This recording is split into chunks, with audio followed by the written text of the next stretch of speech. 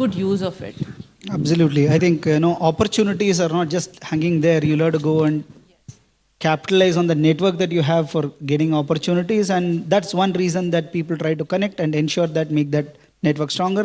And influencers are the ones who actually make a lot of change in when it comes to availability of information to the right participant. That's become a profession today. If you're an influencer, you make a lot of money because you're an influencer. You tweet something, you put up something over the right target segment, and it reaches to millions of them within no time, right?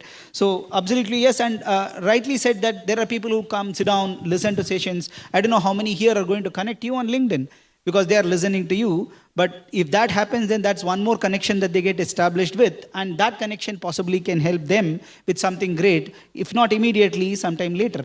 I think that's really important when it comes to getting connected to the right people. Now, this is one question which is open to all panel members here. How to use the funds for better branding and promotion of the research output? Because if you talk about branding and promotion, that needs funds.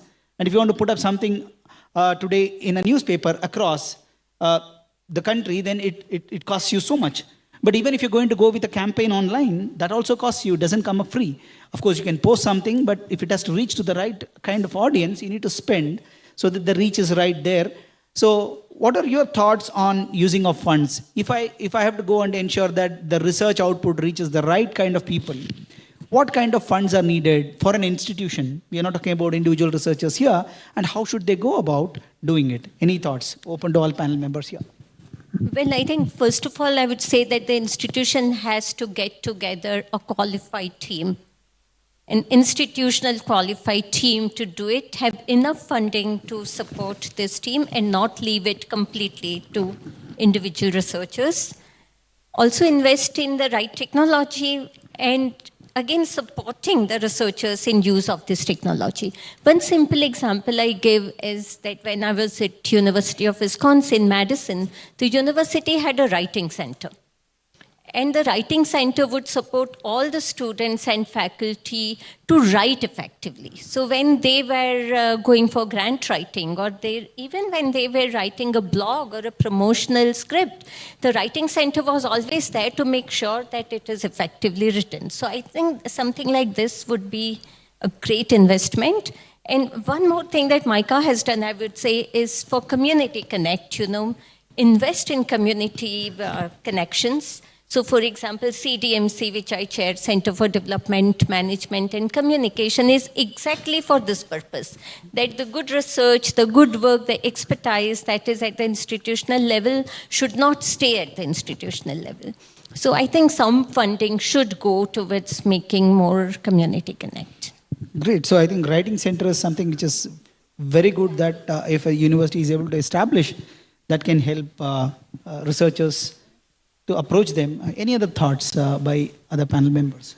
Mr. Manoj? Chaya? It's on. It's already on. You just need to speak. It's already on. Just. Yeah. In addition to writing, I would just say that having a branded template of featuring researchers from your university that becomes part of what a media comes to expect. For example, at the end of a graduating year, you have a profile, but make it kind of interesting and humorous, but also, this is a challenge for your university to be able to shape the profile of the researcher and a quick snippet of the research that they've done and make it so interesting that every year media comes to you to say, hey, what is happening this year? I mean, you just have to kind of like work with aggregated kind of momentum to do this. Anything that's well branded, I mean, the world out there is really hungry for good knowledge.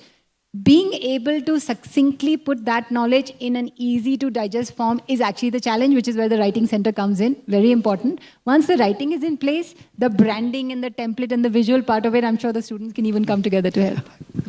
Mr. Manoj? So I will give one example. Recently, there is a study done on the HIV self-testing. So you can just do the oral swab and check whether what is your status kind of things. So it's not a confirmation test, but it's at least a test which you can tell whether you are at risk or not. And the organization who is doing this study is actually doing since last 1.5 years. And they are not able to reach to the exact number which they proposed. And then somehow they came into the contact with us. And then the point which I want to make is that you need to reach the target population and then invest in that target population. So the research, the budget for the community education, for the demand generation, whether in commercial language you can, but educating in the community, and that will maximize the impact. So within 6.5 months, they overachieve their target. And that is possible because they came to the right community. So the community then contacted to their partners, spouse, and that self-testing model was, like the buy-in was taken on that. Okay. So investing in the community, I will say. Investing in the community and the Yes. right target audience makes a difference. Mita, you want to add something to this? Yeah, I can add. I guess funds is definitely, I said in earlier as well, that funds is definitely needed for this entire set of activities. But what is more critical is the mindset. The change in the mindset at each level so that you can have, what Manisha said, you can have a writing cell, you can have a dedicated cell or an office, a communications office, which is assisting the organization, the individual researchers for the branding, for communicating the work, for impact, and a whole lot of things. And what is also critical here is the roles and responsibilities of this office needs to be very, very clearly established. Because what has been seen, and this has happened in many of our institutions, that they've got a communications office, but the roles and responsibilities of the person who's handling this office, many a times this is a sole person, becomes extremely, extremely broad, and the person is not able to do justice to what for he or she has been hired for. So the mindset, the clarity with which such offices can be established, the very purpose of establishing the office has to be very clear, that why the institution wants to establish, what is it that it wants to communicate to the world. So that clarity has to be penetrated deep down, that everyone then is talking the same language. Whenever you are communicating to the outer world, you are communicating your right values, your purpose in that one unified tone. I don't mean using exactly the same words, but there has to be some kind of unity in what you're speaking to the world. So that's very, very important. But then, yes, at individual level, many a times I've seen individual researchers have started some really amazing programs, or even institutions have started some amazing programs, and I would like to name few, which has helped connect larger communities. One is Chai and Why by TFR Bombay. This has been running for really many decades, if I am correct. And what they do is they run these sessions, and many a times these are hands-on sessions where the community, the public from that city just comes and assembles, and many of these sessions have happened at Prithvi Theatre as well in Bombay. You know, where a scientist comes and talks in a very simplified manner what they are doing. This is such a beautiful way to connect with the public at large. Then there's another thing that started, which is Talk to a Scientist. This was a brainchild of another researcher from Pune, Savitribai Phule University, Dr. Karishma Kaushik. She and one of her associates started this program during pandemic in an online mode where they would target students from, again, 6 to 16 years of age, and they would get researchers to talk to these students on different scientific topics. And the way this program, and I would really request all of you to go and look for this program, Talk to a Scientist. And if you have kids, please make sure that they start attending these sessions. So they started without any fund, honestly speaking. And again at India Bioscience, sometime in 2019-20 is when the India Bioscience Outreach Grant, one of its first kind that we started for such community connect. So this was the money that we got from a private organization, and this is again during my previous stint at India Bioscience, that we started giving out these funds to few researchers who would want to do some work outside the rings of their scientific world and connect with the larger communities. And so every year, 6 individuals, a group of individuals would get selected, and Talk to a Scientist was another one that got selected as part of that outreach grant. And they've not looked back. They've grown over years. So again, it's the individual's passion that matters. At times, funds don't matter. They had zero money when they started. With free Zoom account, they just started it, right? So it's also the passion that matters. So yeah, that's what I just wanted to add. Great, yeah. I think mindset, clarity, and then ensure your intent is right. Creating a communications office, Talk to a Scientist. I think fabulous examples that you gave. Then funds doesn't matter actually if you're able to go and get these things right. I think we've been discussing, it's almost an hour now. We just have about 5-6 minutes. I would like to throw open the house. I think hands are going up already. Can someone possibly give the mic to the participants who would like to ask questions to the panel members here, specifically to a specific panel member or generally open to the panel? That's also fine. Just a second, sir. After, I think, Dr. Jaggi. Yeah. Yeah, thank you. I think that was a very interesting panel at a very personal level. I also head the media communication discipline at Symbiosis. I'm the Dean of the Faculty of Media and Communication. So very interesting to see different thoughts. My questions are particularly for Chaya and Manisha. So you all spoke about like imposter syndrome in a lot of ways, that as a country which believes in simplicity, karm kar, phal ki ichha mat kar, talking about and bragging about your work is not something that we are culturally very open to, and hence one, to deal with this internal inhibition is something that we have to come out of. And of course, I think Dr. Raman kind of, when he was summarizing what all you were saying, creative labor. Already the faculty in particular, teaching, research, admin, and now I brand myself also. Like, so if my work doesn't brand me, then it's not worth it. You know, people can have these things. So all these are very valid things, but I think I want to raise something about my domain.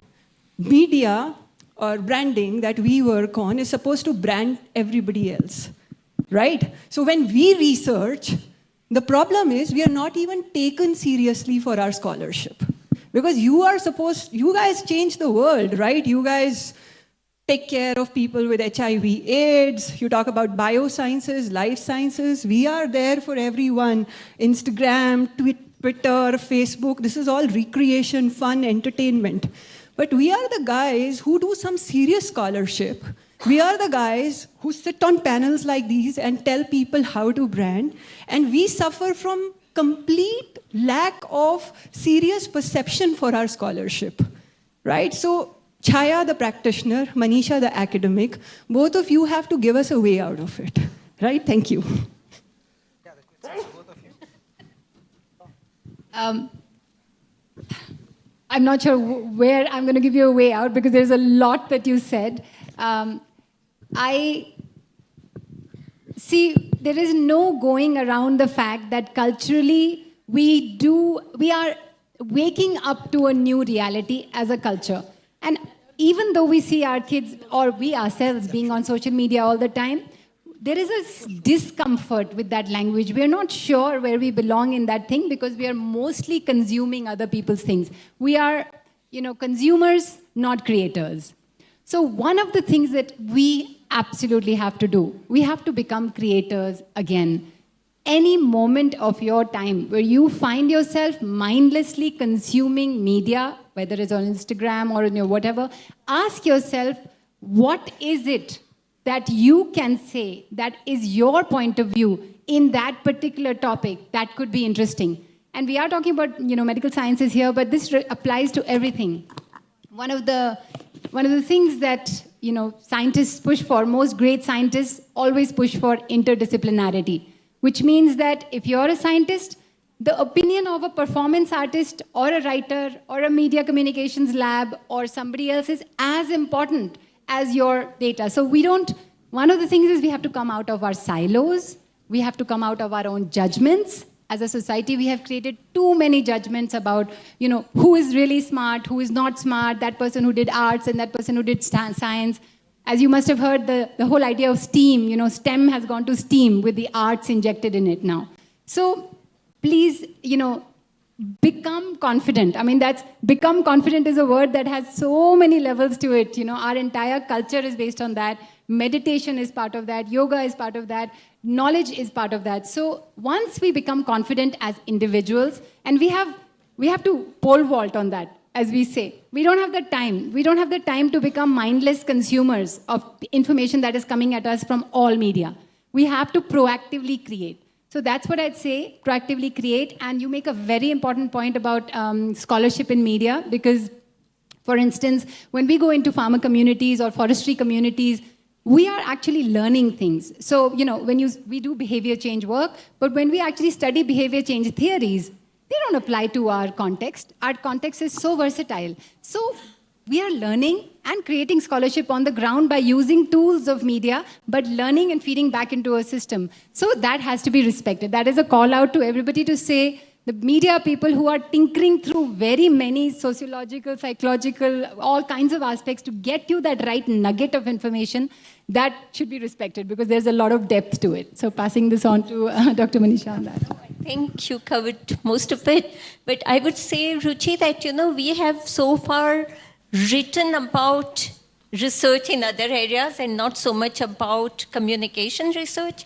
I think we should now go out there and show people like how important communication research by itself is, and it has profound impact on people's lives. Children, parents, business people. But so far, how we've been treated is like, so for example, if it's a medical area or health, so communication is a peripheral kind of, skill. If it's a management, communication again is a peripheral skill. We have to bring it to the core. I think that's the tall challenge in front of us. Okay. Yeah, I think it's still a challenge. We don't have a solution there. Yeah. Next. Good afternoon, everyone, and thank you for giving me an opportunity. I thought the horse should also talk because, research is being talked. And I started my research career since 1993 from IIT Kharagpur. So one of the things you have to know is that Goswami Tulsidas said that what kind of writing you should have. We talked about writing. And Goswami Tulsidas says is that writing should be like Ganga. It should be useful to everybody.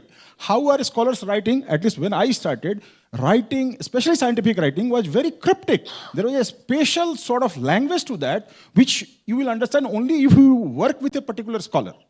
What I believe is that writing should be accessible to the layman. It should be accessible to everybody. That's what Tulsidas also says. He actually got bitten by Brahmins of Kashi because he wanted to translate Ram Katha into Awadhi, not just in Sanskrit. That's one. But that leads to larger point is articulation, not just language, in particular technical writing. I'll tell you the difference between technical writing and normal English. A lot of you has very beautiful, fluent, attractive English. And I respect that, appreciate that. May the power be with you. But in internet, my research is mostly in internet, so I'll talk one example. We say that pipe is fat. What does it mean to you? We say in internet that pipe is fat. What does it mean to you? It means that pipe has a lot more bandwidth. Now, this is not uncommon. This is not easily come to a layperson. You have to learn the lingo of networking people, that what they mean by pipe is fat, thin, curved, like that. Same words are overloaded with different meanings, and you have to really delve into it. I myself learned after 5 years of PhD effort in University of Maryland. So articulation, not just of English, plain English, Queen's English. No.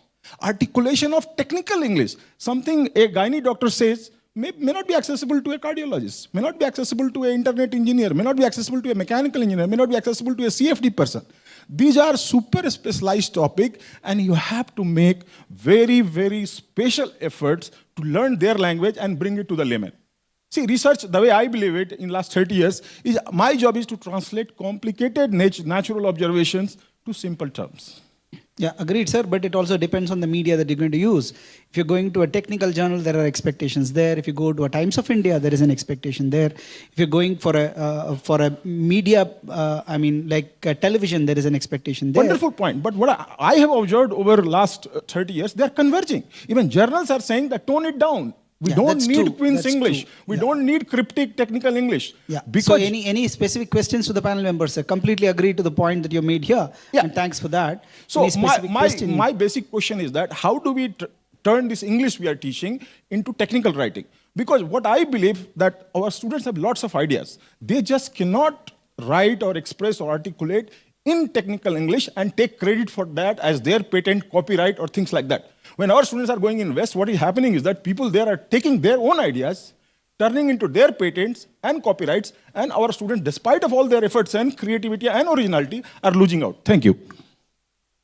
I guess it's a very, very valid point. What is needed as a solution to this is we need to have writing courses as part of our curriculum, which fortunately, unfortunately, most of our programs do not have, because it is expected from a student that students should know how to write, whatever platform it is supposed to be. But it's a skill that needs to be taught. And I really feel that it's important that it should be a mandatory course as part of any program that a student enrolls. Expecting that a student has learned writing in the school and use that skill to convert writings at college or at higher education level to write or understand patents or manuscripts or write a full thesis is not that simple. These are very, very technical things and should be taught as part of any coursework that a student enrolls into. Yeah, I also would like to add that there's a cultural shift that is needed right from schooling. Let us take any school, any parent, math and science, most important. The least is the languages. That's how the Indian parent generally looks at education at the school level. Unless there is a cultural shift looking at from the school level, there's a lot to be done. Unless that is done, you can't suddenly change things at a postgraduate level or a graduate level. So I would just add to your point, please. Dr. Raman, is that what we are taught, even when we are taught writing, is descriptive writing. But we in India rarely taught analytical writing or argumentative writing. We're not taught how to make an argument, which is like one of the most important things in research writing. Absolutely. So we can start making changes to our undergrad curriculum. I think that's already being done by several universities where they're bringing in these aspects in the curriculum. But a long way to go there. It's not that we got a solution. Yes, your question, please. How would you assure that you have a creative, constructive marketing? Because we are dealing with healthcare research. And once anything adverse happens, it will be labeling whole of the marketing of research other way, and it will be counterproductive. Especially when it's about health. WhatsApp University goes on giving you what to eat to reduce obesity, and 90% of them are nonsense. Then suddenly there is something, how to prevent diabetes, how to prevent this, how to prevent that. I am a surgeon. There is too much of marketing about Ayurvedic drugs to treat diabetes. We are not concerned about reducing your blood sugar. There are several ways and drugs to reduce blood sugar. What is required is an authentic, valid way of reducing blood sugar. And all those guys, they are already anti-diabetic. They take all these drugs through WhatsApp University and they land up with hypoglycemia. And in diabetes, hypoglycemia is more dangerous. 3 minutes of hypoglycemia, you are paralyzed. So what is required through the marketing is how to do this and avoid. That's what I wanted, a creative, constructive marketing for research. We are not marketing, say, safe water or something like that. Yeah. Anyone like to respond to this? I think it's, you'd like to take it? I guess that's a very valid point, but again, I feel that's a discussion that one can just spend again another 1 hour. But I completely agree, and that's where selecting the right set of people, making sure that the communication that's going out is valid. And also, as a consumer, you need to know that what is the source that you are looking at. If WhatsApp University is what we all start believing in, then what you just mentioned is what is happening around. I completely agree. As a researcher, I know I have faced this multiple times with relatives, with family members, that one such message comes in and a big debate gets started that, this is the medicine, this is what kadha we should have, this is what ingredient or food we should include to reduce the blood sugar level. But that's not what it is. So it all depends what is the source of information we are looking at. Yeah. Yeah, there are also organizations, who are working on how to counter misinformation and disinformation. But the population is so large, the scale of what is coming in is so large that these organizations are doing valid work, but it's never enough. Yeah. But I'm at already least getting chits telling on conclude it TV fast. I think we'll have to go with a couple of more questions with the students if they have any. Yeah. At least on TV, there is something to say that there is adverse reaction, report to some council. WhatsApp University, there is nothing. You can go all nonsense all the way. So they're trying hard. So it's on the social media, it's tough. In fact, we got media students who have done something on fake news. Ruchi Jaggi students have worked extensively, and still the work is going on. So it's a definite challenge. Any questions from the students? Yeah, there. Yeah, it's already on. You need not do anything. Just speak. Hello. Yeah. Good afternoon to all the panelists. My name is Vinit Mahale and I'm from Symbiosis School of Biological Sciences. So my question is the same one. When it comes to branding, one of the problems that exists is the misinterpretation of the data. Right? Whenever we publish a research or we talk about our research, the main concern is that how the person perceives our research or how the person perceives our knowledge. Right? Like we are trying to tell him or her something about what we did, but what he interprets or she interprets is completely different.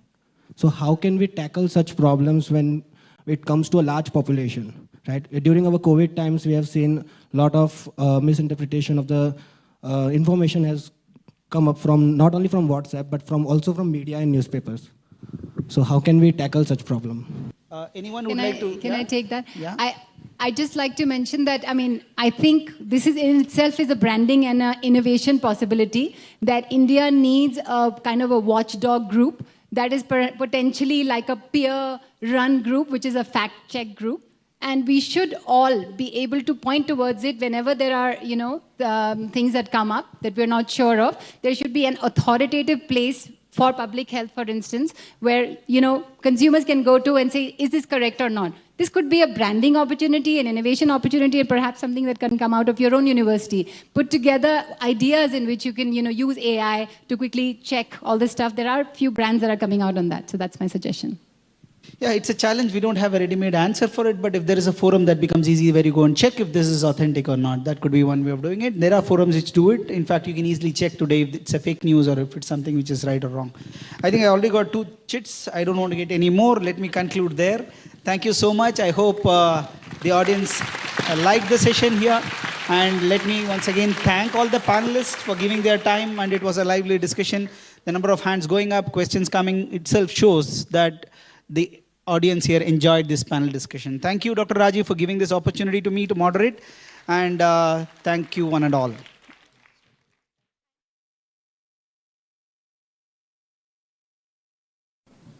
Now, what we are going to do is to try and understand more about translational research.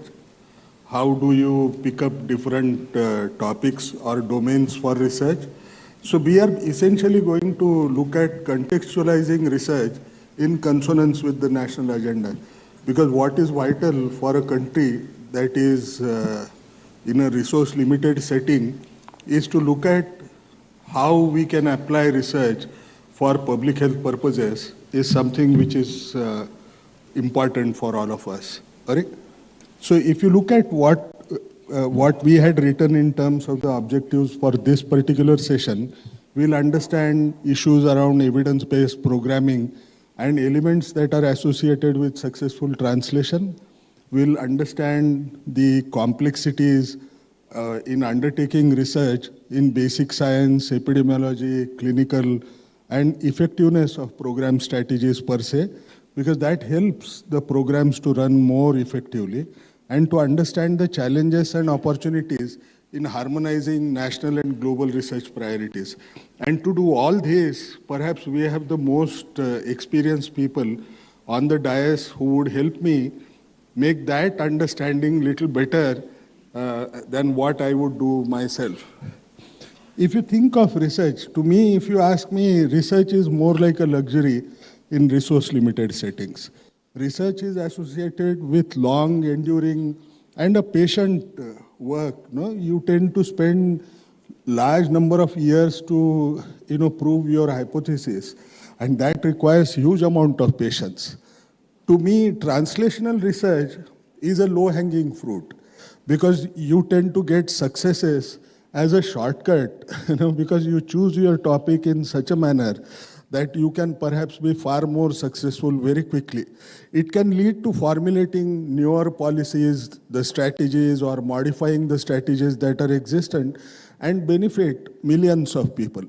It does not mean, to my mind, now some of the thoughts are my own, people may agree, people may not agree with me, but it does not mean that one should not do basic research. One must remember the mRNA vaccines, which we know as one of the most evolved step in vaccination.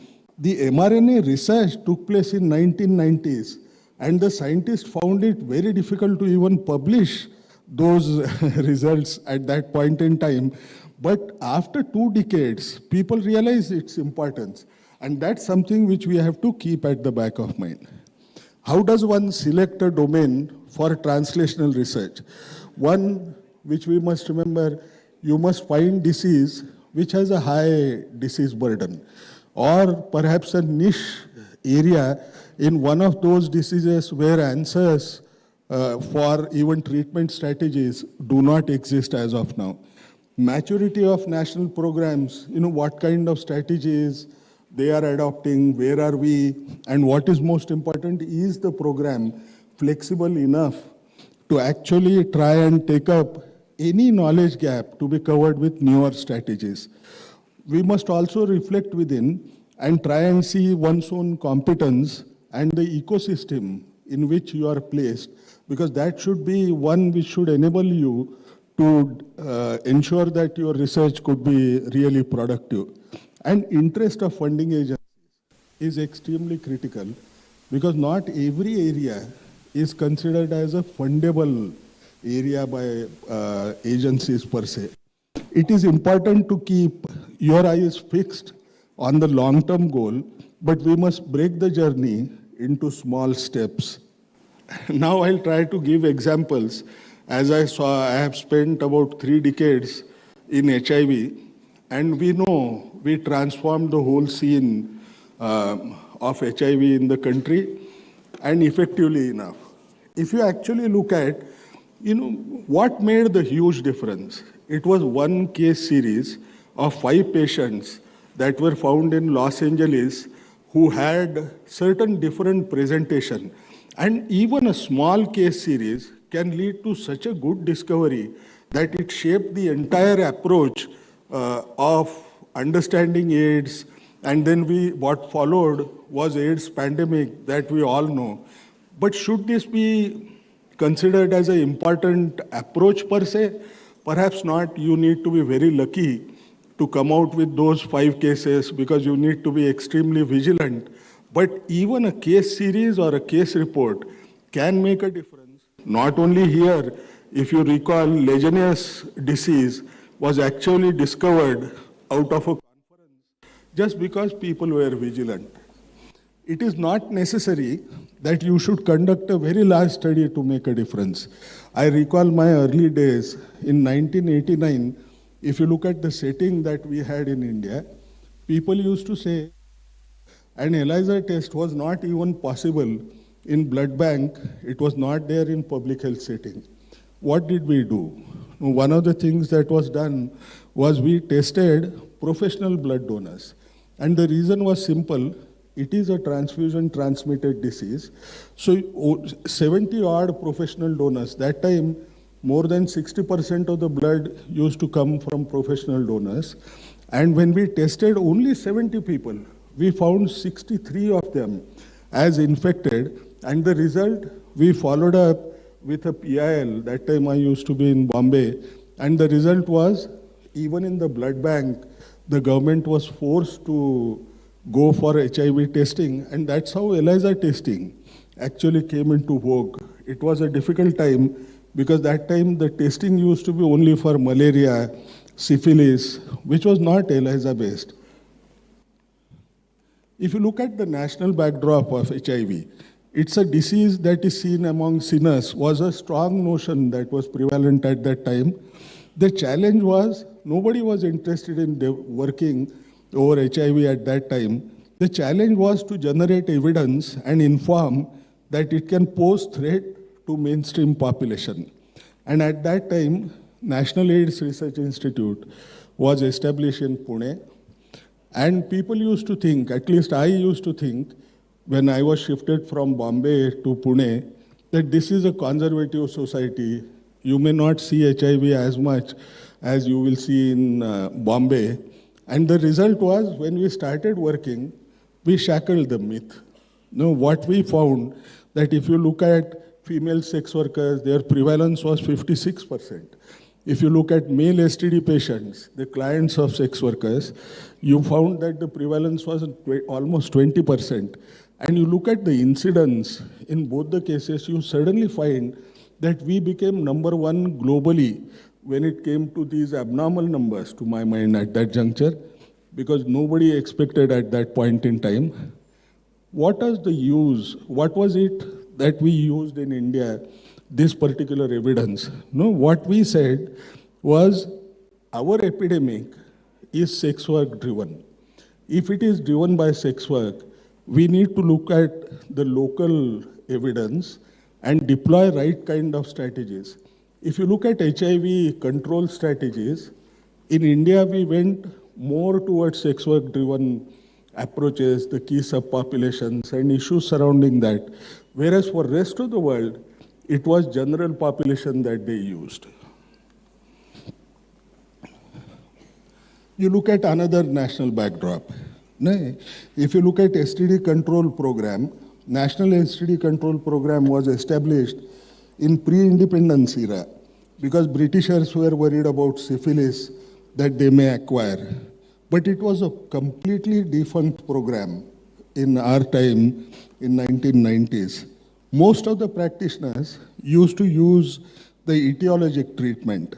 Patient resorted to polypharmacy and they would never come back to you on the next day. The result was it was very difficult to treat them. And for HIV, we wanted to ensure that the treatment takes place on the same day. So WHO came out with syndromic management, and there was a huge resistance among practitioners to do that kind of an approach in management per se. One of the research which we did, we tried to use, for the first time I heard that time a name called as multiplex PCR. We tried to look at these STD patients, and what did we find? We found that 20% of the patients, they tend to have more than one STD at any given point in time, and they were shedding, almost all of them were shedding HIV DNA in the secretions that were around there. The result was, this was a finding which was used all over for promoting syndromic management in India, which made a huge difference, because today you look for STD patients, you find they are hardly there. One of the studies was we wanted to see that people support us when we look at trying to develop the strategies that you require for other patients. As I said earlier, people used to say this is a sinner's disease. Now, how do you do that?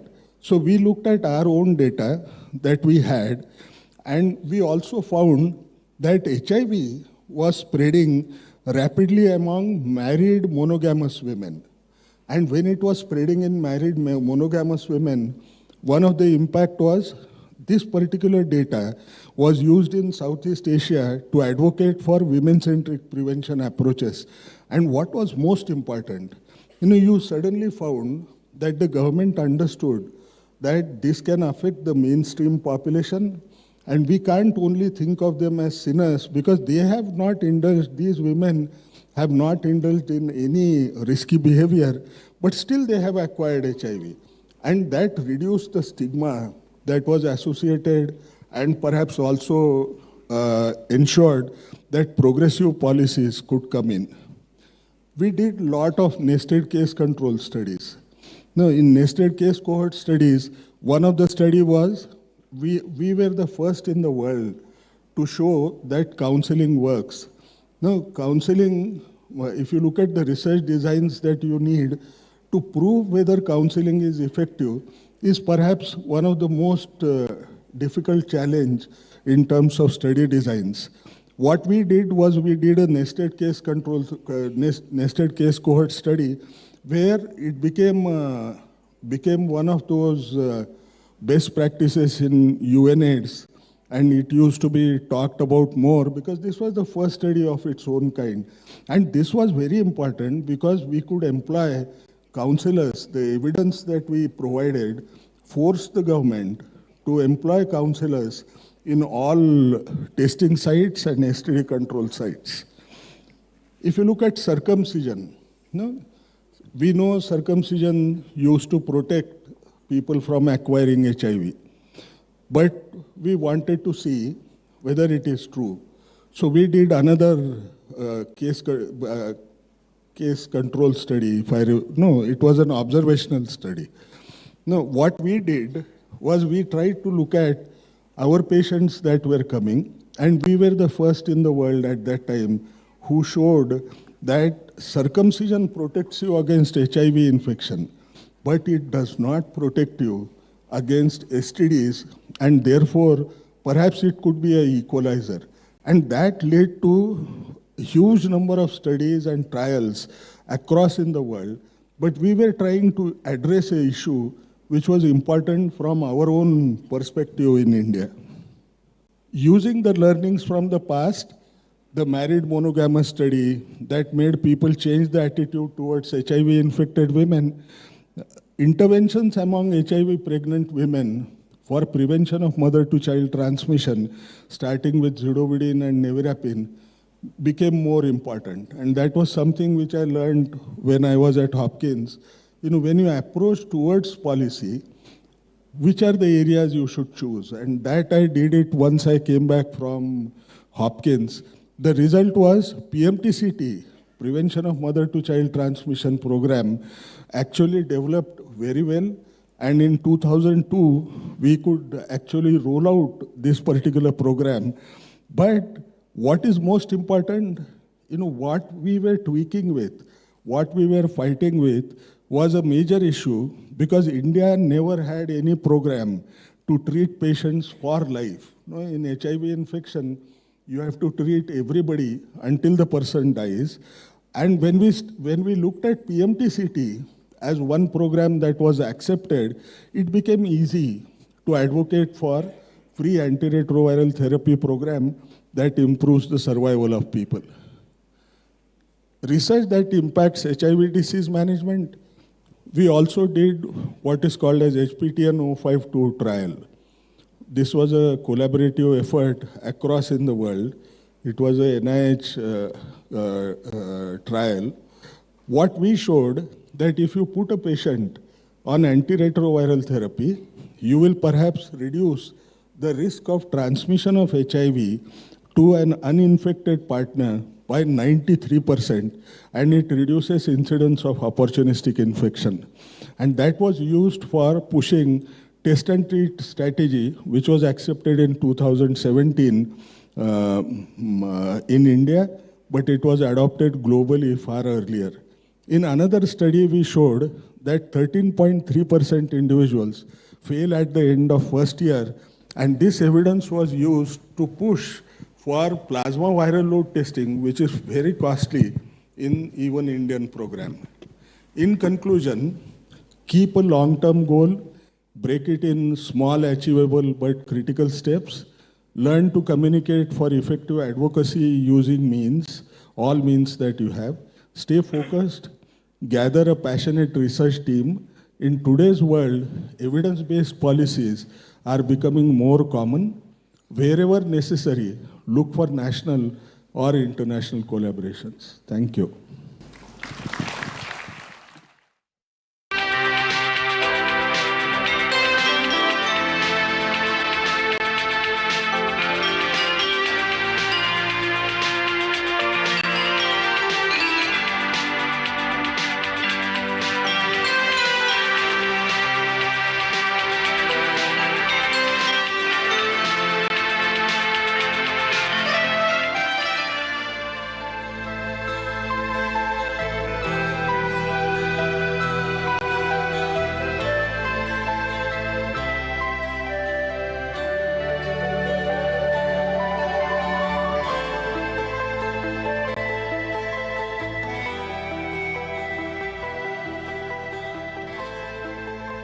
How far is the nearest star? How big is the smallest particle? How high is the highest mountain? How deep is the deepest ocean? To measure, we compare. How fast is the fastest? How slow is the slowest? Tall, but not tall enough.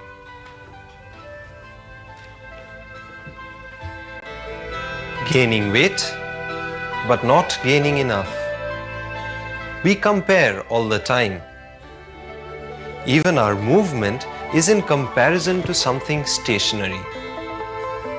Perhaps the desire to quantify led to the idea of measurement.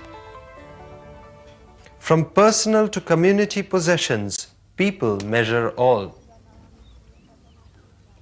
The archaeological remains of early civilizations suggest that they planned and measured everything they built.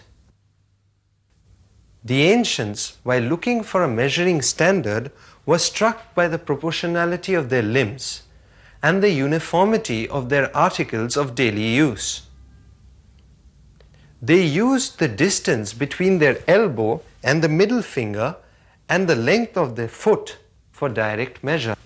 Based on these basic units of direct measure, they developed indirect measures using ropes, rods, and poles. With these, they measured their purchases, their buildings, and even their animals, and even described in the ballad Prithviraj Raso by Chand Bardoi beautifully illustrates the prevalence of this system of measurement. शारबास 24 गज अंगुलाष्ट प्रमाण ता बैठे हो बादशाह मत चूके Chauhan. Using local measures such as buns, gaj and angul, Chand Bardoi was able to guide the blindfolded Prithviraj to shoot an arrow at his captor. These ropes or poles, however, could not serve the precise requirements of, say, an Indus architect, as they were building grid-patterned streets, rooms, courtyards, and settlements after settlements with identical precision.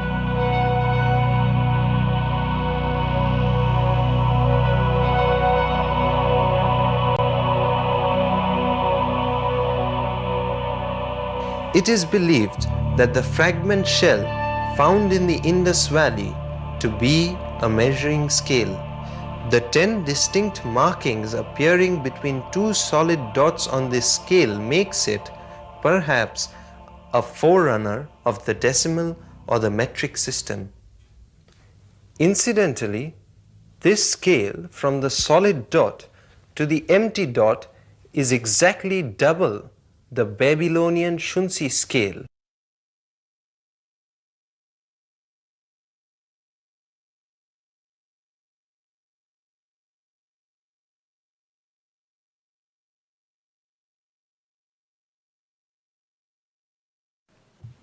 Yeah, thanks for the opportunity. And as Dr. Shukla pointed out, I come from the field of clinical trials.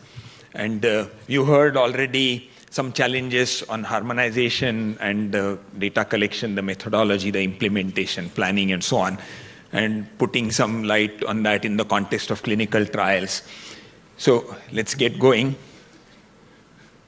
Oh, I have to, sorry. Yeah, so quick disclaimers. The view expressed here are mine and not necessarily Citel's. This is going on a public platform, so important to mention that. And a lot of this is borrowed from public sources. You will yourself have access to all of that. It's not necessarily my original content. In fact, I give you some references for looking up things later that you might feel interested in. So we talked about data and we talked about standards a little bit, especially about harmonization and so on. The desire of all analysts and researchers, obviously, is that the data should be disciplined, it should be systematic, it should be structured, it should be complete, accurate, consistent. This is a dream world. Okay, this is the hope of researchers. A researcher, if they get data like this, they would be happy. In analysis later on becomes easier.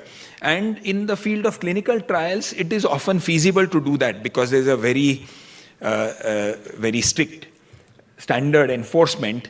That is possible because a clinical trial typically is a designed experiment. Okay, it's not incidental available data.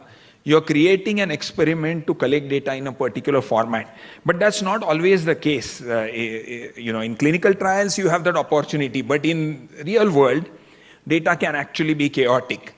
In a general light-hearted sense, one could say that the entropy of the universe tends to infinity, which means basically left to themselves, many things become chaotic automatically. So the real world tends to be chaotic. It's our job to bring some order to it. And that is where all this technology of computers as well as statistics and analytics needs to be deployed. So the data in real situation is often indisciplined, unsystematic, is the opposite of everything that was said on the previous slide.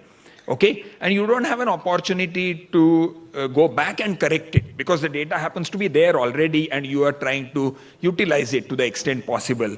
And that is where there are challenges. Of course, harmonization both at the input and output, as Dr. Chaudhary pointed out, can help us bring some order.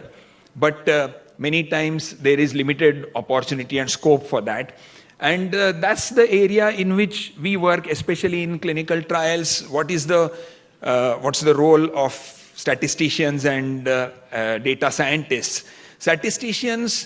Basically statistics is the science of uncertainty. So when there is uncertainty about the data, when there is limited data, when there is uncertainty of inference or implication, that's when statistical techniques are required.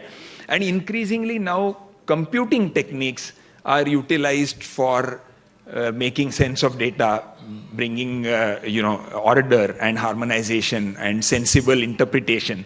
So these two things, statistics and computer science, jointly, they've given rise to this field called data science. And I'm sure all of you will cross paths with that sometime. You may or may not choose to make that your primary focus, but even if you don't, it's going to be a necessary tool in your toolkit, and therefore that is relevant for all of this. So, that's the difference between controlled trials, like clinical trials typically are controlled trials. They are designed in advance, and then they are executed and implemented very disciplinedly in a particular manner. In fact, you may be aware that there are data standards which are enforced in clinical trials, especially in controlled studies. There is a standard called CDISC that you might have heard of, which is basically Clinical Data Interchange Standards Consortium. That's the name of the body which enforces that standard. And that is an extremely exacting standard. Dr. Chaudhary gave us the example of how one simple date can be written in 20 different ways. Okay, and that is the exact problem that data standards seek to prevent, nip in the bud from the beginning. But like I said, that is possible only if you are collecting data for an experiment you designed, which is different from you are now doing research on data that was already collected, that already happens to be there. And you often need to deal with both, and especially in your field, in epidemiology and in community kind of studies, you are often going to encounter data that already exists. You were not involved in the process in designing the data collection and collecting the data. The data are already there. So what do you do with it now? And that is when all these techniques are required. And in our context, we call it real-world data as distinct from experimental data. Real-world data is records collected from the hospitals, records collected from patient questionnaires, and records collected incidentally from various sources. We'll see some of those interesting sources, and we opportunistically try to utilize that in a sense which is statistically sound, and you can still use it for making some inferences. Oops, it's not moving. Okay.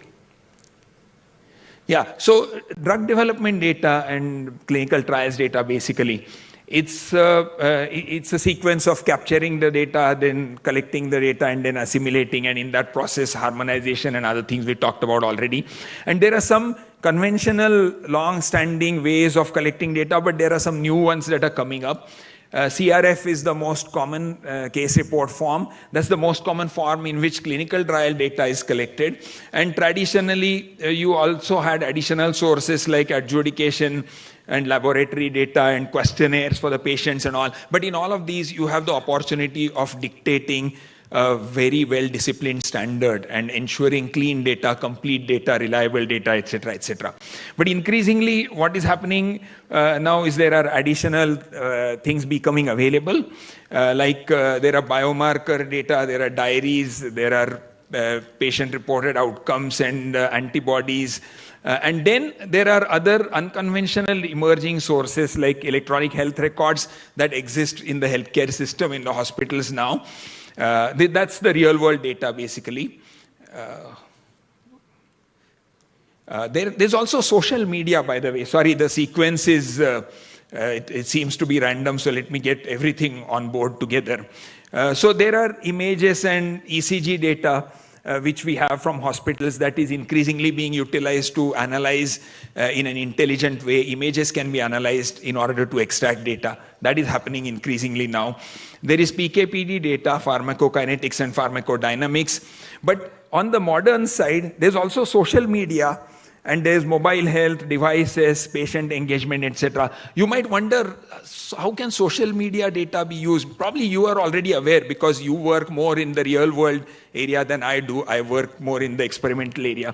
But in social media also, simple things like on Twitter, comments that patients make based on their experience with a certain treatment or therapy, those can also be utilized for extracting sensible and reliable data. It's important to have it sensible and reliable, because without which, if you don't have that assurance, you will probably end up with incorrect conclusions. But there are ways to weed out data that should not be utilized as distinct from data that could be utilized. But you have all of this. Interaction with patients, and mHealth is mobile health. Basically, nowadays you have devices. In the new technology, you might be familiar with Apple Watch or so many other smart watches now, which continuously record certain biological parameters and log that data. So you don't even have to go to a center or a hospital. The data is getting collected all the time. So all of this combined together is to be poured into the cauldron, and then we have to do harmonization also, and then we have to also selectively pick data that can make sense and that can be utilized for studies. By the way, in controlled clinical trials, often there are multiple arms. There is a control arm and a treatment arm. What you are generally doing basically is a new treatment is being compared with either an existing treatment or a placebo kind of a blinded situation. So nowadays what is happening increasingly is that the control arm, which means the reference against which the new treatment will be compared, that is picked up not necessarily experimentally from a new trial, but from data that already exists, because hospitals are already providing treatment with an existing established drug in the market. And that, if that happens to be your control, then that data already exists. You don't have to again enroll volunteer patients and again put them through that motion. So it can accelerate your clinical research if you can use that control arm from the real world. And that is called synthetic control arm, because it's not created in an experimental way. It just happens to be there. You collect data from whatever hospitals are willing to share that data with you and convert that into a control arm. And that virtually halves your task if you're, roughly equal if you're doing control and treatment. So that is called synthetic control arm, and that often comes from real world. And that requires all this harmonization and cleaning and weeding out and sometimes interpolating missing figures. If there are missing pieces of data, what do? Do you discard the entire record, or do you try to make an intelligent guess of what that missing data might be? Is making that intelligent guess going to damage the statistical solidity, all of that you have to consider. But that synthetic control arm can be utilized sometimes. So in doing all this, there are many technologies at play, and especially computing technologies, modern computing technologies. And you can see that there is a close interplay of all of those in this entire process. So I'll just quickly put everything on the screen because you'll get the full picture. So if you look at the sequence, there is a statistical design first of a clinical trial when you're conducting a clinical trial. Then there is enrollment of subjects, which is patients basically, volunteer patients. And then there is monitoring of the study, then there is data management of the data collected. And then finally, there is analysis where biostatistics is involved and data science is involved. So if you look at the technologies, computing technologies, cloud for data storage and secure data storage with secrecy and with protection of privacy, etc. Then sometimes the data sizes being large, big data is required. Then I talked about wearables and Internet of Things. So there are many technologies at play, analytics and artificial intelligence and machine learning. And there's an intersection of many of these techniques being needed in many situations. So to this audience, all of this is you're going to encounter at some point or another. And my point was to basically scratch the surface and show you what you are likely to run into. Sometimes what happens at the early stage of your career is you might be from a biology background and this can appear to be daunting if it's mathematical or statistics or computer science, etc. I want to assure you that if you have the curiosity and the interest, it's not all that difficult, because the modern education, modern technology also developed so much that you can learn applications without learning the deep down theory. And many times learning the deep down theory of every field is not necessary. You're already a master of your own field. These others you have to use as tools of the trade and understand how to use them. You don't need to get into complex theory. You don't have to go under the bonnet. You just need to understand the application. That's highly possible now. So, young professionals should be encouraged to take the plunge and look at all of these. That's quite important. So the skills requirement, basically, if you look at, what the modern data scientist in this field, in healthcare data scientist requires, is drug development, of course, from my field, or I can broaden that into healthcare in general, or community healthcare, but also quantitative methods and computer science. And that's what I was mentioning, that although that may not be your specialized field of study, it's going to be necessary to dabble into that. And you are at the intersection of all three, and that's where the healthcare data scientist stands today, and that's what you need to do. So in closing, I'll just point out to you a bunch of public sources from which excellent clinical trials data is very readily available. Most of these are free, absolutely free, but some of those are even paid. But if you are researchers, or if you are needing data for your projects or studies, these are just some of them, and you'll find a bunch more, many more. But I just wanted to give a cross-section across the globe. Many global regulators now, they make it mandatory for pharmaceutical and biotech companies to put their clinical trials data in public domain. That is a mandatory necessity. It's not an option.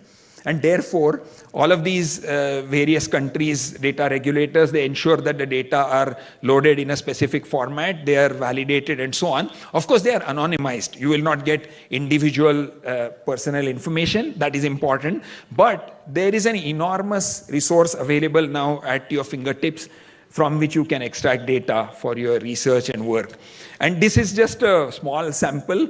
And because we had limited time today, I know that we are not going to have a lot of time for question and answers. But the idea here is to stoke your curiosity and interest. And if you have more questions, I will welcome them even later. I'd like to engage with you and answer any specific questions you might have later. My email address is ajay.sathe@gmail.com, but I guess you will get it through the presentations when they're loaded also. So I will like to engage with anyone who is curious to know more and more specifics, because I realize that we barely scratched the surface today. Thank you.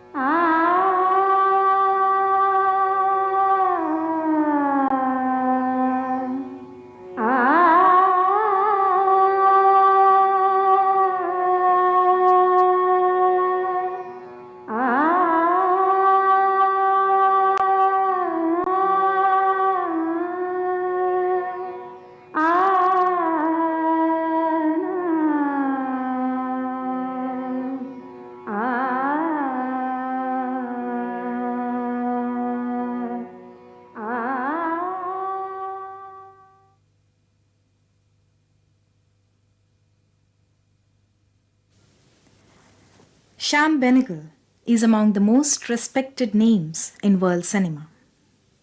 He is a filmmaker who believes in cinema with a social cause and one who never compromises with his inner voice.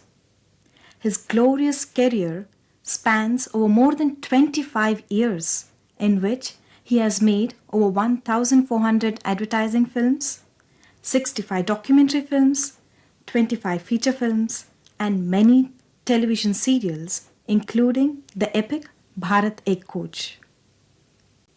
He won several national, international awards and critical acclaims for his outstanding work in film and television. It will be interesting to know about such a prolific personality. We pay tribute to this living legend through a series of 3 episodes highlighting his works and thoughts. He talks to Dilip Chitre, a noted poet, artist, and fellow line traveler, about his voyage in cinema. So, let us see our first episode, Making of the Director, in which Shyam Benegal speaks to us about his childhood influences over his personality as a filmmaker and describes his path to the world of cinema.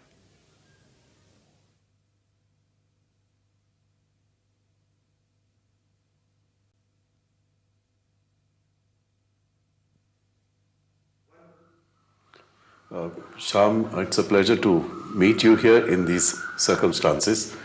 Both as a person who has been watching you since the mid-60s and our paths have often crossed, and I've with great interest watched your career, your filmmaking. And now the purpose of this interview is to use that advantage of having known you as a parallel line traveler to ask you questions in which a younger audience would be interested. And the first question that I would like to ask you is, I know half the answer, but I want you to fill in the other half, is how you came into filmmaking. Well, I think when you came to Bombay, you already had a latent desire to make films. And I think your career in advertising was merely a kind of a learning process. That was your film school, in fact, as I've seen. So, did you always plan to be or aim at being a filmmaker right from the start? Yes, absolutely. I mean, I wanted to be a filmmaker from the time I was very, very young. You see, it has a beginning in the sense that there are several influences that were at work when I was a child. I come from a very large family, you know, 10 children, and my parents had 10 children. My father was a still photographer. He also was an avid home movie maker. He had a 16mm camera, and he used to make films about his children. And the pattern in which he used to work was that he used to, when each new child came, he would follow the progress of that child until the next one came, and he lost interest in the earlier one, and it carried on like this. So you can imagine we used to have reels and reels of film about us growing up. And and he was also a very avid sort of filmmaker of different things. Like, we were living in a cantonment, Sikandrabad cantonment, and which meant that army parades, cavalry exercises, artillery exercises, all these things he used to film. And they became our essential staple entertainment when we were children. Added to that was the fact that just 2 minutes away from where we used to live was a cinema that belonged to the army. It was called the Garrison Cinema. And the Garrison Cinema used to have 2 changes every week of films. But of course, they mainly showed Hollywood films and an occasional film, Hindi film or Tamil or Telugu film or something like that. And this was on the way to where we used to go to our playground when we went as children to play, and also to where we went to swim. So it became natural, curiosity to go and see films there. Of course, since we weren't the kind of children who got pocket money, so it was very rare that we could actually pay for our tickets. Yeah. So the next thing was like in Cinema Paradiso, was to befriend the projectionist. And got to see, I would see every change of film there, ever since I was maybe 6 years old. And later when the projectionist changed, we drove a wedge into the door on one side, so we could watch the film that way. And so this interest grew. First, of course, like everybody's interest is usually stars and so on. Then slowly it grew to wanting to know who had made the film, which meant interest in directors grew. So although like every other child, my initial ambition, like most children, was to become an engine driver. But it changed soon enough to wanting to be a filmmaker. And that ambition remained all the way through my school, college, everything. So you see, all these things had become more or less familiar to us. Film was not something exotic and far away. And all this was obviously being absorbed. And when I went into school, to the higher classes in school, by the time I was matriculating, my oldest brother, who had gone to settle in Calcutta, he was a great cineast. And he used to subscribe to what used to be in those days called the Penguin Film Review, which is the precursor of Sight and Sound magazine. That's right. And Penguin Film Reviews, he used to read and send them across. So I had developed a huge collection of Penguin Film Reviews. So one got even more seriously interested.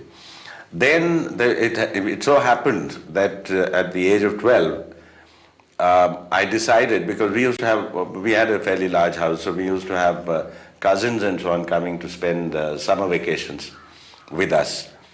So one particular summer vacation, which was when I was about 12, I decided that I was going to make a film myself. So I made a film called Chuttiyon Mein Maaj Mazak, which was a film about fun in holidays with other kids, and in which the storyline was very thin, but there was a storyline, like one of the kids gets lost and the whole group go searching for him and eventually find him. So, and it had lots of little tricks like, things going backwards, kids diving into pools but going back, trains going in reverse and so on. So these little tricks, but it was properly scripted, shot and edited as a silent film. Now, when that happened, then of course, but living in Hyderabad was a great disadvantage because there were no film schools, there was no FTII during that time. Also, if one had to be in films, one had to be close to where the film industries were, which was either in Bombay or Madras. Yeah. You're talking of 1946, 47 now. No, even after. I'm talking now of, yes, that of course, but now, when I made my film, it was about 46, 47. But what I'm saying is now, into 50s, early 50s, That's right. and middle 50s, there wasn't, because when I was in college, there wasn't anywhere where I could think of joining, also my parents couldn't have afforded to send me to a film school.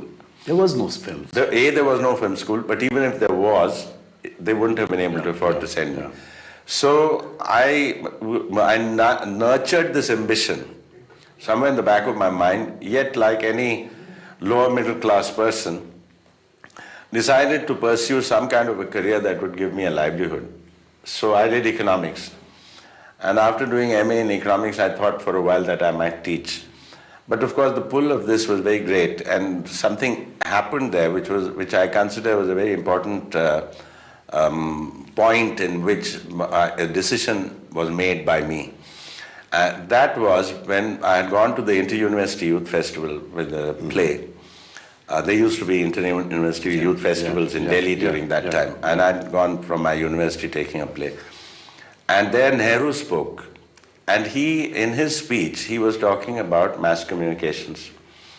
And he made a very interesting point about hidden persuaders, about subliminal messages. And that got me very, very interested. And I said, this is an area I never thought of. You know, in terms of persuasive abilities that people possess, even though you may not consciously see them as such. But there are other aspects to it. So when I heard that speech, I really mulled it over in my mind and then made a decision that I was not going to remain in Hyderabad and do this business of lecturing in a college. But I would come to Bombay and seek a job in mass communications, which automatically meant advertising. And I had a certain facility with the language, You became a copywriter first. Yes, I became a copywriter. And the first things you wrote connected with cinema were scripts for 1-minute films. Yes, they were. And then, of course, being a copywriter, I carried on being a copywriter, but only for about 6 months where I was only writing copy. But within 6 months of my being in Bombay, I joined Lintas. Lintas at that time had just started to make advertising films. So which meant automatically that I could script and direct films. So then writing scripts and directing became part of my work, just as much as writing copy was part of my work. Now, but that's where I learnt the essential craft of filmmaking. I learned how to write scripts, I learned how to direct films, I learned how to direct actors, I learned how to use the camera, I learned about lenses, I learned about laboratories, recording, editing, the whole works. And that was very good training ground for me because, you know, it allowed me a period of time when I could really feel confident about making films. But it wasn't too long either. You know, of course, I made over 1,400 advertising films, but that was not the main thing. After the first 3 years of my being in advertising and making advertising films, I got the opportunity to make documentaries. So then I was making slightly longer films, not just one. I remember the one you made about a street urchin. Yes, yes. And that was your most impressive sort of documentary. Child of the Streets. That and the Bastar one, which you did 2 years later. Yes, about the same time. They were all done within the year. Then there was one on youth also. It was 1967. It was 20 years from the time of independence. So Child of the Streets was very remarkable for its photography, basically for the use of incidental sound, because it's mostly shot on railway platforms and streets of Bombay, and it has a texture which is breathtaking. I mean, some of the things I would compare with Los Olvidados, you know, which is in that genre a tremendous thing. Yes. So anyway, that was what I got to do those things. But you see, I was also succeeding in advertising, and which meant that I was climbing up the ladder. And which was being successful in advertising meant that it could also be demotivating to me in wanting to be a filmmaker. That's right. I could continue happily to make advertising films, maybe a few documentaries now and again. I came up to a point where my next step was to head the agency. But fortunately, what happened at that time was that I applied for a Homi Bhabha fellowship, which I got. Having got a Homi Bhabha fellowship, which was essentially to do with cinema and particularly children's educational programming, both for television as well as films, gave me 2 years to think about which direction I was going to go. And it is theme of this session is on health and demographic surveillance sites. So to start with, health and demographic surveillance sites usually take up a geographically well-distributed population, somewhere around of 50,000 to 1 lakh. It can be bigger, it can be smaller, but usually in that range. Then they follow those population after doing a baseline census. Everybody in that geographical area is counted. Something like census that happens in India every 10 years. The problem with many of the demographic sources of information in India, like census or SRS, is that they occur very infrequently and they are not that quality that we might often require. And then you visit those households frequently, could be quarterly, could be half-yearly, but definitely annually.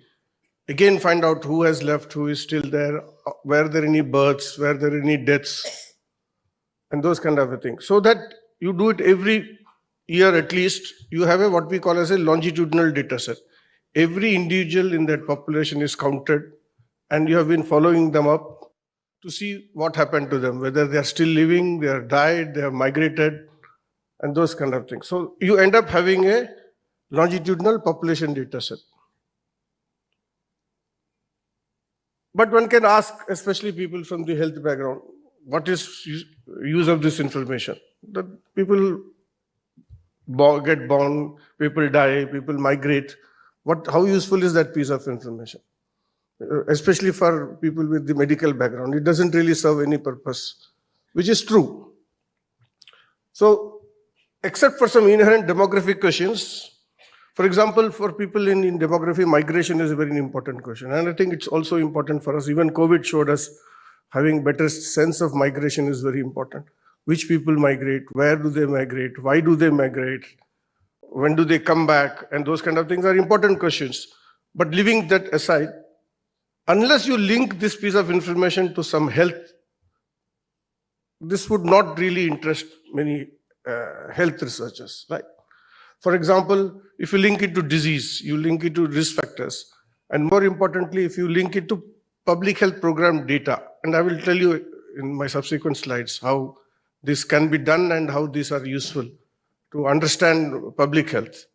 So I'm from a public health background. I'm interested in seeing what happens at community level, and does HDSS help us address that? So before I go back to this issue, let me briefly introduce you the Balabgarh HDSS. It is the oldest HDSS in India, and frankly, it did not start as an HDSS. It became an HDSS sometimes later in the course of its life. AIIMS runs 2 primary health centers as a part of its delivery of services. In addition to the main hospital that you see, AIIMS also runs a sub-district hospital, 50-bedded at Balabgarh, and 2 PHCs. That used to be around 50,000-60,000 when they started. Now it is around 1 lakh population in 28 villages.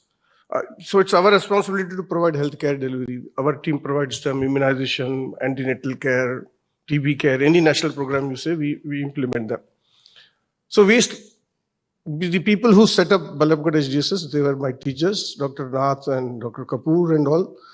They envisaged, even at that time, being an epidemiologist, you have to have epidemiologists always want denominators. So if you don't have a good denominator, you don't have a good population base or number. So they realized that importance. So they used to conduct annual census, even though not as an HDSS, but as a need for denominators. And also as a program delivery, we wanted to list all eligibles. How many children are eligible for vaccine? How many are for antenatal care? So you need to list people. So these were the 2 primary reasons why this kind of activities was undertaken.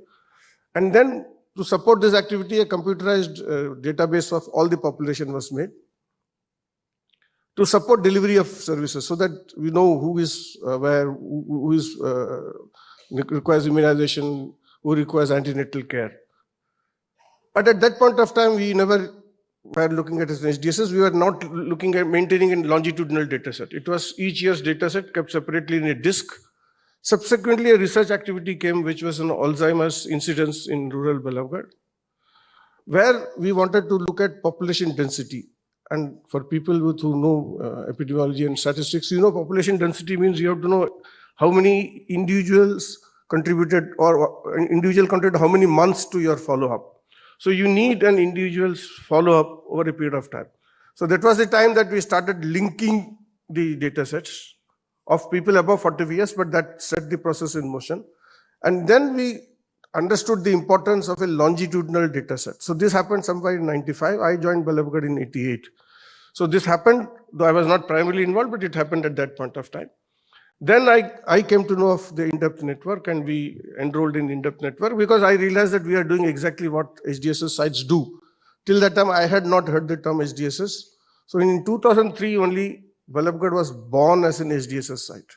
Along with Vadu. Vadu also became member in 2003 of in-depth network. Okay, so just briefly, so this is a computerized network. Because of time, I'm going to skip. It has evolved over the IT part of it from a DBase to Microsoft Access to MySQL. It has evolved over a period of time. Technology will keep changing. We'll have to keep abreast of these technologies. And as you can see, it was used mainly for two things: to service delivery and for monitoring services. Sitting in my desk in Balabgarh, I could see what is the vaccination coverage. I don't need anybody. I don't need a survey. I don't need anything. So those kind of monitoring was used. This system was used for that purpose. And we used to deliver what is called as a work plan. This was our unique feature, that every worker, when they visit a house, the system will develop an output. That in this house, there is a 6-month-old child, give the person ABCD, or a 2-month-old child, give the child DPT, or a woman with IUDs, please follow up for any problems, and those kind of a thing. So this is why our HMIS was developed. But obviously, it also served the purpose of HDSS. So now again, shift gears. How can we use a computerized data set like that one I showed to answer important public health problems? As I already said, you have to add layers of health and public health programs into it. Otherwise, it will not add. I will give you some examples of how we have used this. First is, to start with, is the verbal autopsy. Again, to introduce, one of the most important demographic outcome is death. And we also want to know, how do people die? What is the cause of death? If you don't know the cause of death, you really don't understand what is killing the population in which you're interested. So, because that's how public health. And in India, only 20% of deaths occur in hospitals. Almost 80% of deaths in India occurs outside hospitals, for which you will not have a cause of death unless you go to their homes and do an interview, which is what is called as a verbal autopsy. So we interview the relatives of the people and use that information to arrive as a cause of death, usually by doctors. But today there are more artificial intelligence-based systems. But Balabgarh had this system for a long period of time. We have been doing this even before formal verbal autopsy was introduced. But we have worked in the area of verbal autopsy, validating the WHO tool. And initially verbal autopsy was only in children, because in 90s only child deaths were really counted. Adults were, NCDs was not an important thing. We were never bothered about NCDs. And any of bulk of deaths used to occur in under 5. Which has changed now. So then our site got involved with the in-depth site, which got involved in the InterVA tool. And today our AIMS is the agency which looks at all India cause of death using verbal autopsy, which is run by the ORJ, Registrar General of India, SRS. So AIMS produces about 50,000 deaths in India is verbal autopsy is done through that process, and we code their cause of death. So if you want to know the cause of death, this is important. The second thing is, we also know today we are moving to our NCDs. We want to know, we want to monitor population, how many are smoking, how many are taking adequate fruits and vegetables.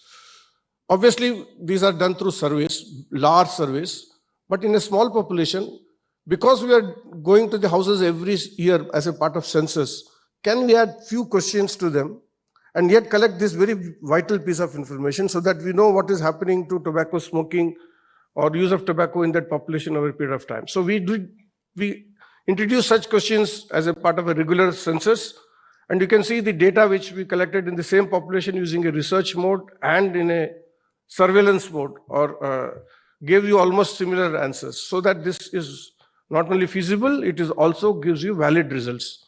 So this you can use in a small population, obviously. You can monitor risk factors of important risk factors. I have given an example of NCDs, but it could be related to water, it could be related to HIV, it could be any behavior related to any important health condition which is locally prevalent in that area.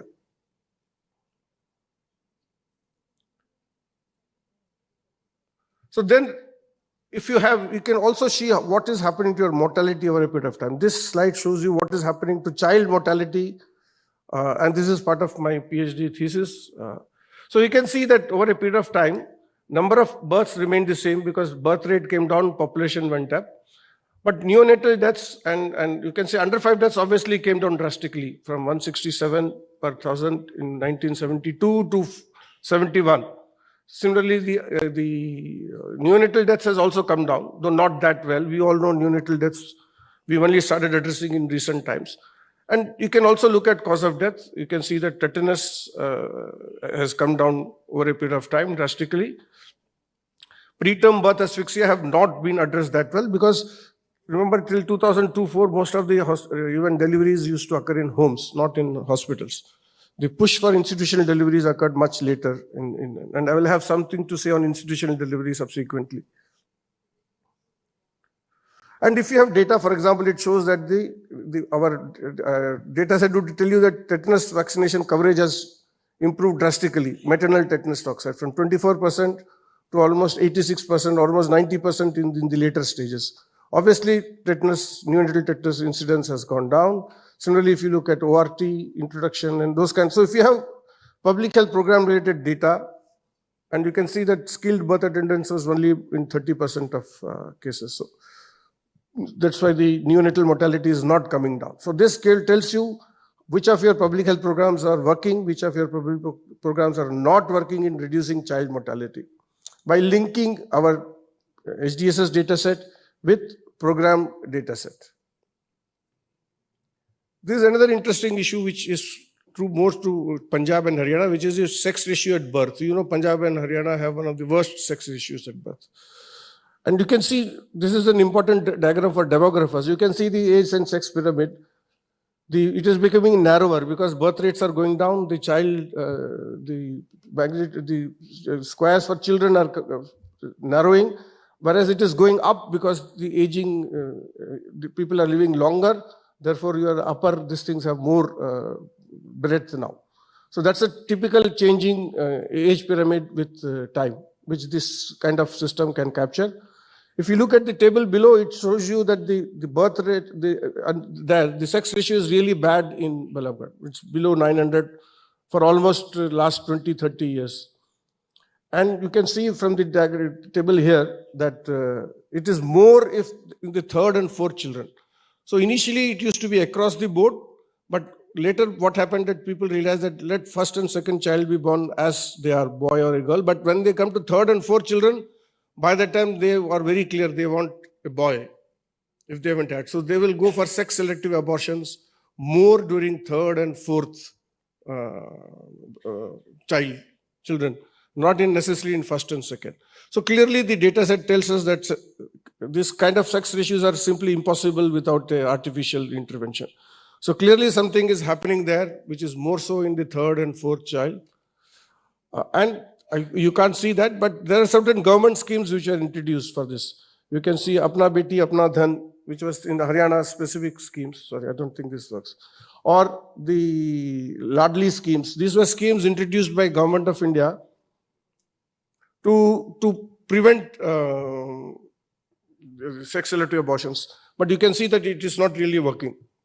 Then this is another of institutional deliveries where we looked at the same data set. We found out that we introduced 24/7 deliveries at the PHC in Chasa Dialpur. Before that, we were not providing that services at the PHC level.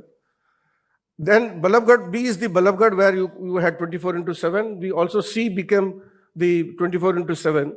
And then at the same time, government introduced Janani Suraksha Yojana, which is a supply demand side intervention, where people were paid money to use institutional deliveries.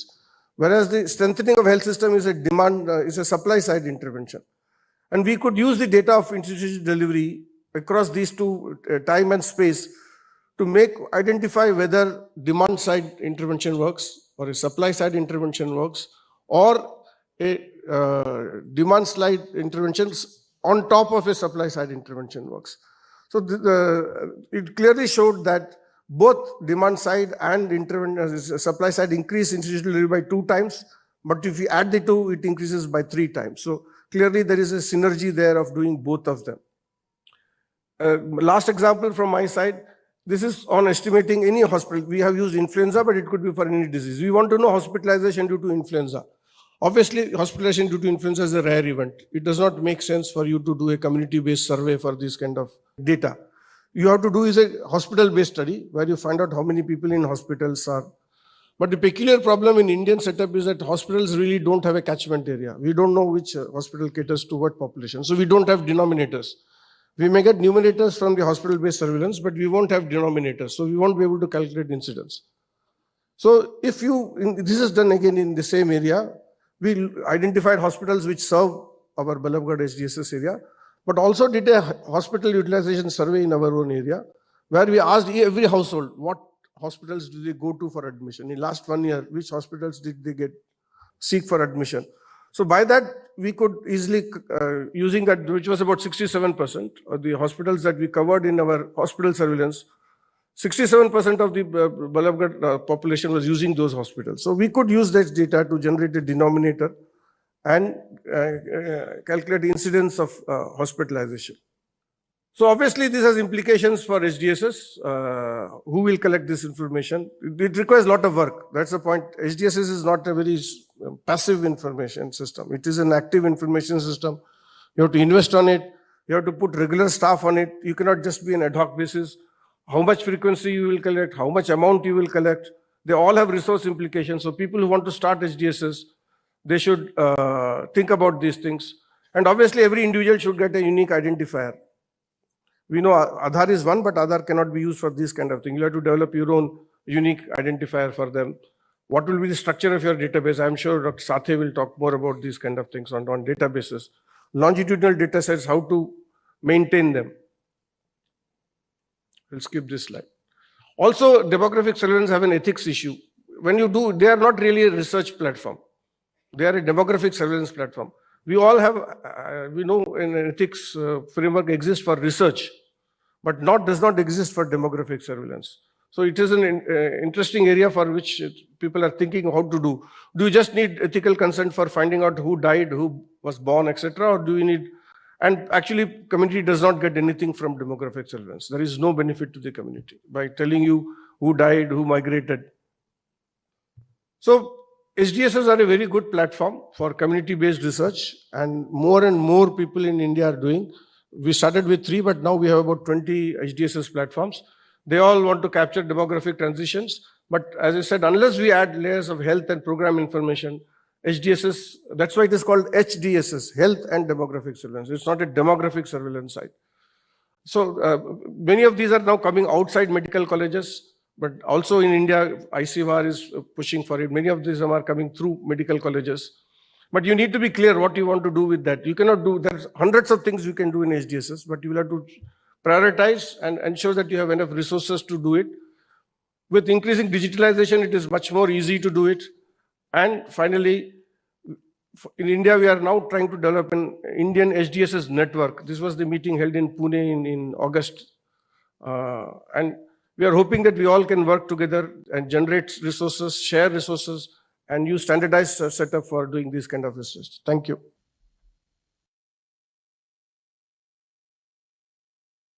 Thanks to Symbiosis for giving me the opportunity to be here for this session. I'm going to talk about epidemiological research and beyond, moving on to implementation research. So traditionally, that's the set of tools or epidemiological study designs that we work with.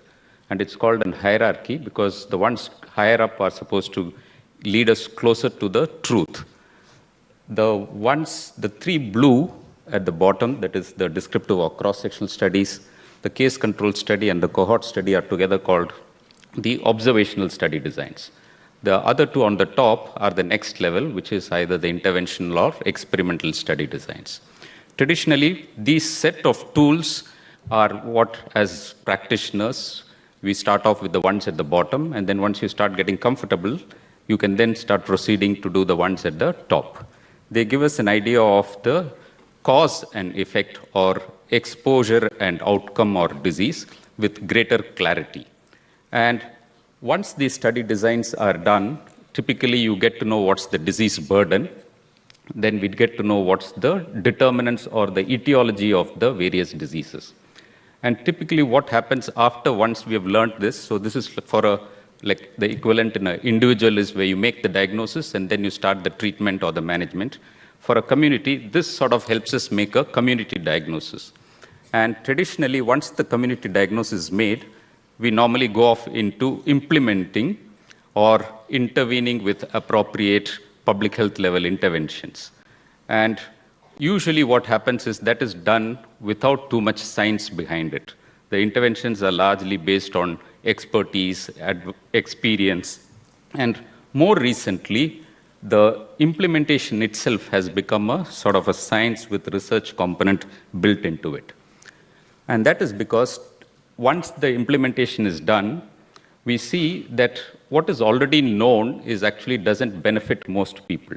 So I have a slide here which shows, I've taken the example of a few conditions in obstetrics and pediatrics or maternal and child health to show if you look at the various bars that's across the continuum from conception till about a few years into childhood, both for the mother as well as for the child, you will see that none of those bars are reaching up to the 100%.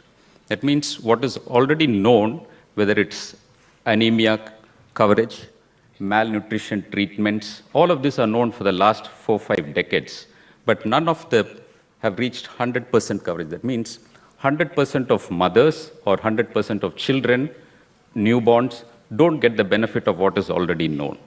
And therefore, these are what are called implementation gaps. That means we know what to do. Either the patients or the families are not able to reach health facilities, or the workers from the health facilities are not able to reach the families, or because of inefficiencies in diagnosing and management due to various reasons, or the ones which are outside the health sector like transport, economics. There are several reasons why none of the known treatments or interventions reach 100% coverage. And therefore, to take care of these implementation gaps, we say we may know what to do, but not always on a large scale. And therefore, there's this new field of how to work from beyond epidemiological research into implementation research, which is basically the scientific study of the processes used in the implementation of initiatives, but taking care of the context. So whether it's urban or rural or tribal or North India or South India or different states, or sometimes even within the same state across different regions of a state, context is very important. And typically what is done in implementation research are these 3 steps. First is to understand the barriers and facilitators to why known treatments are not reaching 100% coverage, and then to improve the implementation through various steps. I'll give an example of how we did that.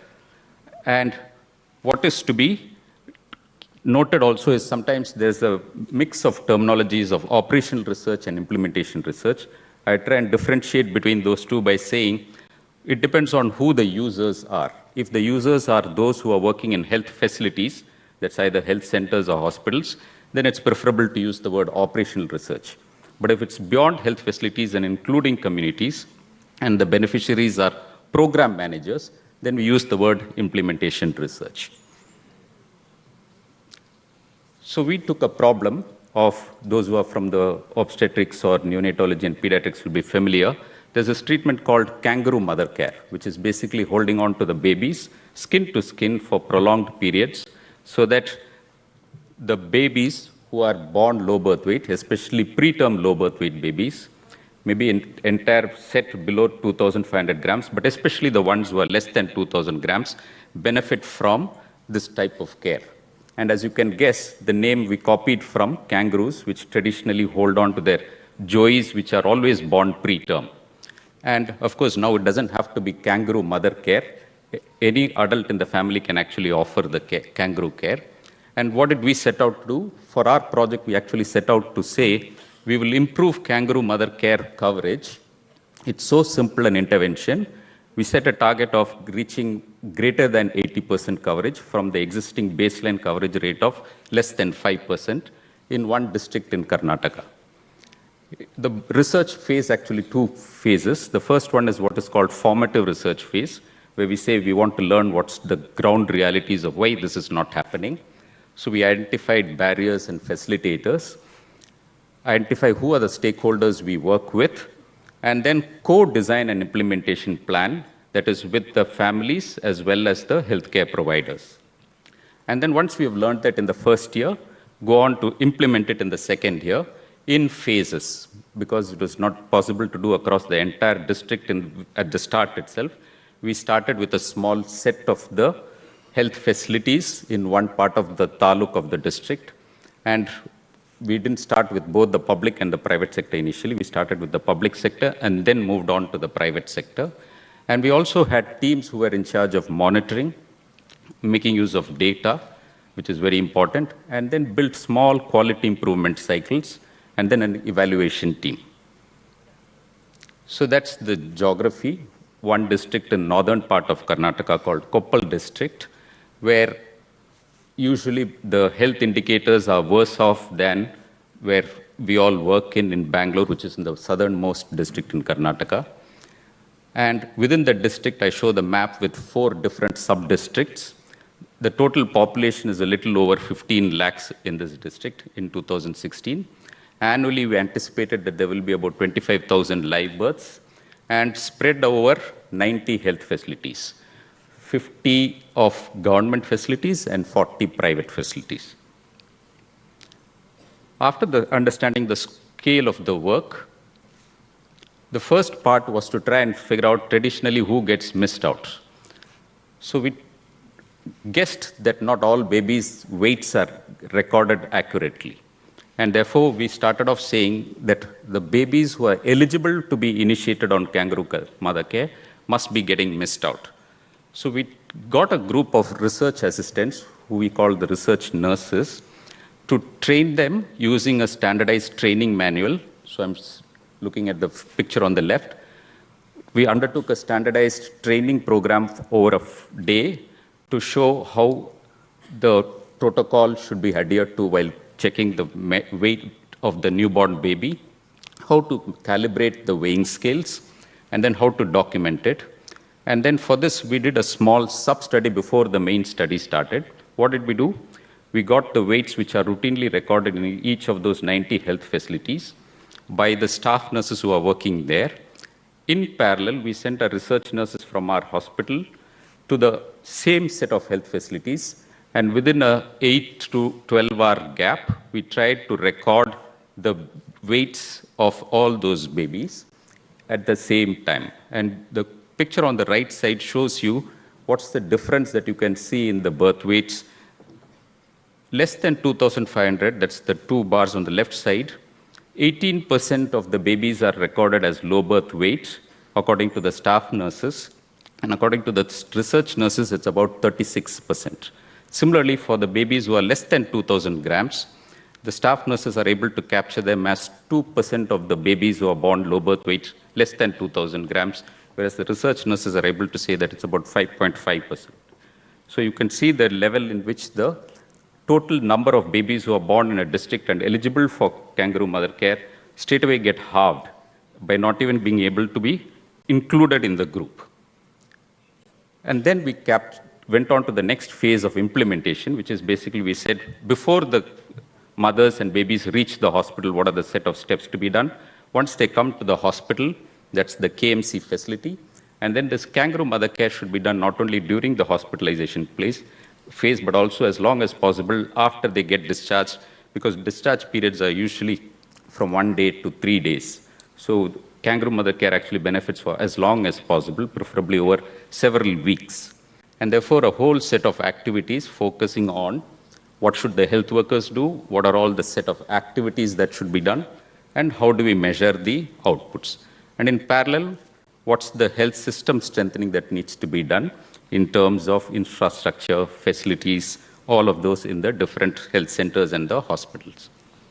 And we also had 3 different teams, basically a team which does the monitoring and then support for the doctors and nurses as well as the ASHA workers and the A&M workers. And then there's a separate data team which looks at the evaluation to make sure that all the data is getting captured correctly. And the key is to have what is called an implementation model. So we call the first set of activities as called Model 0.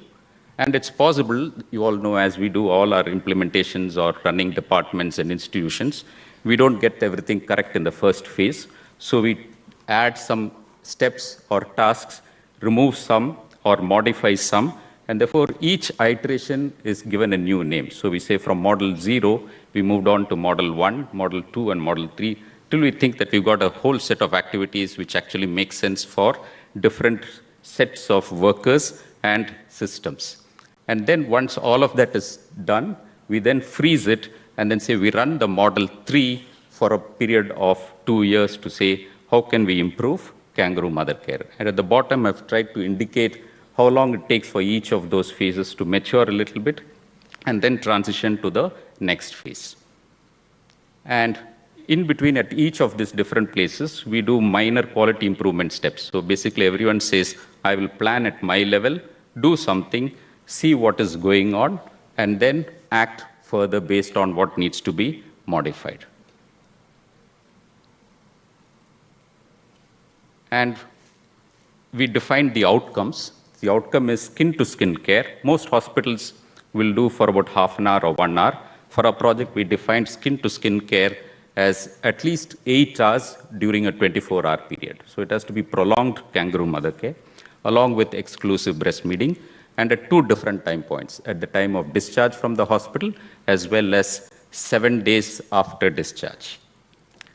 And in the project, I show some results to say that we detected 4.7% of the babies over a 1-year period, thanks to all the training. And I'll quickly jump to the results to say that you can see that from about 4% of babies in the project area at baseline, that's the left extreme bars, who were initiated on kangaroo mother care before the project started, we managed to get 87% of the babies less than 2,000 grams initiated on kangaroo mother care. So that means soon after birth. And whatever the duration of the hospitalization, 85% of the babies continued at least some kangaroo mother care. That means anywhere between 1 to 8 hours. But our primary endpoint, which was 8 hours of skin-to-skin care as well as exclusive breastfeeding, 60% of the babies were benefiting from that at the time of discharge. And then when we sent out workers to work with the ASHA workers and A&M workers and found out at the time period of 7 days post-discharge, 42 were still continuing kangaroo mother care. So research is basically in this phase. You are like in interventional radiology, interventional cardiology, in public health. Once you've learned from epidemiological research, there's a phase for implementation research. And this is typically heavy with implementation, and it addresses questions for which you're trying to struggle saying, what's the answer to this question? Whether it's TB control or maternal child problems or in tobacco control or cardiovascular, whatever the domain, you're saying, I learned, I'm able to implement it in real world settings, and I can consider the local contextual factors. That's a mother who had triplets who was able to provide kangaroo care, and those babies are at the age of 1 year, and now they are more than 5 years. Thank you.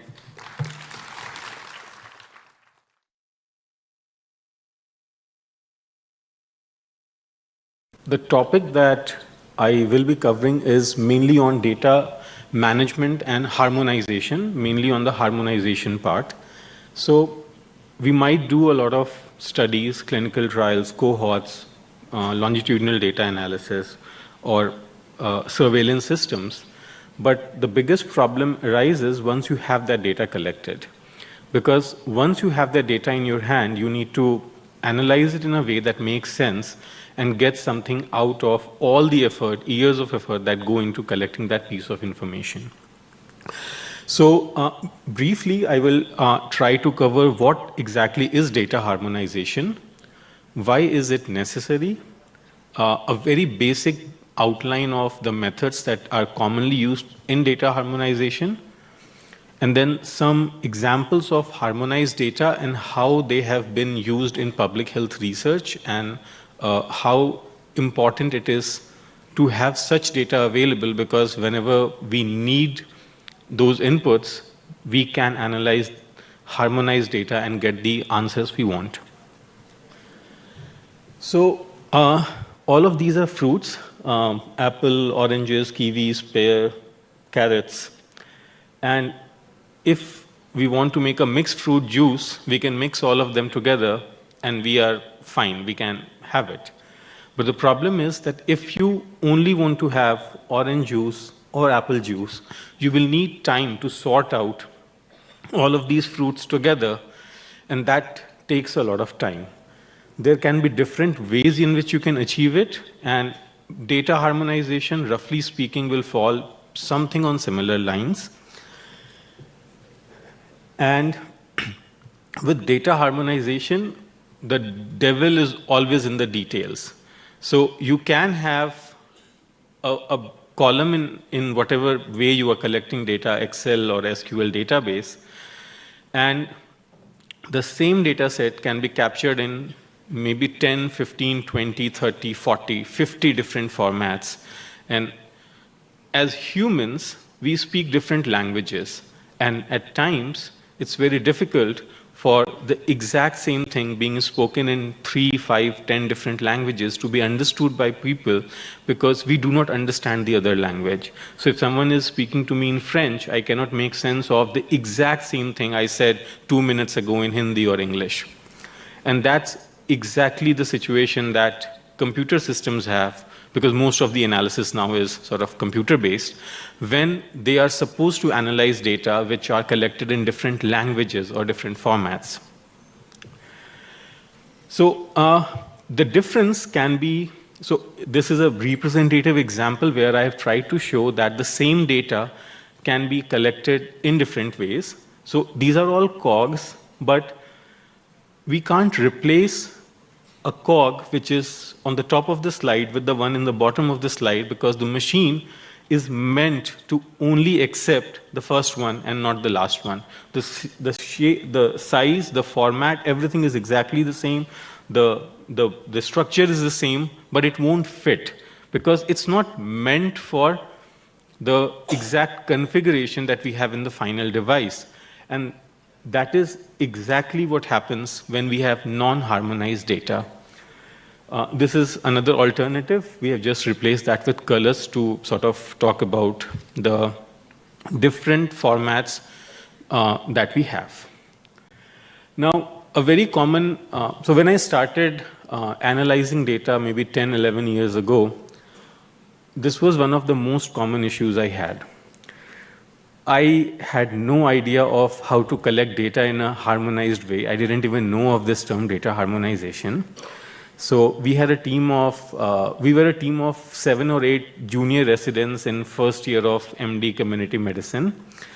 And it was an open questionnaire designed over a weekend, and we were supposed to do it as part of a student, ICMR student project. All of us collected this exact same piece of information, which was date of first visit and date of second visit. This was for a project that was related to vaccination. So we were trying to see delayed vaccination. So whether a child who is supposed to get vaccinated at 6 months, at 6 weeks, 10 weeks, and 14 weeks, as per the National Immunization Program, whether the child is getting vaccinated at those time points or not, and if not, then what is the delay that we have in the mandated time of vaccination and the actual time when the child is vaccinated. So we were a group of, like I said, 5, 7 residents, and we collected data, and this was a paper-based data entry. So some of my so these were the different formats in which people had collected the exact same piece of information, which was date. And to calculate the age of the child, we needed date of birth, and then to calculate the age at vaccination, we needed to subtract the date of vaccination from the date of birth. The problem was that with this, most of the time we would get an error because the formats in each of the cell in this matrix on the screen right now is something that in most cases your analysis software, whether it is Stata or SPSS or R or Excel for that matter, will not understand. And this is a very basic but a very big lesson that I learned, that we collected the data over 5 or 7 weeks, and we spent almost 2 or 3 weeks cleaning the data because we had to go back to our records and sort of enter them in a cleaned format. So that's one thing about data harmonization in terms of a single variable. Now, when we talk in terms of multiple studies, so Dr. Anand gave a very good example of in-depth network.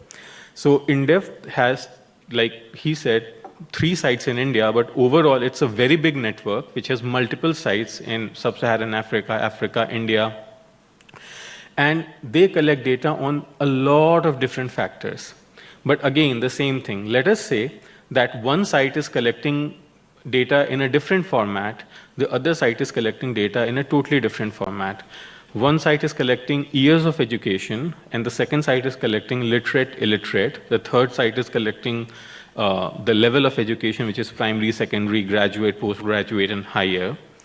So the exact same piece of information, we will not be able to make sense of it until and unless we have preset algorithms in place which can combine these information together and provide us that one single variable which sort of summarizes everything. That's one.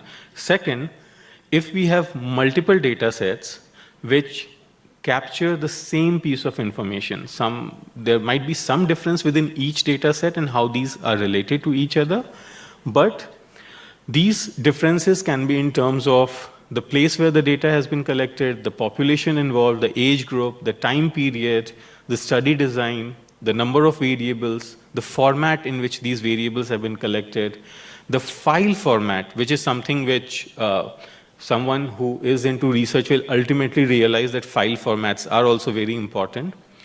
Then we have naming conventions, the columns, and the exact variable definition that have been used. Now, these 4 data sets might be on the same outcome, but because of these differences, we can't straight away combine them together to get a big data set.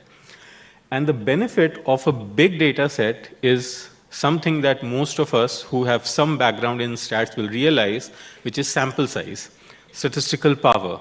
So the moment we combine data from multiple sources, we have larger populations, we have higher statistical power and precision, and for outcomes which are very rare, infrequent, we might have a sample size of 10,000, but that outcome occurs, let's say, 1 in 1,500 or 2,000.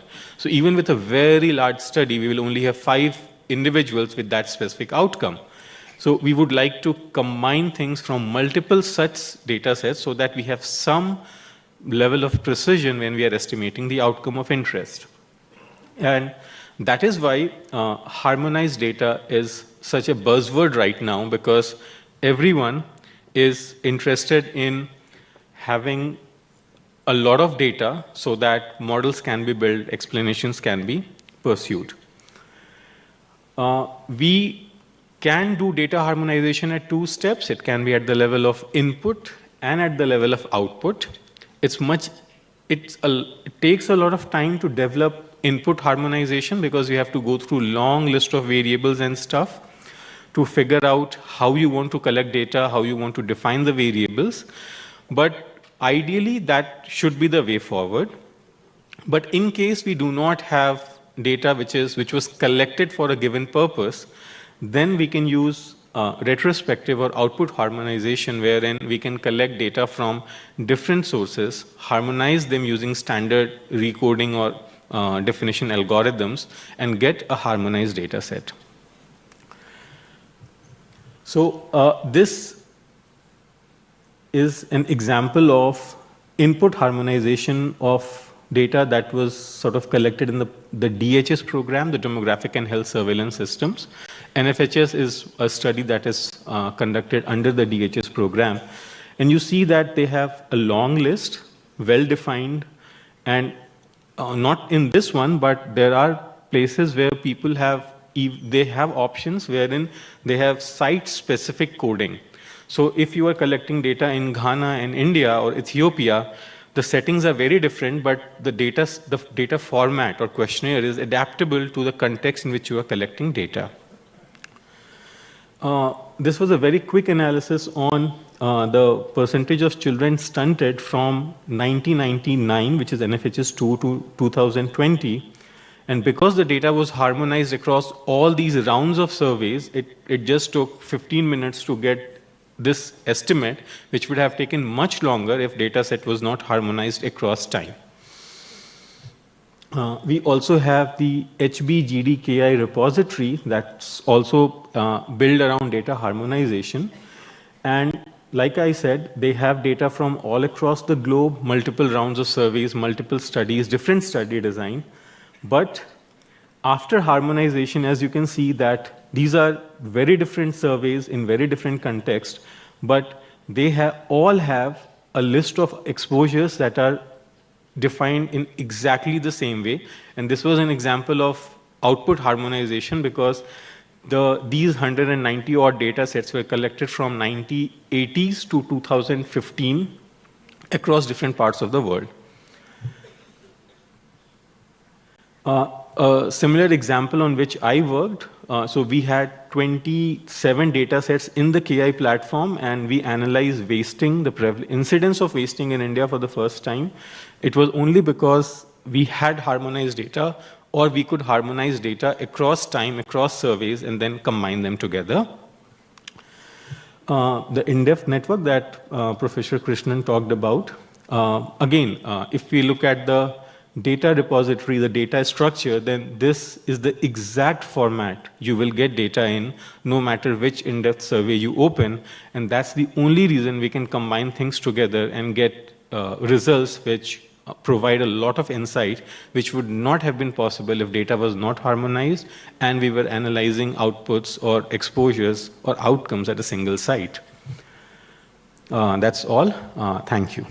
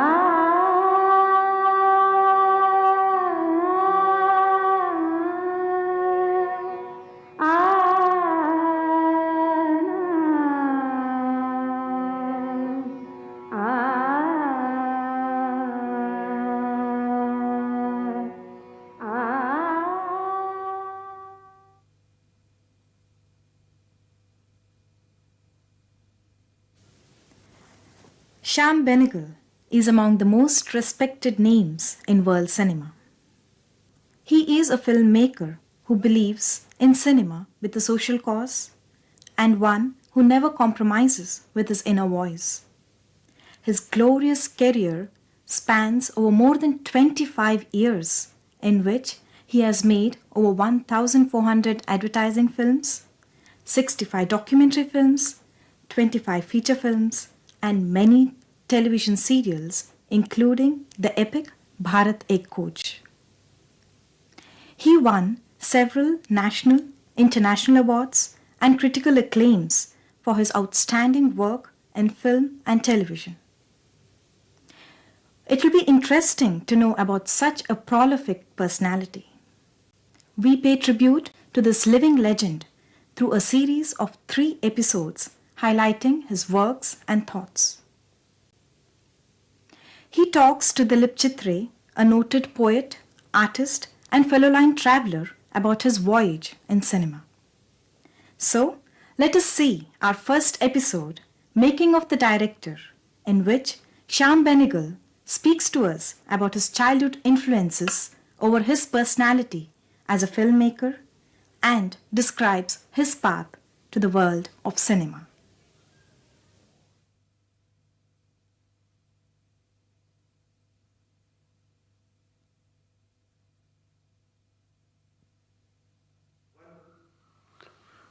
Shyam, it's a pleasure to meet you here in these circumstances. Both as a person who has been watching you since the mid-60s and our paths have often crossed, and I've with great interest watched your career, your filmmaking.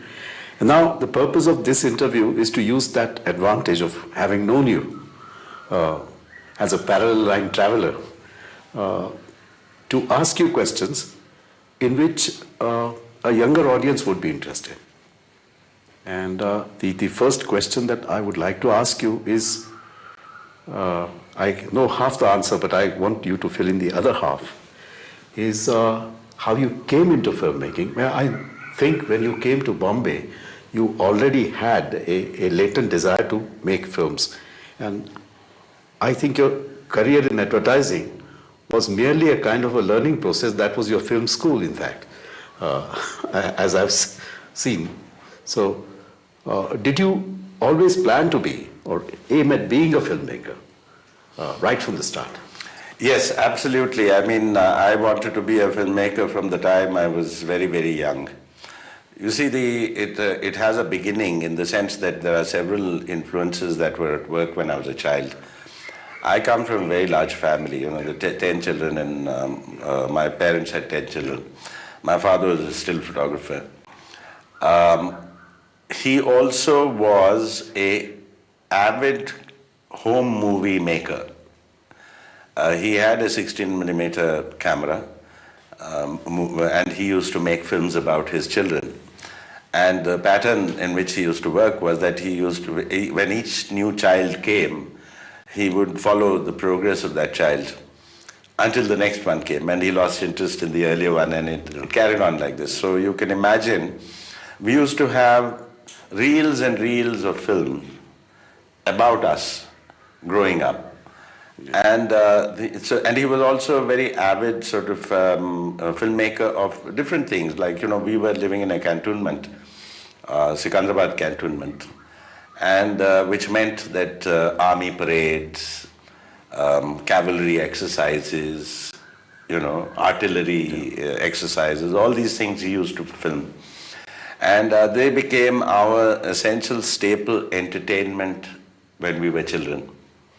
Added to that was the fact that just 2 minutes away from where we used to live was a cinema that belonged to the army. It was called the Garrison Cinema. And the Garrison Cinema used to have 2 changes every week of films.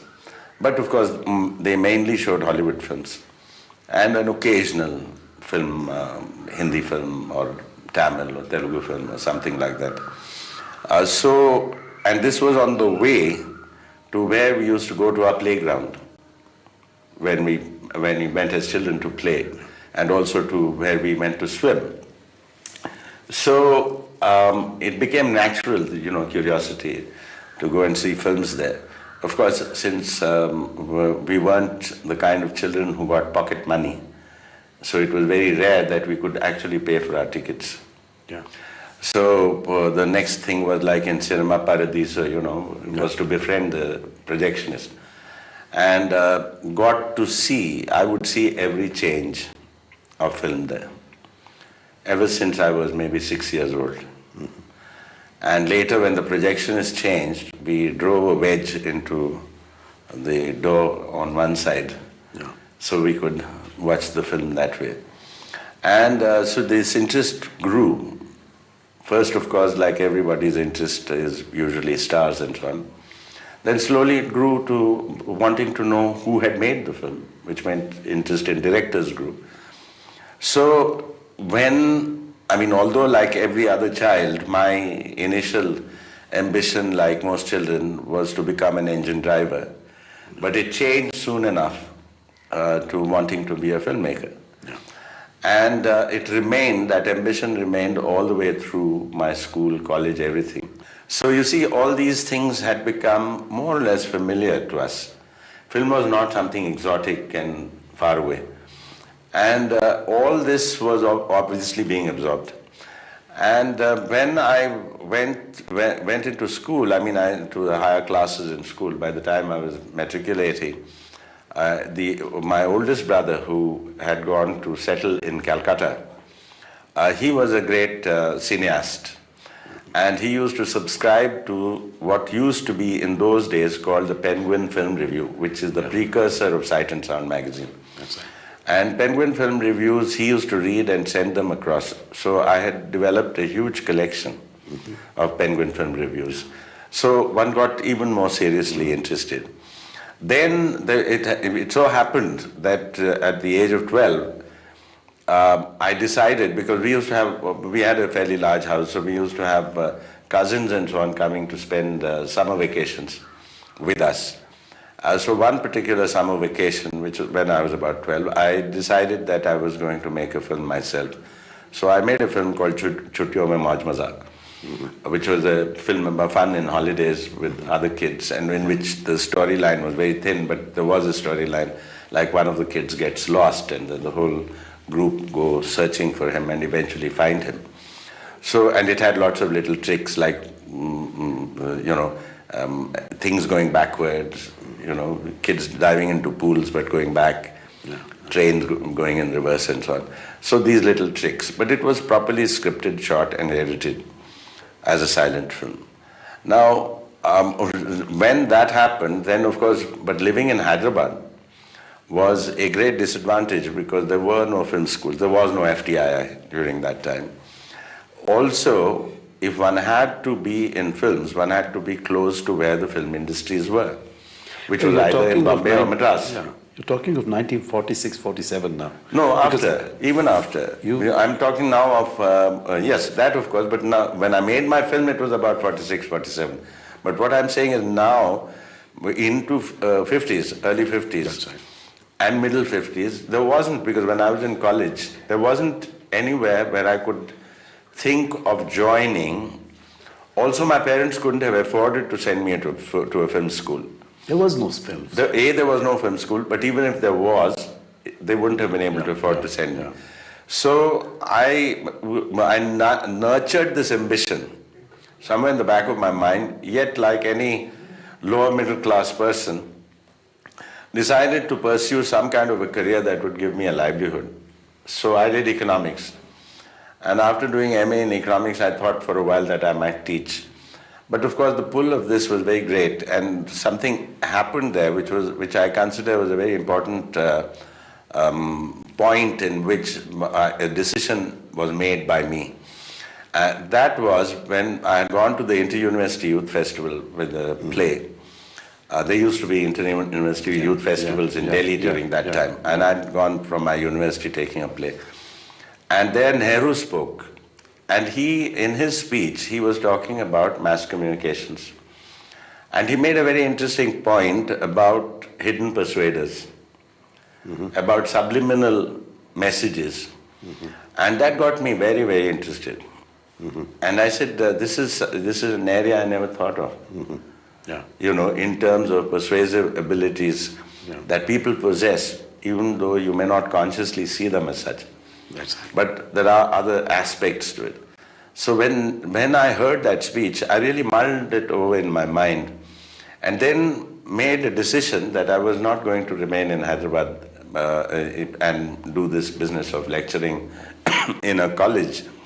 But I would come to Bombay and seek a job in mass communications, which automatically meant advertising. And I had a certain facility with the language, use of language. You became a copywriter first. Yes, I became a copywriter. And the first things you wrote connected with cinema were scripts for 1-minute films. Yes. They were. And then, of course, being a copywriter, I carried on being a copywriter, but only for about 6 months where I was only writing copy.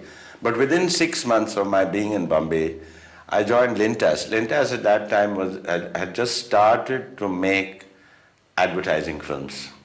So which meant automatically that I could script and direct films. So then writing scripts and directing became part of my work, just as much as writing copy was part of my work. Now, but that's where I learnt the essential craft of filmmaking. I learned how to write scripts, I learned how to direct films, I learned how to direct actors, I learned how to use the camera, I learned about lenses, I learned about laboratories, recording, editing, the whole works. And that was very good training ground for me because, it allowed me a period of time when I could really feel confident about making films. But it wasn't too long either. Of course, I made over 1,400 advertising films, but that was not the main thing. After the first 3 years of my being in advertising and making advertising films, I got the opportunity to make documentaries. So then I was making slightly longer films, not just 1 minute. I remember the one you made about a street urchin. Yes, yes. And that was your most impressive sort of documentary. Child of the Streets. That and the Bastar one, which you did 2 years later. Yes, about the same time. They were all done within the year. Then there was one on youth also. It was 1967. It was 20 years from the time of independence. So Child of the Streets was very remarkable for its photography, basically for the use of incidental sound, because it's mostly shot on railway platforms and streets of Bombay, and it has a texture which is breathtaking. I mean, some of the things I would compare with Los Olvidados, which is in that genre, tremendous thing. Yes. So anyway, that was what was I got to do those things. But you see, I was also succeeding in advertising, and which meant that I was climbing up the ladder. And which was being successful in advertising meant that it could also be demotivating to me in wanting to be a filmmaker. That's right. I could continue happily to make advertising films, maybe a few documentaries now and again. I came up to a point where my next step was to head the agency. But fortunately, what happened at that time was that I applied for a Homi Bhabha fellowship, which I got. Having got a Homi Bhabha fellowship, which was essentially to do with cinema and particularly children's educational programming, both for television as well as films, gave me 2 years to think about which direction I was going to go. And it is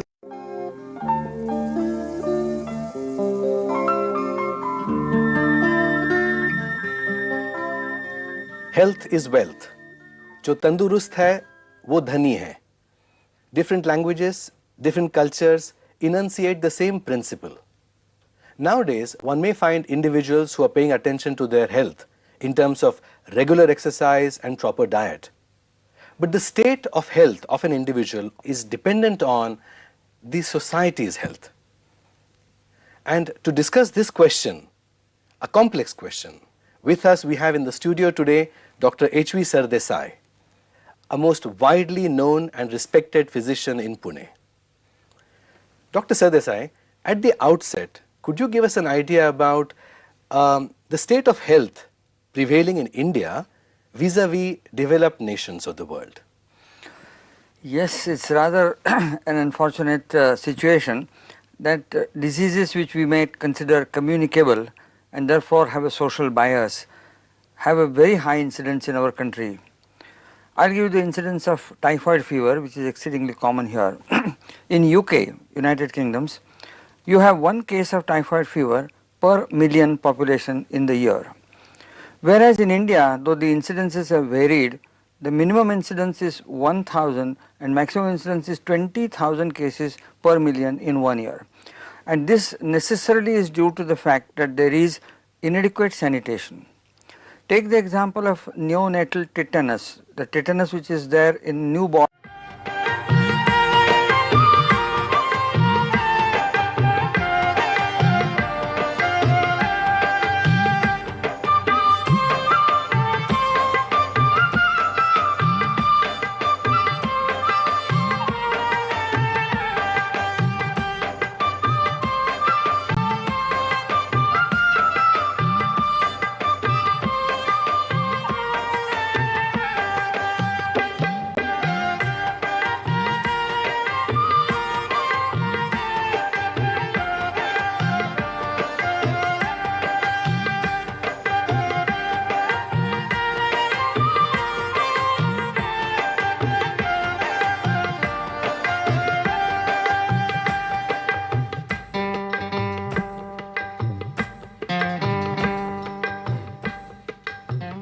Hello friends, welcome to our program Winds of Change.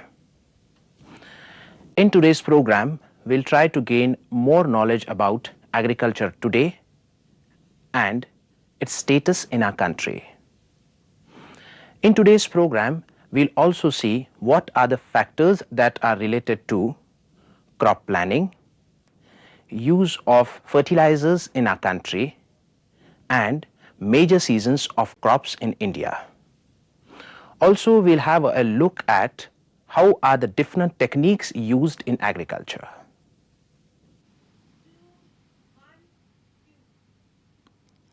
Agriculture occupies the key position in the Indian economy.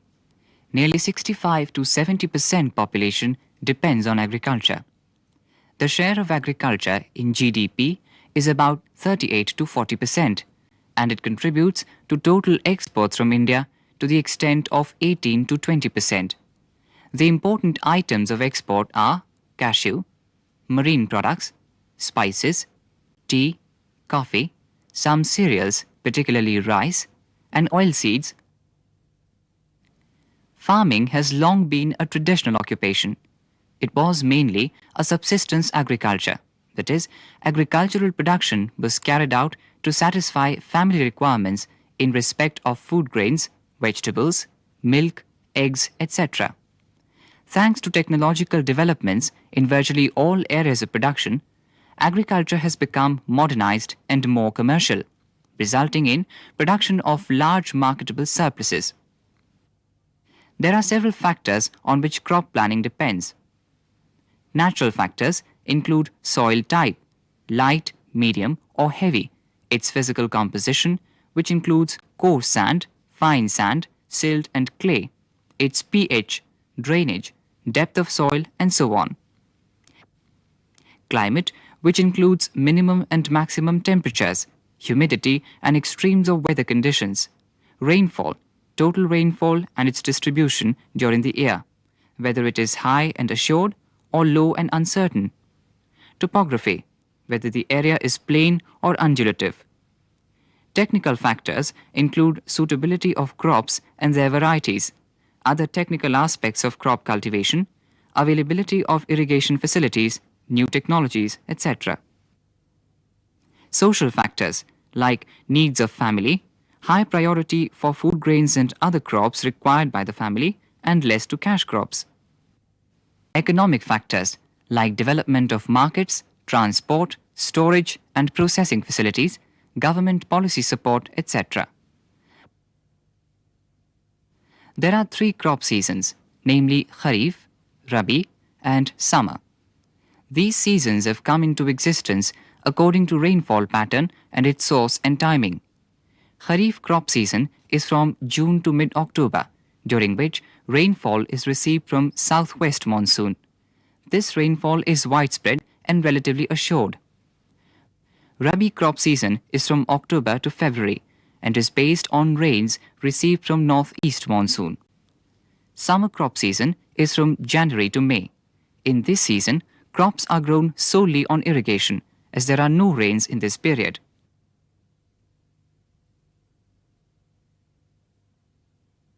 In Maharashtra, different crops grown in these 3 seasons are Kharif, rice, jawar, bajri, ragi, maize, tur, moong, udid, groundnut, cotton, vegetables.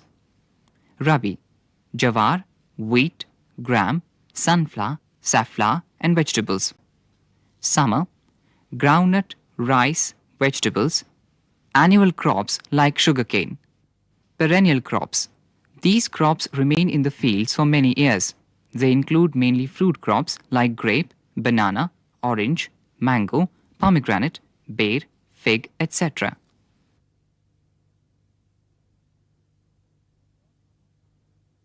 Manures are the sources of plant nutrients of plant and animal origin and hence are called organic manures. They are prepared from farm and animal wastes. Farm wastes include crop residues, while animal wastes include animal droppings such as dung, urine, etc. Some leguminous crops are specially grown for manure. They are buried into the fields in green stage and are therefore called green manuring crops. Nitrogen, phosphorus and potash are the major plant nutrients required by the crop plants. The NPK contents of organic manures are very low, and hence they are required to be applied to crops in large quantities, in terms of bullock carts or tons.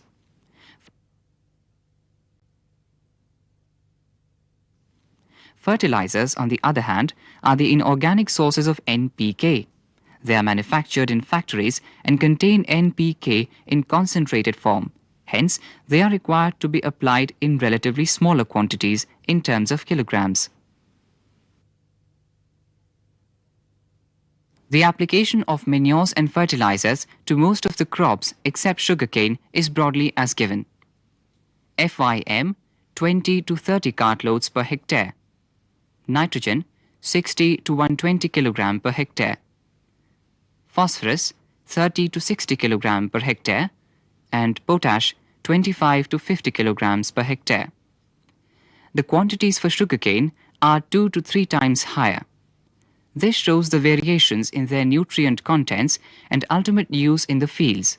However, continuous use of fertilizers alone is not good from the point of view of soil fertility.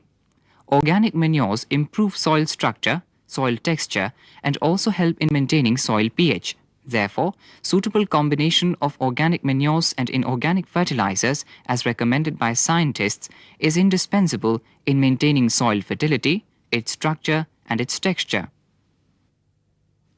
Crop plants are affected by pests and diseases at various stages of growth, including the very early stages as well. The pests are of two types: insects and non-insects or small animals like rats, crabs, etc. The diseases are caused by microorganisms such as bacteria, fungi, and viruses.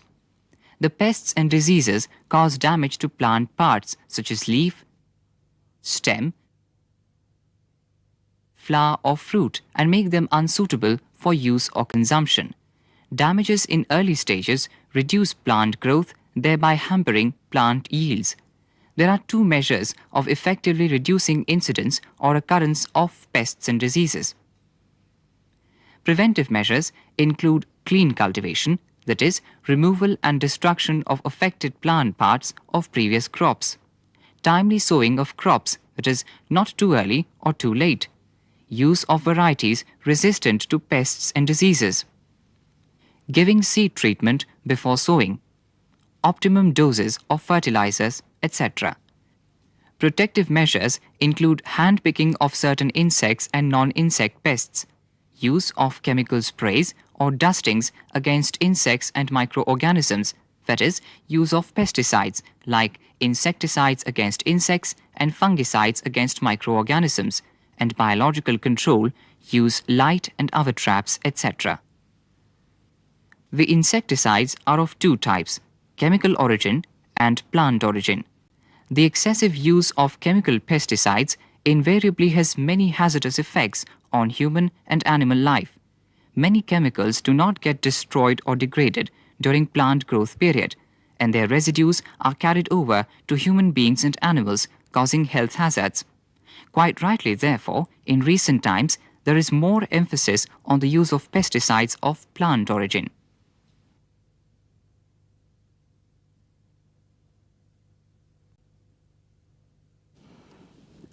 Use of computer and modern techniques improve to have a good output. Today's farmer is in touch with the latest information related to agriculture. One of the ways in which computer is being used today in Maharashtra is to collect market intelligence and disseminate to our farmer. So we are in collaboration with an international market intelligence collection agency. With the help of computer and satellites, we collect the data on market prices of various agricultural produce in the Maharashtra State Agricultural Produce Marketing Board. And again, we have connected various agricultural produce market committees in the state through computer. This process is going on. Around 30 centers have already been connected, and all the centers would be connected. Every day we would be able to flash the prices of agricultural commodities ruling in various market centers, and make it known to farmers at various agriculture produce market committees in the state. So once they know the comparative prices, they would be in a position to take a decision as to where they should send their material for sale. Second is we are using it, trying to use it in extension. We are preparing crop guides in respect of various crops, and we intend to ensure that these crop guides and computers are made available to our extension agency in the sub-regional level, in the district level, and they are able to reply to farmers' queries with aid of a computer. Now, since these queries would be framed and replied to by expert group, they would be similar, and all farmers in the state would get similar advice in response to the queries made by them in particular respect. Thirdly, we are trying to have a geographic information system and also adequate database to help us in agriculture planning. And these are the areas where we have started thinking for using computer in agriculture. There are many more areas which we would intend to go for as we go ahead. During this period, we observed that there was good growth of Indian agriculture. The fertilizer consumption in our country increased from 8.8 million tons to 15.7 million tons.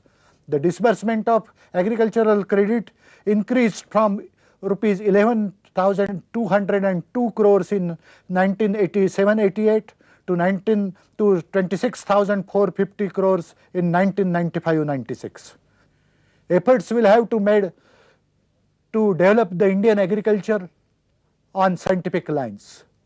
There is need to develop the storage facilities to the farmers, to make cash payment to the farmers, to have correct payment in the farmers, and thereby there is possibility of getting good return to the farmers. In addition to that, there is need for increasing agricultural processing and development of agro-based industries. Further, there are some ancillary activities like Swayam Prabha, Digital India, Educated India.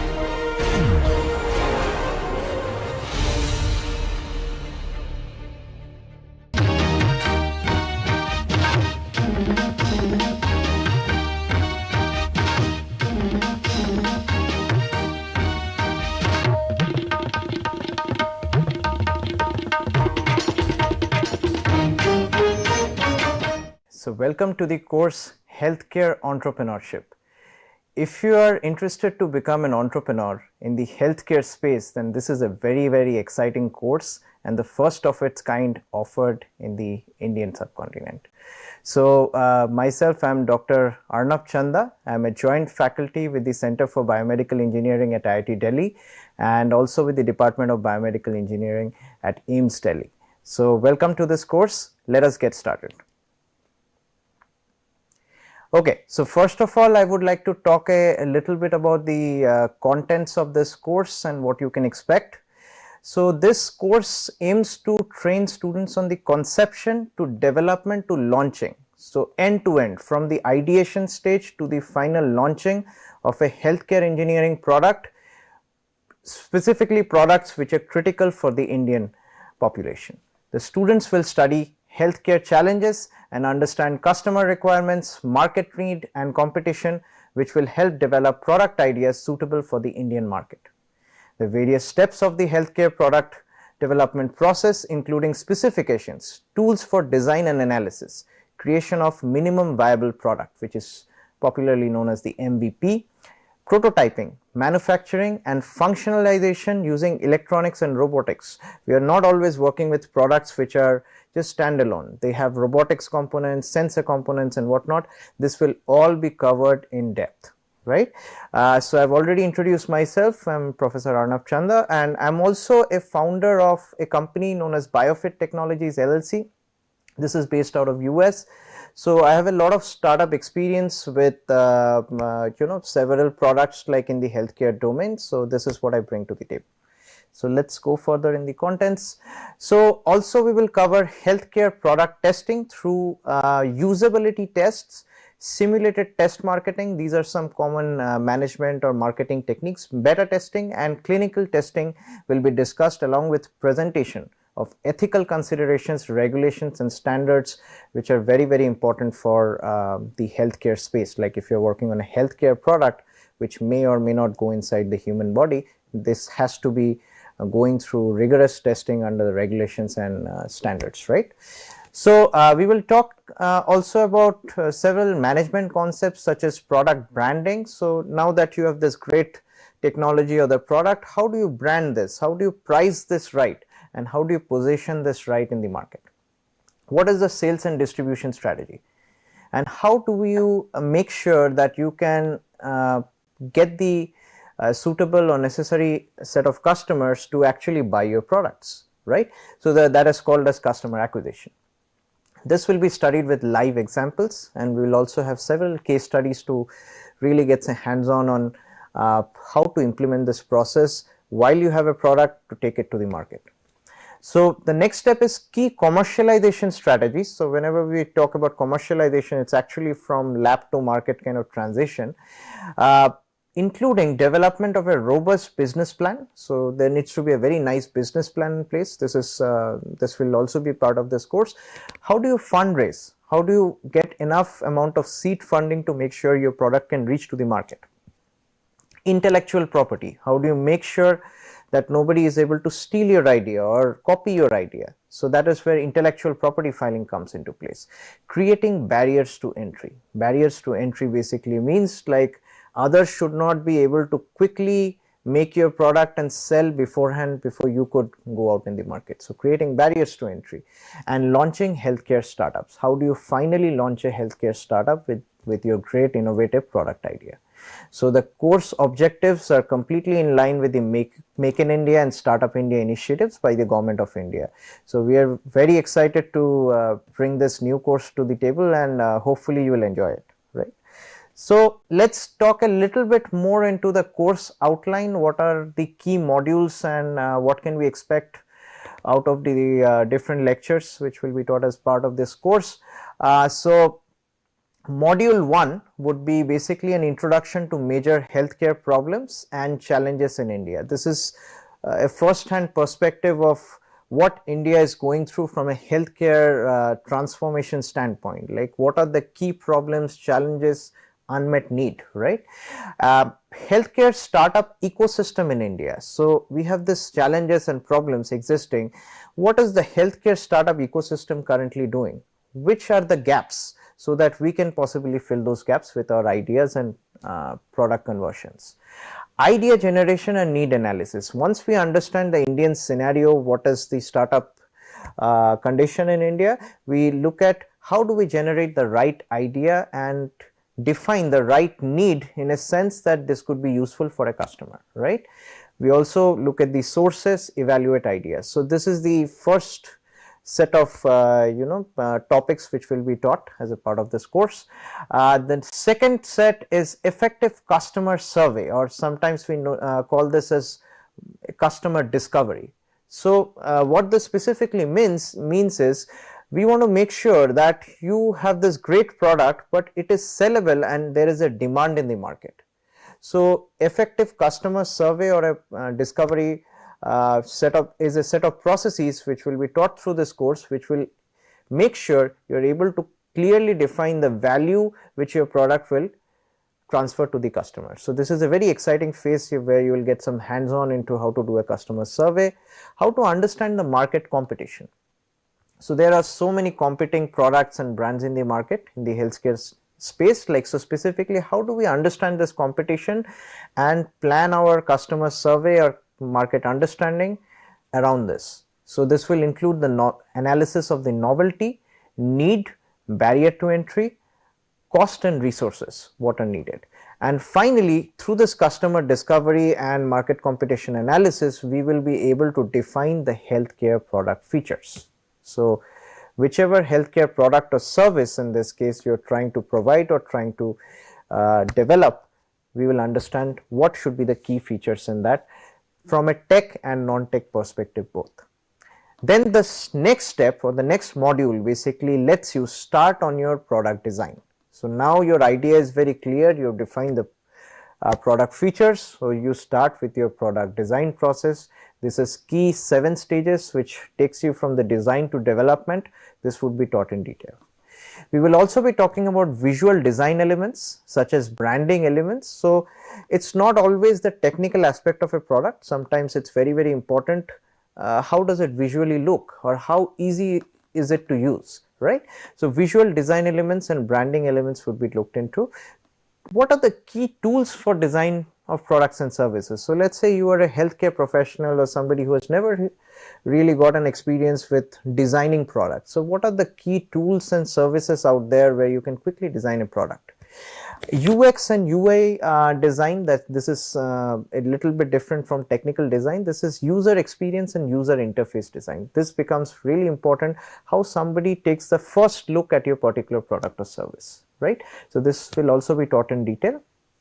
Then we will be talking about quality engineering and iterative design optimization. So basically any of the product in the healthcare space which you are going to bring to the customers has to go through several stages of iteration. It cannot be like today I make the design and tomorrow I have the product. It is never like that.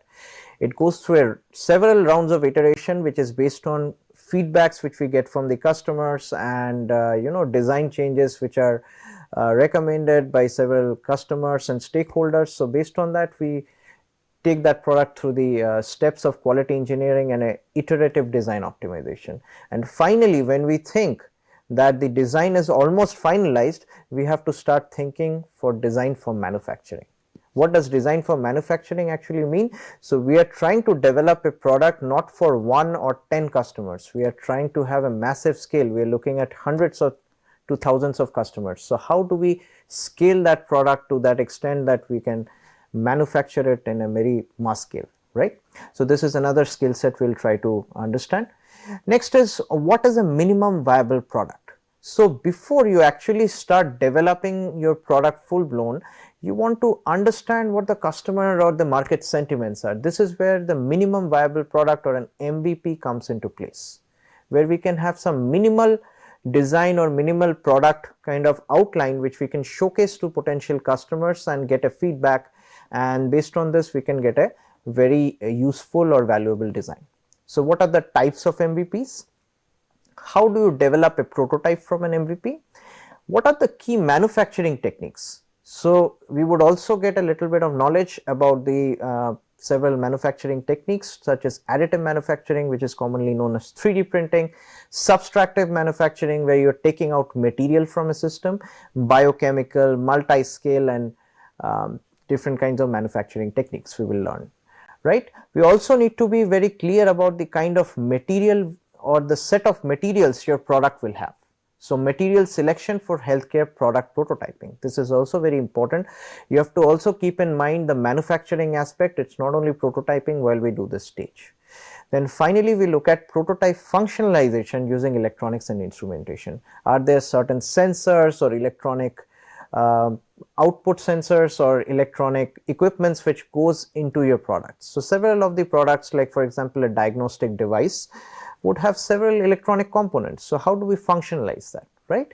So as we go through these lessons and topics, what we really learn as a summary is we have targeted the key healthcare problems. We have a very detailed understanding of what the healthcare problems are currently specifically in India, and based on this we generate the ideas, the right ideas, specifically product ideas, how we can basically meet this gap and solve this problem. And the stakeholders or this important pieces of this ideas are the market and the customer. So what is the market saying? Is the market ready for it or has a similar product? And what are the customers saying? This becomes really important at this stage of understanding the healthcare problems.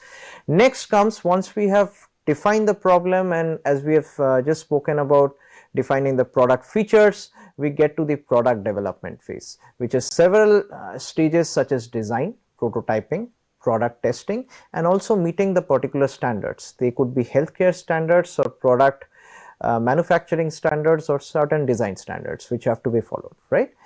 And all of these aspects, when we put them together, finally leads to something known as customer acceptance. So we go through all these processes to finally get a customer acceptance, because unless and until somebody really pays for our product, that product is of no use to the market, right?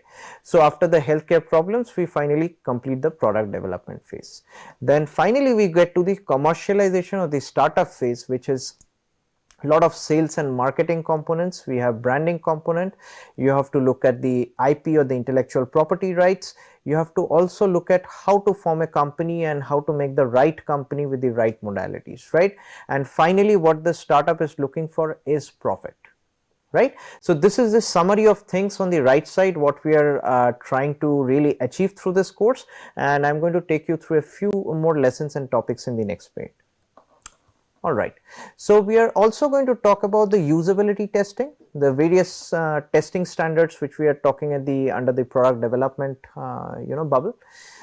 We would be looking at simulated test marketing, beta testing, material testing, and characterization. We have to look at ethics, ethical considerations. So whenever you have invasive devices or something which is in touch with the human body, we need ethical considerations which are taken care through an ethical clearance through a hospital or legal entity. Testing on animal models and human subjects. Some of these devices and products you would like it to be tested on animal models if they are in certain cases invasive, where you cannot really place it on a human body, and in certain cases if it's a wearable kind of device, you would like it to be tested on human subjects, right? Clinical testing. So there are so many areas of clinical testing and like steps of it. We are already aware of the different clinical standards which are followed across the industry, very stringent, and we have to maintain the regulations and standards from the ISO standpoint as well. So we'll get an in-depth knowledge about all this testing modalities and the formats which have to be followed while building your product.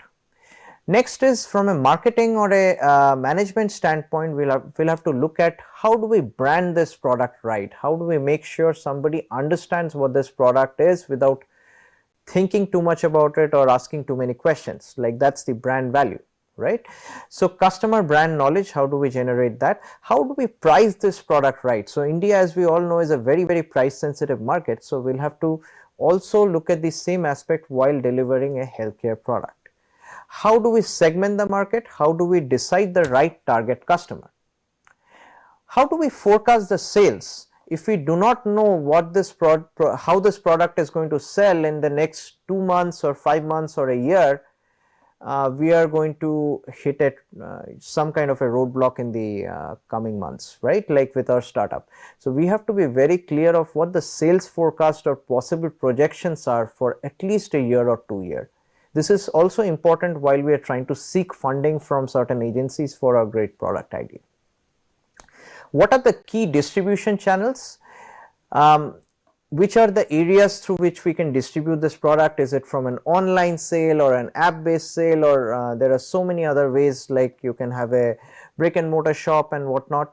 Lead generation. How do we make sure we are able to generate the right leads so that we can pitch this product? Role of contacts and social media. Social media, as we all know, is a great platform to kind of showcase and market certain products, but several products which are highly regulated cannot be marketed there. Customer acquisition and retention. So first part is how do we make sure certain customers actually buy our product. Second is how do we make sure they are going to be possible repeat customers or spread a word of mouth.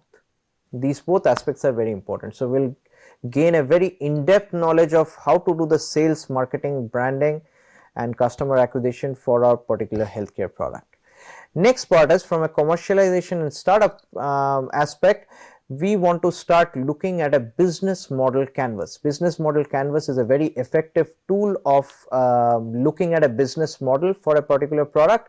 This is particularly what we pitch to venture capitalists or VCs where we are trying to seek funding, right? So what are the funding requirements? So how much funding do I actually require for my product? Is it in the order of a few lakhs or few crores? or is it kind of a bootstrapped system where we do not need too much of funding? So what exactly is the case scenario that needs to be analyzed, right? Next part is the team building and collaboration. So typically when we are looking at a healthcare product and building a startup, it cannot be a one-man show, right? You need to have a certain set of team where somebody is an expert in the technical part, somebody can really do sales and marketing. So you need to hire several people in your team so that effectively your jobs can be distributed and you can finally reach your goal of earning profit through selling your product, right? So intellectual property and trademarks will go in depth into what are the different types of intellectual properties, what are trademarks, what are patents, how to actually file them, where to file them, how to go about it. Are they expensive or are they quite fairly priced to go ahead with? So these are some of the questions we will answer while going through the IP and trademarks. Ethical and legal implication, this becomes increasingly important while you are looking at products which are going inside the body. So you cannot just have design and develop a product and release it in the market saying this is going to be fine inside the body because I have done some biocompatibility testing or some minimal testing. So that cannot be the case. If something has to go inside the body, be it a drug or a medical implant, it has to go through stringent amount of ethical and legal considerations, otherwise there can be legal actions against your startup. So these are some things to consider which we will go in depth. Market competition. So what is the market currently doing? If we dive into a market where there is a great competition and we do not know how to counter this competition or be unique, then our product is most likely going to fail, even though it might be a cheaper version or it might be a better improvised version of the product. So we need to very clearly understand the market competition. Next is creating barriers to entry. So typically we would like to not be in a market where any big fish can eat the small fish, which is my startup in specific case, or your startup which you are planning to do in the healthcare space. So we should create certain barriers to entry. It could be in the form of cost, it could be in the form of the technical capabilities or what the specific details the product offers. So those barriers to entry have to be there so that nobody can come one day and just take your product and sell it in a better form, right? What are the correct deployment and distribution strategies? This is also very important. It's not always about that the customers are ready to buy our product. It's sometimes the key is how do we distribute. So let's say if I distribute a particular product through a sales partner or a channel partner, it might be doing much more better as compared to if I try to sell it online, right? So the distribution strategy or the deployment strategy is very, very important. Next is launching of startups. So finally, as a goal of this course, we would like to be able to launch healthcare startups. So what are the key rules and regulations? Do we have to really take some help from a CA or some other folks in the industry, or can we do it all ourselves? So the idea here would be to learn as much as we can and into launching of the startup so that you can do all of this by yourself, right? So with this motivation and the course outline, let us get started with the first topic, which is to understand what is the healthcare scenario in India and what is the healthcare space looking like, and let us start generating some key ideas where we can possibly contribute. Okay, so before we jump into that, let's just take a very quick examples and understand as a definition so that all of us know who is an entrepreneur. So basically we have commonly looked at the term as a businessman. We very often call somebody a businessman. So businessman is typically somebody who manages the necessary resources to produce and market a product which responds to the market scarcity. So what does scarcity means? Here is an example. Watermelons are being sold at €1 each, and basically all of a sudden there is a lack of demand and the market is not getting enough watermelons, and you are trying to, as a businessman, sell it for a little bit higher price, like €1.5, so that somebody doesn't go to the locality or some other places, they buy it from you at a little bit higher price, and you are trying to earn the maximize profit from there. So that is how a businessman usually thinks, that wherever there is a market scarcity, they are trying to address that by hiking the price. Who is an entrepreneur? An entrepreneur is specifically not a businessman. Entrepreneur, like you or me who are aspiring to be an entrepreneur, is an individual who identifies a need in the marketplace, a very key need, and works to fulfill it through innovation. Okay, so the keyword here is through innovation.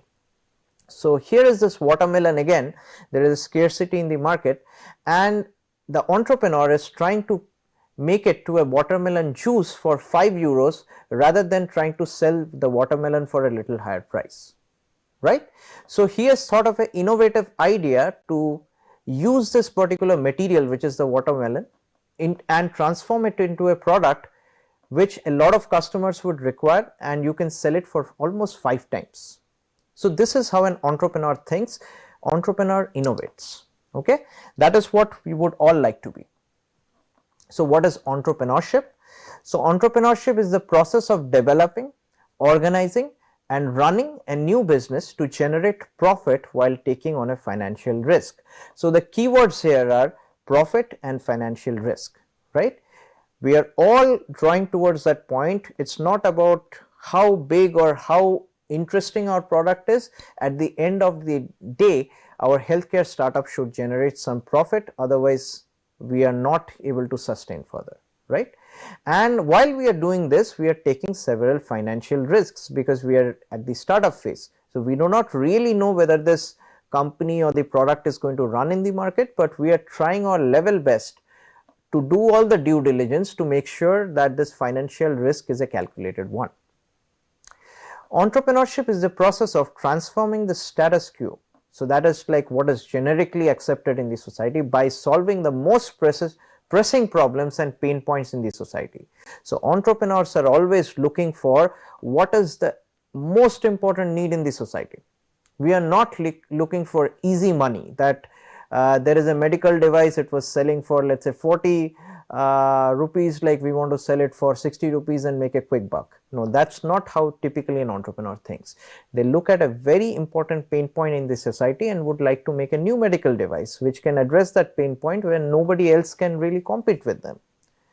So this is often done by introducing an innovative product. Innovation again is the keyword, or service. So it could either be a product or a service by creating new markets. So again, the new markets is a very important keyword. We are not always trying to dive into the existing market. Of course, there are so many startup products in the existing market, but typically our thought process should be, can we create a new market? So this is how an entrepreneur thinks, right? So what does healthcare entrepreneurship means, which is the course title? So it is ability of the professionals, which is all of us in the healthcare space, whosoever is interested, to create new business opportunities in response to the needs, tastes, demands and changes in the fields of medicine, biotechnology, healthcare services, medical innovations and social entrepreneurship across the globe. So whenever we are thinking of a problem, we are looking at the pressing needs in the society, then demands. Is there any scarcity of something in a huge aspect? Like scarcity, there can be two types. One thing is available, but all of a sudden the demand has fallen. There could be certain things which are completely imported in India. So making that is also a thought process of entrepreneur, right? And changes in the fields of medicine. So there are so many transformations which are going on in the field of medicine. Can we make any kind of changes with our ideas and thought process? So that is the aspect. The overall aspect is known as the healthcare entrepreneurship. So within this healthcare entrepreneurship, there are two major verticals. One is into the healthcare products and second is into the healthcare services, right? So what are some of the key healthcare products which comes to our mind? So one example could be, lots of diagnostic based or other sorts of machines which are commonly encountered while you are or some of your loved ones is hospitalized in a hospital setting. So many instruments are there in the hospital machines, like in the form of like, X-ray machines, you have continuous blood pressure monitoring, continuous ECG monitorings. There are so many devices which comes under the healthcare products domain. Then you have assistive devices and helping hands, like for example stretchers or certain load bearing like assistive devices like prosthetics or orthotics, which also comes into place. There are a lot of specific drugs which are also comes under the healthcare products. There can be several diagnostic devices such as microscopes, and again X-ray machines, MRI machines, which comes under this purview. There are several other aspects like thermometers and glucometers, which are all under the healthcare products. Very innovative healthcare products could be certain wearable devices which a lot of us are wearing and trying to get a very quick heart rate or what your oxygen levels are on a day-to-day basis, right? So these are some aspects of healthcare products. Let's look at some of the healthcare services which are there. So some of the key healthcare services, as we can know, is medicine on delivery, like quick medicine delivery when you are just placing the delivery details on an app. There are in-house diagnostics, for example Lalpath labs, and there are so many other diagnostic centers which will come for blood sample collection at your home. Healthcare services also include telemedicine services, where you would like to be at the comfort of your home and talk to a doctor for much lower price and saving your time to go to a hospital and you're trying to get a diagnosis, right? There are several other helplines and other apps like health apps which are there under the healthcare services.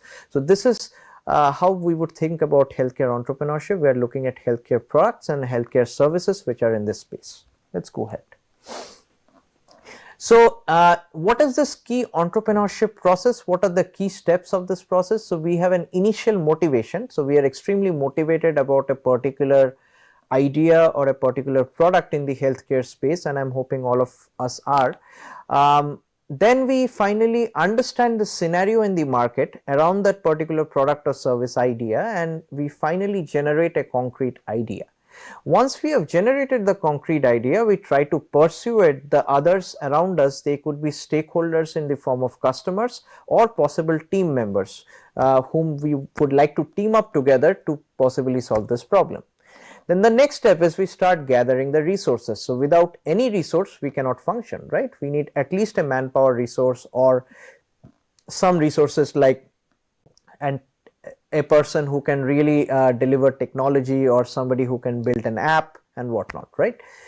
Develop products and services is the next step. So once we have gathered the necessary resources, we actually go for developing a product or service, and then we look at the sales and marketing once the product and service has matured over iterations, right?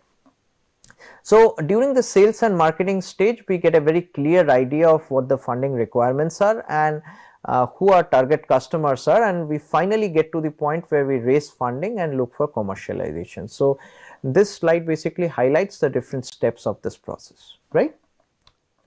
So let's get started with understanding what are the key challenges and problems in the Indian context. So India, as we all know, is the second most populous country in the world. So the death rate in India has declined quite a bit because of so much healthcare awareness and so many medications and healthcare innovations which are going on in the area of surgery, area of diagnosis. So the death rate has significantly declined, but the birth rate still continues to rise in most of the states. So this is still the case. So the first figure on the right basically talks about the population comparison between two of the top countries, India and China, and then you have several other countries.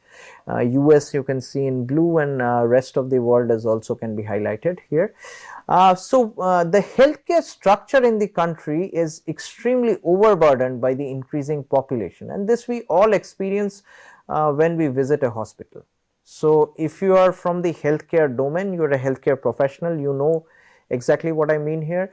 Or if you are somebody from the generic population where you are trying to work in the healthcare startup domain, you would have recently visited a hospital and see how much overburdened that hospital is. Everybody is running around There are just so many people out there for checkups and whatnot, right? So India currently is facing the twin epidemic of continuing / emerging infectious diseases as well as chronic degenerative diseases.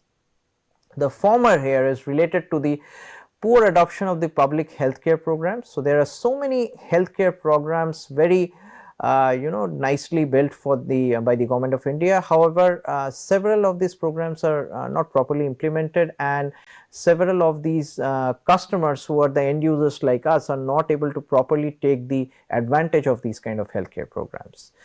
The latter, which is the degenerative diseases, is basically due to the demographic transition with increase in life expectancy. So there has been a huge transition into healthcare awareness. Earlier, very few people will get their annual health checkup done. These days, like, everybody is getting their annual health checkup done. So many hospitals are providing free annual health checkup if you have visited them for a few times. So there has been such a demographic transition. Most of the health issues like cancers, diabetes, like, which were extremely rampant and people would usually like give up to these kind of diseases, are currently treatable, and there are so many modalities. So overall the life expectancy has drastically increased, right?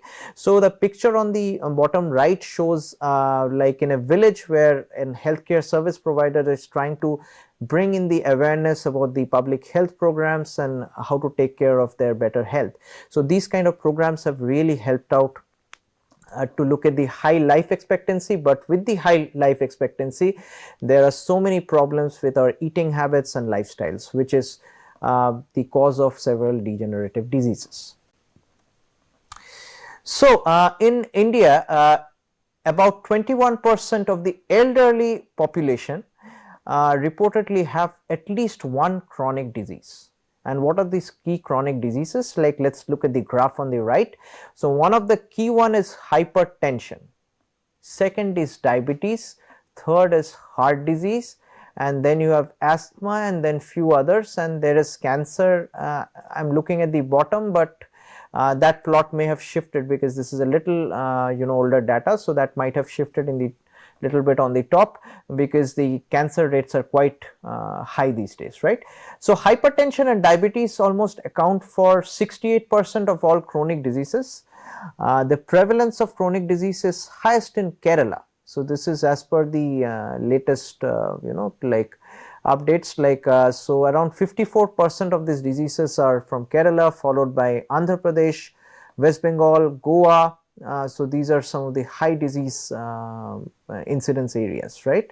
The probability of having a chronic disease is almost 1.15 times higher among the urban residents as compared to the rural counterparts. So what this is saying, this fact is that rural population is actually doing much more better than the urban population, and this could be due to the much more healthy lifestyle and kind of the food habits and the kind of foods and vegetables which we are eating at the rural area compared to what is being offered at the urban area, right? So differences in education and wealth status are also two significant contributors to the urban rural gap in the chronic diseases, right? So one example is quite often we eat out, like if we are in the urban setting or a city setting, and whenever we are eating out, it's mostly some kind of a junk food, like as we would say, like for like burgers and pizzas, and there are so many other delicacies which are extremely high on spices and oils and calories and fats. So these kind of food habits are quite often observed in like the population which has a good amount of wealth status or are usually middle class or upper middle class. So this has caused the increase in the chronic diseases quite often, like, which is not very common in the rural setting. So you would not get these kind of junk food and other things, right? So let's dig further into what the problems are. Okay, so let's talk a little bit more about the healthcare in India, the good, bad and ugly part of the healthcare in India, right? So India's healthcare sector has grown quite rapidly with a compounded annual growth rate of return, like which is CAGR typically, of 22% since 2016. So this is a very high number, 22% compounded growth. That means it keeps on jumping. So the broad perspective policies or broad proactive policies to encourage innovation and self-reliance in healthcare. So this is as per the current norms of the government, like they are trying to really push for innovation and self-reliance in the healthcare sector as well. So how is the typical Indian setting or the Indian market in terms of the healthcare space divided? So first of all, at the very top we are looking at hospitals. So under the hospitals we have government hospitals, which includes healthcare centers, district hospitals, general hospitals, and we have private hospitals, which are typically nursing homes, middle tier, top tier private hospitals. Some examples are Fortis, Max, and so many, right? The next part of the healthcare space is pharmaceuticals. So all the kind of tablets and syrups which we are taking in forms of vitamins or daily drugs and like whatnot, so medical drugs. So this includes, this pharmaceutical space basically includes the manufacturing, extraction, processing, purification and packaging of very key chemical materials for use as medications for humans or animals. So there are generic drugs for the humans and there are so many drugs for the animals, because there is a lot of non-vegetarian population or there are certain animals which are adopted, they need to also have certain pharmaceutical requirements. So there are several medical drugs which are built specifically for them. The third aspect of the healthcare space is diagnostics.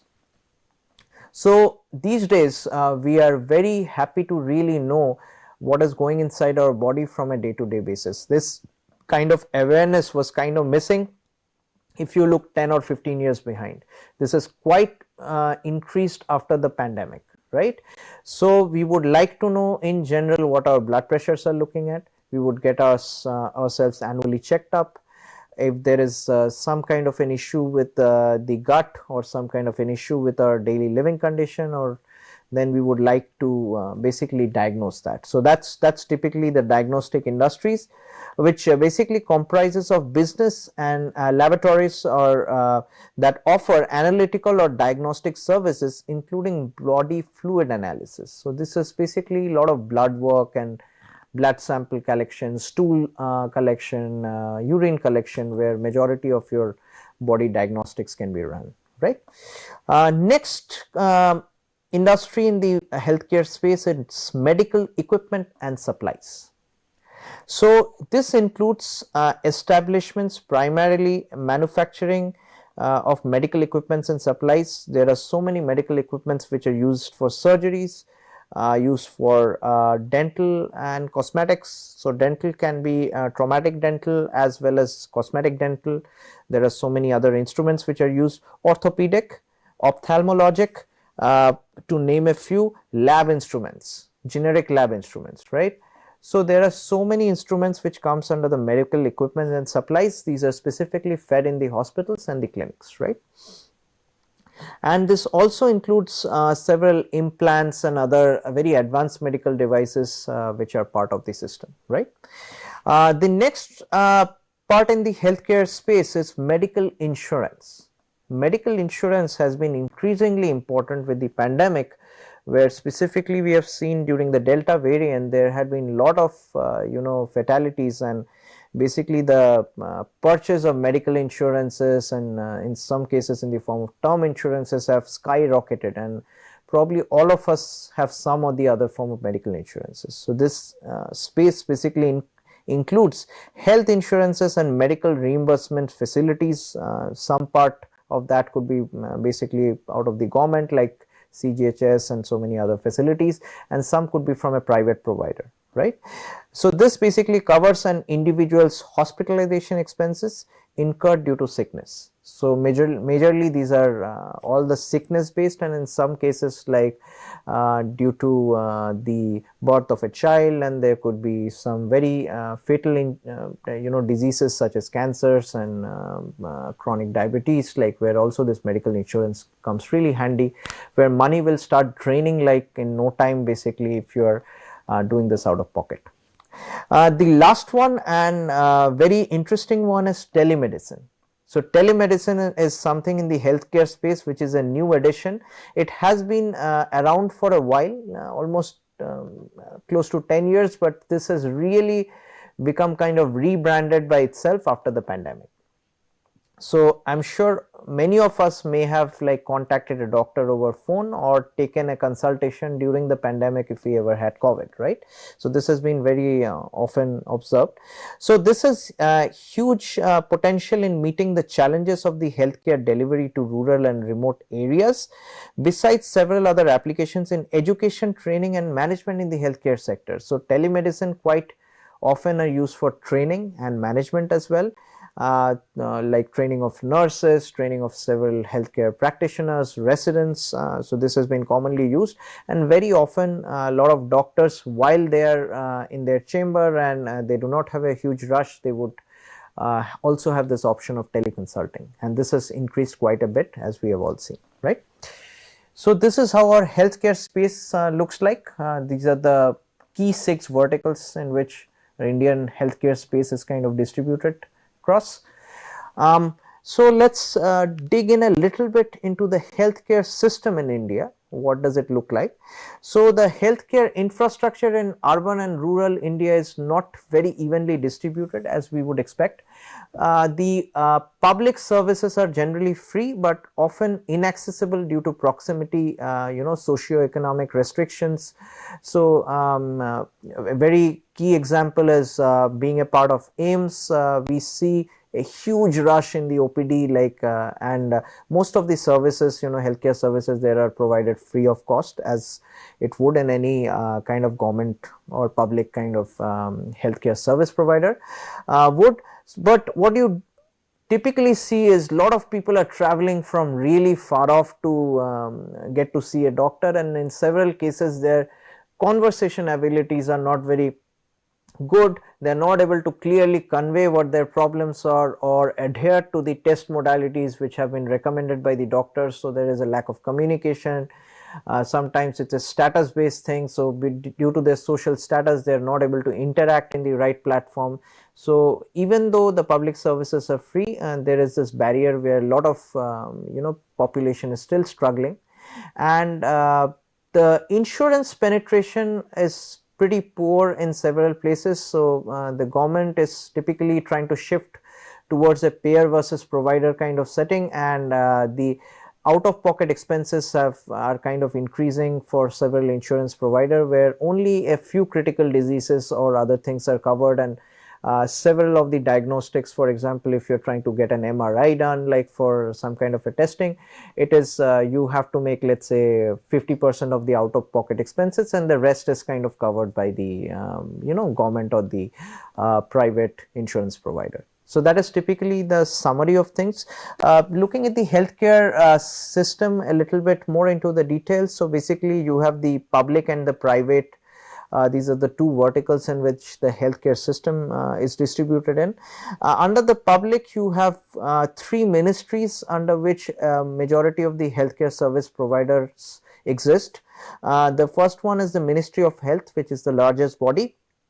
Second is the Ministry of Defense. So this, as you would see from the term, so majorly caters to the people in defense or the families of the defense personnel. The Ministry of Railways also have their own hospitals and dispensaries, and they employ so many so many of us like out of the public, and they can avail free services of dispensaries and specialty hospitals under that domain. Under the public Ministry of Health, and specifically you have state run and central run hospitals and service providers. Rural and state run are basically distributed across the rural and urban settings. Under the rural, you have community health centers, primary health centers, sub-centers, accredited social health activists, so like which are also helping out, and there are several NGOs also which are sometimes involved in this setting. Under the urban setting, you have super specialty or referral hospitals. So very often you will have from a government hospital being referred to a different hospital which has a super specialty kind of setting and has very advanced equipment. So for example, like very often, like if we have a healthcare setup at IIT Delhi, and basically if there is a certain kind of disease or problems which have been flagged by the doctors here, they would typically like let us go to Max or some super specialty hospitals at a much more discounted rate in order to avail certain facilities and equipments and test modalities, right. So also there are special disease hospitals, like there are dedicated cancer hospitals, there are dedicated neuro hospitals, trauma hospitals, dedicated hospitals for maternity. So there are so many other dedicated hospitals for catering to very key problems in the Indian society, which are very common and has a huge inflow. So majority of the bigger hospitals would like to make smaller branches sometimes to cater to the population in that form. Then we have district hospitals, government medical colleges, taluk hospitals, under the Ministry of Railways, dispensaries and hospitals. Under the private setting also multi-speciality hospitals, specialty hospitals, we have nursing homes, private clinics. There are also some non-profit organizations which are under the private, so certain NGOs and NGO run clinics and outreach. There are several charitable trusts and non-religious and religious organizations which are also part of this system, right. Also there are several schemes like for government employees where we get a discount while going to a hospital, several for the private companies as well, like in the higher management, where they would get certain discounts or completely cashless opportunities, right. So this kind of summarizes the Indian healthcare service provider system, like where we are looking at hospitals and clinics specifically. Let's go further. So India's healthcare expenditure, if we look at the graph here, we are looking from pretty early, where India was not set up like this, is back in the 1880s we are looking at, but let's focus at the 1960s to 2021. So very insignificant till 2000, the year 2000. It's not even showing in the graph, so you're typically looking at the bottom right of the graph. That's where we see India and China. So going from 2000 to 2021, you can see these are the government health expenditures which have kind of skyrocketed. In China, you're looking at the values close to 1% to something which is increased to around 3.5 to 4% in China, but in India the increase is quite minimal. So you're still looking at a 1 to 1.5%, like which is captured here. This data is from the World in database from the Lindert and other ourworldindata.org. So this can be looked in, like, and so this is capturing the entire gamut. So India's healthcare expenditure, as we can very clearly see here, is still at the much more minimal stage. And there is a rapid population growth and urban migration, which is likely going to add to the stress into the urban healthcare facilities. So majority of the population, in order to really make a living, or in order to increase their wealth or their status in the society, are trying to migrate to the urban settings. And this is happening not today, but like from the day far behind, where this, of course, once they are migrated to the urban setting, they would like to avail the healthcare services in the urban setting, and the stresses in the urban setting population or the hospitals is increasing quite significantly. But at par with that, the expenditure has not grown that much. So this is just good to know as far as the statistics. Okay, so India's healthcare expenditure we have already looked at. Let's look at the population which is predicted from 2023 3 where we are to 2100, which is like almost we are looking at 77 years from now. So typically we can see India's population has grown from 353 million back in 1950s to 1.4 billions in 2021. This is as per the census, and Pew Research Center, this is the data from there. And then the projected population as per the increase in these days are for 2100, which is almost 76 years from now, 2.2 billion, which is the high rate projection, and the lower projection is about 1 billion, which where there is a possibility of fall. So there is some possibility of fall, but the higher confidence is like that this could go almost twice or a little less than the twice. Another very key interesting aspect is in India, people under 25 years of age are projected to outnumber those aged 65 and older at least until 2078. So if we look at the plot on the very right, or the graph on the right, we are looking at some projected data, and this is based on very rigorous statistics and research. So we are looking at from 2022 to 2100. So under 25 population is kind of changing years, like, and 65 and older is percentage of population is kind of like increasing here. Then there is this slight mark where they're kind of merging together, and the top plot shows the kind of average population which we are looking at, right? So basically we can see that under 25 are going to outnumber at a certain point the population which are above 65.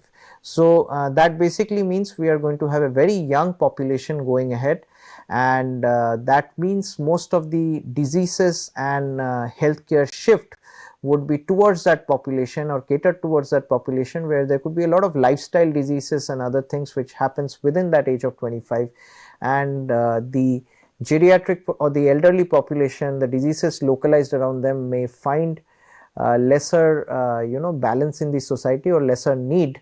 So we will have to start thinking as an entrepreneur like 50 years or 60 years ahead, how things are going to shape up, or at least 10 years to start with, that there is this increasing gap, and we are getting more and more young in India, right? So this is something good to know. India's disease burden, this is also as per statistics from the IHME Global Burden of Disease 2019 survey. India's disease burden is actually much worse than a lot of this middle income countries such as Brazil and China, right? So here we are looking at a plot of burden of diseases. So this plot is kind of has an index which is known as a disability adjusted life years, which is known as the DALI index, quite popularly known as, per 100,000 or a 1 lakh individuals for all causes. So irrespective of the causes of a disease, like this is the general disease burden. This could be cancer, this could be asthma, this could be irrespective of the disease. So the DALIs measure the total burden of disease, both from years of life lost due to premature death and years lived with a disability. So either you have a premature death or disability, so it kind of factors in all those values. So 1 DALI equals 1 lost year of healthy life. So basically just summarizing, we can see that the disease burden is fairly on the higher side or the middle side in India, and this is much higher than several middle income countries like Brazil, right? So the disease burden is constantly increasing. That is what this plot specifically increases. So the focus on the healthcare space is going to be increasingly important, and this is where, as healthcare entrepreneurs, we find a great place to build products and services. So we are going to close the session here and pick it up from here in the next session. Okay, so thank you all.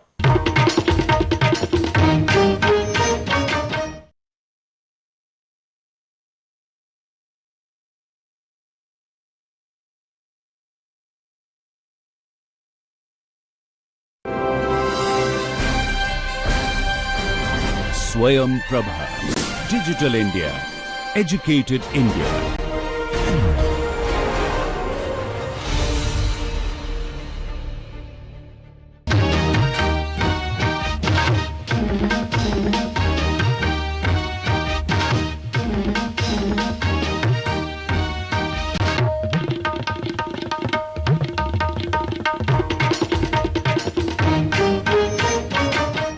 Hi students, hope you all are doing well.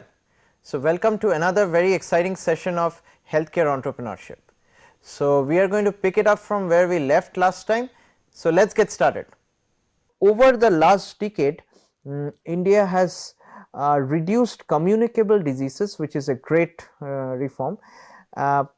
Maternal, neonatal and nutritional related deaths have drastically decreased. So if we look at the plot on the right, so we can see the communicable diseases, neonatal and nutritional diseases have kind of converged. So from a very broad on the left side, on the right side we are looking at the curve kind of converging, which basically indicates a decrease.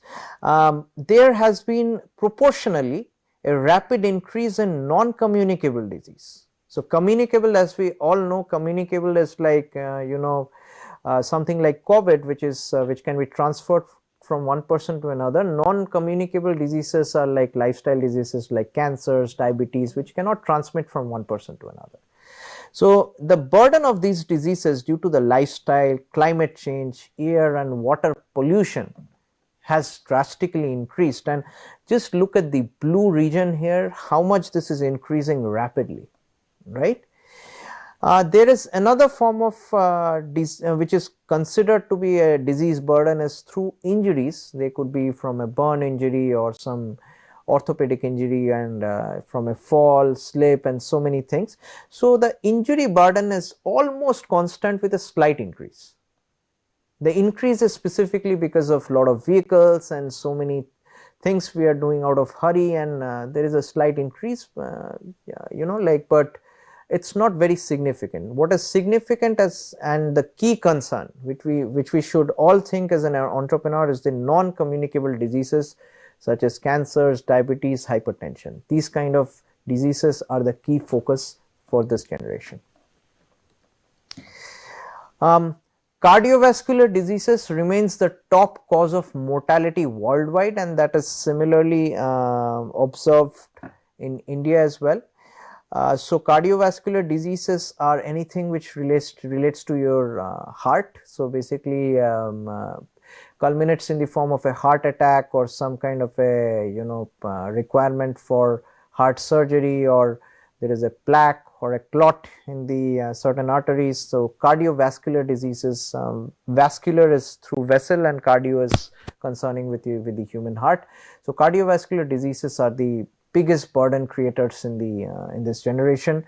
Increasing burden of diabetes, cancer and kidney diseases. So as I've already mentioned, India is almost going to be the diabetes capital of the world by 2025. It's a very clear projection, and it could be due to non-reporting. It already is the diabetes capital. So every third person you're looking at of the age of 40 and above usually has some or the other form of diabetes, right?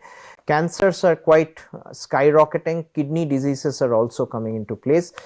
Mental disorder is a new addition which has come in specifically, it had been around like for a while, and in several highly developed countries like US and Europe, it was already recognized 15 or 20 years back, but we are slowly coming into the realization or recognition of mental disorders as genuine problems.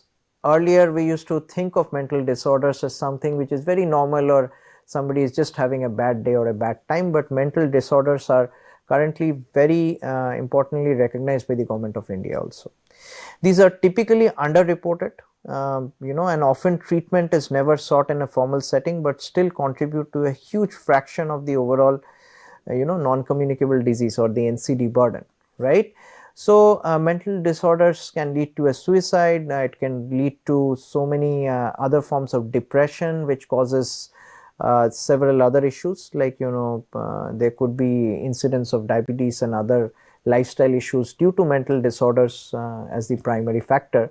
So mental disorders quite often underreported because nobody wants to still talk about mental disorders in a very formal setting, but because of their own inhibitions, and they would think typically that somebody would think that you're crazy or you're not really a sane person. So sometimes we would refrain from discussing our mental disorder issues, but Post pandemic, people are recognizing this more and more due to the lockdown, and after this, like, people are seeing a lot of mental issues, like out of depression, or somebody has lost somebody in their life, or lost a job. There are so many stresses and other stressors which are adding to the mental disorders.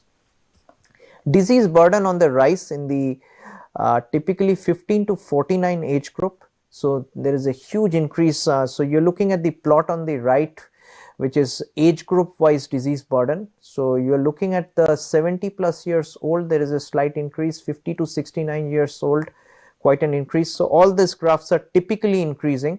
5 to 14 years old, most of the increase is not there. So it's kind of stable. 5 to 14 years old. That means most of the public health programs and, you know, like other aspects are kind of taken care for the adolescent population, like 5 to 14 years old. So 14 is not exactly the adolescent, it's pre-adolescent, but this is the journey of a kid, like, which goes from 5 to 14 years. Under 5 years, also the majority of the disease burden has reduced drastically, which is very good to see. But 15 to 49 years is a key area which is of concern, where a lot of this lifestyle diseases and chronic diseases are kicking in. 50 to 69 years, again they are kicking in, but not with a significant or drastic increase as we would think for the 15 to 49 years old. And 70 plus years, again the disease burden is increasing, but not at this rate, right? So these chronic disease management with likely further stress the health care's ecosystem as the demographic ages. So as we are heading towards the more aging population, of course people are aging up. So when they go from the 5 to 14 to 15 to 49 years old and so forth, this is going to create an additional burden to the healthcare system, which we are currently looking at. It already is so overburdened, and it is going to create a further overburden on the healthcare system. Further, there is another category which I was just talking about, is injuries. So what are the disease burden from the injuries? So if you look at the plot on the right, traumatic injuries, traumatic means something which causes a trauma or a really bad effect on the body in terms of you know, breaking of a particular you know, part, or a tearing of muscle, or it creates a long-term trauma which you are not able to recover from that injury. So those are traumatic injuries, typically caused due to road accidents, are steadily on a rise and likely to grow with increasing population. As the population is growing more and more, we are buying more vehicles, and there is so much transport on the road, so there is so much stressor, we have to go from here to there at a much more quicker pace. So the road accidents are on a significant rise across the traumatic injury category. Preventable falls also on the rise and account for 20% of injury related disease burden. So preventable falls, so there are several falls where we can prevent ourselves, like if we were not running around quite quickly, or if we would have noticed the steps you know, in certain cases. So they also account for a huge disease burden, and quite a few of this to be noted are from the elderly population, where the sensory motor control, or how we actually carry our body forward, or it is sometimes known as the gait, how do we walk and you know, run, typically that aspect changes, and the chances of falling also drastically increases. So typically in the elderly population, this is quite often observed, that there is an increase in the disease burden. Mental health and socio-economic pressures are also driving up suicides and self-harm related incidents, accounting for nearly 10 million incidences in India alone. That's quite a bit of number, right? 10 million. So a million is 10 lakhs, and you are looking at 10 million, which is a crore. So 1 crore of incidences in India alone. This is on a yearly basis, right? So this is quite high, and something to be taken into account while you are trying to look into your entrepreneurial journey. That mental health could be something which you can also tap along with the other traumatic and chronic diseases. So what we are going through currently with the healthcare space, is it a catastrophe or a chaos, or is this an accelerated start to a new era? This is a very pertinent question to be asked, that whether things are going down the lane. Many of the people you will start talking about, they would say healthcare is going towards from good to the worst, people are going to suffer a lot, there are so many diseases. Is it going in that direction, or is it like so many new technologies are coming that it is going to solve some really good issues like which we are facing in the healthcare problems? So there is a differential and uneven impact across the healthcare system. If we look at specifically the pandemic and the diseases which are going around, the official figures suggest a large degree of resiliency to increasing stress. So as an Indian market, this is a very good knowledge or very good point to be noted, that our system has showing a lot of resilience or robustness towards the increasing stress burden of the disease. Even though we have so much stress burden, we are able to manage this pretty effectively so far. This is very good to know. SPAR and medical innovation. So this is where a lot of us entrepreneurs come in. There has been so much into the medical innovation from a vaccine and pharma innovation standpoint. So vaccines, for example, the COVID vaccines were built at a record pace. None of the vaccines ever in the world were kind of developed in such a short span. So this is a huge innovation, right? Medical devices, open source medical ventilators, oxygen concentrators, these are for some examples, were quickly built around the pandemic, and there are so many other devices which are right now manufactured at a huge pace. This includes diagnostic devices, implants, and so many other lifestyle based devices. Like for example, glucometers, very few component or few part of the population would ever buy a glucometer, or would ever buy a blood pressure measurement device or an oximeter, right? But that population has increased quite a bit. Now we have digital thermometers. That market was not existing. We would always use an analog thermometers, and digital thermometers were there, but not used so diversifically, or not everybody at home had a thermometer. Now in my home only, I have like 6-7 thermometers of different capabilities and different brands, right? So there is this very quick and high manufacturing market which is going at a very high price. Democratization of health data, open source dashboards. So earlier, to understand quite a bit of diagnosis and what is written in your report, what is this medicine about, we wanted to kind of know it from a doctor, but these days from Google or so many websites, you can very quickly understand what does a medicine dosage mean, is this medicine the right medicine I should take, or what is this disease modality or this particular term is meaning. So, and also there are so many generic health data which is shared online, that if you look at a particular kind of rare ailment, like you have some kind of a hair loss or some kind of an issue on the skin or an allergy, you can look it up online and get so much of information and case studies, right? So things are quite changing with the generation. This is one of the good things which has happened. So there are so many multi-speciality hospitals where the pandemic has led to the decline on the number of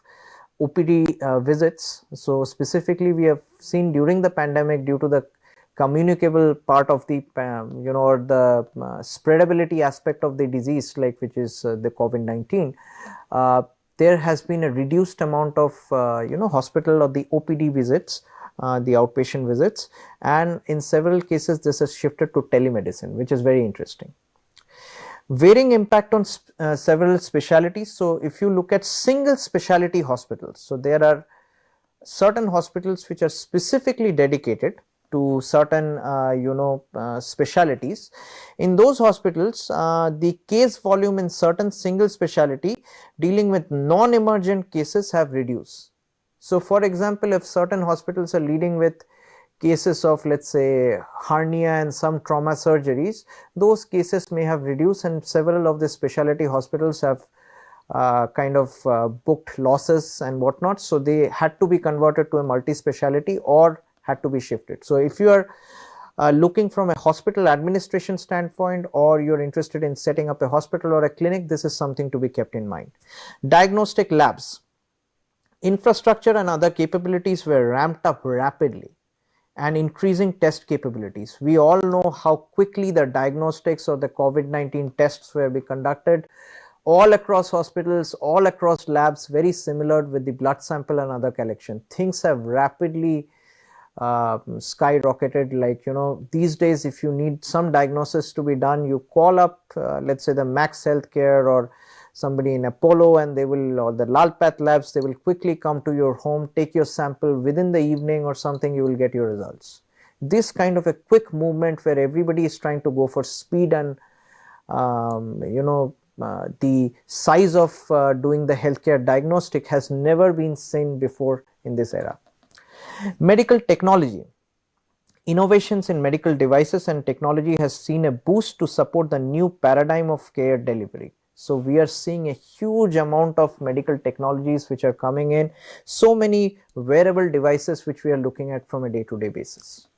Health tech. A number of hospitals and healthcare centers are increasingly adopting digital solutions to provide alternative models of care delivery like telemedicine, e-pharmacy. So there has been so many apps which is for taking care of your medicine needs, whether you need a medicine top up, or you need to take a certain medicine at a certain time, certain vaccines, or there are telemedicine consulting, let's say out of 5 which you have paid for, 2 are free, something like that. So there are so many packages, healthcare packages. So a lot of this health tech revolution is going through, like kind of mostly post pandemic, where people are really interested to know what their blood counts are, and so many other modalities. Health insurance penetration and insurance coverage have increased, but so has the risk of insurers, as insurance policies providing coverage against COVID-19 are yet to be well defined, and in certain cases several other critical diseases, exclusions, limits and risk categorized properly. So healthcare insurances have skyrocketed. If we look at, like, let's say Policy Bazaar, which is kind of a service for shopping for so many healthcare insurances, or you're specifically going for, let's say, ICICI Lombard, there is Max Life, there are so many healthcare insurance providers. You go for them, you will quickly, you can check out, put some prescriptions or details about yourself. But the problem is, this has increased quite a bit, that you can very easily get a healthcare insurance, but when you're trying to claim it, then the problem starts. You are not aware of what are the inclusions, what are the exclusions. So the insurance providers, which mostly try not to give you an insurance claim or give you a partial insurance claim by putting certain things as which is non-traumatic or non-emergency or things like that. I'm sure many of us would have faced this if you had claimed some kind of a health insurance for yourself or your family or your parents. Like we have to sit through the entire day to make sure there is a cashless claim, and certain things, there are so many objections. So it frustrates a lot of customers, which is happening. So this healthcare insurance domain is another space in which a lot of innovations are needed. So the post-COVID era has really redefined the healthcare delivery and the care setting.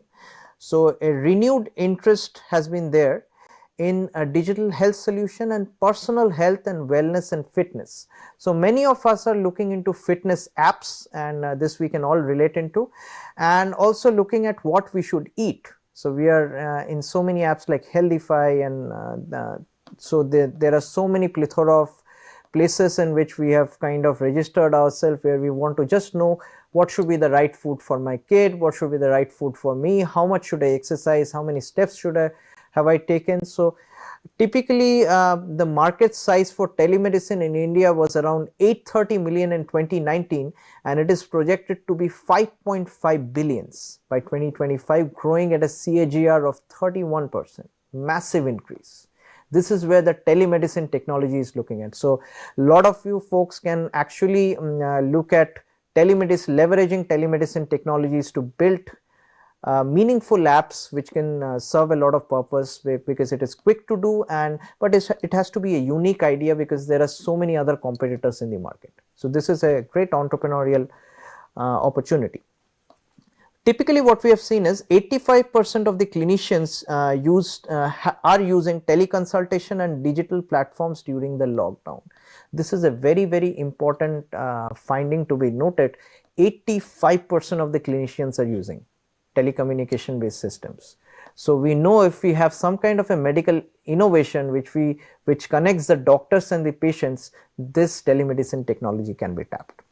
50% of doctors found digital platforms to be an effective tool for patient interactions. So 50% of the doctors are very happy with interacting with the patients over the digital platform. They do not have to spend a lot of time in diagnosis or physically coming in contact with the patients. They can do it on their own time through teleconsulting and get paid pretty well, right? 80% teleconsultation services were from first time users. So this is another very important fact to be taken as an entrepreneur if you are trying to get into the digital space, right? 80% were first time users. So the first time users are not only curious, they are very excited to jump into the space. So there can be so much of tapping into the teleconsulting services. 44% of the teleconsultations were from non-metro cities. Another huge opportunity. We would usually think that most of these app based things are done by the city people, but that's not true. Majority of the 44% is a very good number. You know, from the non-metro cities, people are looking into teleconsulting services. Maybe because they don't have very good doctors around, or could be they want a diagnosis very quickly, or they want some kind of a response to their disease or something which they are facing at a very quick note. So if we look at the plot at the bottom, we are looking at the virtual health as a percentage of outpatient and office visits. So telehealth, behavior health only, and telehealth all specialities, quite a bit of good percentage. So 70% of the people are actually willing to go for a virtual teleconsulting. So that means doctors' visits can be drastically decreased, right? So with this, we are going to talk about quite a different set of personas. So what is a user persona? Let me define. So user personas are some ways to basically define a very key profile for our customers. So let's talk about a little bit into the different user personas which are there in the telehealth services domain, right? Across the continuum of care. Continuum of care basically means which makes sure that a person goes through the different stages from diagnostic to treatment to follow-ups of the care, right?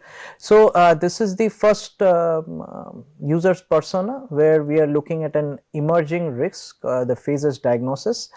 So typically this person, Mary, this can be anybody, who is a 50-year-old, has obesity and other risk factors potentially related to diabetes. As we all know that obesity is quite often indicates the possibility of diabetes, that's the case. So she or he doesn't drive and has a husband and a son. The current state of affairs is she schedules between routine visits, in-person wellness appointments with primary care physician, which is the PCP, or in any kind of primary care physician office. PCP or the physician offers urine sample and A1C test, blood test for which is the blood test for the glucose levels to screen for diabetes, right? So this is at a diagnosis level. The potential future status, she could or she would schedule routine telehealth wellness appointment based on the diagnostic tests. Because of diabetes risk factors such as urine and A1C test ships in advance to be sent back by mail. So basically what that means is they test is conducted separately, and then finally by mail the reports come, and by email there is a report, and these are all shipped to a lab or a center like where the tests are conducted close by in the vicinity by mail or some kind of a service. So then the physician basically discusses the results by telehealth visit. So based on that, so so this is the kind of scheme of things which are going to happen to any person fitting this profile, having a possibility of diabetes around in the elderly age of 50, right? Let's look next. Next is a type of provider consultation where healthy or low risk population is looked at. And this could be very generic. So you're looking at a 20-year-old who has no chronic conditions, who is not married and has no children, right? So current status: wakes up with burning sensation during urination, goes to the urgent care center. Urgent care center is like any other health center, it's quite often known in the US. Picks up prescribed antibiotics at the pharmacy for UTI or urinary tract infection, and basically potential future status: connects with an on-demand doctor through telehealth and drops off urine sample at urgent care clinic. So basically has a teleconsulting, and based on that, doctor says that like you go ahead and submit your samples, gets diagnosed with a UTI and is prescribed antibiotics. This is how the process went, and antibiotics are ordered and delivered to home by the end of the day by the service provider. So this is how the teleconsulting service is being provided to this particular kind of customers, right? So care at the home interventions, if we look at medical or medicines delivered to home very quickly, that is on the bottom right, and telehealth urgent care visit. So these are two important aspects which this set of customers or particular population specifically generalized by the name Laurie is looking at. Right. Oops. Next, so somebody is next fit to the population who is planning a procedure, right? It's a part of the ongoing management. So this person is 50-year-old, has a kidney failure and has a wife and 2 children, right? So the current status: has kidney failure and receives dialysis 3 times a week at a nearby clinic. So that is the current state of affairs. The potential future status: Frank and his wife are trained on how to administer dialysis at home. So they would like to have a home-based care. They are able to administer dialysis at home with wife's support, that is a possibility, and sets up a remote patient monitoring to prevent adverse outcomes. So they want to still be wary that like they are not doing everything by their own. They want to be very clear that somebody is able to monitor their progress or whatever dialysis based medication is being advised. So basically from the home intervention standpoint, you are looking at self administration of treatment. If this is being provided by some innovation through your particular service or product, this could be something of value. Remote patient monitoring. So you are looking at all the keywords here which an entrepreneur should pick are the gap areas in which this particular set of customers can be addressed. And when we are talking about particular set of customers defined by Frank, we are looking at a huge number, right? Self administration, if that could be trained through some videos or in-person training, and remote patient monitoring if that can be implemented. Okay. Next one is a phase of self-care by high-risk chronic conditions. So these are all the states in which we are trying to define certain opportunities. So at the very bottom right, you are looking at the possible entrepreneurial opportunities. So this person is going through, or set of people are going through high-risk chronic conditions, typically around 80 years old, has congestive heart failure, diabetes and depression. This person is divorced with no children. That basically means it lacks support. They do not have any family support, right? So current status, he has difficulty remembering to take medications, make lifestyle changes and keeping appointments as this would be necessary for recovering properly from the condition. No psychologist available nearby to treat his depression, as he doesn't have any family with him and he's coping up with this health problem. He is going through a state of depression. This is also a very common type. You could think of a lot of elderly population who could be part of your family or a extended family or other families, right? So what is the future potential state of things which this person goes through? The primary care provider or the PCP assigns a care manager and sets up remote patient monitoring. So a care manager is there who is setting up a remote patient monitoring. The care manager doesn't have to be with the patient all the time. They just introduce this remote monitoring tool with them and kind of connect with them from time to time whenever there is an emergency or they feel like something needs to be administered. Otherwise there is a remote monitoring, right? So PCP gives referral to the telebehavior health providers. So basically the PCP or the primary care provider is giving a update on the telehealth behavior provider or telebehavior health providers who are trying to look at his behavior and understand how he should be counseled, or any kind of depression based medicines have to be offered or whatnot, right. So this is again a very key opportunity into the healthcare space. So what are the key entrepreneurial opportunities here? Care management support. So if this can be provided by some entrepreneurial ventures, could be really helpful for this type of population. Referral to specialist for telehealth visit. This is already there, but if some very specific, psychologists or specific doctors can be referred to, then this telehealth visit would be really worthwhile and would be really valuable for this person to not only take care of his day-to-day operations, but like also understand his depression, right. Next is remote patient monitoring. So we are also looking at remote patient monitoring. This is a very new aspect. This person has to be monitored on a day-to-day basis, otherwise it could be that he is in so much of depression he may self-harm himself, or he may go through some kind of a state where he is forgetting his medication, and that has a repercussion. So these three are the entrepreneurial opportunities which comes out of this kind of a persona, and this persona reflects again a huge group of target customers. So this is how we try to look at the market from an opportunity standpoint. Another one, unplanned acute kind of condition, where 75 years old has coronary artery disease. It's known as a CAD or CAD, quite oftenly abbreviated as.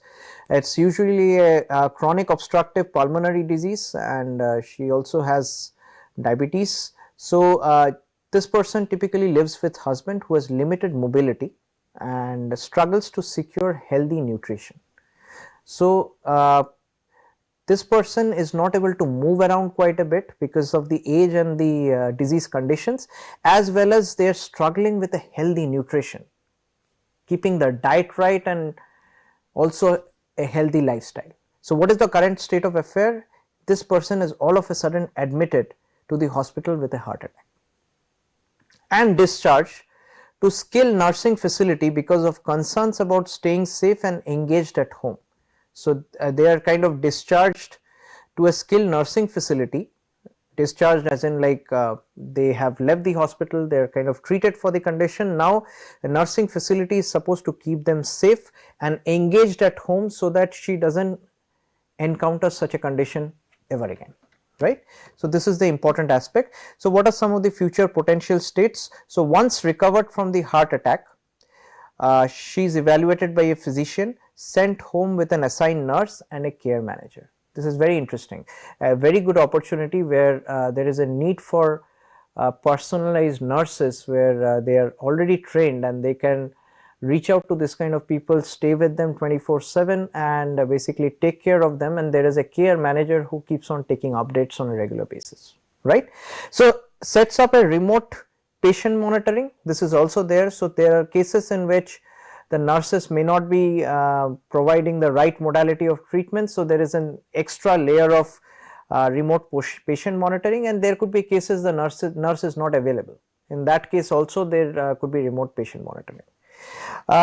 Has daily telehealth visits with physician coupled with in-person care from a nurse. So there could be cases where the nurse only comes once in a day, does necessary activities which are needed from a day-to-day basis, gives the right medicines and everything is administered, and this person or the persona, which is the Burnett, and she is describing a lot of other population. She is having daily telehealth visits with the doctor she is working with, and the doctor keeps on telling her that your nurse is going to visit, please take these medications and these lifestyle changes, you are doing good or you are not doing that good, you have to change these aspects and whatnot, right.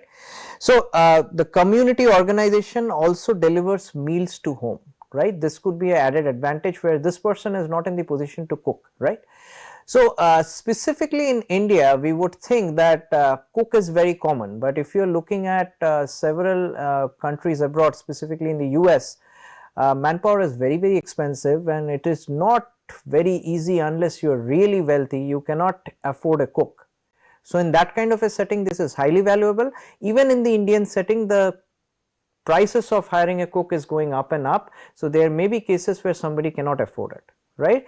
So there, if some healthy meals can be transferred from the community organization to this particular person, that could be beneficial. So what are the key opportunities here? Hospital at home program.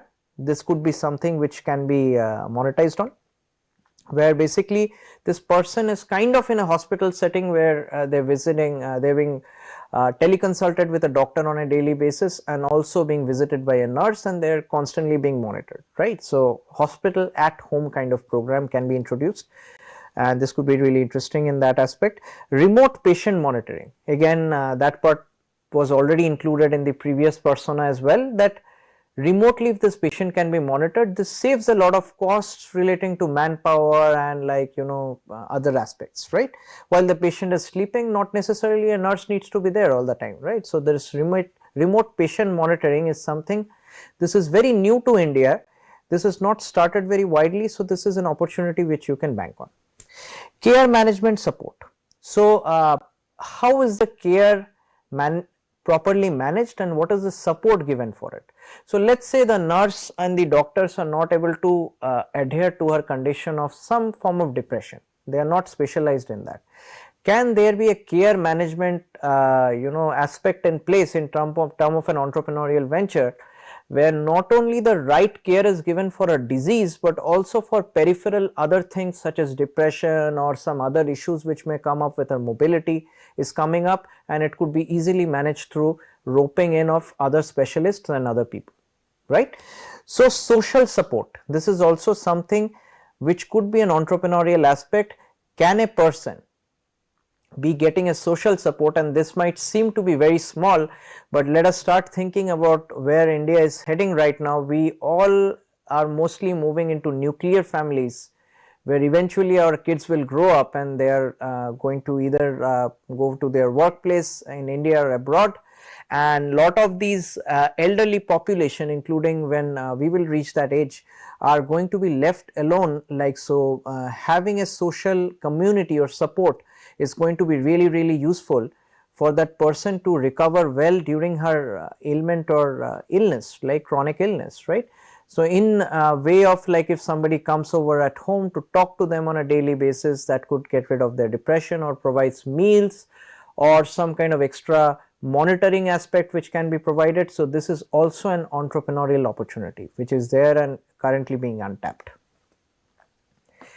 Okay, another persona is, and as I have talked about personas, these are coming from a lot of market research and through surveys where a lot of companies have tried to understand what are the key health issues in the market with respect to telemedicine. Here we are focused at the telemedicine and how that can be solved in form of like knowing the target customer. So let us look at another target customer. End of life. So 60 years old, has been undergoing chemotherapy for lung cancer, very unfortunate. So this person has a kind of a terminal illness where this person may not live for a very long time and has been undergoing chemotherapy. This person is widowed and has a daughter. So basically they do not have the support of a son, where physical support as in like in the term of strength, where somebody can really run around and sometimes support equivalently. But of course like her daughter could also support her, because I think there is a very key quality there. So but in certain cases this could be a particular case where the daughter is also like not working, or she is not able to provide. In very specific case in this persona, where she is not able to provide to that his father or mother for this particular aspect, right, and this is this specific case. So the current state of affair is not responding to treatment, so elects a comfort care. The oncologist who is taking care of the cancer specialty helps select a nearby hospital facility. So there is a oncologist on board who is in a nearby hospital, and this person is not responding very well to the treatment. So he knows definitely he is not going to live for very long, and this is also a kind of persona which is very commonly seen in the Indian and abroad setting. So some of the future potential states are the oncologist refers a hospital team who can provide care at home. So this care at home could be of use, like where this person at least has a good experience while at home. He doesn't get depressed thinking about things are not looking very nice for him going forward. So there can be a kind of home visit by clinical staff or something like that, which is an opportunity for this market. And the next potential state is the daughter moves in to care for this person.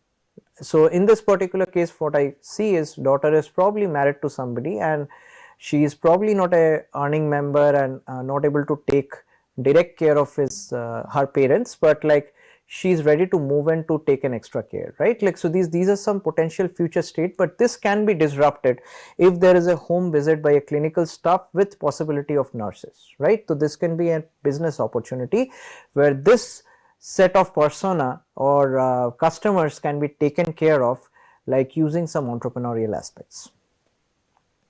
Okay, so digital health innovations is well known to drive at home healthcare delivery, and this we have realized through some of the user personas we just looked at.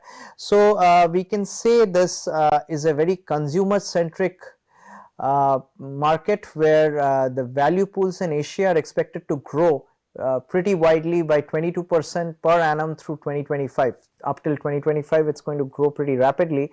So let's look at some of the market sizes. These are some very common terms looked at when you are targeting a new product or a service from an entrepreneurial standpoint. You want to look at how big is the market. Am I jumping into a big market or a very shallow or small market where the opportunities are less and I need to create a new opportunity. So this is something to look at. So the first category is wellness and disease prevention, which is majorly the diagnostic category. So the value pool is improve wellness and prevent disease. So this is the main value.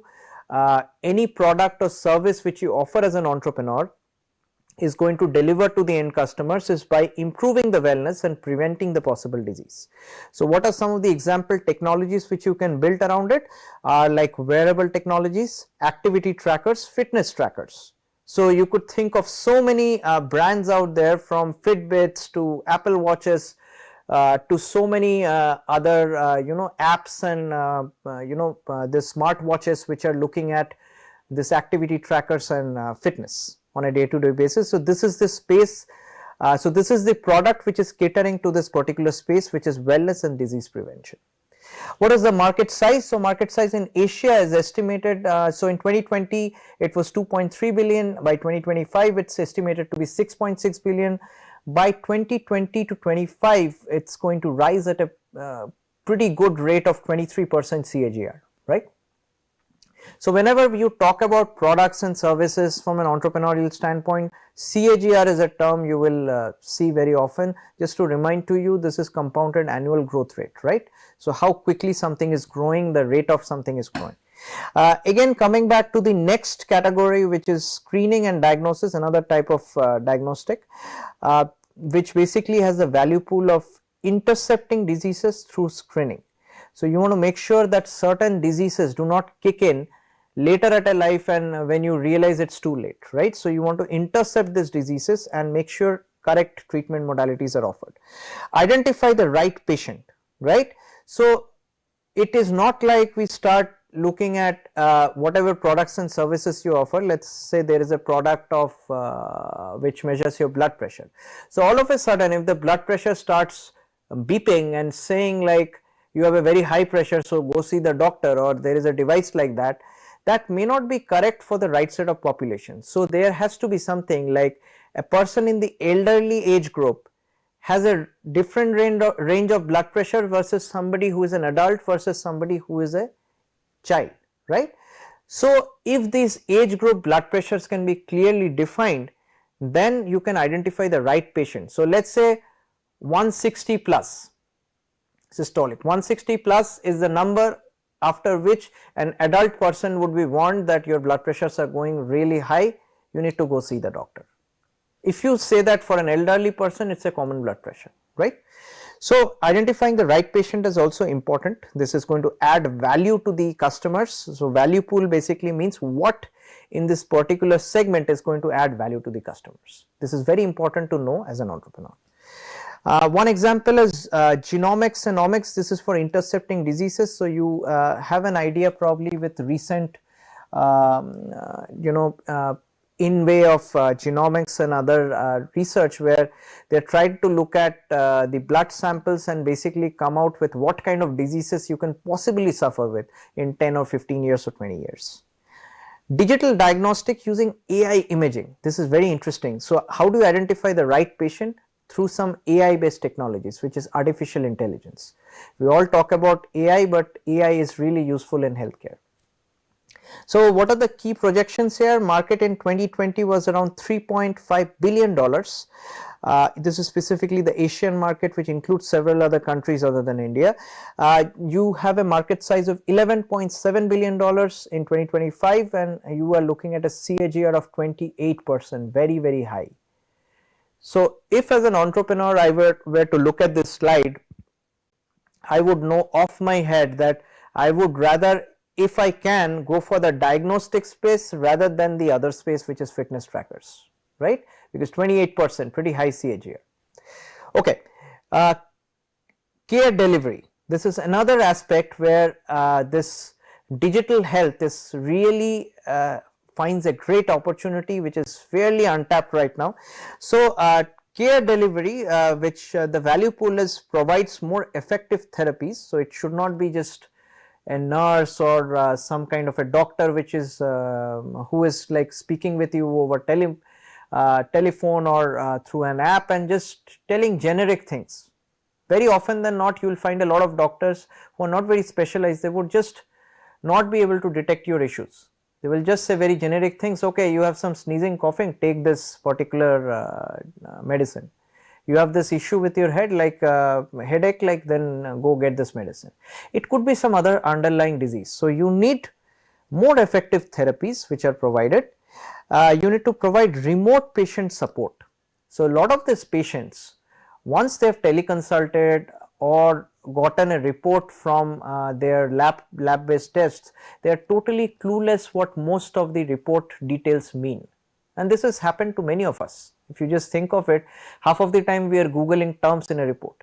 So can remote patient support be provided where these are explained by somebody who is trained in this and can provide some ease to the end customers, which are the patients like any of you or me, where this can provide an ease to us that yes, I think you are doing good, nothing too much to worry, see your doctor next time after 5 days, right? Supply therapies to patients. Can several therapies to patients be supplied through this care delivery system where they don't have to visit an hospital, and let's say there are some certain injections like insulin which can be shipped from a local good hospital, and they can take it with a manual which clearly states when that has to be taken and how it has to be administered. So there are so many aspects and therapies which can be supplied, or there could be a physiotherapy session which can be done at home, through a teleservice, like somebody can do yoga. There could be a teleservice which basically tells you what all things to be eaten and like for a certain disease and whatnot. So the other aspects are some example technologies for the same are digital therapies, like there are several cognitive games. What are these? This is also a very interesting area. So several people who have had a traumatic injury and are getting rehabilitated, like let's say they have a foot injury and they are not able to walk properly, there are several games which makes you twist your foot or make your foot like move in a certain way, or your arm if that has got injured, and basically you are trying to get the right rehabilitation through this cognitive games. Sometimes it improves your mental health. So there are games rooted for that as well. Telemedicine, remote monitoring is something which is a great solution. It's very, very untapped. We are looking at some huge markets here. Telemedicine, remote monitoring, you are looking at $16.8 billion already existing market at 2020 and looking at $33.8 billion. Quite a meteoric rise like in 2025, which is expected. You are looking at a 37% CAGR. So if I was in the digital space, healthcare space, I would start looking into the remote telemedicine based health monitoring. This is an aspect where you would find a great opportunity as an entrepreneur to start looking at, right? So this is what we are going to cover through the entire course, where we are going to look at this very specific opportunities and how we can tap and use them in the right modality, right? So next is digital pharmacies. This is also very important. So not everybody wants to go to the doctor and then buy a medicine from a pharmacy. Many a times, like, the right medicine won't be available. That happens to me quite personally when I visit the doctor for my kids medicines, like who is a 2-year-old, like I am not able to get the right medicine or the right brand every time. So if there are digital pharmacies which can give me the right brand and right medicine in no time, this is the key word, in almost no time, then digital pharmacies can really do well. So if you are trying to get into this space, speed is of course the keyword here, and another keyword is basically sufficing with all the possible brands which are well known in the market. So several times people are attached to certain medicine brands. They want to go with, let's say, Sun Pharma, or there is a particular medicine brand which they want to associate with. So if you are looking from one brand to another, they may not want to switch because the medicine name has changed, right? Okay, switching gears, very interesting aspect which we have lot seen coming together is digital wearable device. Plethora of this devices we are looking at, which can basically be summarized as a lab on skin. We basically as if have a lab or a laboratory on our entire skin. This can go from glasses to headset to the different sensor based clothings, the digital watch which we are wearing. It can have sensors for measuring our blood pressure, glucose monitoring, heart rates, sleep cycles. There are digital strips, there are digital rings which are also worn. There are shoes with particular insoles which are measuring your body pressures, like the foot pressures, and detecting diabetes. There are certain belts to look at the obesity. There are so many aspects which all comes under these wearable categories, which are also in a huge influx in the Indian society right now.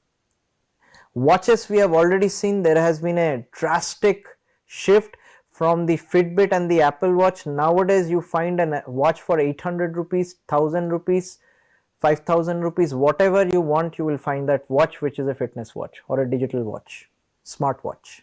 So I encourage you all to kind of look for these kind of watches in the in a particular watch store, and you will see it covers the entire range of things what an Apple Watch and other watch companies are offering. So basically what that means is there is competition, number one, and second is this space is extremely cluttered.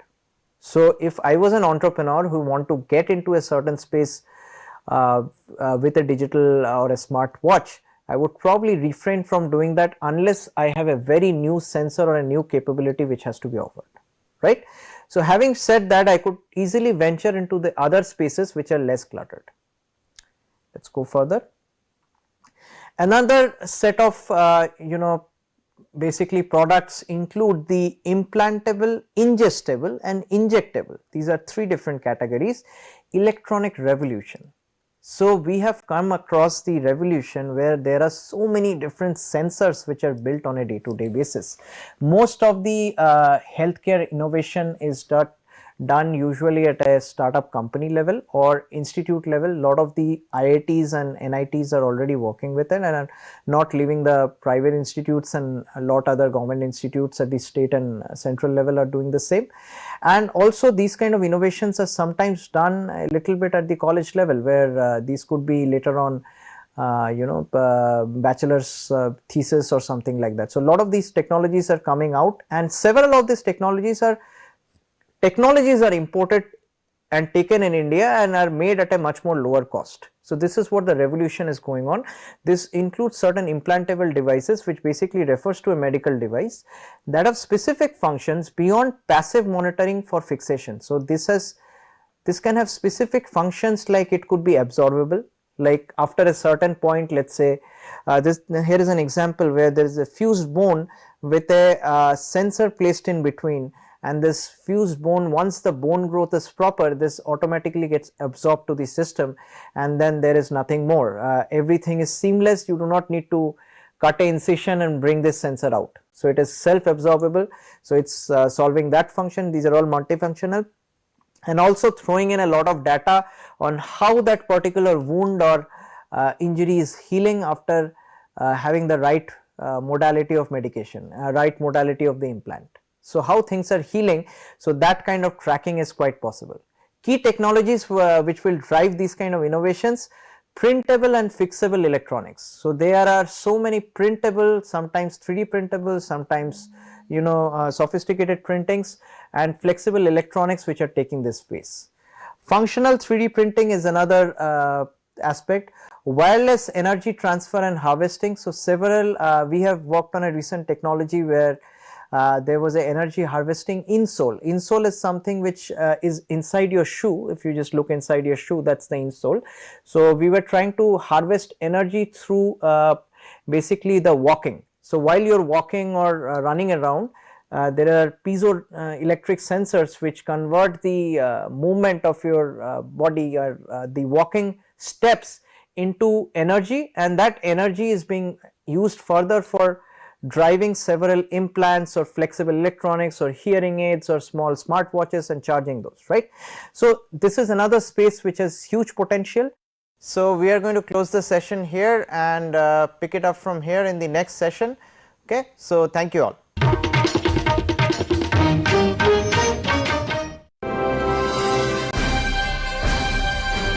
Swayam Prabha, Digital India, Educated India.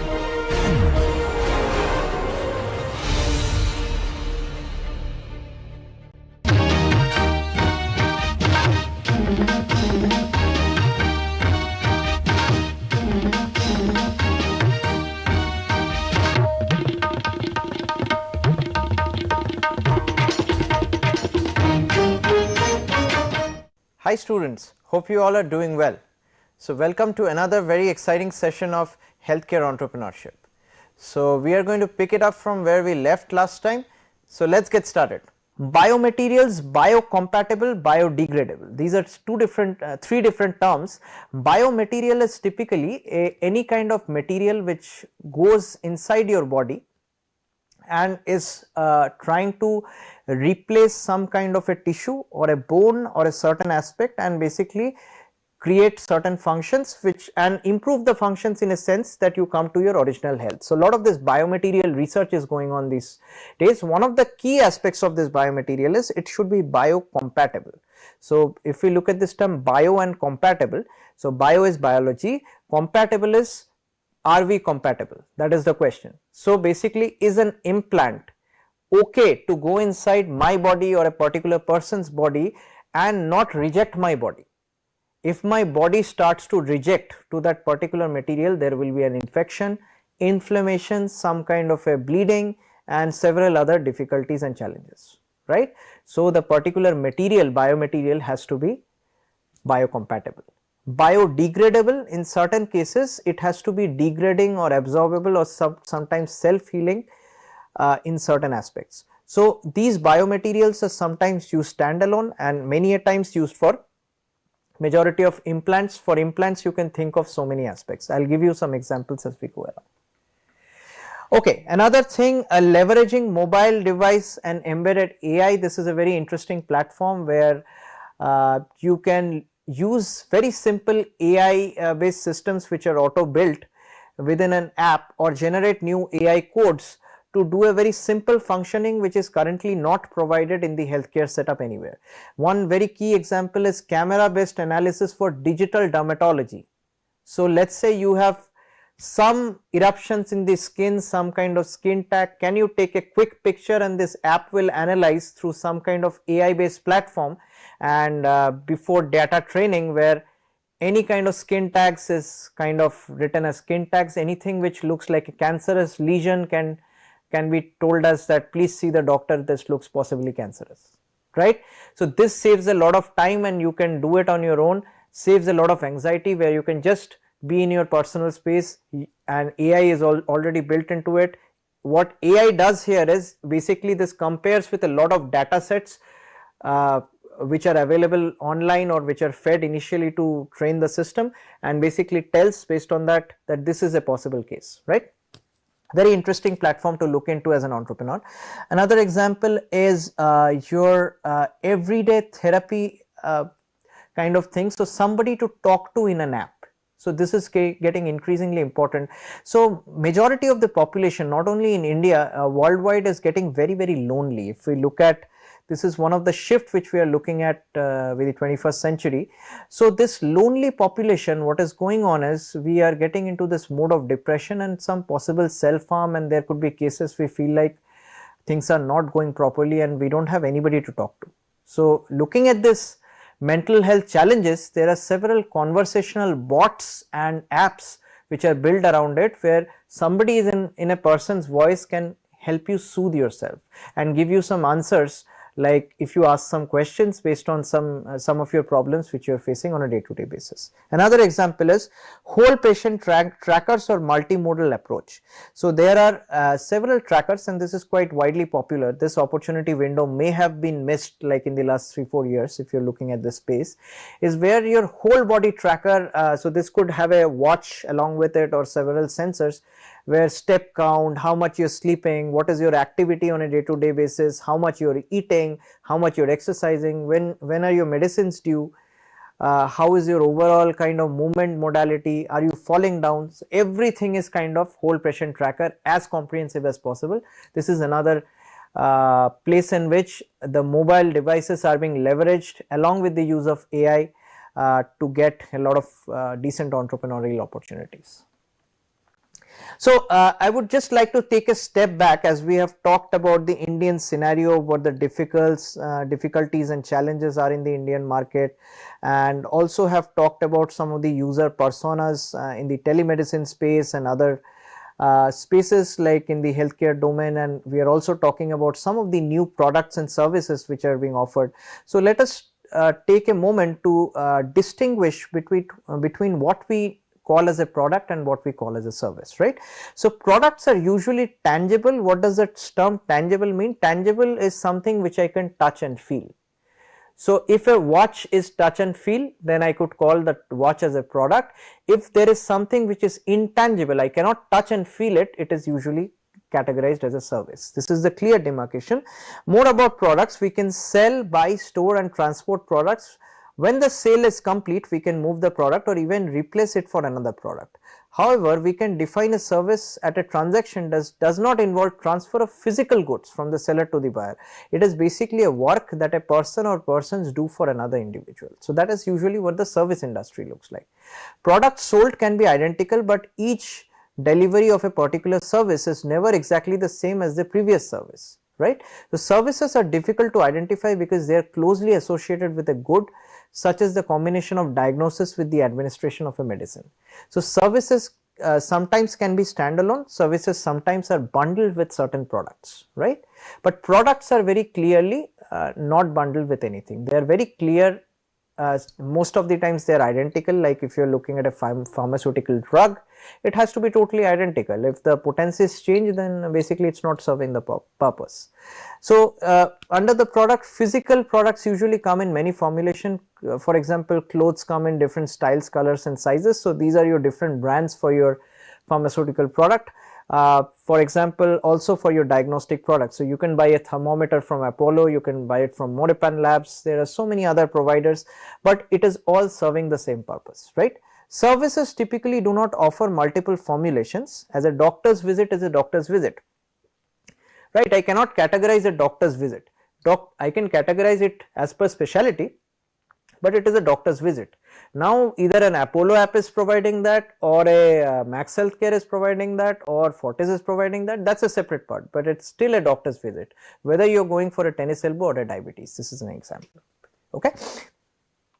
So unless a product has protection under a patent, it is likely that many versions of it exist. So that's whenever we talk about products, intellectual property becomes important if you have a really innovative product.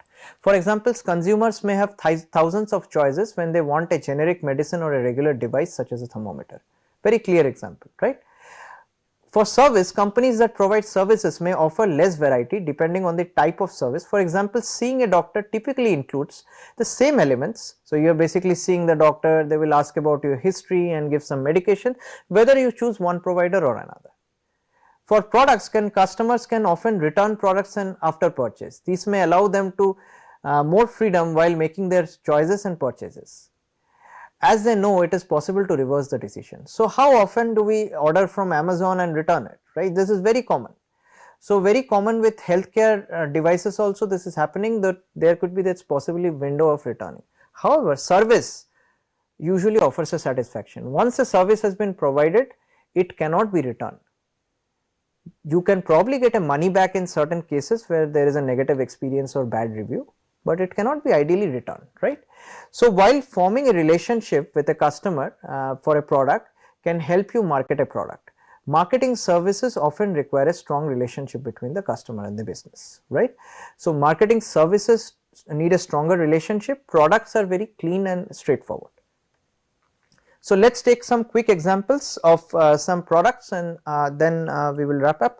So, some of the key medical product categories, the first one is diagnostic, so where we are looking at stethoscopes, spare parts of these stethoscopes, sphygmomanometers, diagnostic sets, otoscopes, ophthalmoscopes for the eye, pulse oximeter, fetal Doppler, ECG machine. These are some examples.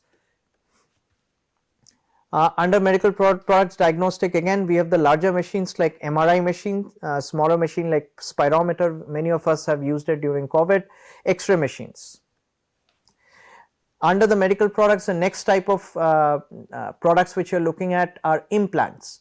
So, there could be so many implants from head to toe, typically made up of some biomaterials. An example here is the knee implant, and then there is a classic hip implant, which is basically due to severe cases of arthritis where there is a hip fracture, the hip implant is needed, right. Some other implants are spinal implants, when there is a there are diseases such as scoliosis where a spine gets curved.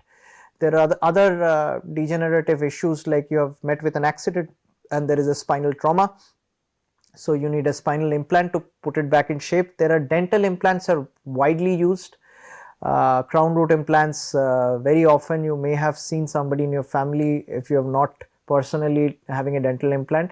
Elbow implants sometimes during severe injuries, right. Then the third category is assistive devices and orthosis. So, here typically what we have is wheelchairs, walkers, assistive attachments. So, many of the folks without limb support, if they have lost a limb, they would have an assistive attachment. Hearing aids quite often used by elderly population who have hearing problems. Adaptive writing attachments basically. So, this is widely used for population who have some finger deformities. Many of the arthritic or rheumatic population has these kind of finger deformities where the fingers are not rightly aligned to write with a pen or pencil. So, they need this kind of an adaptive writing attachment.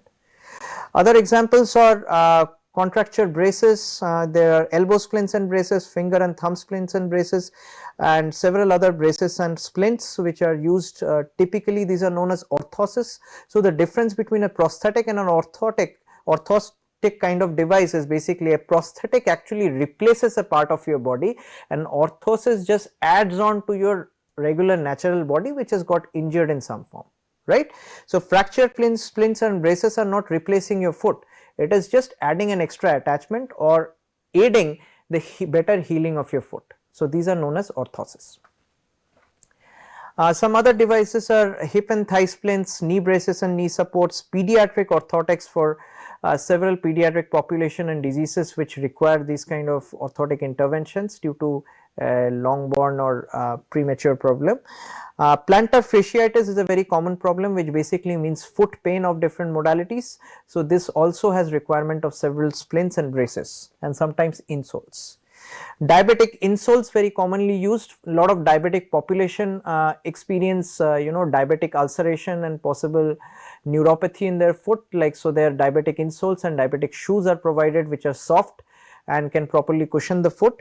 Diabetic walker boots, many of the diabetic population are not able to walk properly because of ulcers and blisters on their foot. So orthopedic supports and braces are also widely used. Then under the wearables you have smart glasses, smart watches, glucometers, activity trackers, hydration monitors. So many of the folks like in the athletic domain, like they are interested in knowing their hydration levels from a hour to hour or minute to minute. They would have hydration monitors which are again built out of electronic sensors, which are biochemical sensors which are trying to measure the hydration amount.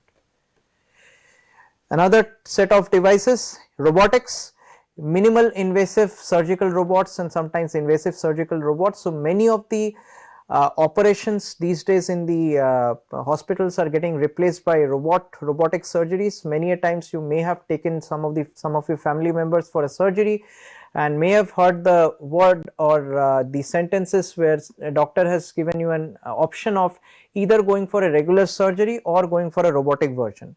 Majorly happens with cataract, classic cataract surgery, which is cataract in your eye. So these kind of surgeries are slowly getting replaced by very sophisticated surgical robots.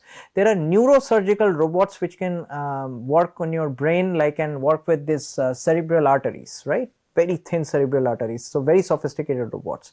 There are robotic arms for doing a lot of activities like and surgeries, as well as there are behavioral therapy robots. So this is a very interesting aspect given the mental health condition and the loneliness of a lot of population, growing population in India.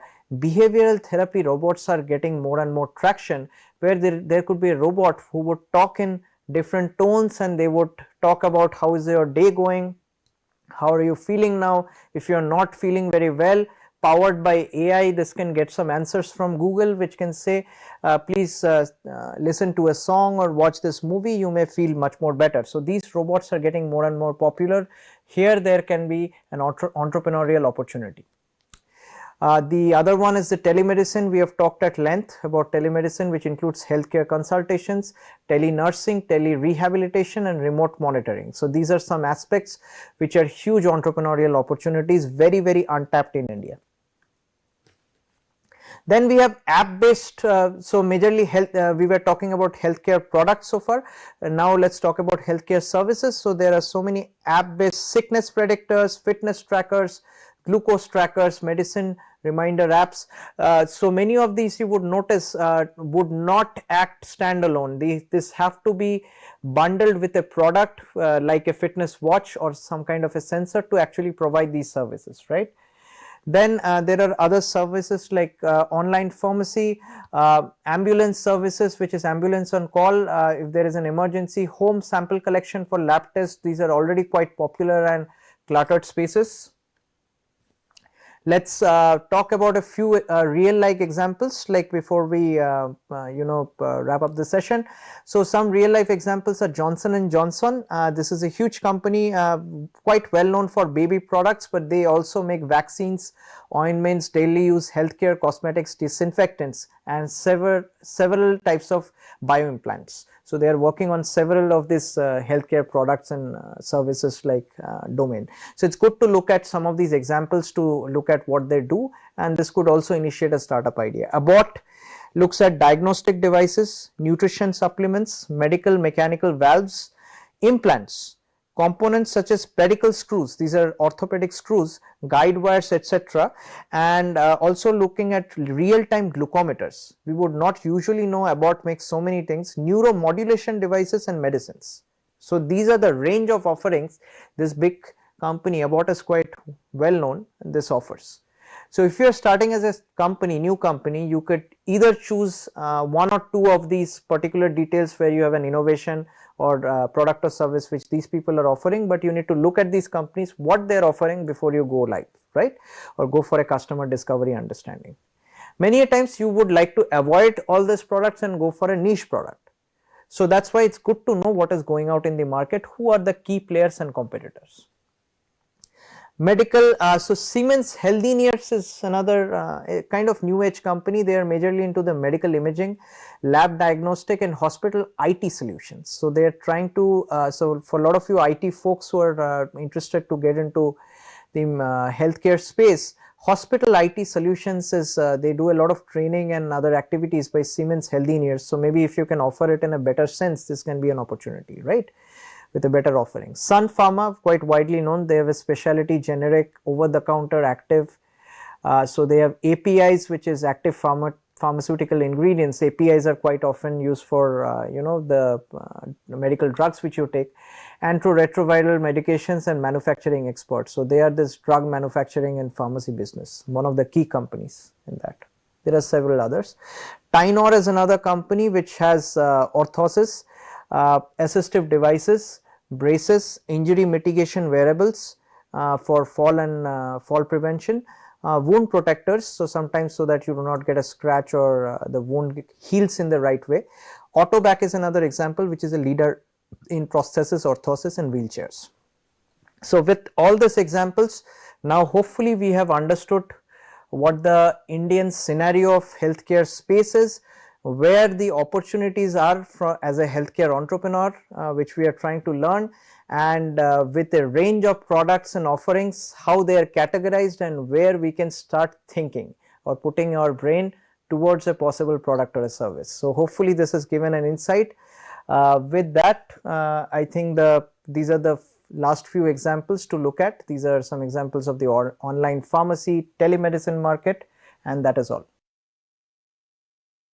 Alright, so welcome back students to the very exciting course Healthcare Entrepreneurship. Hope you all had been doing well. So in previous set of lectures, we have got a initial insight of what the healthcare startup scenario is in the Indian context. What are the key healthcare problems and challenges which the Indian market is facing right now. We have talked about several products and services which can fulfill those challenges and how you can find specific opportunities which are which can be derived from these challenges and opportunities segment. So we also discussed quite a few products, what are the categorization of the market, how the healthcare system is looking like in the Indian context, what all products product categorizations are there along with service categorization. So this is a good starting point where we can build upon as this course progresses. So today we are going to talk about a very exciting topic, which is idea generation and need analysis. So basically now we know the insight on what exactly the Indian scenario is, then how within this huge scenario we generate a particular idea and understand the need of that idea, whether that would be valuable for a customer or not. So that will be the topic which I will discuss as we go further. Alright, so first component of the idea generation is identifying new opportunities in the healthcare sector, which we have already looked at from an overview standpoint, but we have to kind of deep dive into specific technologies or specific domains in which we want to work on. So we cannot just search healthcare in general. It has to be, let's say, medical device in a certain domain, like for, let's say, gastro problem or some kind of an ortho problem. So this has to be specific. So we have to use the right keywords, place them in Google. There are a lot of market research firms which give you free kind of market insights into through the plots and graphs, as well as there are several other avenues where you will get some if you just look at the Google images, you should be able to link them back, some statistics into what the market in that specific domain is looking like. So using the right keyword is the right choice. So first of all, we try to identify this new opportunity specifically in the area which we are interested in. The second part is we try to understand the healthcare policies and strategies around this particular product or service idea, because whenever we are operating in the healthcare segment, we need to be very careful of whether the policies are supporting that. Like, so we cannot just come up with an idea which is very clinical heavy and all of a sudden we see like we have no way to test it or clinically get it approved in order to take it in the market. So you will be wasting a lot of resources and your time if you choose a topic like that, where you don't have a clear idea of what the healthcare policies and the strategies are currently with the government of India, and what all other ecosystems are existing around it. Right. So, understanding these policies is very important, which will be covered as a part of this course. I will be talking about several policies and how to look at it, whether your product or service fits into that or it is excluded and whatnot. So, we will be covering that eventually. The third part which you do is market research for healthcare product and service, or a service. So, that basically means you have to look at have a deep dive in the market, what is existing, like is there an existing market going on where, let's say, let's take an example, you have this particular application based platform or an app based platform which is looking at how you can be healthy, right, like the right eating habits and the right exercises. So you have to look into that market, that healthy eating apps or healthy exercise based app or healthy living app. So these kind of keywords have to be used in order to look at what are the key statistics in the market, and you will be surprised to find a lot of statistics. There has been so many market research by top firms which are conducted on a day-to-day basis, and they will throw you statistics from let's say the past 3 years or the past 10 years and so forth. So looking at that market as a whole will give you an insight whether that market is ready for your particular product or service. Otherwise, what you end up doing is you have to create a new market for the particular product or service, which in some sense may get challenging if you are a very early stage startup and you do not have a lot of resources and funding along with you. So typically what you would do is at least look at something which has some market, and then try to find a niche into that market. That's usually the way to go forward, right? So market research is very, very important, where we kind of go through all the statistics, what has been the growth curve, what is the CAGR, which is the compounded annual growth rate. We have talked about it. So what exactly are these? What are the sales projections? How many customers are possibly falling in this? How the demographics around that healthcare problem is changing, which you are trying to address. So all these details have to be mapped out, and you try to build that foundation, like where you stand. The next part is having the right ideas. So let's say we understand the market, we understand what the issues are currently in the market, what are the policies. So we know all of these. Like next point is basically what is the right idea or that very innovative idea which will stand out. So that is a very pertinent question to ask here. And the other question to be asked is, how is this needed by the customer? This is also a very, very important question, because let's say we have this great idea and we think this is the right idea and we pursue it, and we basically feel like this is going to really solve the difficulties of a particular set of customers, target audience, but you would figure out that this is probably not that needed by the customers. So that is where you apply something which is known as a customer discovery approach, which I am going to talk at length in the coming classes.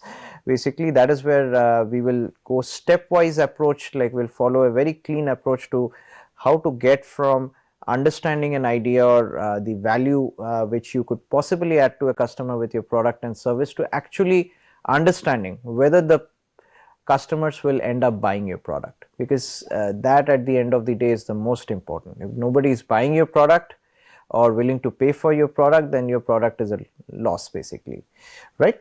So let's go forward. So a few more things about the right ideas. Typically what is observed is people are searching the term I want to start a business but I have no idea. This is one of the very high hit Google searches, like which is conducted all across the globe, and they do have the acumen for business. They want something to be really done to the challenges and problems of the society to meet those, but they do not have a very particular idea or an innovative idea to follow their heart and really put their soul into it, right? to meet those, but they do not have a very particular idea or an innovative idea to follow their heart and really put. Really want to do a startup in the healthcare space, but we do not know where to start or what is going to not put me in a lot of losses and possibly get me some profit or something which could be a really tangible and sustainable business, right?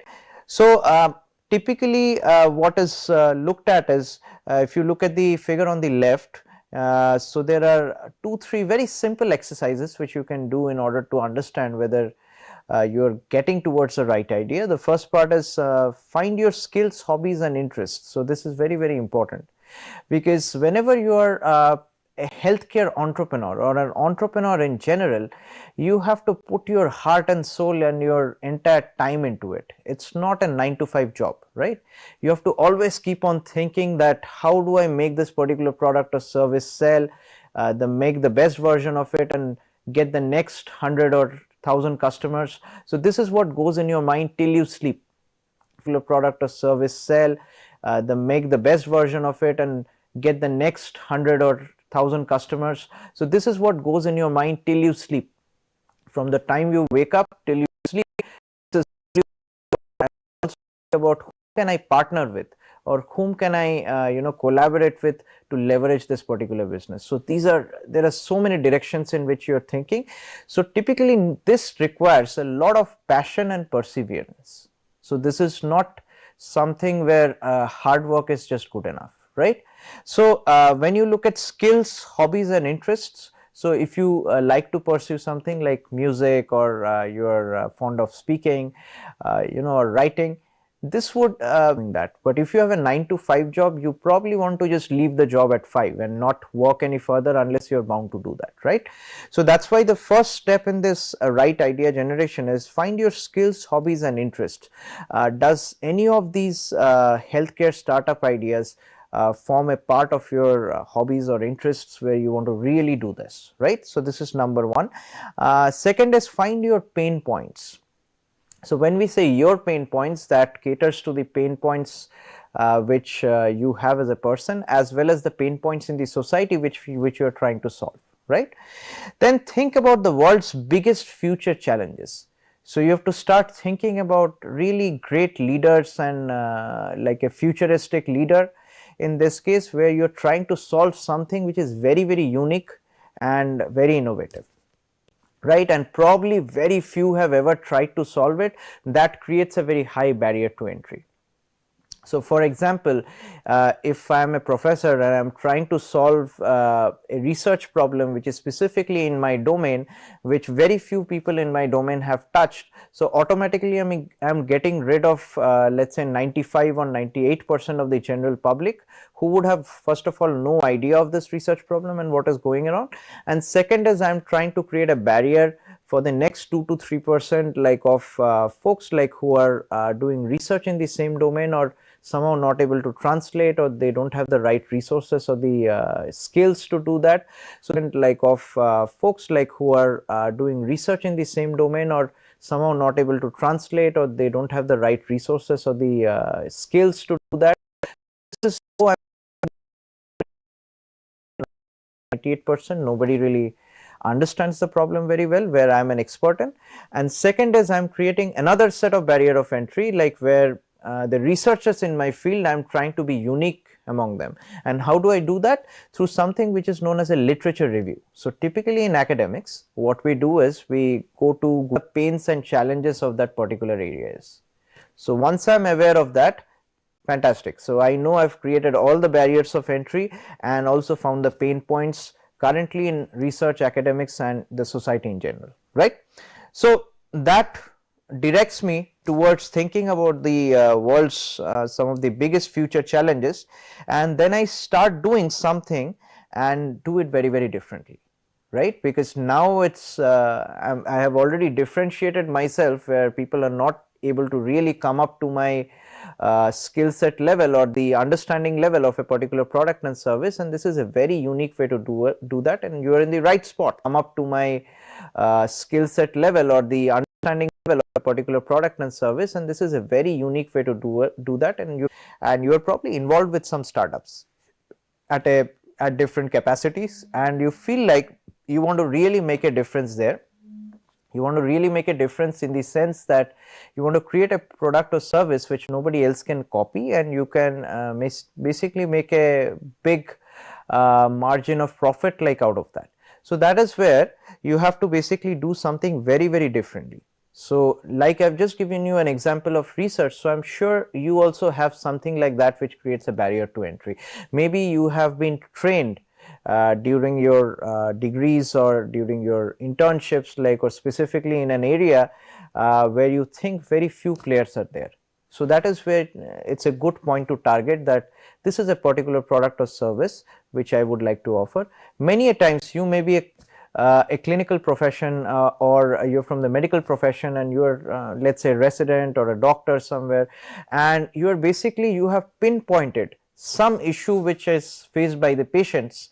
Like for example, there was a recent case where usually the catheters which are used for urine collection after a surgery, there was a design modification which they thought would be really useful, which would be less painful, right, for the patient. So this is something only a particular person who is a doctor in that particular domain can only think about. I or you, like, who is a let's say part of the general public, will not be able to think about that kind of a problem.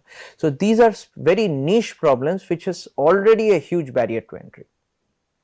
So we can all think about these kind of problems also. That's one approach. The other approach, you try to get into an existing market which is some products and services already in that domain, and you're trying to create a niche for yourself by making some innovations, and we'll talk about all those innovative techniques as we go through this course, right.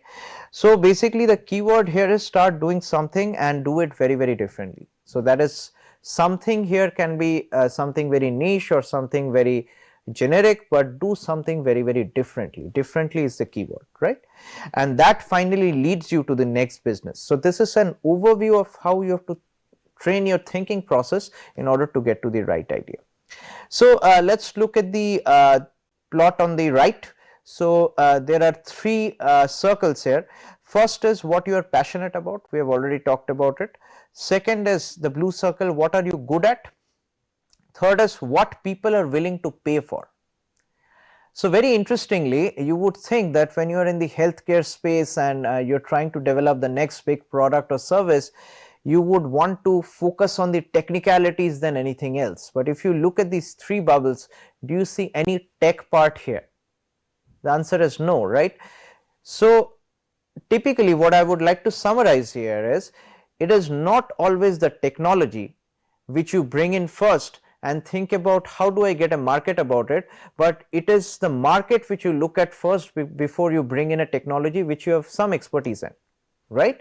So just reiterating again, lot of startups actually fail, specifically in the healthcare sector, because they have dived quite early in the market thinking they have this greatest technology which they have patented, and this could possibly change the way the people think about it, and they are going to pay for it, like the hospitals are going to pay for it, so many stakeholders are there, and finally nobody wants to pay for that. That's the reality, and the startup fails, right. In order to avoid that, this course will typically take you through all the due diligence steps, like, right, like we will go through all the steps of customer discovery, market testing, the different kinds of marketing techniques before we actually go to the big tech part of the particular product or service. So this is very, very important for us to understand. Let's look into here again. What are the three circles which we are looking into, like to generate the right idea? What are you passionate about? What are you really good at? And what are people willing to pay for? So it's about yourself. Where do I feel I stand and how well I can do a particular product or service or generate the idea about it, and are people willing to pay for it, right? That is where you find the sweet spot, and that is where a real idea from an entrepreneurial standpoint starts to generate. Let's go further. So there are several other aspects to the right ideas. How do you evaluate whether your business idea is really worth pursuing? So many of us may have come across, like, you know, a bunch of friends who one day, like, just they are very tired of their jobs, they are bored with how life is going, and they want to come up with some ideas, this great startup idea which will change everything, and they sit with a pen and paper or on the whiteboard and basically start jotting down a few things and feel like this is going to really change things and start the company, right? So how do you evaluate whether these kind of I would call it flash in the pan, because it's just a quick thought and it may not stay very long, kind of ideas, whether it is worth pursuing, or you should progressively build an idea over time, probably a few years once you are gaining expertise or experience in that particular domain, and you evaluate it. So where exactly should we start, and how do we evaluate whether the idea is worth pursuing? So irrespective of whether your idea has come up in the last 1 hour or it has come from the last 5 years of experience, there are several factors which we need to consider while understanding whether this idea is going to worth pursuing for an entrepreneurial venture or not, right? So what is the first point here? The first point is identity and uniqueness. So we need to start thinking whether this particular idea is unique, or lot of people and lot of companies are already pursuing this idea. So this is number one. Knowledge and expertise. So this kind of again solves our problem, whether we have knowledge and expertise to pursue this particular idea. So many a times you would come up with an idea with artificial intelligence, blockchain technology, or this and that, like with several buzz terms which you would think like is selling like a hotcake in the society, but you would have no expertise in that domain. Or you want to develop an app and you don't know how to develop an app, or how an app would even look like. If you are very clear about the different steps of the app, how it should actually look like, maybe then you can hire an app developer and translate your idea. But do you have any knowledge and expertise how that app platform is going to look like, or how this particular product is going to look like, right? So some knowledge and expertise is required, irrespective of whether you have come up with this idea in the last 1 hour because you had a long expertise of 10 to 15 years working in a similar domain, or it could be 5 years you are trying to refine this idea and then you finally think this is the right place to go, right? So that knowledge and expertise, if you don't have in a certain domain, like where you're trying to generate a product or a service idea, refrain from doing that, stay away from it. If your idea is not unique, you don't have the knowledge and expertise, stay away from it. That's the number one. Next is market or demand. Is there an existing market or demand for this particular product?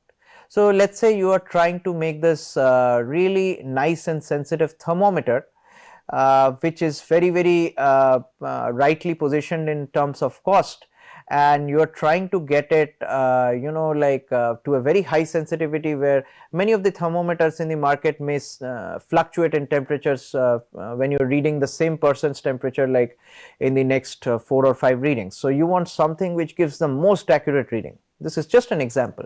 You want to build that thermometer. So basically there is an existing market for it. Do people have a lot of demand for thermometers? That is something you will have to look into. So probably the demand was very high during the pandemic, but it may be very low at this time of the year when this is summer and basically not many people are falling sick.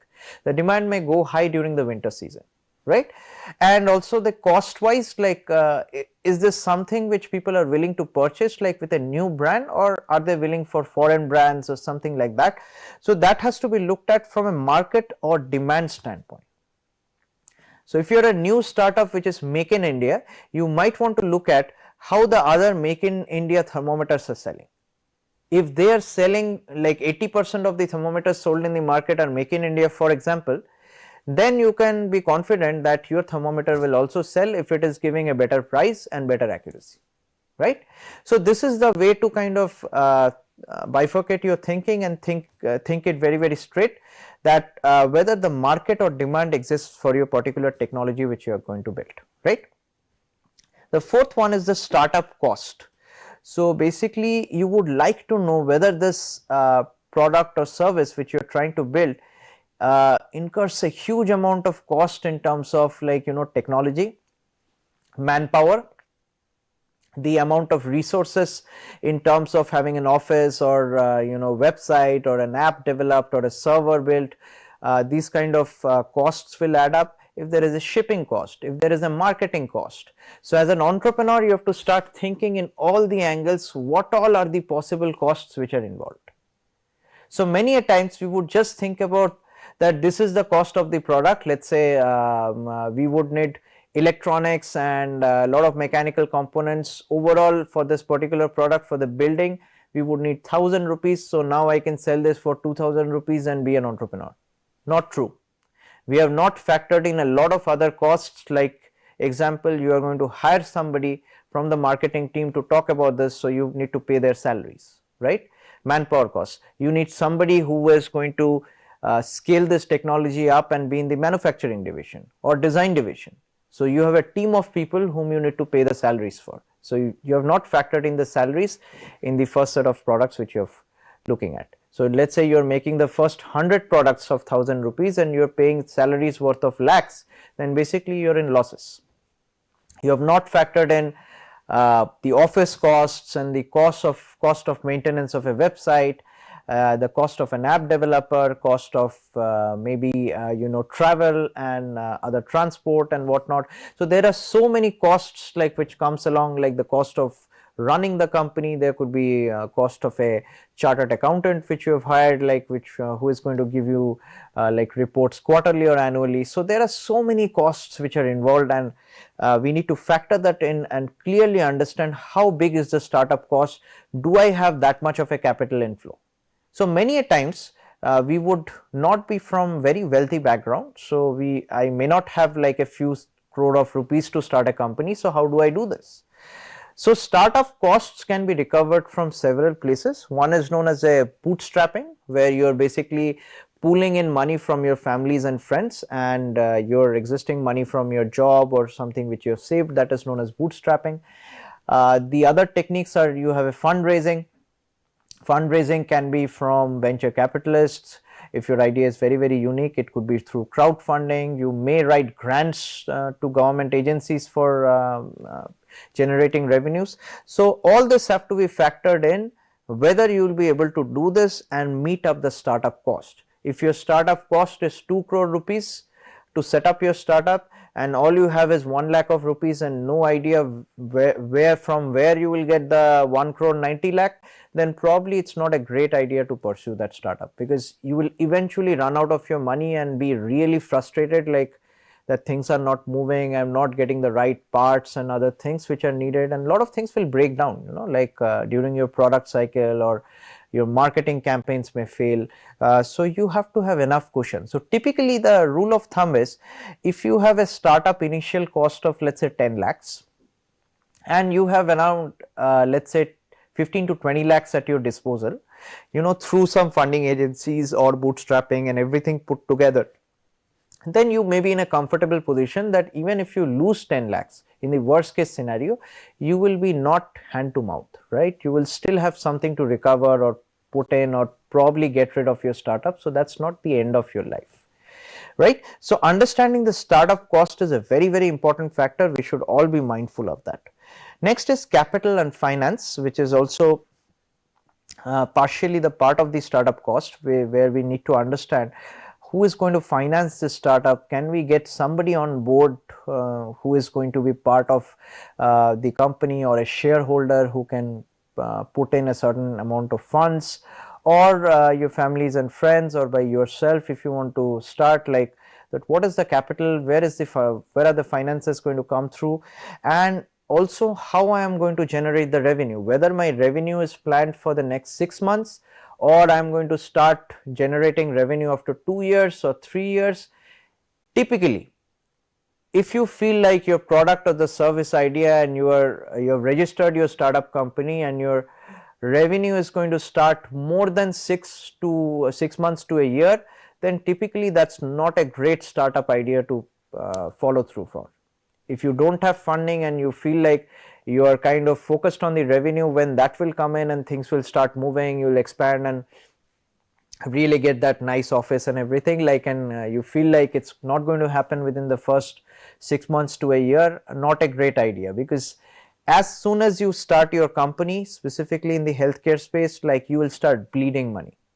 By bleeding money, I mean bleeding money. Like, so basically you will be putting money in so many directions, like with no time you will have no money for your R&D to actually take your product further.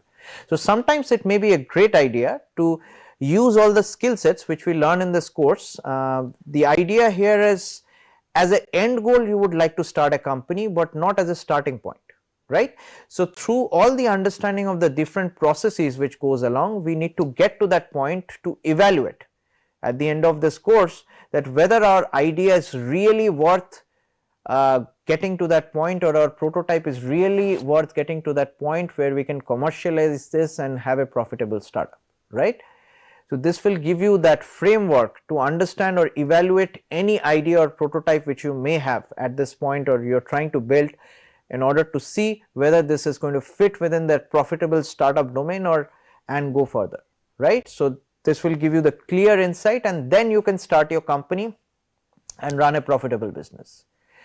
So if you do that beforehand, you have started a company and you don't know how to do it, and you have so many technologies at your disposal, most likely you are going to fail, right? So talking more about the right ideas, we have to be mindful of the competition. What is there in the market which is a clear competitor? They are known as direct competitors. There could be several companies which are indirect competitors, right? So this becomes increasingly important. So as far as the direct competition is involved, there are again coming back to the thermometer example, because all of us can relate to it. There can be certain companies which are just specifically building thermometers, and they are trying to make that really nice and accessible by amending the cost as well as making the right technicalities, sensitivities and everything. So they have been focused on the thermometer. So you are directly competing with those brands. And there are several companies which have thermometers as peripherals. So their main bread and butter of those companies are not thermometers. They are probably building much more bigger medical diagnostic device, or they are into other segments like pharmaceutical drugs, and they are doing several other things, and within that big haystack, the thermometer is a needle in the haystack. It's basically one of the very side products which they don't care about too much about improvising or doing anything better to that. It had been just running some business alongside, like where they're gaining a little bit of capital out of that, right? So they are your indirect competitors in this particular domain. So I'll give you some examples in the thermometer segment. So there is a company known as Morepen Labs, for example. So this company builds a lot of diagnostic devices. They have a lot of pharmaceutical ingredients. They are into the API, active pharmaceutical ingredients manufacturing as well, and they have quite a few other domains, like they have lifestyle devices like grooming devices and like other domains. So thermometer is something which they do sell, but it could not be something like which they want to compete with in the market. So some are very key products. We know them as a fact, like if we buy a particular blood pressure measurement device, we would probably like to get it from a very reputed brand like Omron, or there are certain, like if we get a certain mask from somewhere, we want to get it from like N95 from a certain particular vendor. If you want to get an antiseptic lotion, or some kind of an antiseptic cleaner, maybe Dettol, or you're looking at Savlon. So there are specific brands. All of a sudden, if some other company comes up with these kind of brands, you may be a little reluctant. So you have to look at your direct and indirect competition. We'll be talking more at length about the competition as we go forward, with a lot of examples in the upcoming lectures. Next part is location. You want to be very mindful of where you are located, because this determines a lot, like into what the rules and regulations and the target customers would be. So many a times I have seen where companies are willing to kind of start their venture or register their company abroad, or in certain places where taxes are less. There are so many aspects, like or a collaborator is there, and they are trying to basically set the company there and run operations in their own locality as the bread and butter, and also expand to the other horizons. So if you have a company which is in the US domain versus European domain versus some other country in the Asia's domain versus Indian domain, the kind of target customers they will be looking at is very different, and the sales opportunities are also very different. The competitions are also different, and also the regulations are very different. So certain medical devices, like for example the insoles, for example, which we wear within a shoe, they are not usually categorized as a medical device, right? Like you have a standard insole within the shoe, they are very peripheral, they are not in touch with the blood or any other bare skin there. So basically they are there, and once you modify this insole to something which is kind of a wearable technology, do you need a regulatory approval or do you need not? So depending on which country you are located in or where exactly you are trying to run your business, the definition can change drastically. So in some countries it is considered as a certain class of medical device, in some countries like it is not considered as a medical device, it is a peripheral device, right. So that location becomes really important. The location also kind of influences that what exactly you can, what is your outreach. Like for example, if you are stationed at Bangalore, you can probably be closer around a lot of venture capitalists, lot of other firms and people who are looking for joining companies or the startup venture. There is a lot of startup culture there, so you may hire a lot of interns which are willing to do a certain kind of your marketing and sales for almost fraction of a cost, as opposed to if you are in a particular location like somewhere in maybe Chandigarh, for example. So this is startup culture not that big as Bangalore, and basically you may have to hire somebody for much more higher cost, because there is not a lot of manpower availability and lot of network based availability. So based on your location, your entire how you are going to run your startup completely changes, right. And the last part, if you look at it very interestingly, you would think of this as the first point, but this is the last point here, is the technology, right. So with this I would like to thank you. This is all for the session. Hopefully you have learned something. We'll see you next time for the next class, right? Thank you.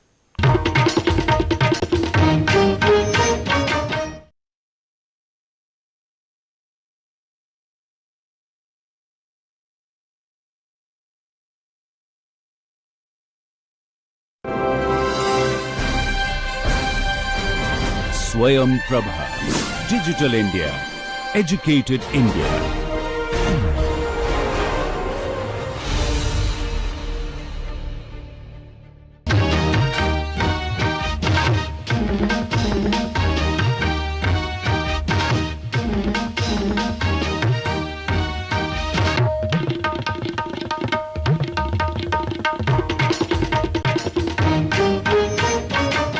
Welcome to another very exciting session of healthcare entrepreneurship. So today we are going to talk about where we left in the last class and go from there, okay. So let's get started. So now that we have come across some do's and don'ts about generating the right idea, and we have talked about some clear do's and don'ts along with one of the techniques which we have discussed to think about the right ideas. Which ideas do we implement, right? So that is a very pertinent question. We have discussed to think about the right ideas. Which ideas do we implement, right? So like the sales and everything is kind of ready for it and the market is ready to accept it, but can I implement this correctly in this society? This is a very important question. So the first thing with this question is whether this idea can guide brainstorming. So brainstorming is a very important aspect where basically a lot of us are trying to look at an idea from different perspectives, and we are trying to understand that what are the different technicalities, modalities, whether that idea will sell or not. So all these things have to be considered through a lot of brainstorming. Brainstorming is typically not done individually, but in a team or with a group of people. So in order to generate a right idea, don't just be in yourself like your own small shell and think of that this is, I know the best, like this is going to float very well and this is a great idea, but start discussing it with people. It could be very often, and this would have happened to a lot of you if you are really entrepreneurially inclined, that you come up with this great idea, just talk to your parents or your friends and they just totally trash your idea.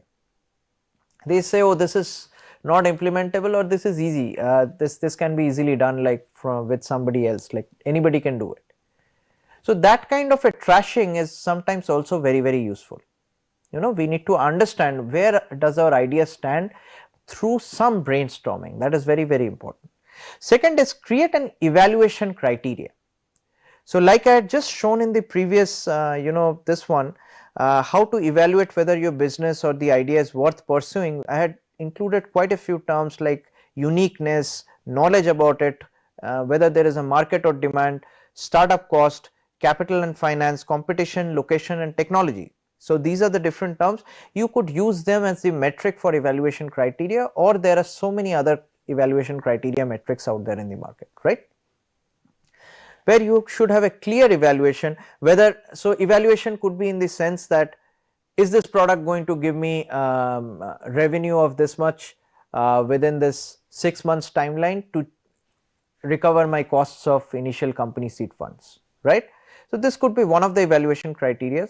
Is this technology going to be implemented in 10 hospitals within a frame of 1 year? This could be another evaluation criteria. Is this a technology which people are willing to pay within the bracket of 1000 to 2000 rupees? This could be another evaluation criteria. If you end up seeing that people are looking at the price point at a something like in the way, this is too price heavy, I don't think I want to try this new product for 1500 bucks, right? Like, so then that fails in the evaluation criteria. So this you can get through some form of brainstorming and the customer discovery. Your evaluation will be much more clear when we go through this very detailed customer discovery process, which is going to come in the upcoming lectures. Create a very key evaluation criteria, comprehensive evaluation criteria. Choose uniquely familiar ideas. So you have something very unique and it has to be familiar. If you have something so unique that nobody knows about this idea, let's say you have come up with this very sophisticated implant because you have worked in a dental clinic and you feel like this new age kind of implant is going to work out, and you have done all the clinical testing, trials, everything is good to go, but it could be so that there is no market for it. People do not want your complex implant. So you have not looked at the market, you have done all your due diligence from a tech standpoint, you have done your clinical trials, you have got it patented, you have all the approvals, but no customer wants to put it. Again, something problem because it is not very familiar with them.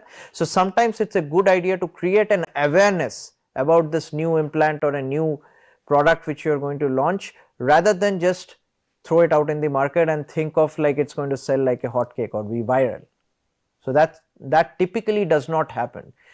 All of us may have had this thought sometime that I'm going to make this great entrepreneurial product, be it in form of an app or something, and this is going to probably go viral and at a particular date. Typically, what I've seen from experience, things don't go viral like that. You would have the greatest product, very unique ideas, things fail. So that's why it is very important to have the right due diligence. Next point, be excited for this work. So you have to be very, very excited, and you do not just take a step back when you get a hitting. So as an entrepreneur, you need to have a very, very thick skin. I would just reiterate, very, very thick skin. So you will hear bad things and wrong things from all the people around it while you're trying to sell, while you're trying to evaluate your ideas, and you have to be, of course, understanding of those points, but you have to have a strong filter. You have to know what to take, what not to take. If somebody is commenting on the technical aspect of an idea and doesn't have technical knowledge in that area, then probably that's not a right person to listen to. and feel bad about it. That's not a good idea. What you should do is you go for a technical person and get a technical insight. If that person is saying, I think within your technicalities these 5 things are missing and you need to incorporate that, then probably that's the right feedback and you should take that feedback rather than trying to pursue. And this you will also face in your entrepreneurial journey. I have also faced it myself and I have seen a lot of people do that. We many a time we are so attached with the product, we want to argue and justify that this is how our product does it right. We do not want to take feedback. This is very, very wrong. For a healthcare product which is going to be the next big thing, you need to take very, very good feedback and you need to analyze those feedback and kind of categorize expert feedback versus non-expert feedback, and you can basically take those feedbacks. Say less, learn more. That is very, very important. Be able to explain. This is another point here which which ideas to implement. If you have a very, very complex product or an idea or a service idea or a product idea, you should be able to explain this within a few sentences, 1 or 2 sentences and a few words.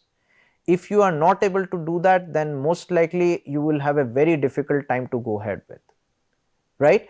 So, I will give you an example. There was this very complex clinical product which basically has this blood pressure measurement plus these other kind of blood work measurements. So, one of the very high tech teams of like one of the IITs had built it, and they were trying to take some blood samples and talk about all the details of that blood samples from a like whatever different layers from a blood group standpoint, like what are the white blood cells, red blood cells, all the general blood work, along with some extra information like certain genetic based information and other things they were trying to capture, and also look at some of the vitals. So, they were trying to use AI and other leverage techniques to compare it with the other blood samples and look at how this technology is going to really do well. So, this is this great product which they came out with, very, very unique. And the next thing which they did was they were going to pitch it to some folks like for raising funding, and some folks which were stakeholders like doctors and clinicians.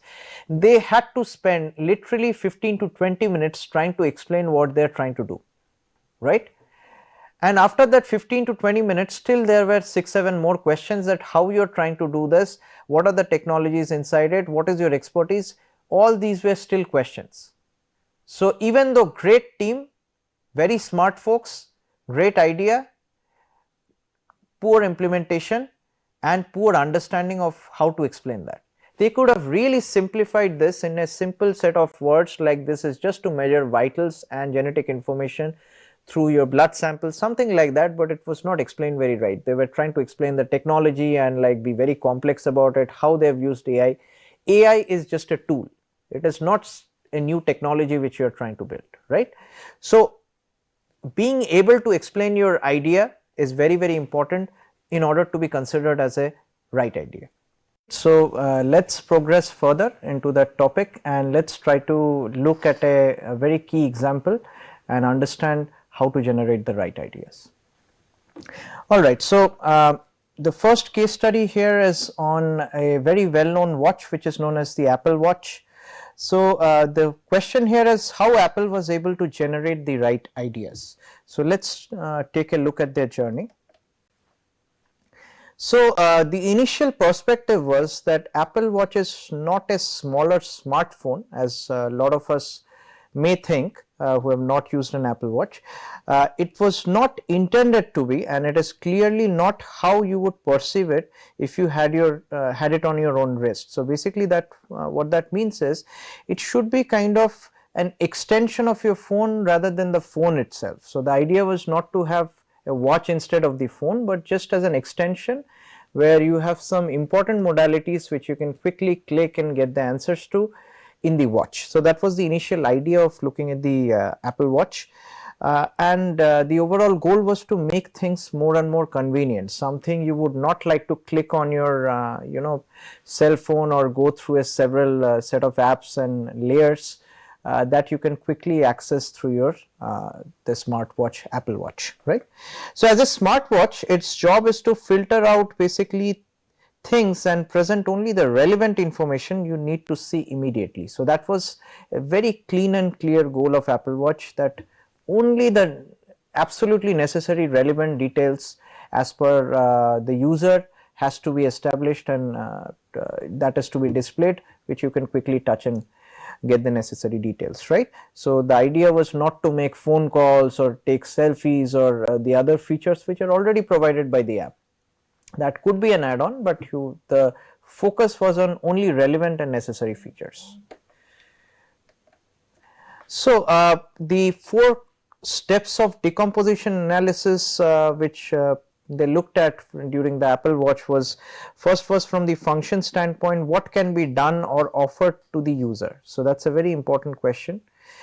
Second is the meaning, what could this mean to the user, like psychologically, right? Third is challenges, obvious problems foreseen by the technology or offering. So with the existing technology, it could be the Apple Watch itself, or it could be other watches which are basically like Fitbit and so many other watch brands which are giving healthcare based services, as well as other add-on services with a phone. And the limitations, restrictions based on your technology or business requirements. So these are the 4 verticals in which things were looked at, that what exactly the user is trying to achieve from your Apple Watch. That was the key perspective here in place, like which was basically looked at from a question standpoint, and there was a lot of survey and feedback based mechanism through which they have gotten a response like on what exactly should be the relevant technology here in the Apple Watch. So if you look at the keyword here, it is the user, it is not the technology, it is the user. They are trying to focus on what the user really needs, right? So that was the starting point. So this is based on some of the initial findings. What they looked at was, first was convenience. So this is a very generic value point, convenience. So just to read it out, like for someone with multiple sclerosis who uses forearm crutches basically, the convenience of having even just some of these functions on their watch would be significant. So somebody with a crutch basically, and they have an injury, they want to just touch the relevant features and get the necessary job done through their Apple Watch. That was one of the key idea. Same thing for those with traumatic brain injury or Alzheimer's. So Alzheimer's, as we all know, is something to deal with memory loss to an extent. It's a broader disease, but like one of the key ways in which it manifests, it's with a memory loss, and traumatic brain injury is again like something where there could be loss to the memory as well as like difficult cognitive abilities.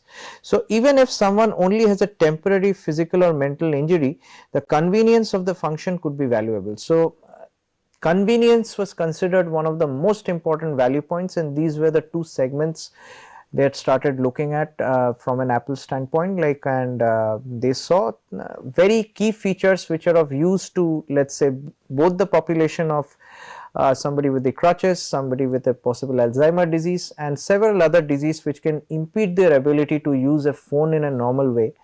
That is to be addressed with the Apple Watch. So that was the first thing which they looked at. The second part is health and safety monitoring. This was getting increasingly popular during that time frame, where biometric monitoring for your heartbeat, recognizing the epidemic of diabetes, basically at your personal level, continuous glucose monitoring app which displays a glucose data on the watch.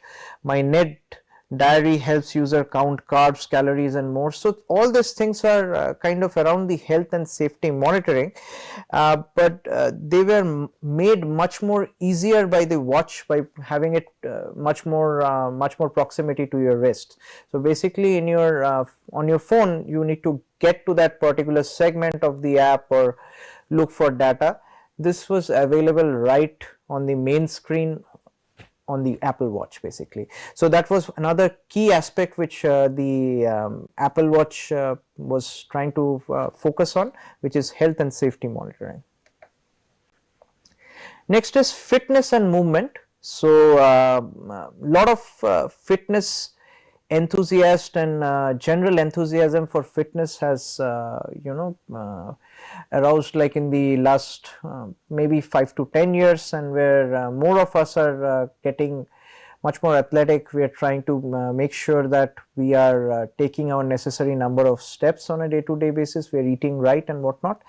So some of the from an athletic standpoint, like running, golfing, skiing, etc., and a whole world of options open up regarding motion sensing. So basically Apple Watch started focusing on whether this area is something which is relevant, where a lot of the population was trying to shift towards motion sensing and understanding how many steps they have taken, what are their usual patterns, how much time they have been sitting around, how much time they had been running around, and those all details were to be at their arm's reach. So that is where Apple Watch also focused their attention on. So some of the current research includes the sensing which muscles in the hands or arms are being used combined with an accelerometer and gyroscope. It might be possible to transmit and instantly translate sign languages. So these are two areas in which they again started looking at to look at accelerometer and having a gyroscope, which will definitely give the different counts, and also translating sign languages. So for fairly a big population who is not able to see very and comprehend very clearly, for them some sign languages could be useful, So these were some other aspects Apple was looking at. So these are from a function standpoint. From a meaning standpoint, for individuals themselves having a greater control over the data. So this was something which was very, very empowering, where an individual can decide what all features do I want on my particular watch to be displayed, which is at my arm's length, right? Like I can quickly click on that. It could be that the 4 or 5 people's emergency contacts on the phone, if there is an elderly person and who is susceptible to some kind of a fall and slip and fall injury, or it could be somebody who has who is vulnerable to heart problems, like an possible heart attack. So they have some kind of an emergency line or some app based click options, like which are displayed right on the screen for the Apple Watch. So for individuals to have a greater control over the data concerning their own health and fitness was very empowering, and hopefully that was also encouraging them to follow a better lifestyle. So whenever you see a message like you have walked, let's say 250 steps or let's say 2000 steps, and your target is around 4000 steps a day, and that kind of shows up in the middle of the day, you will be pretty pumped up to really get to that point by the and making sure you can complete those steps in the evening, right? So these kind of reminders, which are very relevant reminders to somebody's enthusiasm levels. So whenever somebody is interested in steps, they could have that on, and this was very encouraging for them to complete those tasks and focus more on the lifestyle and empowering their health. So for persons with disabilities, either permanent or temporary, the assistance provided by the watch could mean just a little less stress in their daily lives. So several steps of assistance were provided by the watch with them, like they felt a little less stressful. One of the examples for the medication reminder, second was if a doctor's appointment was there, or somebody needs to be called, or they need to give a vital measurements to some clinic through a teleconsulting and whatnot. So those all details were very handy, and sometimes when they had been sitting around idle for a very long time, the fitness kind of tracking would basically tell them that please get around and walk around a little bit, you will probably feel much more energized and less depressed, right? So lot of these things when divided into these 4 aspects, like under functions, meanings, and we are going to talk about the other 2, limitations and challenges, were kind of converging towards a very worthwhile understanding of what exactly is valuable within the Apple Watch segments, right? Some of the limitations which they had looked at was the power consumption issue with existing watches. So similar watches in this domain had several power consumption issues. They needed to be charged multiple times, and several times the battery would be really low, and several of the app features won't work, right. So that is something which they saw as a limitation, and they wanted to improvise on that aspect. As the watch was designed, inevitably becomes it becomes thinner, connection via the Bluetooth would be a preferred method. So they basically realized if you can make the watch more and more thinner, then Bluetooth can be an option which can be explored, right. Some other challenges they have focused on are the privacy issue, the security, and the battery. Battery again comes as a part of the limitation. So most of the customers who were part of the survey and other details which Apple Watch was collecting in order to build their key user persona, which I have introduced in the first class, that who are their target customers in order to understand. These are some key challenges which they found out, that they are really concerned about their privacy of their data, that maybe there could be one click and some data flies off and goes to somebody which they do not want to transmit. So that was an issue they wanted to address through having that extra layer. When some data is communicated, there would be an extra added kind of remark or added pop-up which says like, do you agree that you want to send this, right. So those kind of layers they had added to make sure the privacy level was all maintained and data is not clearly shared. Also there were security policies which made sure that their data doesn't get breached even at the Apple administration level, and you know, whatever data is going to the server is totally secure. So there were several levels of control which they had very clearly on that aspect. So these were the 4 verticals under which Apple kind of looked at things. They also started looking at competition, and this is what exactly we would do for any kind of new products which we are trying to build. So some of the key competitors, as is fairly intuitive with Apple, are Samsung, Abbott, Fitbit, the AccuCheck, Firebolt, Bolt, and MI. So these were several brands which came out with their own smartwatches and had let's say majority of the features, and Apple wanted to stand out. Of course the brand value is there, but that may not go very long way if the features are not very simplistic and straightforward, right. So they wanted to focus on the key value points, how they can stand out of their competition. But one thing to note, they had to know who are the key competitors, because if they did not know that, they would not know what exactly to improve and what are the challenges. So all those 4 verticals which we just discussed, the challenges, functions, and other details, like they are all based on the surveys and initial understanding of the competition. Okay, so then Apple started to look at what is the key issue in the society which needs a immediate address, and something which majority of their population can possibly use through their Apple Watch. So they started looking at the global heart disease burden.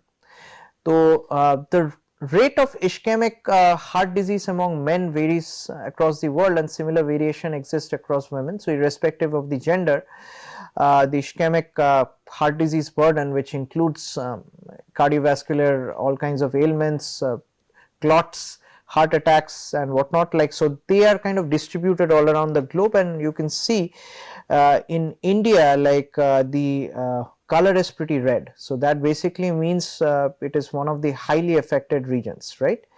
So looking at some of the facts and figures, the projected annual number of worldwide deaths from cardiovascular disease, this is projected for the 2030, would be around 23.6 million.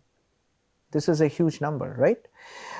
There is a risk imbalance. Typically for less developed countries tend to suffer from higher rates of cardiovascular diseases. This could be because of the lifestyle issues as well as the kind of medications and public health facilities which are provided to them, or public health care.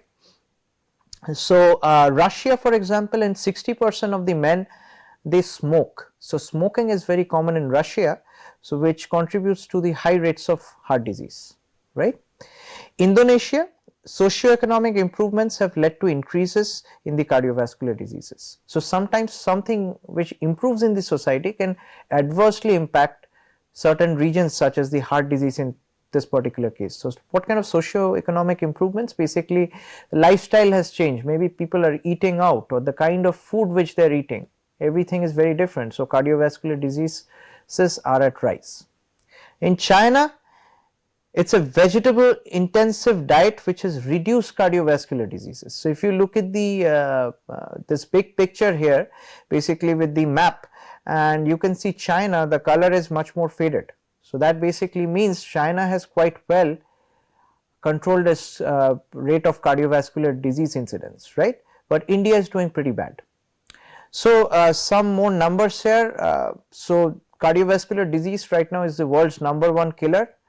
These diseases are a group of disorders, like I have just explained, with the heart and blood vessels, commonly referred to as heart disease or a stroke. Stroke is basically kind of a heart attack. So 18.6 million deaths are reported due to cardiovascular diseases in a year from they're also abbreviated as CVD, so which is the same as a cardiovascular disease. 33% of the global deaths, you are looking at almost 1/3 of the global deaths are due to cardiovascular disease. So Apple was very quick in understanding through this statistics and the details which are just discussed here, that this will cater with the majority of their target customers. So if they cater to the cardiovascular disease, they are solving the problems of every 1 in 3 persons. So that is good enough for them. They do not need to solve for 100% of the population, right? And also some few more statistics which they looked at was more than 75% of the cardiovascular disease based deaths take place in low income and middle income countries, and of course like that is in sync with what we see in the map, right? India is pretty red here. So across the global causes of deaths which they also analyzed, cancer of course was the second one, third being the respiratory disease, and part of it is due to COVID, and then there is HIV, but the drop is pretty drastic. Like you are looking at a 18.6 million CVDs, like compared with 10 million cancer which is catching up, and respiratory diseases like 3.7 million, which the rates can be expected to dip down even further with decrease in the COVID cases. Yeah, HIV cases have a very slow rise, and they have been around for a while. But one thing which this plot very clearly shows, we are looking at the right bottom plot. CVD is the main culprit here, which is causing majority of the fatal diseases, and this is something of concern and which Apple wants to tap as a part of that. So what are the risk factors for CVD? This is good to know for a company because that is how you will channelize your energy towards the technology. So some of the risk factors here are high blood pressure. So definitely one thing is noted that blood pressure needs to be tracked, right? That is definitely a yes. Unhealthy diet. So unhealthy diet is something which a lot of people are kind of focusing on to switch from that unhealthy diet to a much more healthy diet. So this is another aspect which Apple wants to tackle, right? Because this is a genuine problem. High cholesterol, right? Diabetes. So diabetes sometimes are very, the disease of diabetes is coherent with several cardiovascular diseases and obesity. So sometimes people with cardiovascular disease, you would see them having diabetes as well. Overweight and obesity, which is the next one. And as per the latest figures, I don't have it here, but almost more than 1/3 of the population, like almost we are looking at a 40 to 45% of the Indian population specifically is obese right now, and this is across age groups, which is a very, very difficult scenario to be in. We are basically on a ticking time bomb where everybody is eating wrong, we are not exercising, we are enjoying our sedentary life, and we have access to all the resources, like where we are not going around like really burning calories. So a huge population is obese, and this obesity is the incidence for majority of the cardiovascular diseases, some forms of cancer as well as diabetes. So we are basically sitting on a ticking time bomb. So this is something which Apple wanted to also look at and see what are the issues. So there are several activities which are planned around this, and several of the apps you may see which are trying to basically tell you how much calories you have lost and how much should be your target calories, so that your obesity level comes down and you are in the proper BMI range, which is the body mass index, right? Another is intake of tobacco. So these are all the risk factors for the CVD. As we have seen, Russia has a huge tobacco intake. India also has a fair amount of tobacco intake, but like as per the latest statistics, it has gone down a little bit like after post pandemic, because a lot of issues with availability of smoke shops and cigarettes in general, and as well as there have been cases in which asthma or any form of like COVID has aggravated with smoking, right? Like, so smoking has gone down definitely. Air pollution levels are still at a rise. Specifically, if you're looking at Delhi, air pollutions in the winters, typically near Diwali, you can see it's pretty bad. Air quality is fairly bad. Several of the places in the south, including Mumbai, I think recently have gone through some air pollution issues, like which was not the case earlier. So this pollution is going to overall also be a causative factor for CVDs, right? Some form of kidney diseases which are due to several underlying issues, like, or also contributing to CVDs. Physical inactivity is one of the key drivers, where we are basically sitting on our laptop or sitting somewhere and not moving around a lot, not exercising. This did not used to be the case like let's say 10 or 20 years back. Right now everybody has a car, we basically go to our office, we come back. So physical activity tracking has, that's why got traction, and Apple wanted to tap on that as well. Harmful use of alcohol. So alcohol also is historically known as a contributor to the CVDs. So these are some of the factors which Apple or any specific health based watchmaker, if they focus on, so these are the factors or technicalities they want to elaborate on or kind of remark on an personal level, which will help them reach their goal of reducing the possible burden of cardiovascular disease, right? So this was the scenario Apple had primarily focused on. The cardiovascular disease market size, this is based on the market size I was talking about earlier in the lectures, like where basically there are so many firms who have commercial firms and marketing agencies who have looked at the market size of a particular product or a disease, and this is the particular market size constantly increasing, and by 2030 the projection is massive. We are looking at a $92.51 billion. That's a huge market, going from almost doubling up from 2020. So this is the kind of market Apple was focused on, and they knew this was the right time to focus on specifically the cardiovascular devices market. So the features identified with the Apple Watch which had high demand as individual devices were heart rate monitoring, irregular rhythm monitoring, and ECG. These three were must to have kind of for Apple, because these devices individually, if not within a watch, were in high demand, and specifically in the medical device industry they were seeing a lot of buying interest in this particular devices, so they wanted to definitely integrate these three devices within their watch. Another aspect they wanted to focus on initially, so what next after the cardiovascular disease? Can they cater to any other segments which is very common and faced by the majority? So they started looking at elderly fatal falls. So basically fall detection is something, if you have used a healthcare tracking device, you would know there is a fall detection option. So they started looking at the number of fatal falls basically which are occurring at a day-to-day basis as well as from a yearly basis. So this is data from 2003 to 18. This is from the US Bureau of Labor Statistics and Census. So this is a consolidated data where number of deaths from falls, of course there is some curve to it, it's not constantly increasing, but some key facts here are facts about older adult falls. Specifically, every 20 minutes an older adult dies from a fall. So this was one of the key facts which came out, right? 1 in 4 older Americans fall every year, because their target segment was not specifically India. They wanted to target America and some of the bigger populations as well. So 1 in 4 older Americans fall every year. So this was one of the statistics. 1 in 5 falls result in head injury or broken bones. So if there is a head injury, there could be another trauma, like there could be a traumatic injury, and that could lead to some future fatality in the shorter run, right? So every 1 in 5 falls resulted in a head injury. 2x older adults who have fallen have twice the chance of falling again. So basically what they noticed was whosoever has fallen once through their surveys have a high chance of falling again. Why is that so?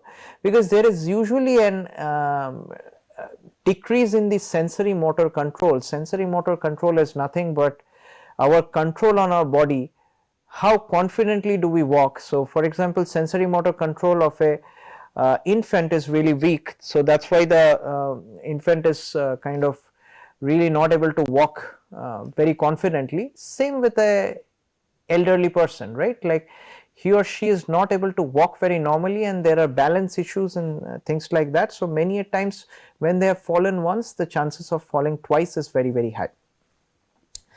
$744 million is the total amount spent for acute care hospital charges associated with older adult falls. This is from 2014. We are looking almost 9 years back. 744 million at that aspect only. I am sure this has increased quite a bit, right? So these are some statistics they looked at from a global standpoint, and also they have looked at the Indian standpoint, but from a global standpoint they wanted to get an idea of what about the fall market. Can they tap a little bit and get some certain functionalities like shared within the Apple Watch which caters to the fall market. Oops. So the next is some problems related to the fall death rates in the US. So most of the times falls are left unattended, which worsens the overall condition. So this was one of the key value point which they noticed, that majority of the times many of these elderly people are living on their own. And as I have said this before, manpower is extremely expensive in the foreign countries such as the Europe and the US, right? So many a times somebody may have fallen, but nobody really knows about it. So there is a high chance that of a fatality, and if somebody would have known in the neighbors or nearby family or in the hospital, they would have at least addressed to the situation. And this is happening in India as well. So sometimes I say this from experience, is most of the things which are happening in the US, we have seen typically 10 to 15 years the same kind of health related issues, at least I can say, will happen in India. So we have seen this for mental health issues also. They have already overcome that stage and it's just kicking in India, like almost 10 years ahead. But that difference is like also converging. So things are coming in very quickly from abroad, like so these are some indicators to observe, like certain things which are going on abroad, it's going to happen in India. So that can help you as an entrepreneur predict certain things, you know, like in the 3 to 5 years time span. Few of these diseases are very localized, which you may not face at all in the Indian subcontinent, but those are specific cases. So coming back to here, falls being left unattended, this can lead to critical problems such as fractures, internal bleeding. If medical help is delayed, like I just mentioned, the overall health condition can deteriorate, right? And basically what they looked at is death rates per 100,000 or a 1 lakh. From 2007 to 2016, the curve is pretty linear and it is constantly rising, right? If the rates continue to rise, by 2030 the projection is 7 fall deaths every hour will happen, right? This is in the US itself. We are not talking about globally. So we can imagine, like with a huge elderly population in India also, what can we expect? So they try to look at these problems from a holistic standpoint. So what was the proposal based on that? From the Apple standpoint, they proposed they should have 2 features on the Apple Watch. One is for fall detection and second is for fall probability. Both are equally important. One is when the fall has actually happened, if some emergency situation can be kind of conveyed to the nearby hospitals or nearby relatives, that was one. And second is if we can decrease the probability of a fall, if we can somehow track the way a person is walking, that could be really useful, that this particular person who is an elderly person is not walking very rightly, this can possibly lead to fall. And of course you can include AI and other schemes along with it which can detect it much more accurately. So these were the two aspects they started looking at. Okay, so what is the next thing which happened? They started implementing this specific proposals within their system. So let's see how the implementation occurred. The first is through heart rate notifications. So the Apple Watch basically checks for unusually high or low heart rates in the background. So it's constantly recording the heart rate data, and it keeps on checking that, and whenever they see some sign of underlying serious conditions, when the heart rates are really up or down, they will send this through a buzzer or an alarm, or some kind of a notification will come. This could help all of us and the patients identify situations that may warrant further evaluation. If you need to see a doctor, heart rate is one of the very primitive ways of like finding out if there is an underlying disease or something is not wrong with you, not right with your body. Very similar to temperature or using a stethoscope, heart rate is a very clear indicator.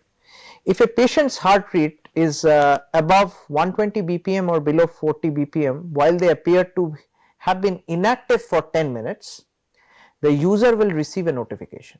This is a very interesting feature.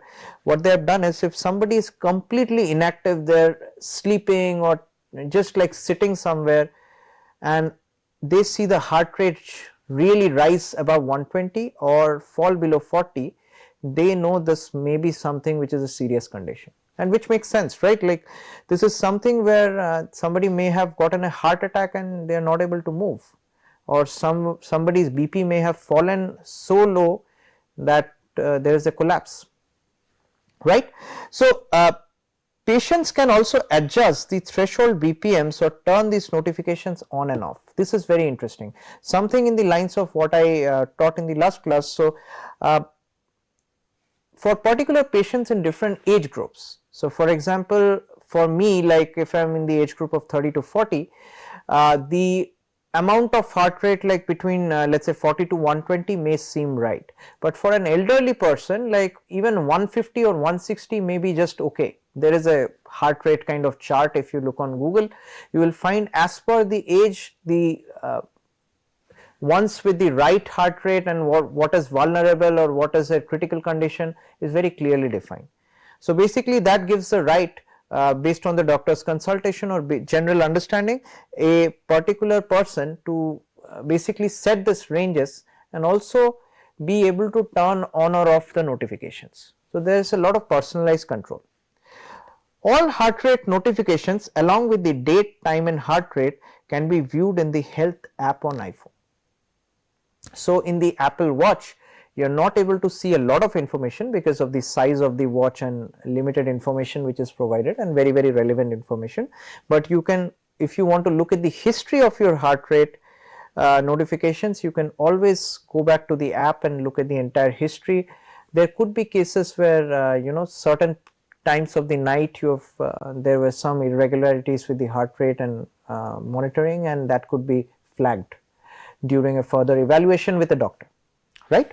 So from an implementation standpoint, what are we looking at? You're looking at the left side watch diagram where it's basically reporting a high heart rate. So it's saying your heart rate rose above 120 BPM while you seem to be inactive for 10 minutes starting at 9:59 AM. Extremely useful information. If you use this timestamp and to report to a doctor, he or she will know exactly how to diagnose, when the problems had gone to which extent. Very interesting. Next part is irregular rhythm notifications. This is another part of the CVDs only. These are the two indicators, heart rate and the irregular rhythm. So irregular rhythm notification occasionally checks for signs of irregular rhythms that may be suggestive of arterial fibrillation, right? This feature won't detect all instances of AFib, which is the arterial fibrillation, kind of abbreviated, but may catch something that may provide your patients with an early indication that further evaluation may be warranted. So we have all gone through some kind of a rhythm you know, evaluation at some point in our life, and this also indicates some underlying disease or some incoming problems. Irregular rhythm notifications use the optical heart sensor. Basically, there is a sensor to detect the pulse wave at the wrist and look for variability in beat to beat intervals when the user is at rest, right. If the algorithm repeatedly detects an irregular rhythm suggestive of arterial fibrillation, your patient will receive a notification and the date, time and the beat to beat heart rate will be recorded in the health app. Very much in the similar lines of the heart rate notifications, this rhythm notifications are also provided. The updated ECG app with additional rhythm classification has received clearance for users 22 years and older. This is an extra addition, so they got some clearance for using the updated ECG app, right. So, from an implementation standpoint, it is showing arterial fibrillation. Your heart has shown signs of an irregular rhythm suggestive of arterial fibrillation. So, this is the second figure here in the between on the right.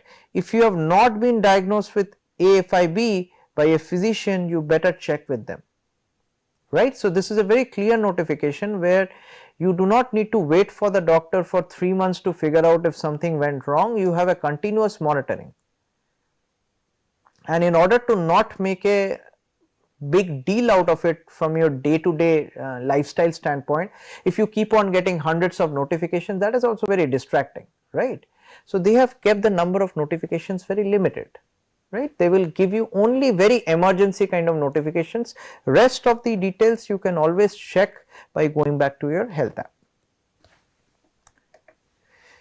The ECG app, or what is this ECG app specifically doing in the Apple Watch? These are all from an implementation standpoint. So, they had surveyed the market, they had gotten all the information, now they are trying to implement. So, with the ECG app, patients who experience symptoms such as rapid or skipped heartbeat, many of us have this issue, or receive the irregular rhythm notification, can capture an ECG and record their symptoms. So, specifically in this case, the ECG is not continually functioning.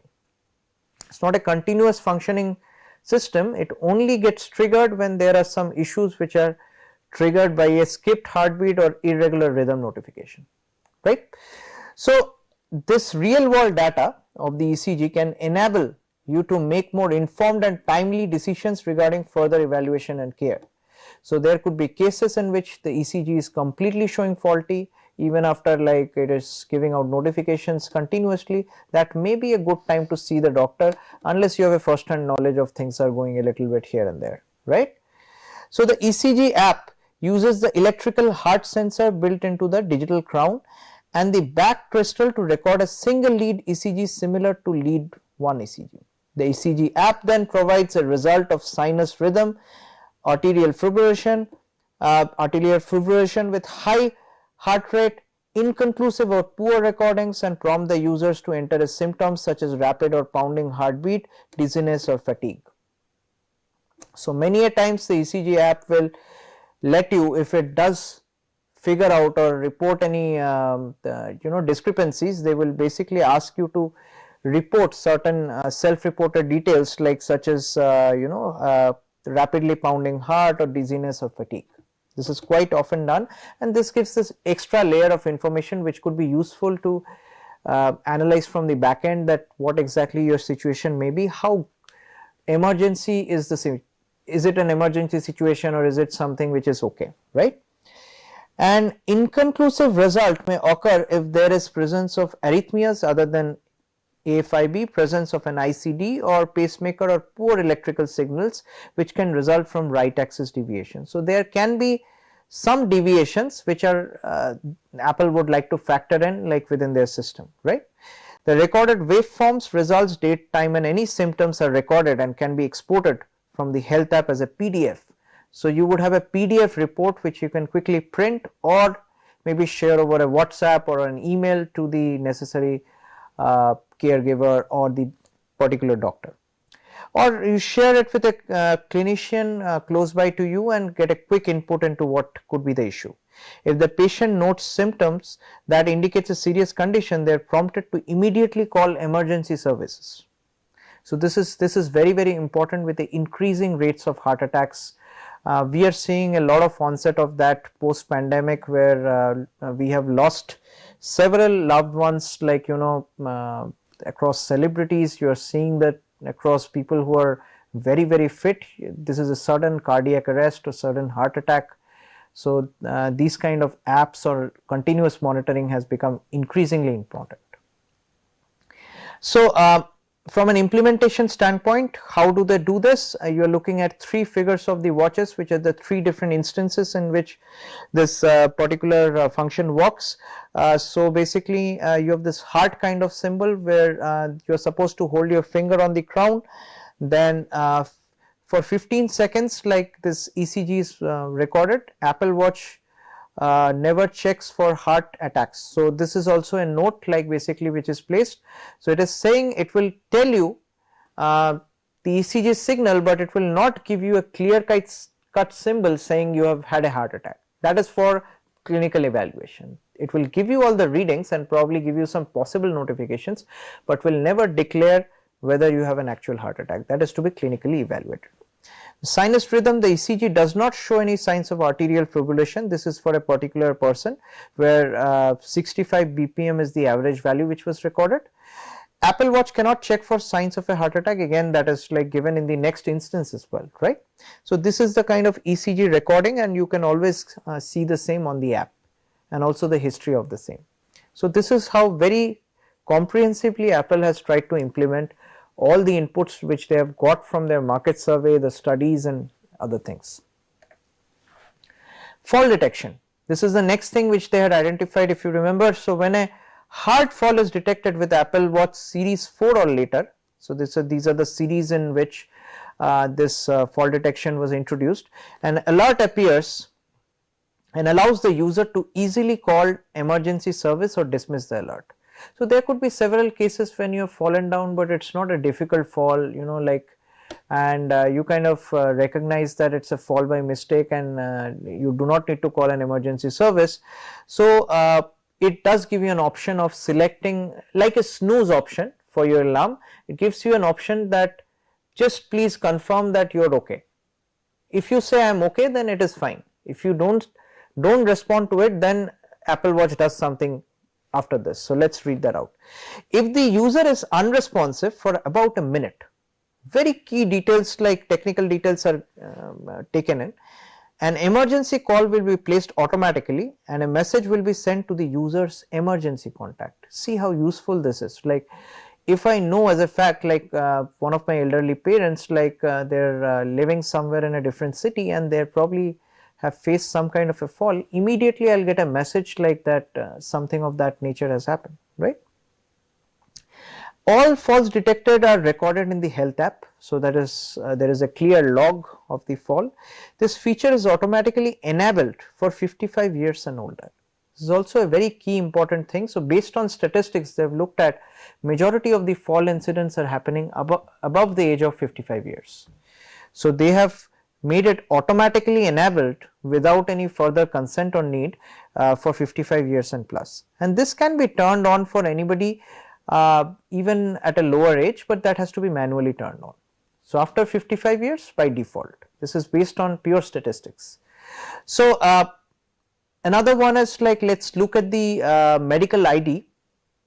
So medical ID allows emergency personnel and emergency room clinicians to assess or access the critical medical information from a patient's iPhone, lock screen or Apple Watch without requiring a passcode and without compromising a patient's privacy.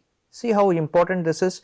So there has been a sudden fall, and all of a sudden this there has been an emergency alarm, and this particular clinic has kind of sent an ambulance, and this particular person is admitted who has received a fall, and they have no way to identify who this person is. So quickly from the phone, without breaking the lock screen and without compromising on the privacy, the clinicians can get data on, very basic data on who this person is, at least who the emergency contacts are. So this is so thoughtful while going through all the information which the public actually needs. So this is very, very important. Patients can list important information such as allergies, medications, conditions, organ donor preferences and emergency contacts by setting up medical ID in the health app. So this is all done much more earlier. So while you are installing this particular app or making it activated, it gives you a chance to ID yourself, like put your necessary details. How these details are important: sometimes you may have choked yourself due to an allergy and fallen down. There could be certain medications which the clinicians would know right away, like what kind of medications do you take from a day-to-day basis. Do you have any underlying conditions which all of a sudden, if you are brought to a hospital, nobody may be aware of that what is your condition which may have triggered this fall. In case of a death, do you have any organ donor preferences? That's another very important information. Emergency contacts, of course, I have talked about, and there are several other emergency contacts. If one is not reachable, there are 4 or 5 contacts which can be reached out. So how was this implemented? Let's take a look at the watch figures in the very between. So it looks like you have taken a hard fall. So this is SOS emergency call. There is a single very clean option which is saying I am okay. So if you click on this I am okay, great, but if you don't click on this for a minute, it makes a call to the nearest clinic and also informs all your emergency contacts. Such a nice setup, like here, to prevent any possible fall based fatalities, right. The next one is a medical ID, where the name here is there, sharing lock screen, age, blood group. So just in case there is a blood loss, very key important information, what is the blood group, so that somebody can at least do it very quickly, arrange the blood for that person, right. So if you look at how clean Apple has looked at just the key problems here and just focused on the necessary details, no unnecessary extra added details which are absolutely not needed. This is based on a very large survey and based on detailed market research. So this is what we expect doing for any kind of products and services which we offer. So with this, I would like to thank you. This is all for the session. Hopefully you have learned something. We'll see you next time for the next class, right? Thank you.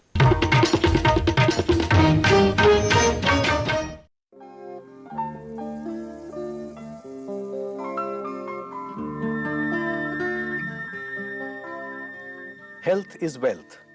जो तंदुरुस्त है वो धनी है. Different languages, different cultures enunciate the same principle. Nowadays, one may find individuals who are paying attention to their health in terms of regular exercise and proper diet. But the state of health of an individual is dependent on the society's health.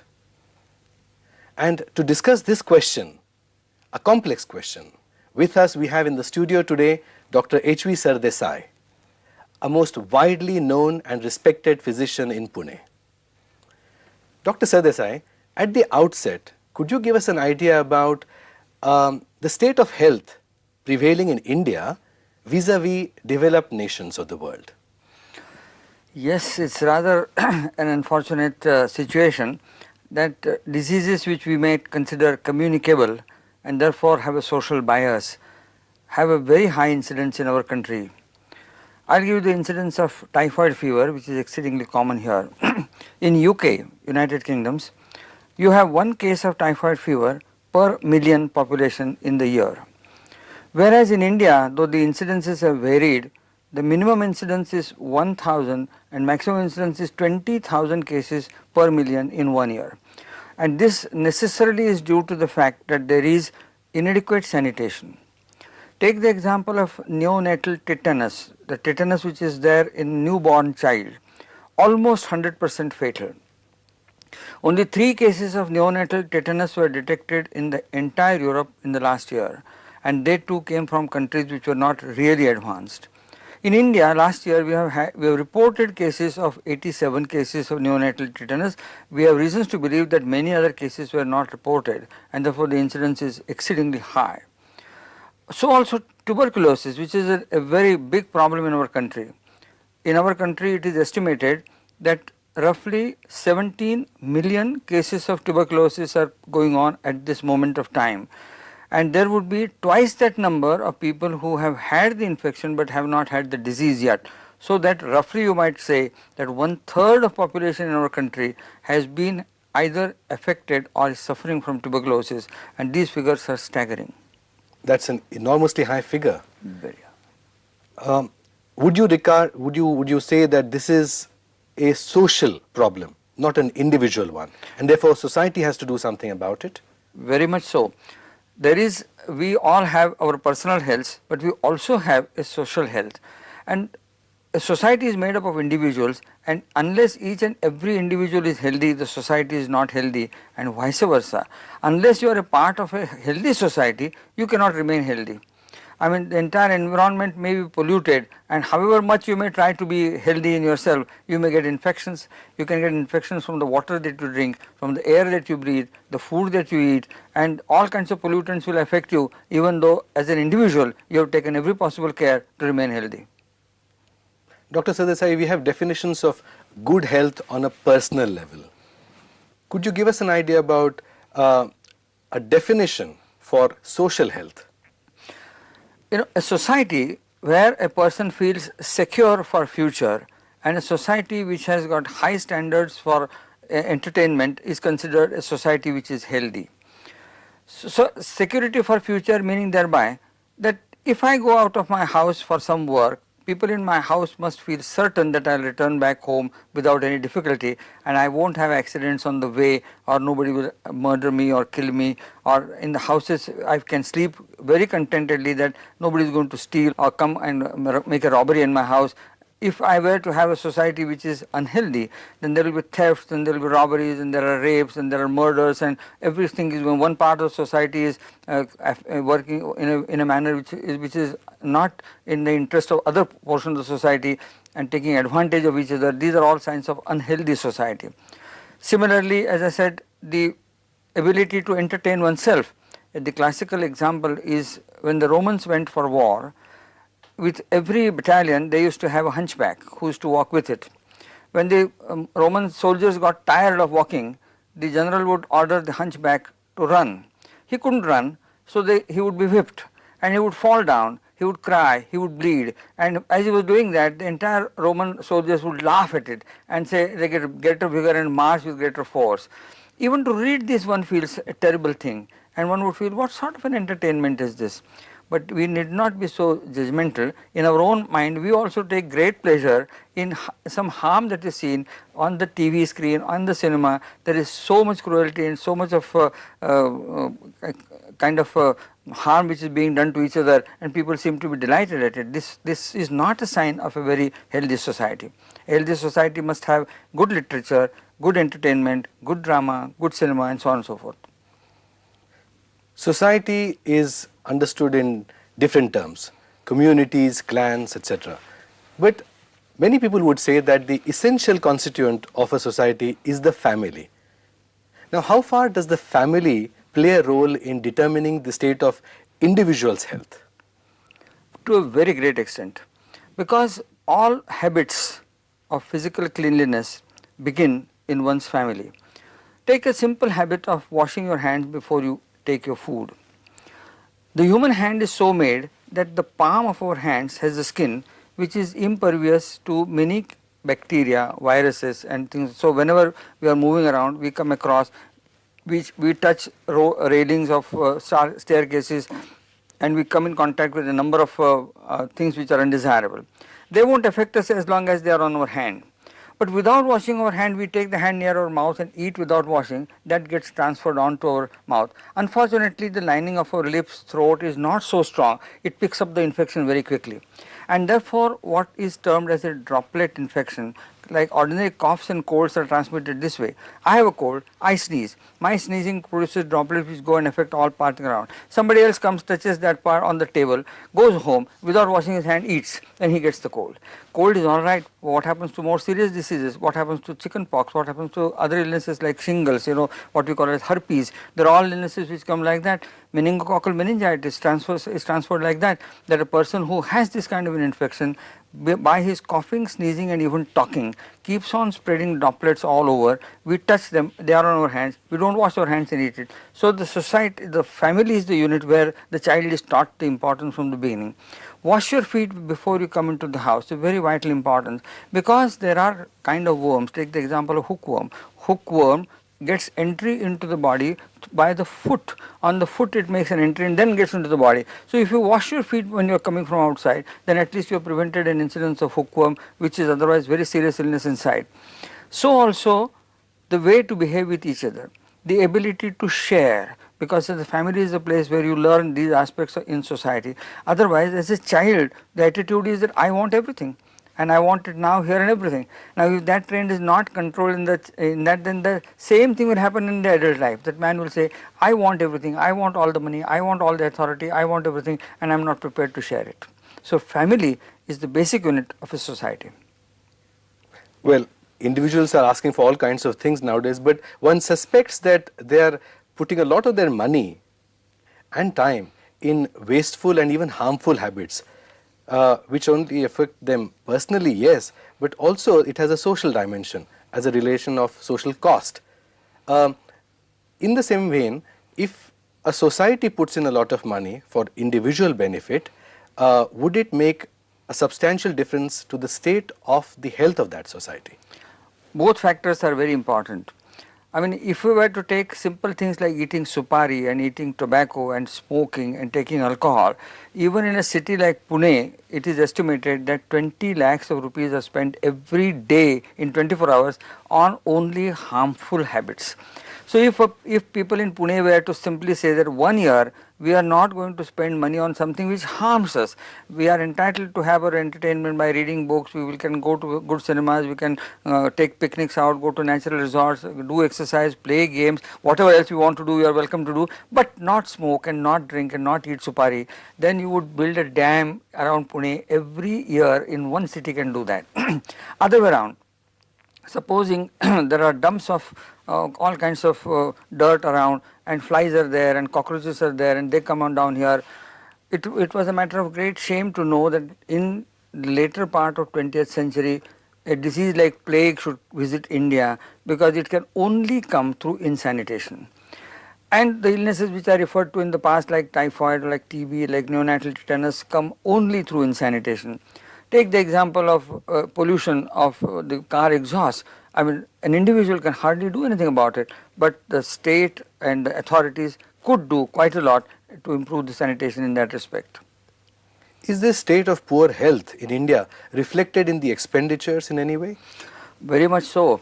Now, last year, 1998-99, we had 16,000 pharmaceutical companies in our country which have produced marketable products and sold 18,000 crore rupees worth of medicines in 1 year. Now, if you were to see that staggering figure and if you were to look at the number of absenteeisms for work, loss of man hours, illnesses, hospitals are absolutely full, no place to get admitted, all doctors' dispensaries are overflowing, this would represent a very poor performance. A very dramatic change is needed in this. Which would imply that there is a political will. In that sense, the political dimension of social health seems to be crucial and the role of governments. How could they do better, to give some instances? You know, vigilance is needed. For example, it won't require too much money to have the garbage cleared, or it won't require too much money to be sure that there is not a lot of noise pollution everywhere. I am told that Singapore is one of the cleanest parts of the country, of the whole world, because if you were to throw litter on the road, a fine of 1,000 pounds is put on you straight away.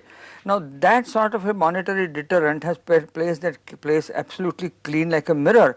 If Singapore can do it on a smaller scale, why can't we do it? We should be able to do that. Two basic things are needed to keep good health: a potable water supply and a proper sewage disposal. If these two things are attended to, I think 50% of our illnesses will go, just simply as is this. So the solution is simple if one pays attention to it.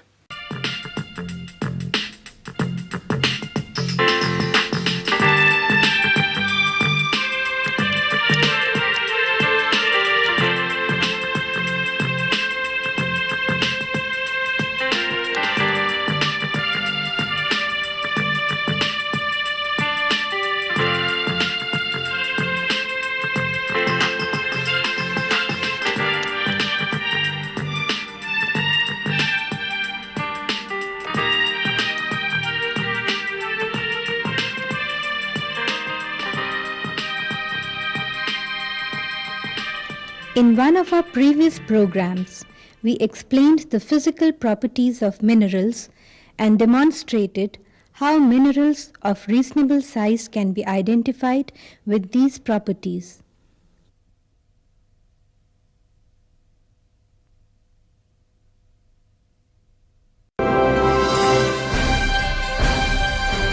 Swayam Prabha. Digital India. Educated India.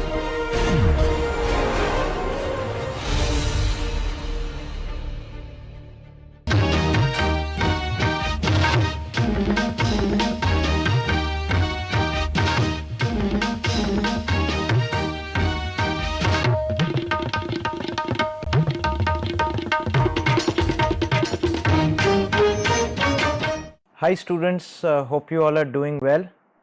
Welcome to another very exciting session of the course Healthcare Entrepreneurship. So today we are going to talk about customer discovery.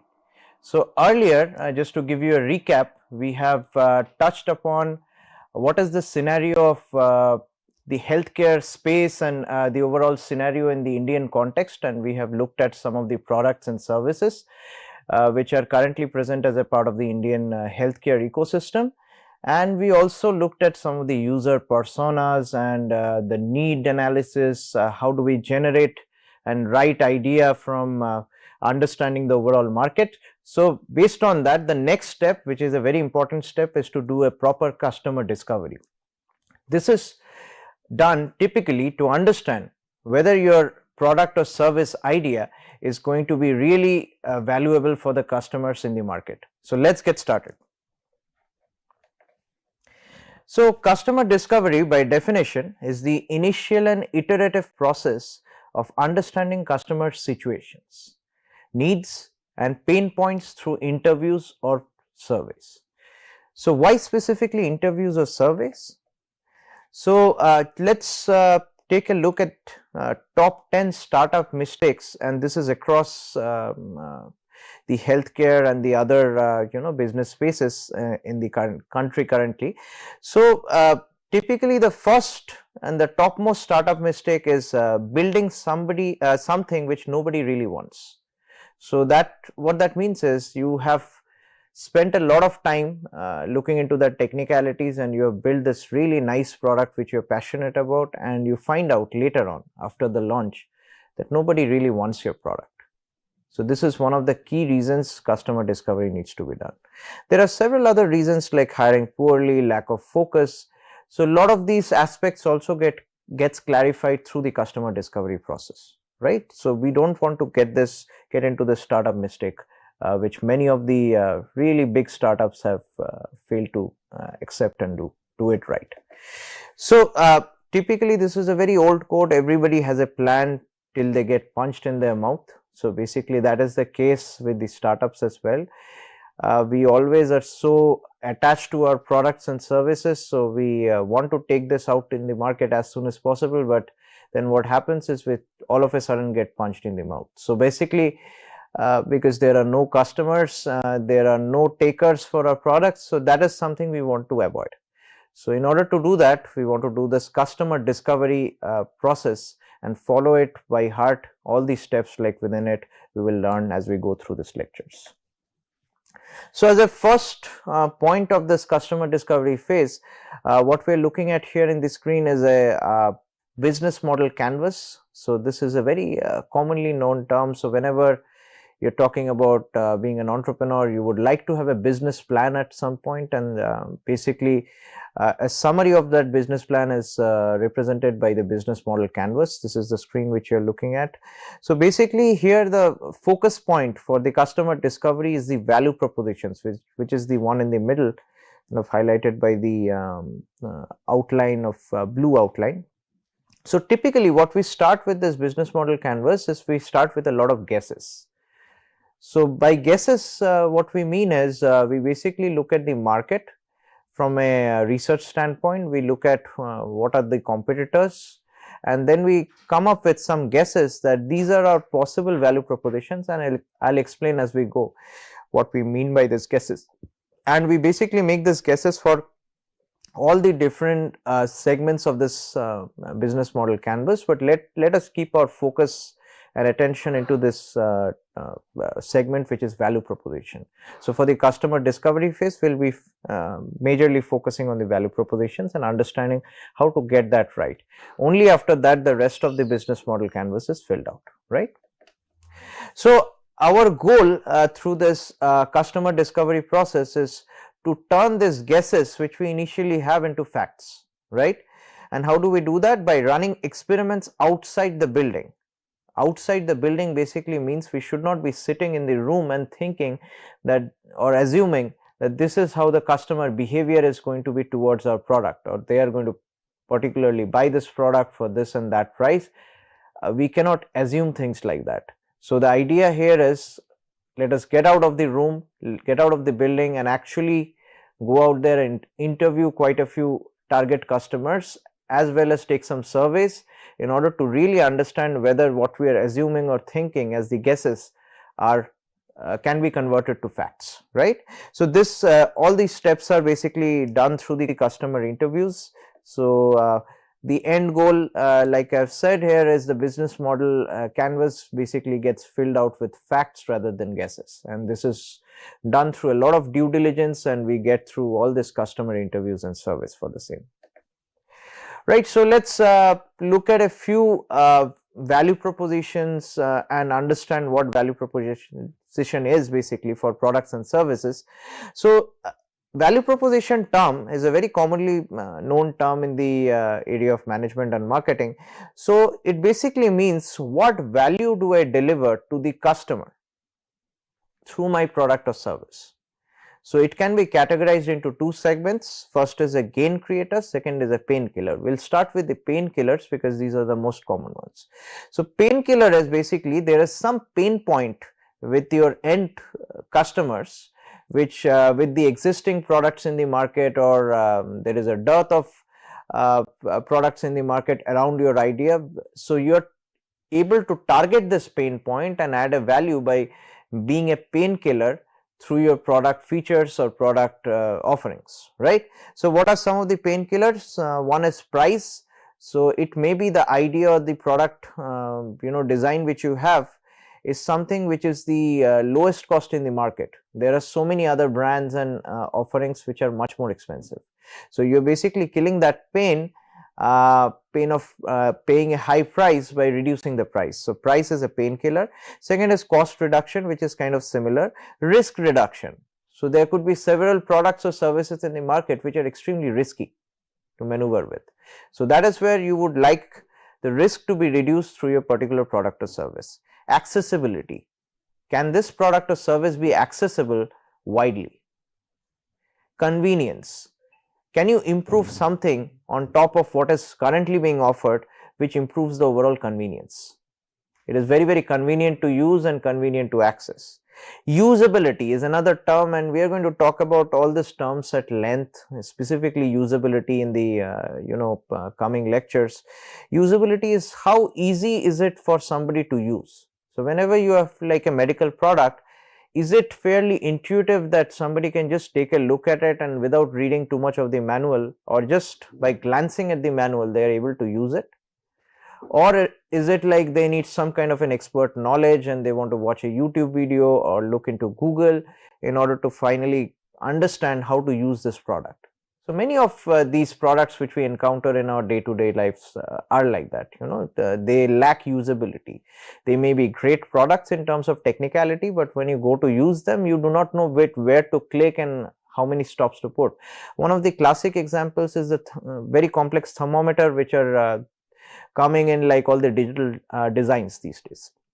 So many of these thermometers have limited buttons and have a lot of different complex options, which if you press a button once versus hold it versus press it thrice, and there are so many options where degrees can change into Fahrenheits or to Kelvins, and you can get temperature of the ear versus like of the regular oral body temperature and whatnot. So these many options are really confusing for a lot of folks who are trying to get it very simple. So these are some pain points in the society. If you are able to solve that using a painkiller, that becomes part of your value proposition. Next is gain creator. So painkillers are something which is must have for your particular product, right? Without this you cannot survive with your product, because these pains already exist. If you're not able to kill majority of those, you're not really making some improvements. Gain creator is an extra added layer. So on top of what you have as painkillers, it is a nice to have kind of features. So it is not a must have features, but it's a nice to have kind of features. Like it could be newness of the product, that it looks very nice or fresh, the performance of the product. There could be certain customizations. Maybe you can save your name, and basically in a new thermometer design, basically you have your name pop up, and there is a certain ID attached to it, and for your father it's a different name which is placed there, so you can easily track what the history of the temperatures were, right? Getting the job done. So sometimes few of the products may not be excellent products in terms of technicalities, but they are getting your job done and basically making your life much more easy, right? So sometimes that aspect is also useful. So one very classic example is the need for nurses as a service, like, so a lot of the elderly folks out there are needing some kind of a home based care by nurses because of their physical or health condition which deteriorates with the age. So basically the service of nurses, if you can provide that without too much of complexity, then it's getting the job done. That's a gain creator. The availability or the cost of the nurses may be a painkiller. So currently, let's say hiring a nurse would cost somebody a leg and arm close to, let's say, 15,000 or 20,000 rupees, a month, and somebody is not in the position to pay that much amount of money. They can only afford, let's say, 7 to 8,000. So lowering the cost is a painkiller, and getting the job done where the nurse is able to do multiple activities for this particular person is basically a gain creator. Right. So there could be gain creators in terms of design, like I've said, it could be a nice and sleek looking design, sometimes with the brand or status. So example is an Apple Watch versus any regular watches, which are smartwatches which are coming through other brands, much less well known. So typically, if you can afford, you would go for an Apple Watch, because that's kind of a gold standard of the brand, and that is something you would like to relate with, and it's going to function really with a high performance, right? So these are some examples of value propositions. So what are the key questions for value proposition? How do you understand what is the right value proposition to add? So the problem statement is, what is the problem in the society which you are trying to address through your particular product or service offering, right? And the ecosystem we have to understand, which is basically your target customers, is for whom is this particular product or service really relevant for, right? What do you think is the competition? So what are the current offerings and what is the more that you can offer, right? Technology and market insight. Why is the problem so hard to solve? Is this a problem which is very simple to solve and a lot of people have solved it, and you're just trying to make the cost low or do something of a business standpoint, like, or is this a problem which is really difficult to solve? So if you all remember, I was talking about the difference between a businessman and an entrepreneur. An entrepreneur usually uses the term innovation, right? So he or she is trying to basically innovate through something which is lacking in the market and really trying to solve a problem which very few can actually afford to solve, right? An example, like a businessman for that reason would just look at a market scarcity and basically try to reduce the cost and basically earn a quick buck. That is not the case with an entrepreneur like all of us whom we are trying to be, right? We want to also look at the market size, how big is the problem, and the product, how do you actually solve the problem? Like, is it through some really technical innovation, or is this through some kind of better marketing, or there are so many aspects. So these are some of the key questions to consider before finalizing or guessing your value propositions. Let's look further. So some of the common mistakes of value propositions are if we just consider as this is a feature of someone else's product. So there could be a similar product in the market, and we just consider that it is the same feature of that product which we want to consider as value proposition. That's not going to add too much of value, The existing products are already adding value. So the end goal is, can you add some value to the customers, right? So also another mistake is, it is nice to have instead of got to have. So having too many gain creators here specifically rather than painkillers. So there needs to be a right fine balance of the painkillers and gain creators. Typically you would like to have more painkillers than the gain creators, right? Third mistake is not enough customers care. So if you see like 30% of the folks whom you interview or run the survey through have responded positively to your product or service idea, that basically means very few people actually care about your product or service idea. If you have 70 to 80% response at least on a product or service set of questions, then basically you can feel that this is a product which can be adding some value to a bigger set of customers, and that is the kind of product or service you would like to go ahead with and run a value proposition for, right? So let's go further. Okay, what are the right value propositions? So how do you know, have I guessed the right value proposition? So you may have guessed like lowering the cost, having a better performance, or better accessibility as your initial value propositions. How do you actually do this? So this is done through something which is known as a hypothesis testing through customer interviews, which becomes the part of the customer discovery. So what we do is a hypothesis testing. We'll take some examples. So some of the hypotheses for the painkillers are, does this particular product or service idea produce savings, make your customers feel better, fix underperforming solutions, ends difficulties and challenges customers encounter, wipe out negative social consequences, right? So there could be several negative social consequences of using certain products and medical devices. So one very classic example is the not from the medical field but the Tata Nano. So Tata Nano was a great car launched with a very low cost, which was one of the key value propositions, but somehow did not work very well with the customers because it brought a kind of bad consequence to how people would perceive about somebody. So somebody would think this person is really cannot afford a car or is not really well to do, that's why they are buying a Tata Nano, which could be something a little bit better version of a scooter or an auto. So that perspective was so poor about this particular car, which had a really nice intention of having a low cost vehicle for families for better safety compared to scooters or bikes, but the idea overall went down the drain. Like, so basically it did not go very well with a lot of customers. So this had a negative social consequence, that's why it was not adopted very well, and that happens very often with a lot of medical products as well.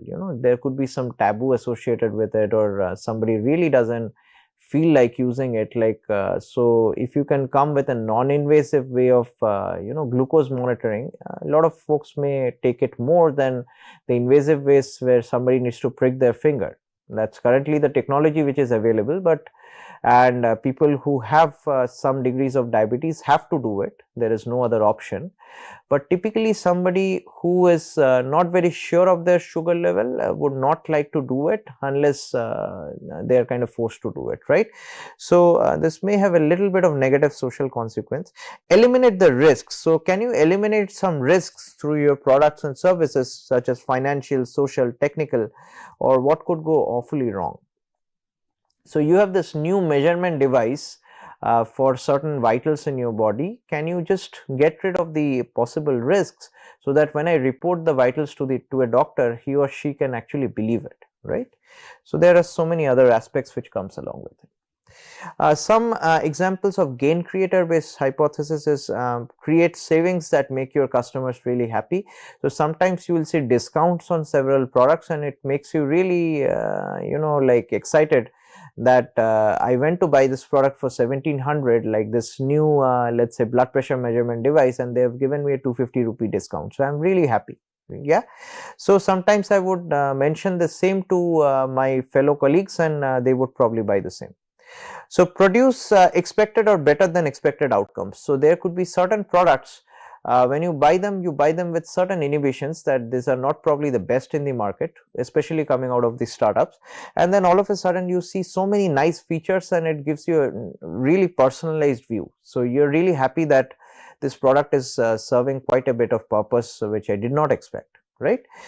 Copy or outperform current solutions that delight the customers. So there are several cases in which medical products or services. So one example is a kind of wheelchair which typically a lot of patients would be really afraid to go along with, because there are a lot of jerks and whatnot, like as it is taken from one part of the hospital to another, has some nice shock absorbers. And all of a sudden this patient feels like, I feel so good while being taken in this wheelchair. So this kind of outperforms the current solutions that really delights the customer. Customer here is the patient. So this customer is going to talk about the same to a lot of other fellow patients or possible patients, and this will not only bring the hospital's reputation up, but also the idea of using such a stretcher or a wheelchair, right? So make your customer's job or life easier. So this is another set of hypothesis. It's in the form of a question that whether this particular product or service is making the job or life easier of the customers, right? By having a better usability where they can just unpack the device and quickly start using it. And there are so many other aspects like where that is easily accessible. So I'll give you an example of this medical drug which is known as a curcumin kind of lozenge, like it's known by the brand Kurkri. So basically I buy it quite often in the winters, where when I have like a throat scratch or feel like my throat is not feeling very well.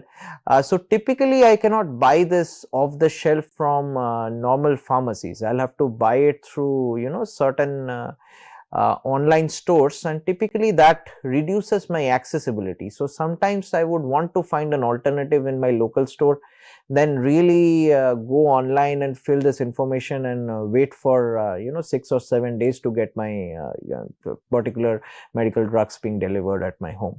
So sometimes that is kind of creating some kind of a pain, and I can have a better accessibility in terms of course the drug is very good, like that's why I'm interested to take it, but if you can have a better accessibility, that can be a nice gain creator there. Create positive consequences that customer desires. So this is in the form of a question. Can it make you feel or look good?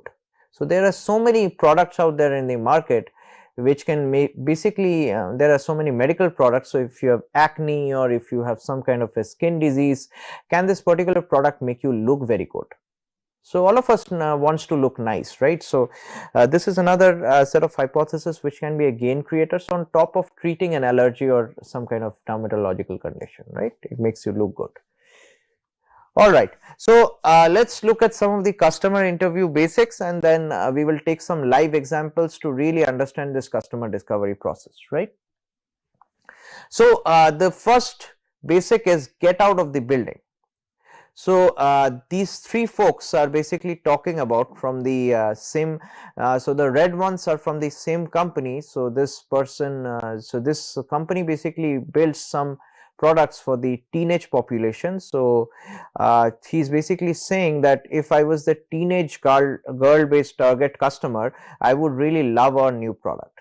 So he's saying by himself, just assuming that this is a great product for the teenage customers. So the other person who is possibly a VC who is going to fund this company or fund this product asks that, have you actually talked to anybody to make sure? So this person who is also part of this company says what, and leave this room and think about it. So this is very, very important. So many a times you will be asked by fundraisers and people who would possibly fund your companies and products, that whether you have actually talked to some customers and done a customer discovery previously, in order to ensure that there are some takers for your products, or are you just assuming things? So if you say we are yet to do it, basically you have failed your job, right? So getting out of the building and actually doing a customer survey or set of interviews is very, very important. Second is, are you talking to relevant customers? So this all of a sudden this mother of this entrepreneur basically asks, how was the customer interview?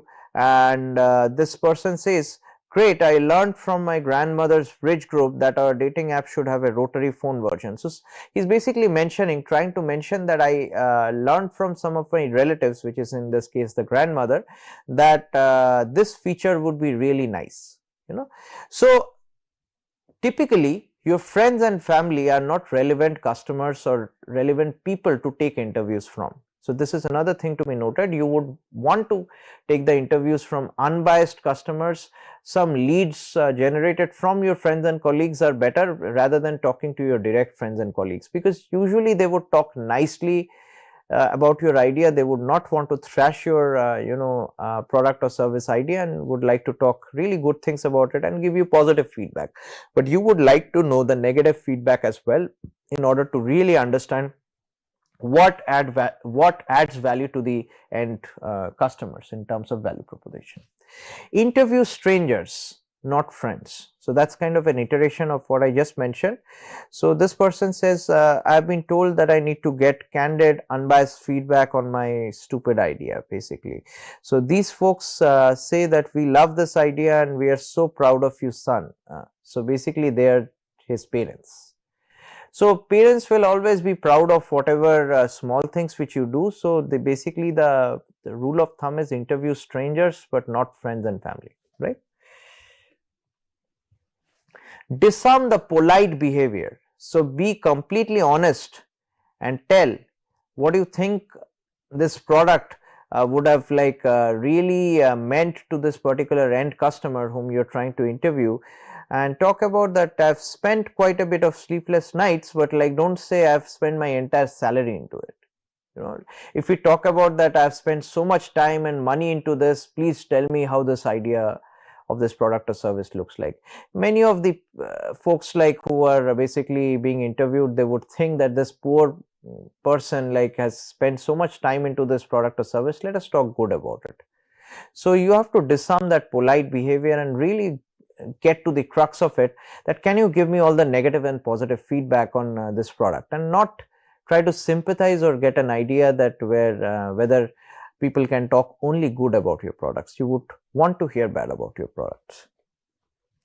Ask about pains and needs, not features. So this is very, very important. We do not have to focus on the product features. So while we do the customer interview, we do not say that I'm thinking about this great product and I want to just validate whether this particular feature, which is this sleek look, or this particular dimensions, or how this product is really low weight or low cost, is going to be valuable for you. You know, so rather than asking about features of a product, we would want to know about the pains and needs of the customers. So the interview would start something like this, that I'm working as a student or working as a researcher in this particular area, and I have some idea in place and I'm trying to get some feedback on this particular idea, and what are the particular pains and needs which you have thinking about, let's say, mental health. So I'm trying to build this mental health based app, and I'm trying to put certain segments into it, so that it benefits a lot of customers. So what are the current mental health issues which you are facing currently, or what do you observe around you? How do you tackle it? Do you meet a lot of folks, or would you have liked it if somebody was there to help you or listen to you? Or what are the other requirements? What kind of drugs are you taking? Medical drugs, right? So this is the kind of interview you would like to know more about the customers, rather than trying to pitch your product and know whether they like your product, right? So that is a very clear basic of a customer discovery phase. So let's go further. So also once you have gotten a feedback, sometime parrot back and confirm what you have heard. So you really think this idea is cool or good. I can't wait to tell my co-founder that we're ready to quit our day job. So that's not a great idea.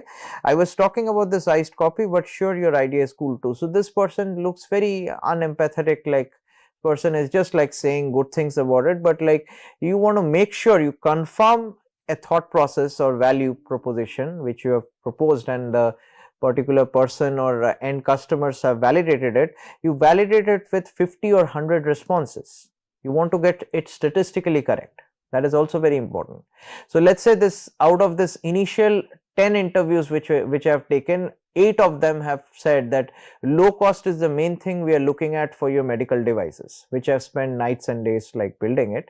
And then you are very happy with it, that low cost is the key value proposition. The answer to that is no. Please check the same with another 40 or 50 customers, or at least 100 customers.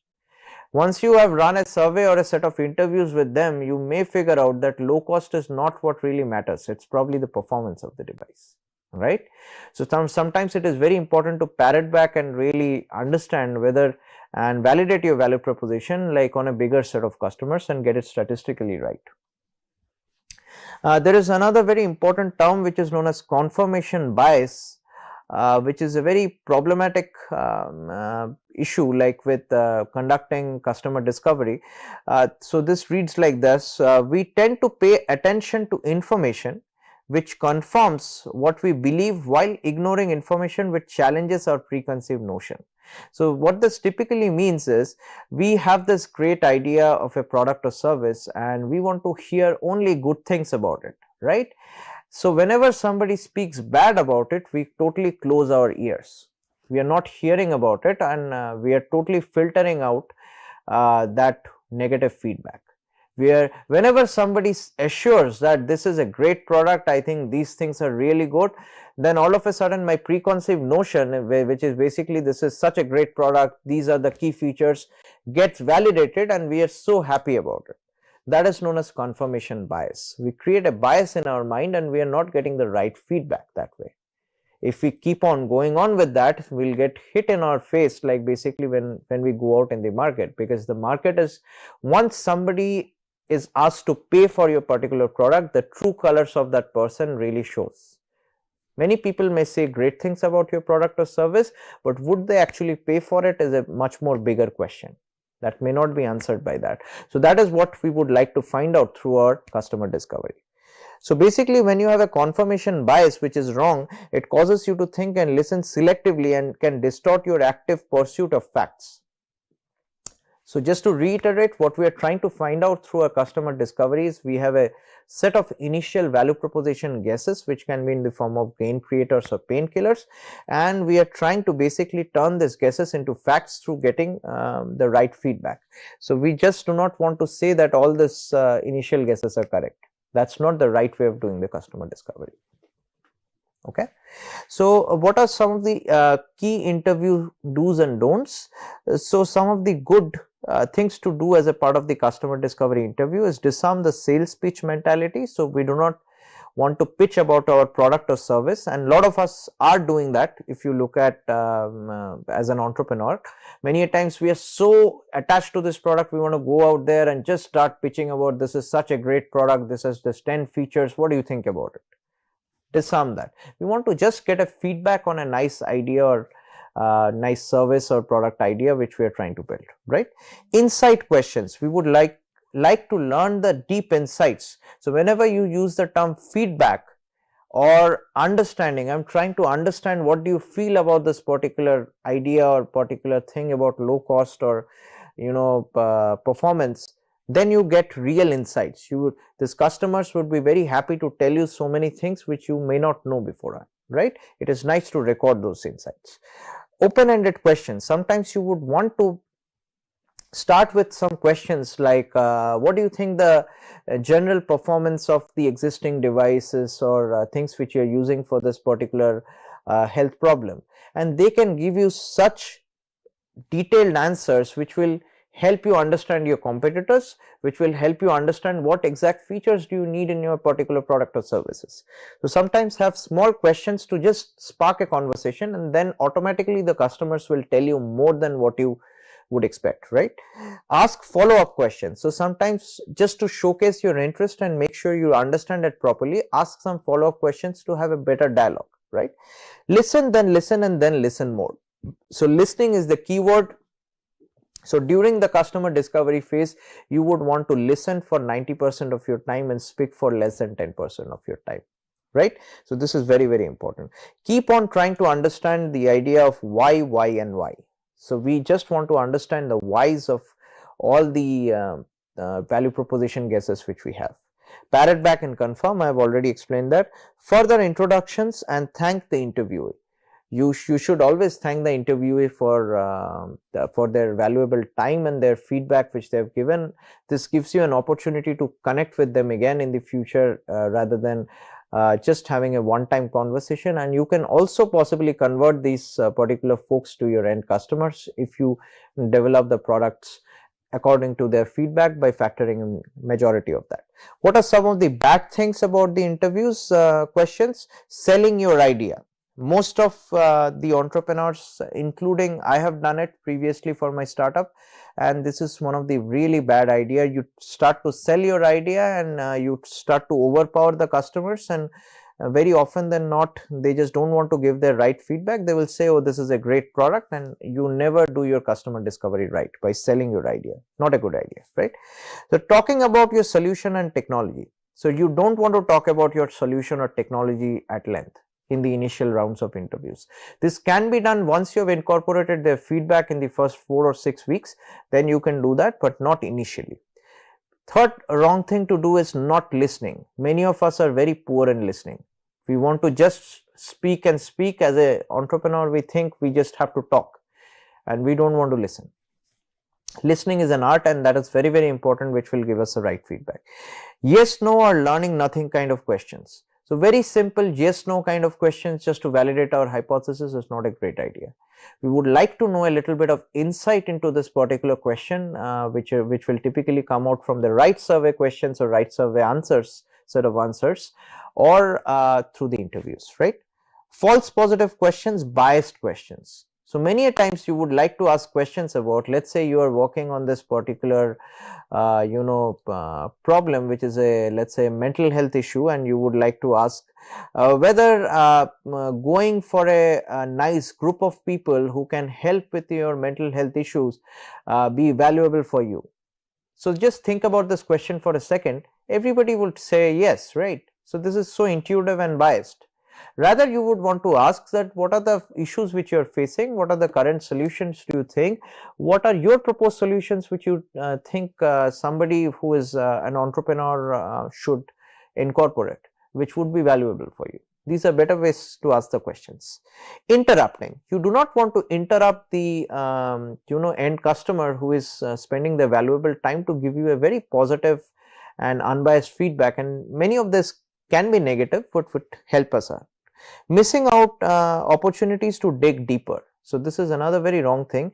We don't want to stop the conversation just to get 10 customers on board and get their feedback. We do not want to limit our time by saying 5 or 6 minutes for all your questions, please answer quickly. That way we are dismissing the opportunity to dig deeper into all the insights. They can give us so much insights. They can tell us so much about our competitors, like what are they willing to pay. So basically your revenue model, cost structure, what are the key resources, everything would be clarified if you have a nice and heart-to-heart conversation with the customers, right? So let's dig deeper. So some of the key interview tips along with it is go for warm contacts, work much more better than cold calling. So cold calling is basically what you see as a common example with a lot of this credit card agencies, right? All of a sudden I am this person from so and so bank and I would like to give you a personal loan. This is cold calling. Majority of these calls, if I am very busy, I'll just drop it. I'll not even speak with them, right?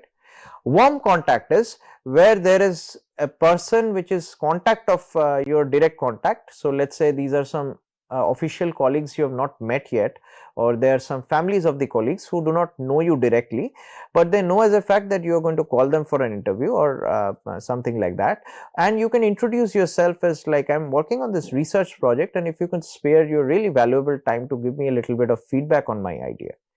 Most of the time, if you say you're working on a research project and you're trying to get some feedback, most of the people would like to give you feedback. Whenever you try to sell something, people don't like it. They get very kind of turned off like by that, and many of them can just drop the call.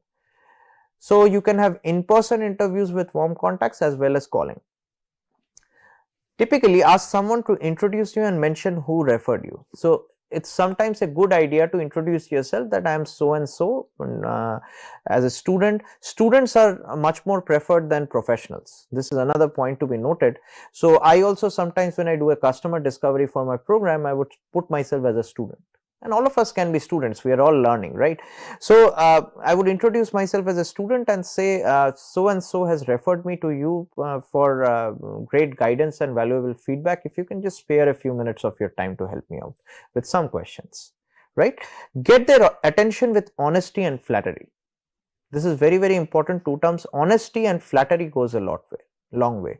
If we are rude, or if we are not very, if we are arrogant about our presentation, people would pick that and they would usually be turned off and not be willing to give you a lot of information. So we need to be honest, and we need to have a little bit of flattery where we kind of value their time and tell them that this is so great to hear, this is the first time I'm hearing this, and things like that.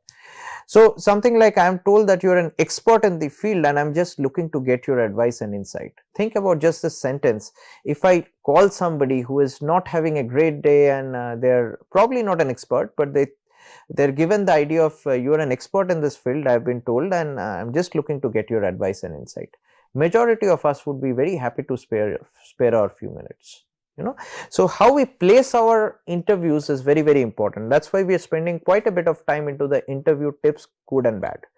Try to meet typically face to face or by e-meeting so that you can read the body language. Sometimes on a phone call it would be very difficult to understand the body language, and body language tells a lot about their general interest. So we have seen cases in interviews where somebody has shown so much of genuine interest that they almost want to take other people on board and get their feedback. So that happens very often. Don't sell, don't lead your idea, solution or technology. Don't ask questions like, what do you think if something of this sort, if I develop an app around mental health, would you be willing to use it? These kind of questions are just leading you to an idea. You would rather want to know that would you think an application or some kind of a platform would be helpful for solving a mental health issue where people can be connected? What do you think about this? So that's a better way of putting it, right? Some other interview tips are focus and listen to their needs and pain points. This will give you a very clear idea of the value proposition. You will get your painkillers around it, and you will also get the gain creators around it. It's all about them, not you, and you want new insights. So we'll have to think about, we do not want to market ourselves. So one of the best way I've noticed is there was somebody I was speaking to a long back who was a really serial entrepreneur. So many times what we do is, just because we have earned so many degrees, we have studied so much, we have so much experience with our products, we want to talk great about ourselves, that I'm so and so from this and that, so that people think I'm such a great person and give me a nice feedback. Typically that doesn't happen. There was this example from a person from the Massachusetts Institute of Technology, which is the MIT, considered as one of the top institutes, and how they pitched about their product. They never mentioned MIT. That's what we saw. They just mentioned there's some nice students and they're trying to get something for their research projects. Everybody was very, very happy to give them feedbacks. Once you say MIT, people may start thinking, oh, this person is probably very smart, I have to just talk about smart things. So you don't want to change that vision of honesty, how the particular customer is going to behave or give you feedback, right? So it's better to sell yourself very, very low and kind of just have a very genuine idea of like getting a feedback, right? So it's all about them, it's all about the customers, it's their show rather than our show. So get stories about how they do their jobs and what their challenges are. So around this particular idea, you want to know what do they do currently. Ask them to explain a typical day or process or their current solution to problems and what they specifically wish worked better. So this particular area of, let's say, glucose monitoring, and so this particular you're looking at certain diabetic folks, and you want to get a feedback on what do they typically do and what do they wish was a better idea, like if that was a solution. That will kind of lead you to a much more better solution, right? Take notes. Take pictures or videos, great for lessons learned presentations. So sometimes what I do personally, I record conversations because I may have missed a lot of those parts, of course with permission of the other person, but that is sometimes a nice tool to just look at some of the points which they may have mentioned I have missed out later to factor them in, right. So let's talk about a real life example. We had a lot of theory now to look at how a customer discovery set of questions and value propositions should be. So let's talk about a real life example.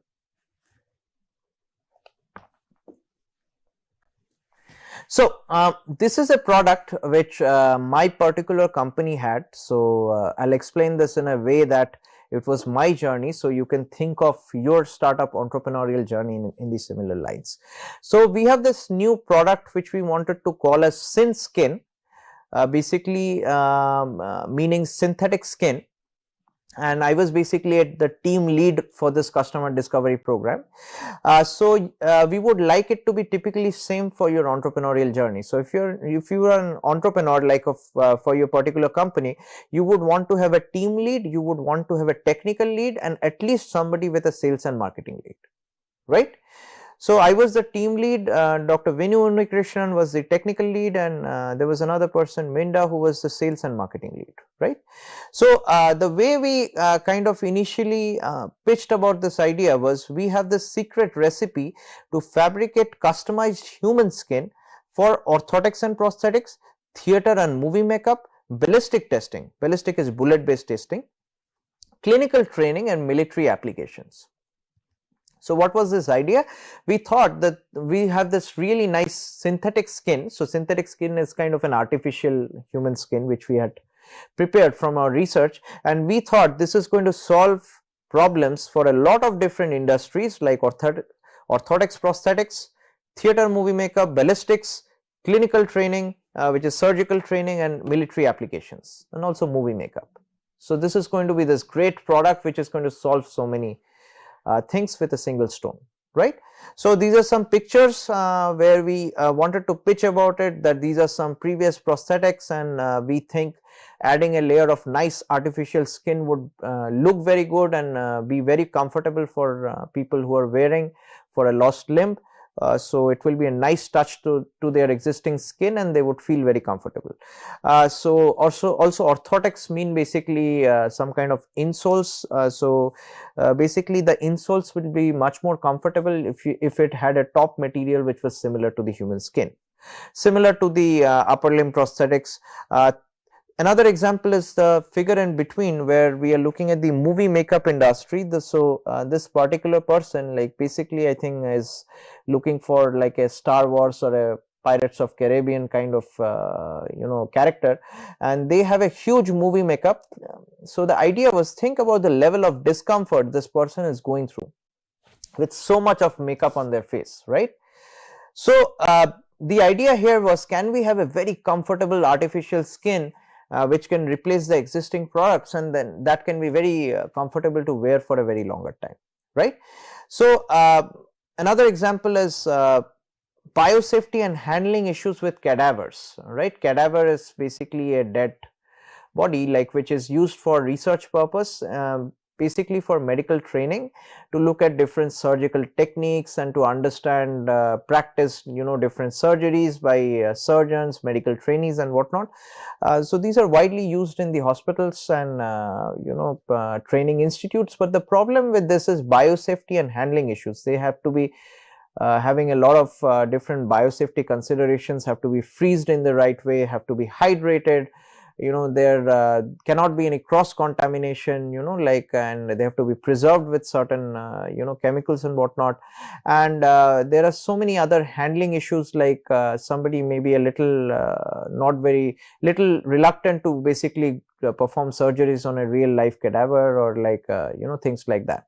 So we wanted to replace this cadaveric skin with this artificial skin again. We thought, like, if we provide this artificial skin, somebody can quickly do a surgical simulation and do the job, and then carry this artificial skin in their pocket, because no biosafety or handling issues, right? No ethical considerations needed.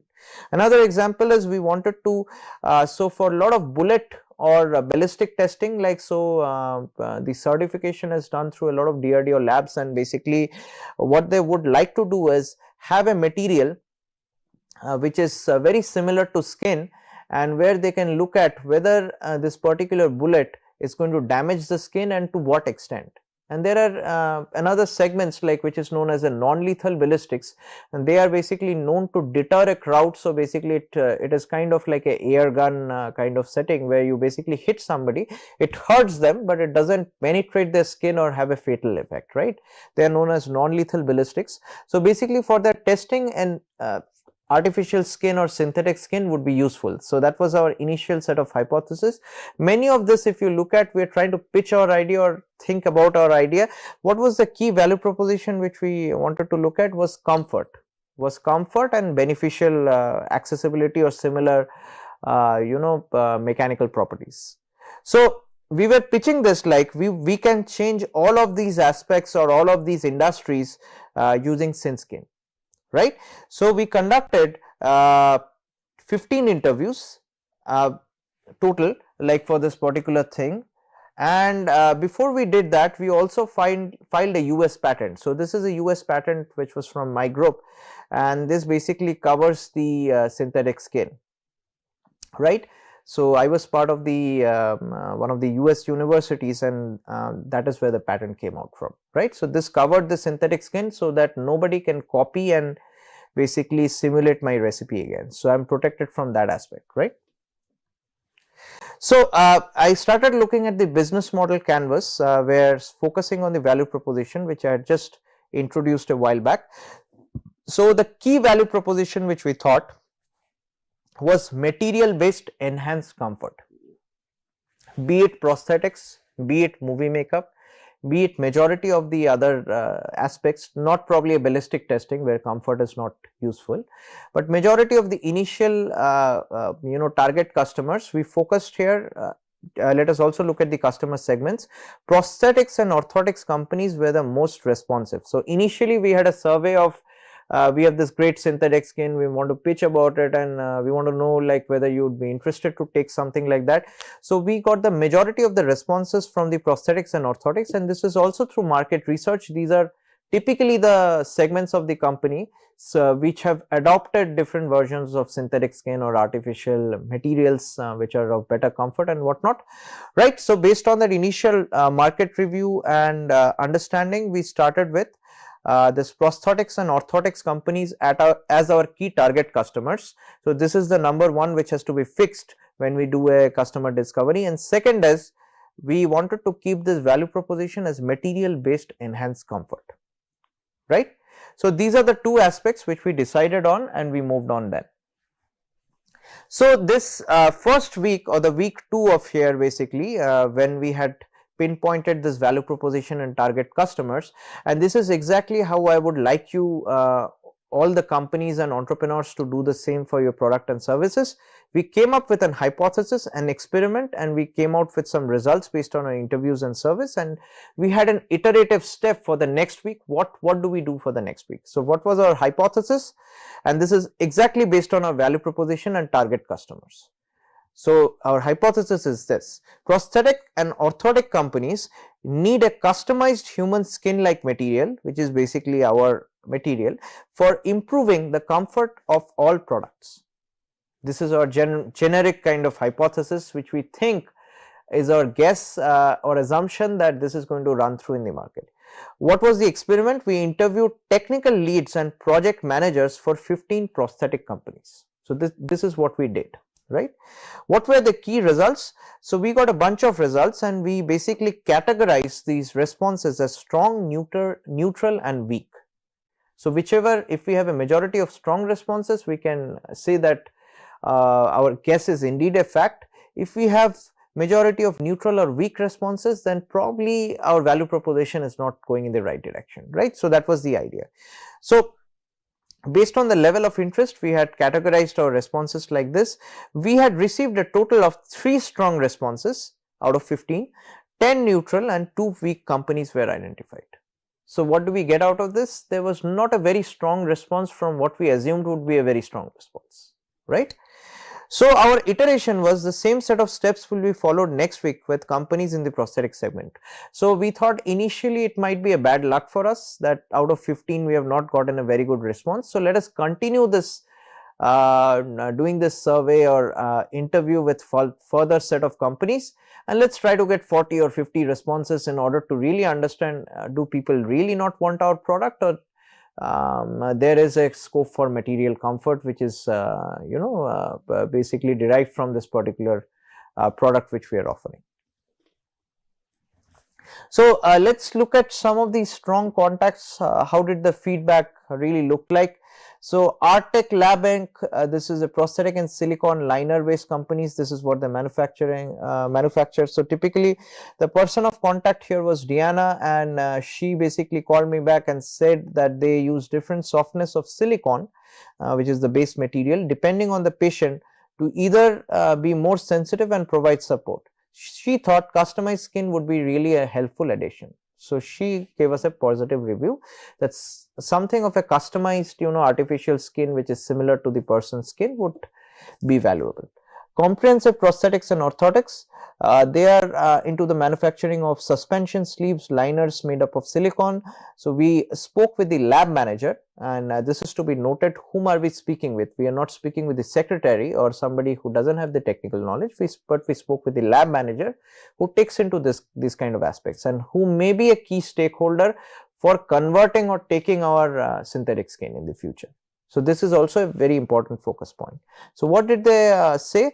Their standard material and sleeves don't have uniform results with their patients. Some find it more irritating due to variations in the skin types. Very good point. He thinks customized skin would be really helpful. So if we can make synthetic or artificial skin which is similar to somebody's skin with the right properties, he thought this could decrease the irritation or dissatisfaction among a lot of customers. So this was another positive review. Alabama Center for Prosthetics and Orthotics Inc., this was another company we were interviewing. So this basically looks at prosthetic limbs and braces. So there was a person called Thomas Leonard who was the person of contact. He gave us his email address and wanted to help. So he said we can visit his friend Mark, who works at the clinic across Lofts, is basically a housing society. He thinks customized skin could be very useful and wants to keep him posted. So he said, please keep working on your technology, showcase the technology to my friend Mark, who works there hands-on, and please keep me posted on how your technology is faring in, and I'll be happy to pitch in and connect you with other possible customers. So he was very, very helpful. That's what we found out. So out of the neutral contacts, typically there were this bunch of companies whom we contacted, majorly in the segment of prosthetics, prosthetic liners, limb manufacturing. Majority of the people whom we got in touch with were secretary, not technical people, and they said like this or this person is the technical lead and we will arrange a call back, or please email us, we will get back to you. Majority of them never got back to us, or we could not reach them over phone. So they are kind of neutral contacts and few of them kind of spoke about it a little bit, but they were not very enthusiastic about our products. So this is good to know, like where we were just sitting in an office and assuming that we have this great product, patent protected, and many of us think like that as an entrepreneur. And we got a hit in our face, like basically where majority were neutral contacts and poor contacts, right? So with this, I would like to thank you. This is all for the session. Hopefully you have learned something. We'll see you next time for the next class, right? Thank you.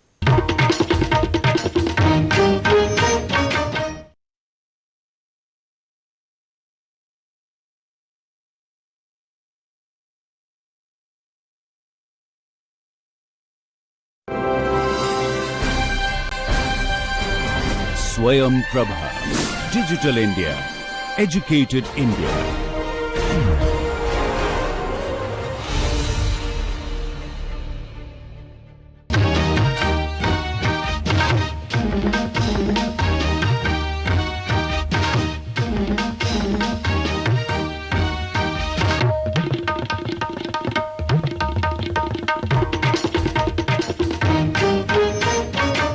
Welcome to another very exciting session of healthcare entrepreneurship.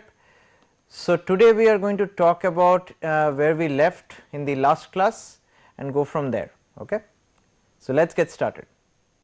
Some of the poor or weak contacts included people who basically hung up their call. So once we started speaking about the idea or the feedback mechanism, they basically just dropped the call. And there was another person who said there was no problem with the existing material which they use, and they would like to keep on using it. So they don't want any change into their manufacturing line. They don't least bother about any kind of product offering in this synthetic skin domain which we are offering, right? So this was the feedback, very straightforward and blunt. Negative feedback, but good to hear, right?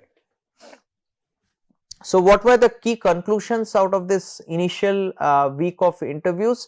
We discovered that although some companies may use silicone materials to fit prosthetic devices to patients to optimize comfort, many don't modify its composition at all. So they just typically use some silicone based material, and our synthetic skin was also silicone based. They do not change the composition. They have a single composition which is kind of what they get out of the market. What we do as a patent protected product was we change the composition, and we can make it very unique for a particular person, but that was not the case for majority of the companies, right? None of them test their material properties on the of their patient's skin to customize the silicone to match. So they do not care about customizing the silicone. They neither have the expertise, so they basically buy something of the market and then they just keep on using it. This inevitably may result in varying levels of discomfort due to natural differing mechanical properties of the skin. So we have so many different skin types, and just a single one-stop solution may not be useful here, where they are having the same kind of silicone liners for everything. Sensitive skin spots, like or people who have allergic reactions, protruding bones and ulcers. So many of the particular patients have protruding bones, ulcers, so that may need a better kind of setting, something similar to our artificial skin than standard materials. Since companies recognize the need for such a customized material, there seemed to be a market for our synthetic skin. So what we did conclude was there seemed to be some market for the synthetic skin, but we were still not very clear where that market exactly lied. What exactly product could we plug this particular synthetic skin in so that we get a really nice turnaround and we can make profit, right? So the next week what we did was we ran a further hypothesis that prosthetic and orthotic companies are huge potential markets for customized skin like material for improving the comfort of a few product segments. So the difference of week 2 and week 3 is basically, earlier we were talking about that this is going to enhance comfort of all the product segments, but now we said this can enhance the comfort of just a few product segments, because of the feedback which we have received from the customers, we realized that this could probably cater to just a few product segments. What was the experiment that we did?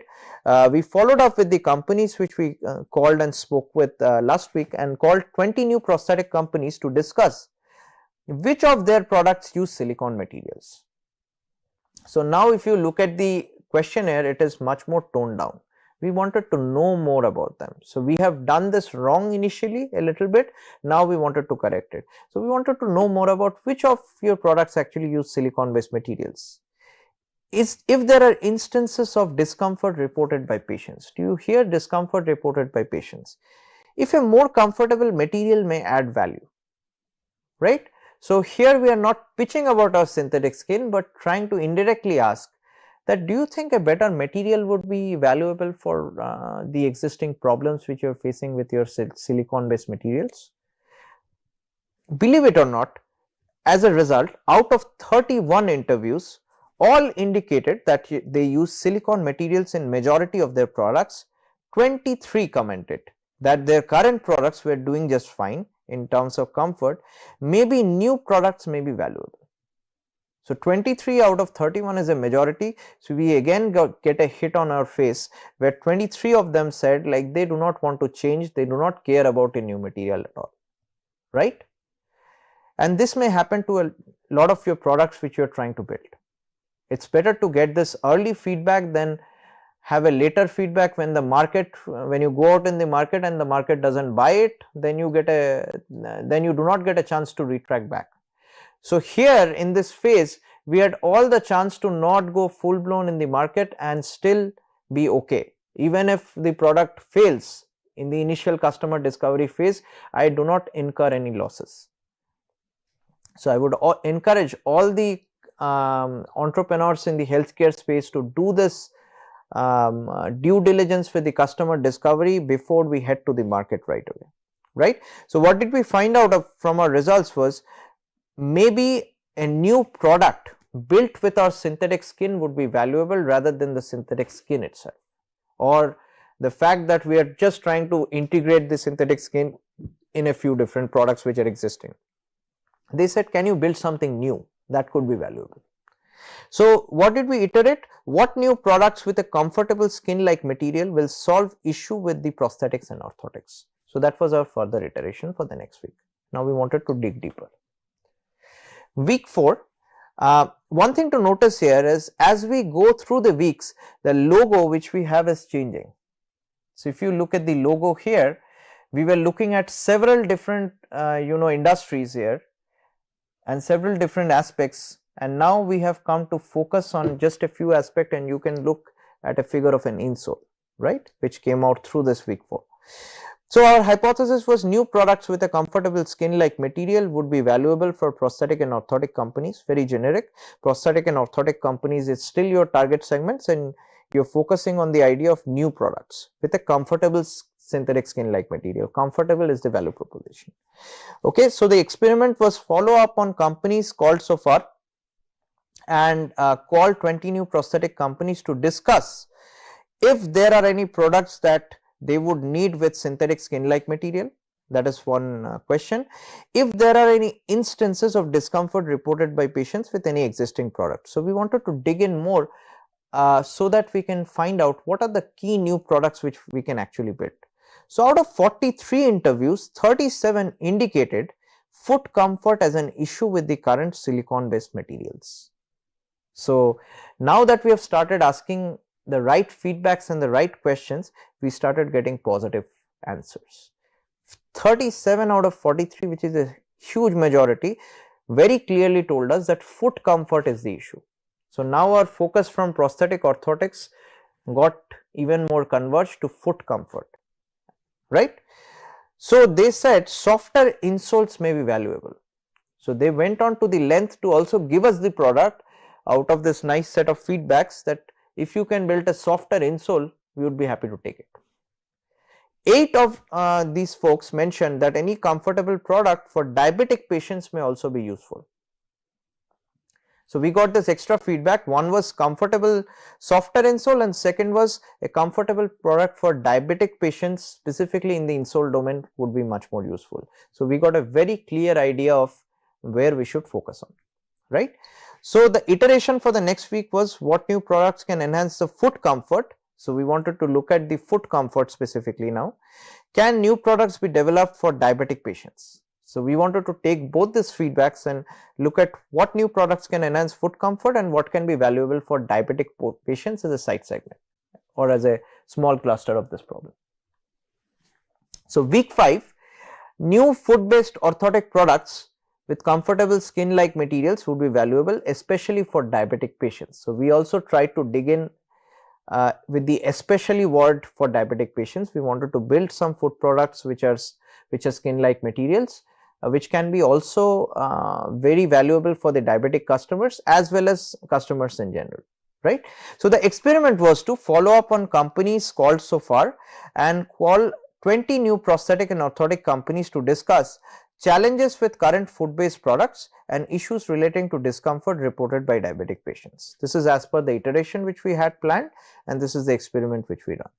Out of 52 interviews, 48 indicated issues with material comfort and support in the insoles. Very key things have come up. Softer insoles may be valuable. 8 mentioned that a high comfort product for diabetic patients may be useful. So, now we are getting more and more into the features and the value proposition ideas, that issues with material comfort and support, if we can provide the right material comfort and the support, this could be valuable for the generic customers, and with a very high comfort product for the diabetic customers with a little bit better customization would be valuable for the diabetic customers. So, what is our iteration next? what are the issues with the existing insoles in terms of material comfort and support. So think about how diligently we wanted to find out that now we have recognized the issues with the material comfort and support in the insoles, but what are these issues exactly? We want to pinpoint them very clearly, because that will help us develop our product with this synthetic skin material very effectively. What are the additional requirements for diabetic patients? So at this point, I as a part of this company did not have too much of expertise into what the diabetic population really wears, what are the key modalities and important features for a diabetic insole, right? So many a times you may not have the right expertise in a certain domain, which you end up through your customer discovery. So the answer to that is read it up and quickly catch up with the pace. As an entrepreneur, what we would like to do is, whichever territories like we venture out into, if we do not know about it, quickly learn about it. Okay. So going further, so on the week 6, what we did was the hypothesis was custom insoles with tunable materials and supports would be valuable, especially for diabetic patients, right? Very similar set of hypothesis. So the experiment was follow up on companies called so far and called 20 new prosthetic and orthotic companies to discuss challenges with custom insoles, current custom insoles. We wanted to know more about the challenges with the existing insoles which they use, issues with the existing insole materials, especially in diabetic patients. We wanted to have the focus group for the customer discovery or the interviews for generic population as well as the diabetic patients. So out of 67 interviews, 32 indicated issues with requirement to visit a doctor for fabrication of their custom insoles and high cost associated with these insoles. So we have a very clear idea of the pain points faced by the existing customers. Now we can very easily define our value propositions. So what are the key pain points? The issue is they have to visit a doctor, get it fabricated. So it is a time accessibility issue, you know, like it's not very convenient. And second is, to add to it, most of the existing insoles have very high cost. 41 reported the lack of soft arch and heel cushion for their specific foot condition. So they would like to have a better performing insole with a softer arch and heel cushions. So these are specific features which they told out of their feedback. Now we can incorporate that into our design, right? 13 diabetic patients explained the requirement for better foot pressure distribution. So they wanted their foot pressure to be distributed very uniformly. So just as a matter of understanding, a lot of diabetic patients have some problems related to neuropathy or complete numbness of their feet underneath at the very bottom of their foot, and basically they a typical pinch or scratch may start a diabetic ulcer, which can lead to several repercussions like further ulceration, ulcer propagation, gangrene, and requirement for an amputation. So and the healing for majority of the diabetic ulcers are very poor, right? So typically most of the diabetic patients would not want to have an ulceration at their foot. So they would like to have a even distribution of the pressures, a very soft and comfortable insole. Iteration, we did not need further iteration. All the facts were collected through our customer discovery.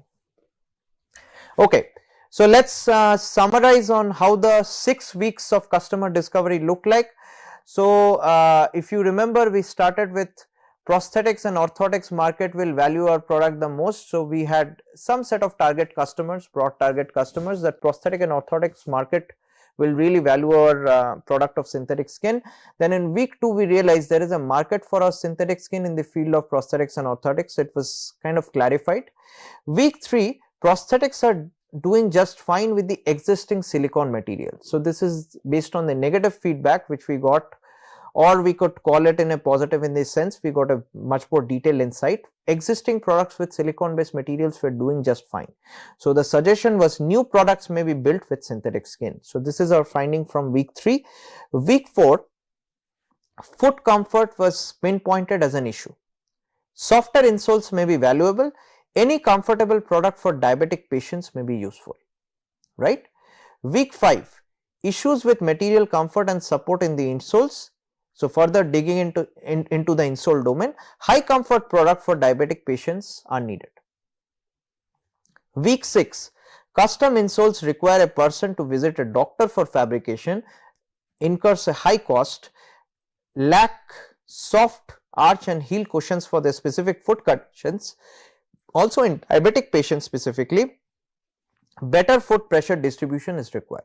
So this is the summary of our findings and key highlights going from week 1 through week 6.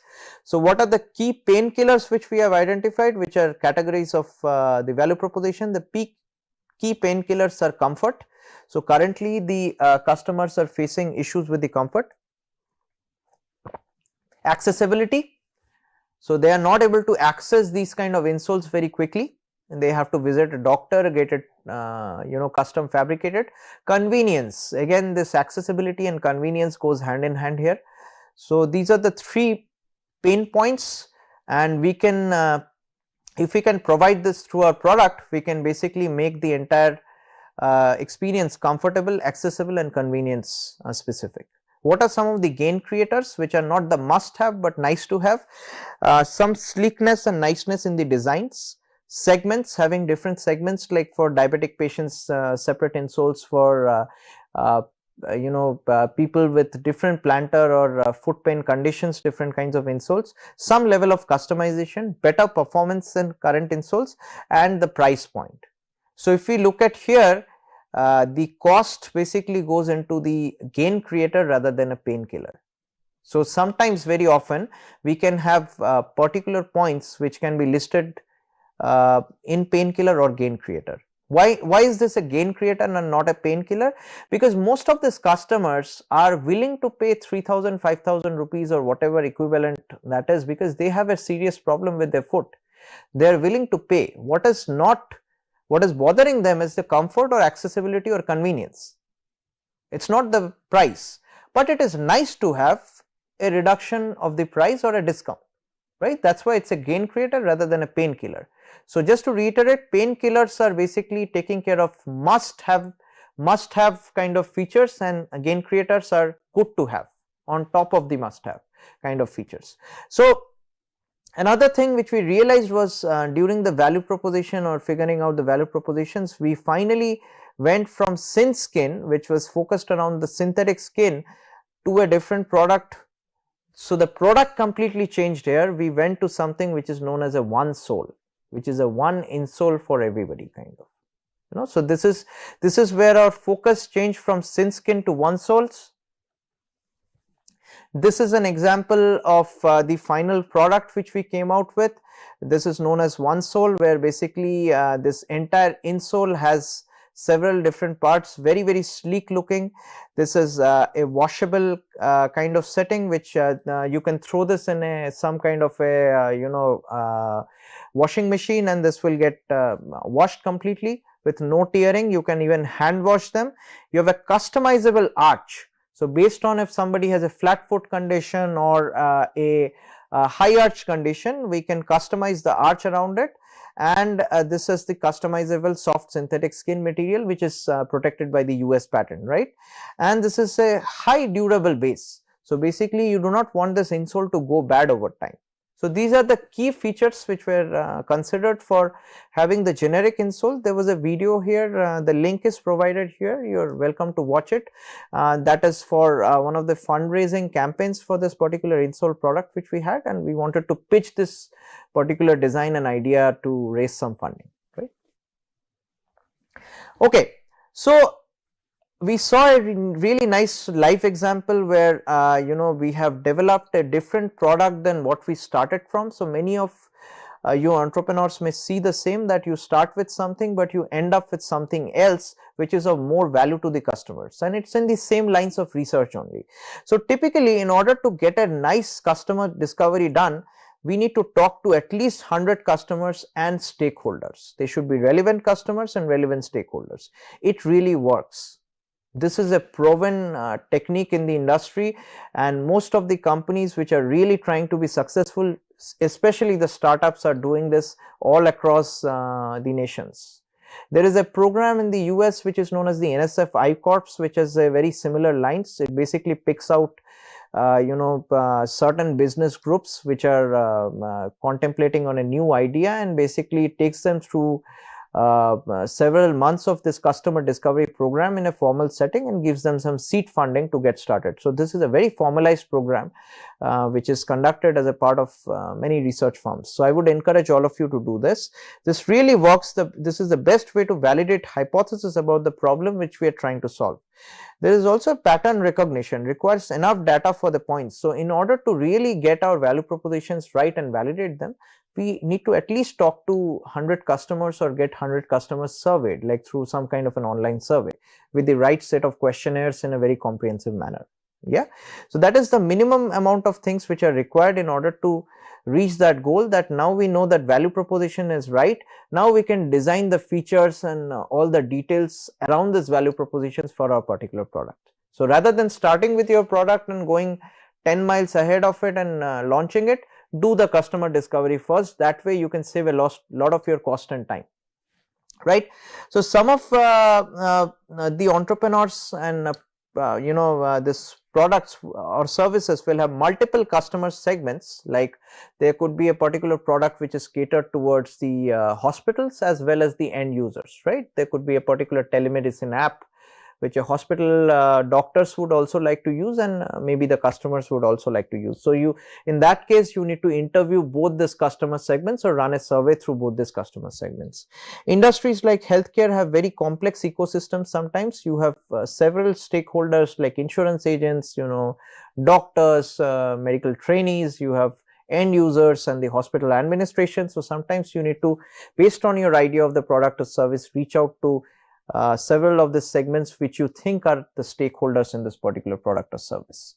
So basically what we do find is, through discussing and finalizing the value propositions, we are clear of who our customer segments are. Sometimes you will see through looking at 3 or 4 different customer segments that one of these customer segments are approaching very positively towards the product which you are trying to offer and have a very nice set of positive feedbacks or constructive feedbacks, and the rest are not responding at all. So now you can very clearly define the customer segments, and customer segments, when we say that, they are basically the customers who are willing to pay for your product or service at the end. So payment is the keyword. If they are not able to pay for your product or service, that is of no use. So based on this customer discovery, where we pinpoint or be very clear about the value propositions from a fact standpoint, and we have the customer segments decided based on that, what we do find is a product market fit. So market comprises of your customers and our initial market survey. Your product is now able to fit within this market because so many customers are validating this particular product idea by validating your value propositions. If your interviews are not leading to the product market fit, you may need to change your value proposition, hypothesis and pivot. So this is what we just saw from our real life example. If certain things are not giving us the right answers, or we are constantly getting negative feedback, we need to probably take a step back and think about it and realign our value propositions. Is it material comfort, or is it a new product, or what exactly is going to add value to the customers? That is very, very important. So through this customer discovery phase, for some entrepreneurs or some groups, this could be for a month, and for some groups it could be for 3 to 5 months, where we are trying to iterate and really find out what is out there in the market which is going to add value. So students, welcome back to another very interesting session on healthcare entrepreneurship. Today we are going to talk about healthcare product specifications. Okay, so previously we have discussed customer discovery process at length. So basically, customer discovery process lets you take your idea to be tested in the market. So basically we constitute the customer discovery process in the forms of different value propositions which you can offer for your particular product or service idea, and we use this for specifically driving the customers to actually end up buying your product. So with that ideology, we kind of looked over the different steps of due diligence of customer discovery previously. So today we are going to use that knowledge from the customer discovery to look at healthcare product specifications and also features. So let's get started. So oops. A product or service spec or specifications, it's basically a blueprint that outlines the product you will be building. So basically specification, whenever we hear that term, it has something to do with the technicalities. So if I want to specify a product, I would mention its dimensions, mention the key operational steps and other details which are valuable from a technical standpoint, what it is going to look like and its specific requirements and functions, right? It may also include the persona or user it is being made for. So it could have something which is specifically made for, you know, like a particular gender or a particular age group. These kind of details can also factor in, like I had just taken an example of one of the blood pressure measurement devices integrated with the Apple Watch, where there could be specific build up for the elderly population and a different set of blood pressure measurement settings and ranges for a different set of population. So those specifications may change across the different target customers which we are trying to look at. Let's look at one of these cartoons. So what, how is the product coming along? Is it almost done? So this is somebody from the board is basically trying to understand that this product was in the ideation phase and maybe they have been involved in some capacity during the customer discovery phase to give a feedback. So they were just interested to know whether this product is almost done or at which stage is it currently. You know. So this person is saying basically, who is building the product, it is we are still waiting for you to give me the specs so that I can start. So sometimes this becomes really important, that it is not only the overall value points or the value propositions which define a product, it is also the specs. And majority of the times we would get the specs from some standard documents or from literature of similar kind of products. You know. So what is the use of product service specifications? So this is primarily used as an outline of the requirement for the product or service, provides all the technical information they need to build the product with specific features and functionalities. So as we go along in these slides, we will be talking about how a product specification differs from a feature, but right now what we can think of, these are all the technical information which are required to actually design or build this product, right? So this is something which would either be done by your own technical team or a set of specifications which you can give out or outsource to another group of folks who can build the technical product for you. This product specification offers a detailed technical description and also has details about the performance specifications. So if you're looking at certain sensors which are measuring some components of the human body, you would usually give the accuracy readings, what is the sensitivity of those sensors, you know, like what is a good or bad value, how to do the calibration. So there are so many aspects which comes from a performance standpoint. So those performance specs are also needed as a part of the technical literature. And the technical standards. Sometimes certain products have to conform to certain standards. Specifically, you're looking at healthcare products. They have to have some standard backup, you know, from which most of the specs and the details are being derived from.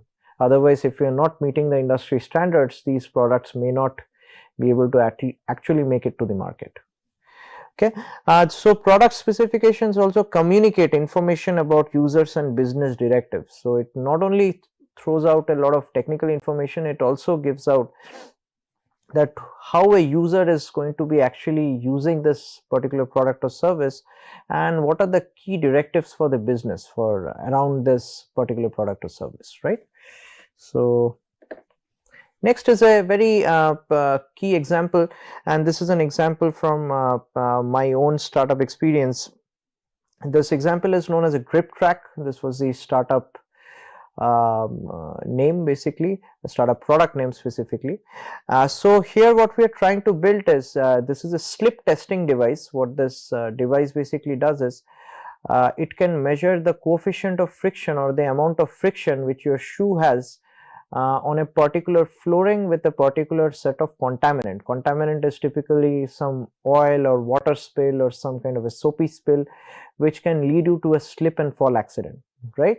So typically what this device does is you can place any of the particular floor cuttings and put or fix any kind of the shoe which you can see in the background. A shoe is placed here and there are a bunch of motors, and this is a overall robot which kind of simulates the biomechanics of slip and fall. So basically when you first hit the ground, you have a heel strike while you're walking, and then you encounter a fluid which is decreasing the friction available between your shoe and the ground may be slippery by itself. So this is a pretty complex phenomena, and finally what happens is your foot slips, and beyond a certain length of slip there is a sudden fall, right? So typically this device simulates that biomechanics and measures the average value of coefficient of friction, which is a standard term for measuring how much friction you have between the foot and the ground, or the footwear on the ground.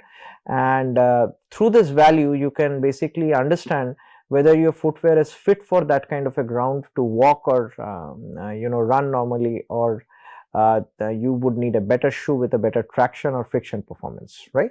So this is what this device is for. So ideally what happens is there are so many devices in this category which are slip testing devices, but they are all lab based devices, very bulky. So typically you cannot take these devices out to the actual shop floor or out in the field, right, where the actual slip and fall incidents may occur.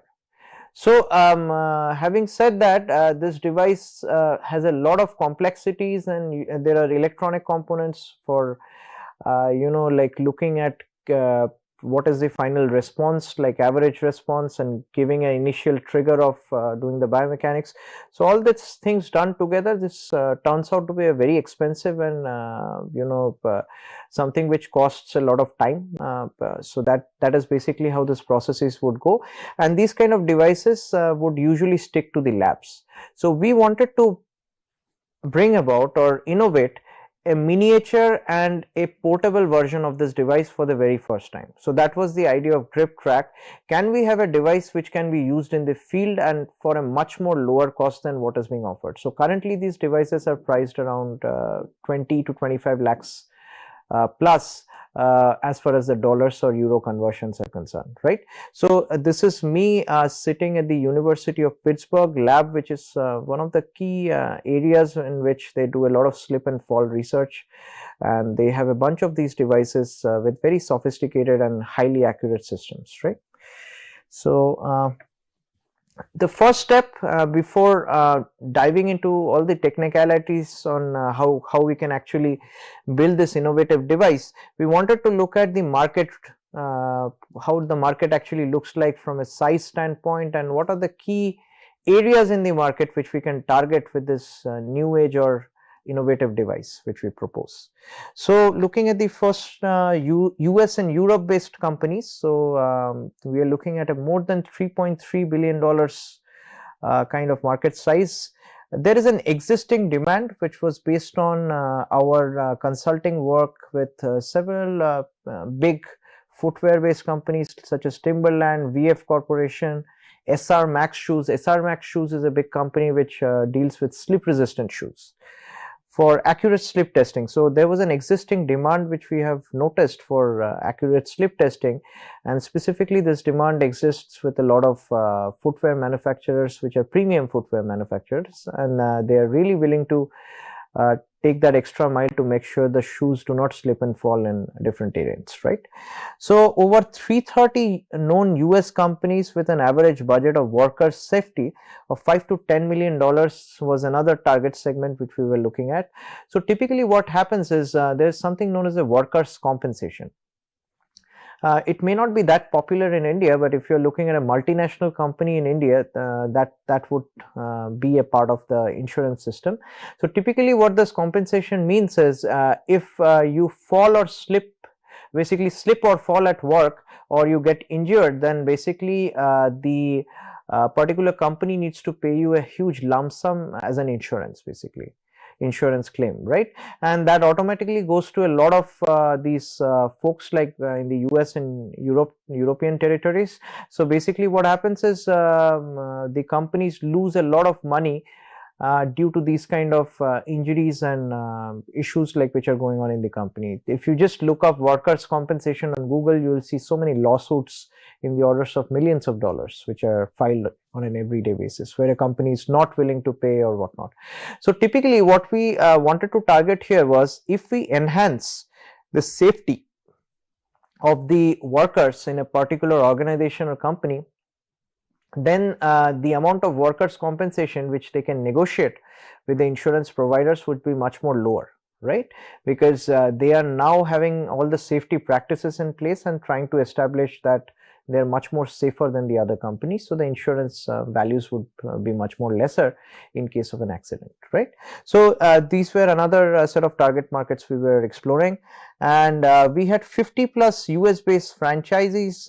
These are all food franchisees and hotels like McDonald's, Marriott, which are also existing in India, with a safety budget of more than almost $1 million, right? So we wanted to target this safety budget and see if our particular product, which is this portable slip and fall testing device, can be incorporated into this budget, and basically a lot of these hotels and companies can actually buy our product. So very different facets of how we wanted to look at the sale of this particular product. So looking at another market is the Indian footwear manufacturer market, which is almost in the order of rupees 40 crore and going further could be a little bigger. This is almost a 2 years old statistics. So what we basically saw was there was an interest in purchasing or renting of an affordable slip testing device which can enhance the credibility of brands by reassuring customers on the slip safety.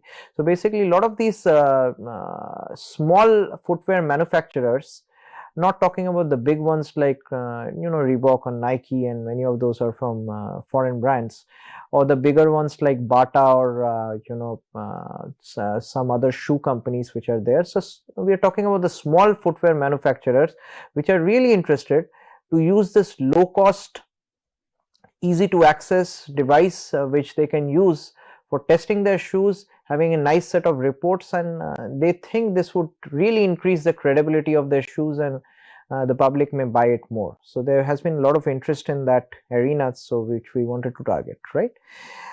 Especially the brands selling slip resistant shoes, like the Acme safety shoes and Bata. These were two of the companies which are selling a lot of slip resistant shoes and footwear. So basically these companies had shown a lot of interest into the slip testing and falling device. The next segment for the market research is the Indian hotels, industries and the companies.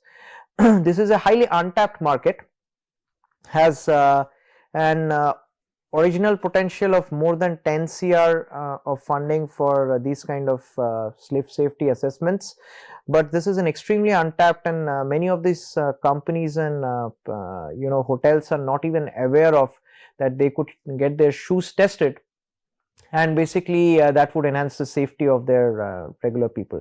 So for example, in these big kitchens of the fast food companies as well as the hotels, you would see people, the cooks basically, with this similar footwear, and they're basically running around, and there is a high chance of oil spills and spills of different kinds of fluids on the ground, and that could cause a high rate of slip and fall incidents, and sometimes even fatal when they're moving around in such a small space.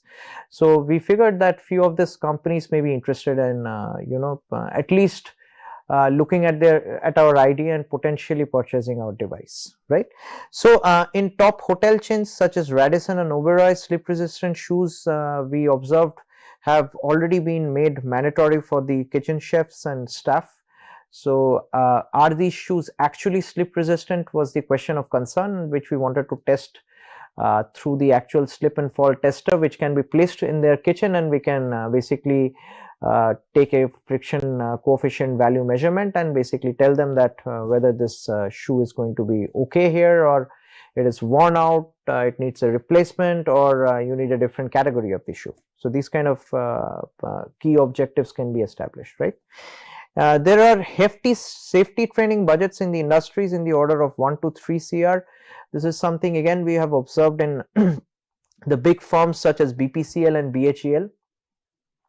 These companies, as you can think of, deals with a lot of oils and greases, and basically the chances of slips and falls in the shop floors are fairly high. So that is where testing of these kind of footwear and potentially using this training budgets or the hefty safety training budgets specifically could be really beneficial for generating revenue for our particular business model and our product. So the next thing which we did was basically we looked at the technical specifications which we just talked about for this device, and for this we had to basically look out to the standards. So standards are fairly mentioned as a part of standard documents which are published, some quarterly, some biannually, and some annually, and you can find them across the different standard specifications. Like we are looking at ASTM standard. There is a clear standard for footwear traction testing under which this device basically falls in. So we wanted to look into that and see what are the key specs. So based on the standards, we came out with these key specs, such as the size of the device should be in the order of in meters, 0.7 along the length, 0.3 along the breadth, and 0.4 for the height, right?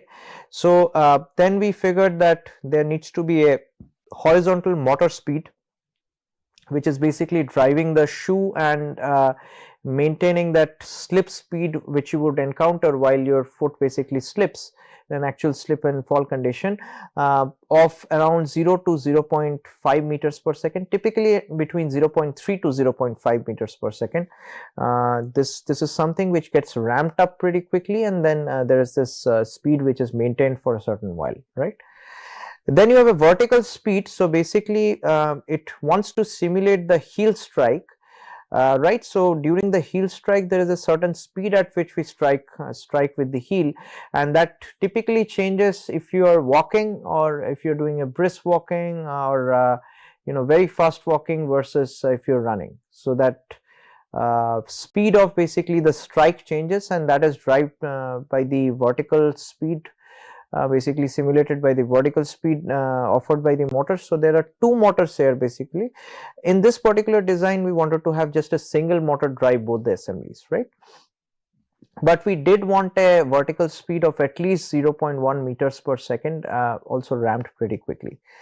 As far as the horizontal displacement is concerned, we need around 0.3 meters of horizontal displacement for the shoe entirely. So you need that much of movement space for the shoe and your entire formation. Vertical displacement of around 0.2 meters is more than sufficient. This is as per the standards. Vertical force of close to 500 newtons, which is basically you're looking at around 50 kilograms here. So 50 kilograms is something which you would look at, and 500 here is something which is the max. So you're looking at a person weighing around 50 kilograms. So typically around 250 newtons to 500 newtons was the norm. The motor was considered to be like a DC rotary, and in certain cases like brushless DC. Then the angle of the shoe, so basically when we encounter a heel strike, there is a certain angle which the shoe makes with the ground, so that has to be adjustable between 0 to 30, and that typically changes while you walk versus you are running, right? Weight of 60 to 80 kilograms, even up to 100 kilograms. 60 to 80 is the norm that you should be able to test for 60 to 80 kilogram weighing human subjects, shoes for them. There needs to be horizontal and vertical load cells. So there needs to be a continuous measurement for your horizontal loading and vertical loading as this entire dynamic process goes on, right? Then there needs to be handles and lockable wheels. So even if we have this wheels for this device to be portable and to be able to carry it out anywhere, you need them to be lockable, because during the operation while the shoe basically strikes the ground, there could be a back back force which basically shakes this device up. So you do not need any vibration or other aspects like which are there. So very technical features which are mentioned as a part of the standard. So I would assume like if you are going for any product in any category, you would basically be looking out for these kind of standards which are already there, you know. And in certain cases, like there are standards in making, and there was one of the standards for these kind of devices which were in making, and we had also proposed a few standard based specifications based on our research, ongoing research. So if you're a researcher in that domain, you can also propose some changes to the standards. It's for the committee to overlook and give a yes or no, right? So some of the key operations which are handled by this device, let's take a quick look at this device. So basically this was all designed in a software known as SolidWorks. So it has a bunch of components which were all assembled together with screws, nuts and bolts. You have wheels to basically carry this device to any place where you would like. Then you have basically a place which is known as this last, or the foot last, that is on which, top of which you would mount the footwear, and it could be any footwear of any size. And then there are certain kinetics and kinematic measurements. So the three things which we are interested in is normal force. So in the figure bubble as per the ASTM 2913F standards, so you need the normal force, you need a shoe floor angle of close to 17 to 22 degrees. That's usually what is expected in a human slipping experiment. And then you have lockable wheels. So these are some of the key features, and rest you have angle adjustment setups and other details like which are part of this design. So just to kind of reiterate, you are looking at the very right, and so usually your footwear would encounter the slippery ground. Then there is this heel strike. So as a part of the slippery ground, it could be a very smooth flooring like glazed flooring or marble flooring, shiny floorings which are usually having low coefficient of friction, or it could be a flooring which has water or some kind of a fluid which is spilled on top of it, or it could be a cleaner who has just cleaned the flooring in a hospital and they have just it is kind of left to dry while you are walking or running around that flooring to reach to a different department, and you slip and fall, right? So there is this heel strike followed by the slip, and then finally once the slip goes beyond a certain point, you fall. So these are the 4 steps which are simulated by this device, right? So this is as far as the technical specifications are concerned. So this would be very similar for your product and service. Okay, so the next thing is there needs to be a competition analysis. We need to know who are the competitors in the market. This is all great that we are able to innovate and come out with some kind of a new product based on some existing products which are there in the market, but we need to understand very clearly what these existing products are offering in order to differentiate ourselves very clearly. So this competition analysis becomes very important. So typically what you do is we start with a generic market understanding, which we did to see if there is a market demand, where are these devices typically applicable, how long they have been around, and then we kind of decide on the technical specs based on some standards, right? Then the next step is basically we conduct a due diligence and customer discovery phase, basically within which we get to know the key value propositions of this particular device, and finally we lead to something which is known as the features. Features are not specifically the technical specifications, they are more of value proposition put in the form of features. Features can be like, this has to have a sleek back, or this has to have roller capabilities. So these are kind of some features, and I'll talk about features at length in the coming slides, but let's focus on the competition analysis for now. So what we found out was there were almost 12 slip testing devices for which IPRs or intellectual property rights existed, or there has been a patent filed, or they are mentioned as a part of some literature. So let's spend just a few seconds looking at this particular table, and then I'll explain that, like exactly what this means. So a few of the things which we can look at here are in the first column we are looking at the different devices, right?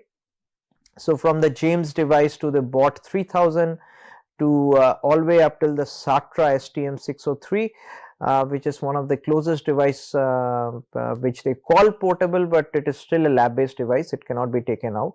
And then there is this proposed grip track device which we are proposing as a part of our business, right. So we are comparing here few of the technical specifications if you look at.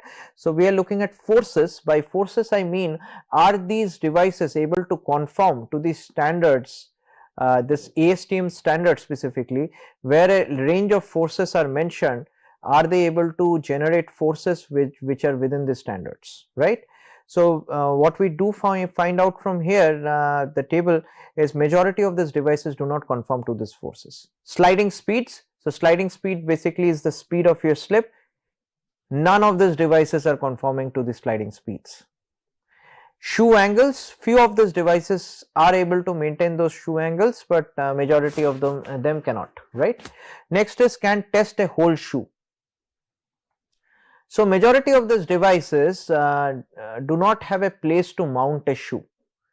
They can just test a material of the bottom of the shoe, and that's typically how most of the slip testing studies are being conducted, you know. So only 2 devices except ours which we are proposing can test a, actually 3 devices here can actually test the shoe like as a whole, right. So you can place any shoe, any boot, and it can test it. Measurement of coefficient of friction within 200 milliseconds. So this 200 milliseconds is the keyword here, because this is the time frame within which the slip will transition to a fall, and all the coefficient of friction measurements have to happen within this very small span of 200 milliseconds. So only 2 devices other than us can actually conform to those standards. Are these devices validated to predict slip risk across floors? So that basically means, have these devices being validated against actual human slips or human slipping experiments? So only 2 devices out of these except ours have been validated. Validated to predict slip risk across shoes. So across floorings, lot of these devices have been validated, like 2 devices. Across different shoes, none of these devices have been validated. So what have they been typically doing? So they take a small piece of rubber which they call as a sensor or some kind of a sensor measurement device or measurement tool. They just consider that rubber is similar to the bottom of a shoe and then keep on measuring it on different floorings, right. So typically if you look at, even after 30 or 40 years of research in this area, they have not been able to test a full shoe in a realistic setting, right. So that was one of the key gap in the literature or the IP related environment, where we saw that we have an opportunity to build this device which can meet all these gaps, right, and bridge them as a whole, right. So let's look at the cost, which is not a technical specification, that would be part of the feature. So the cost of the first device, James device, is not very well known. I think it is available in very different costs across the world, and few of these devices have been backdated as well. So then you are looking at bought 3000, around Indian money conversion of 21 lakhs. Then you have a bunch of other numbers here. The minimum you are looking at is like 8 lakhs, and this track sled device, by the way, is not able to do any of the functions. If you look at the table from a horizontal standpoint, it is not able to meet the forces, sliding speed, shoe angles, cannot test a whole shoe, cannot measure the coefficient of friction within the 200 millisecond time frame, and is not validated across floorings or shoes, right. So this device basically doesn't stand a chance in front of the proposed device, even though the cost is a little lower, right. So our proposed device, actually the cost of building it was close to 1 lakh rupees, but we thought from the market understanding that we could possibly sell it for something around 8.5 lakh rupees. So that's like 8.5 times almost the gain of what the market is offering. The other devices were typically the good and accurate devices in the lab setting were around 20 lakhs plus.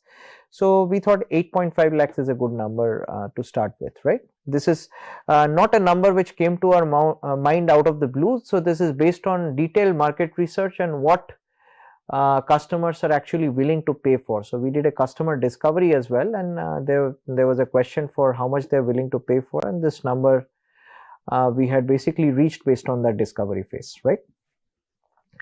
This mass is a hard and fast, so basically there are some recommendations for the maximum mass of the device as per the standard, so we kept it around 60 kilograms. We wanted to make sure there is enough weight on the device so that whenever the footwear hits the ground, the device just doesn't go shaking or flying off on the backside, right? There is no back force. Portability wise, a lot of the other devices have claimed portability, but they are portable, but they are not able to test a whole shoe or test it very accurately. So that's where we thought our device really stands out. Another thing to notice is the IPR dates. So we are typically looking at the devices which are fairly old. We are looking at 1979, even at 1964. So these devices have been around for a while, but typically they have not been improvised to the extent that they can accurately measure the shoe floor friction, right?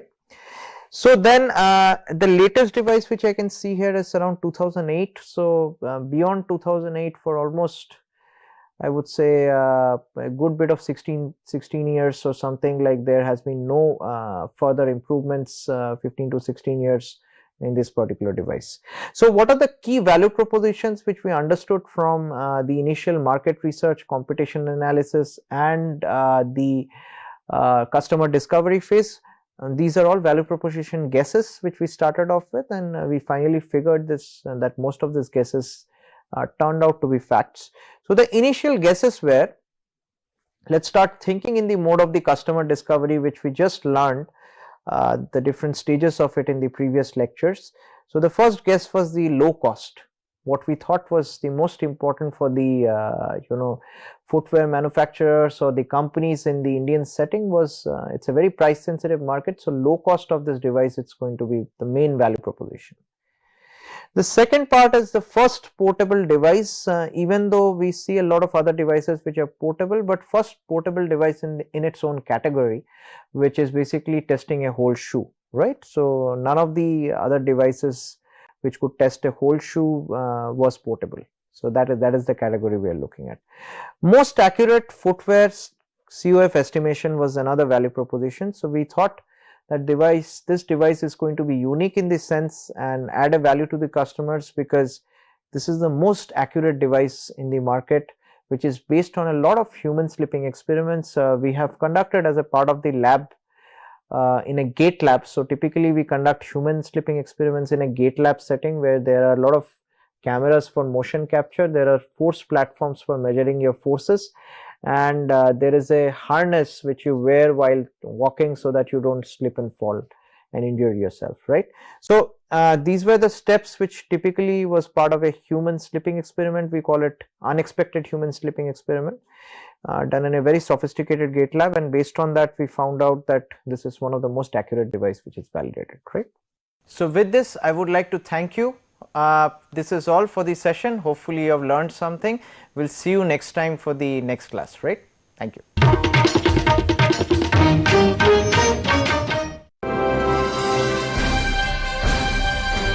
Swayam Prabha, Digital India, Educated India.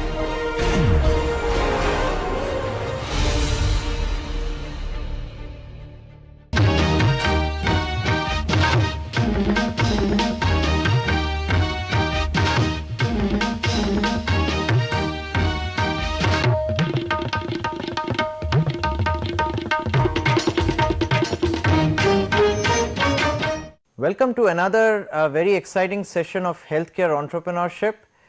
So today we are going to talk about where we left in the last class and go from there. Okay, so let's get started. Okay, so the next thing which we want to learn is we have talked about product specifications here for a while, which are basically the technical specs, and we have also talked about product features to some extent. So it is now time to differentiate between what a product specification is and what a product feature is, right?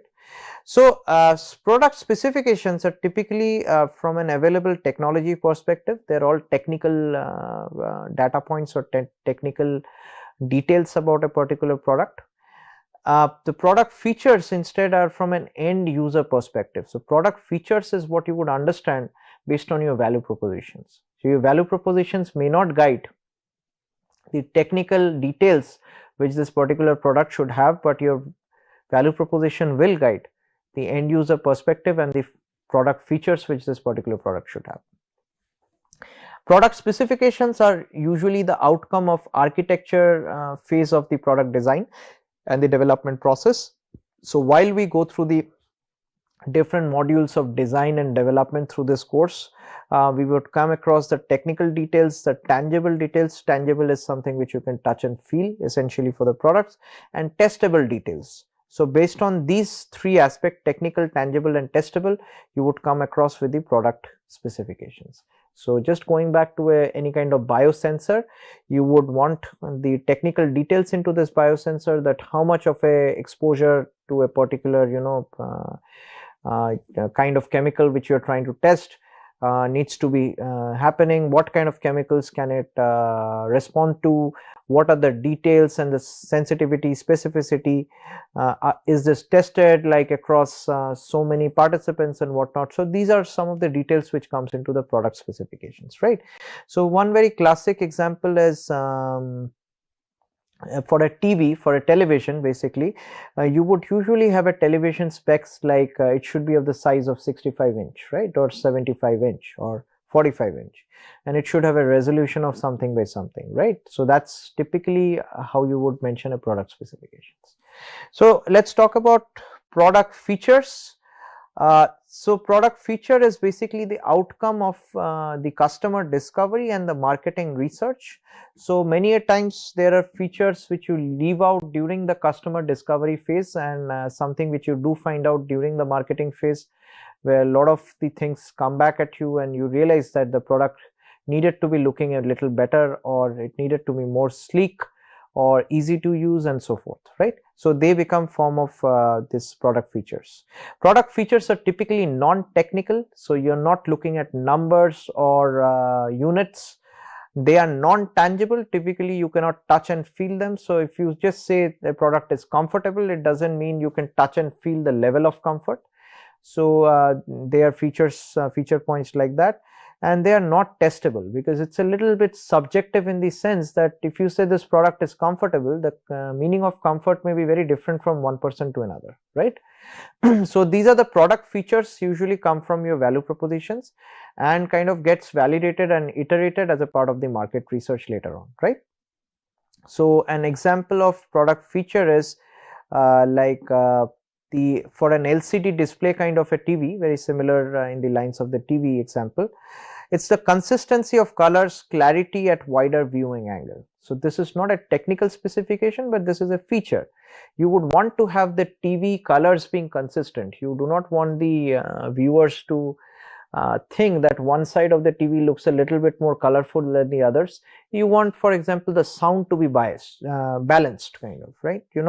And you should have a wider viewing angle. It should look like you're looking at the real. So these are some features which have come along, and you will see a lot of these display qualities and things have changed over time. Now when you look at a TV, it's almost like you're interacting with the real world, right?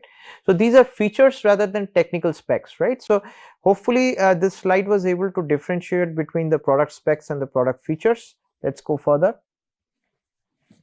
So product feature basically describes the product from the end user perspective. These features typically include USPs or the unique selling points and the product differentiators. So specifically like the value propositions only, features may not be technical, tangible, implementable or testable, right? So an example here is of a cake. So if you're looking at the icing on the cake but not the cake itself, that icing is basically a feature. So when you're looking for a cake, you would think of, can this be customized? Customization is a feature. Can this have an icing? That's a feature. Can this have a range of colors or range of flavors? That's a feature. Technical specs for this cake would be, what is the size of the cake? What is the weight of the cake? What are the different layers of the cake? What the specific layers should have? Specific ingredients, the measurements of those ingredients. So hopefully that helps you further understand what a product feature is and what a product specs is. Okay, so let's take an example of a product in the healthcare space, which is a smartwatch named Halo. So I would like you to just spend the next 5 or 10 seconds on this slide, and then I'll explain that. So typically what this device basically envisions to do, and this is part of one of the projects which did a customer discovery as a part of a similar healthcare startup bootcamp. They wanted to come out with a portable device which is specifically targeting certain healthcare aspects which are not currently covered by other smartwatches like Apple Watch and Fitbit and so many other watches out there, right? So let's read it out. What are the key details here? So at an older age, personal visits to the doctor for health vital checkups become cumbersome. So this is the first important aspect which they wanted to look at.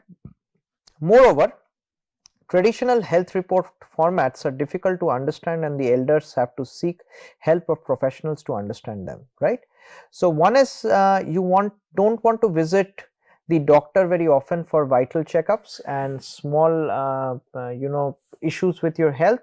However, you would like to meet a doctor in order to really translate the reports for you whenever you have some kind of a checkup or some kind of tests being conducted, because most of these are incomprehensible for majority of the elder population specifically, right? So their idea was Halo acts as a portable multi-vital tracker. So very uniquely marketed. It's only a vital tracker which initiates accurate continuous vital monitoring process the moment it is worn on the wrist. So as soon as you wear this on your wrist, it's an auto start and it starts recording the different important vitals. This is the unique feature of Halo.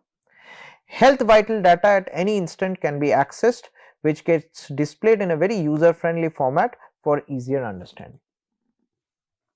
Based on the clear health vital data received, the user makes more confident decisions for the betterment of health. So these are the initial features or initial ideas around the Halo framework, right? So the Halo is this new proposed smartwatch, and these are some of the key product features.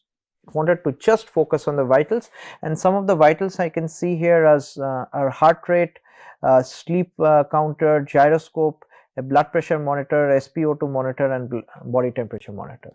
So you may think many of these are already offered by Apple watches and so many watches, but if you look at most of these watches, smartwatches out there in the market, they are catering to so many different aspects. They have mobile based, like phone calling. They you could get notifications for your particular job details or meetings, and there are so many other features along with the health site, vital tracking specifically. You have medicine reminders and so many other things. Halo wanted to specifically focus on the vital space, that can you just continuously monitor the vitals so that you can completely get rid of like thermometers or glucometers or like the SpO2 monitoring, so that once you wear this you can get continuous vital monitoring, right? So this was proposed to be placed in a way that the data analysis or understanding is very simple, catered for fairly elderly population.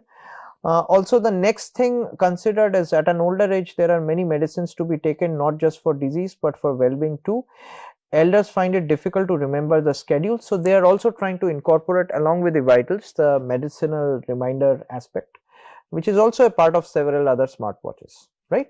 So this example of Halo, let us pay attention to, will give us an idea of how to disrupt the market with a new technology within a market which already has several similar technologies. How can we get in? So Halo was pretty brave enough to look at an existing smartwatch market and try to get a niche. Let's see how they propose to do it, right?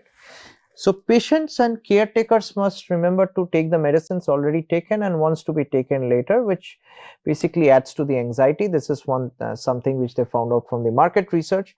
So what they wanted was a wearable device with a mobile application to set and track the medicine schedule will help both patient and caretaker to be in control of the medicines, right?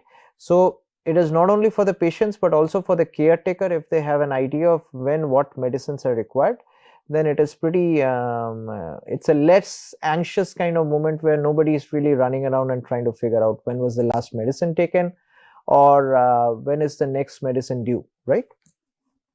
The next part is the wearable device shall alert the patient on the next medicine to be taken. The mobile app should alert the caretaker too. So whenever there is a next medicine kind of requirement, it will just alert the patient and the caretaker that this is almost getting close to the time of the medicine, maybe 10 or 15 minutes beforehand of the schedule, right? So both the patients and caretaker can be at peace with the right medicine consumed at the right time with no scope of any negligence. This may sound to be fairly redundant, but many of us, if we are in certain kinds of medication, majorly if we have elderly people in our family, we would see very often you are like running around trying to figure out whether they have taken this medicine in the morning or not, right?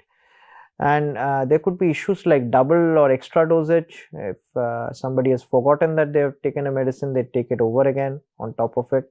So there could be so many health implications. So Halo proposes to solve that, similar to many other smart devices where they have this add-on feature.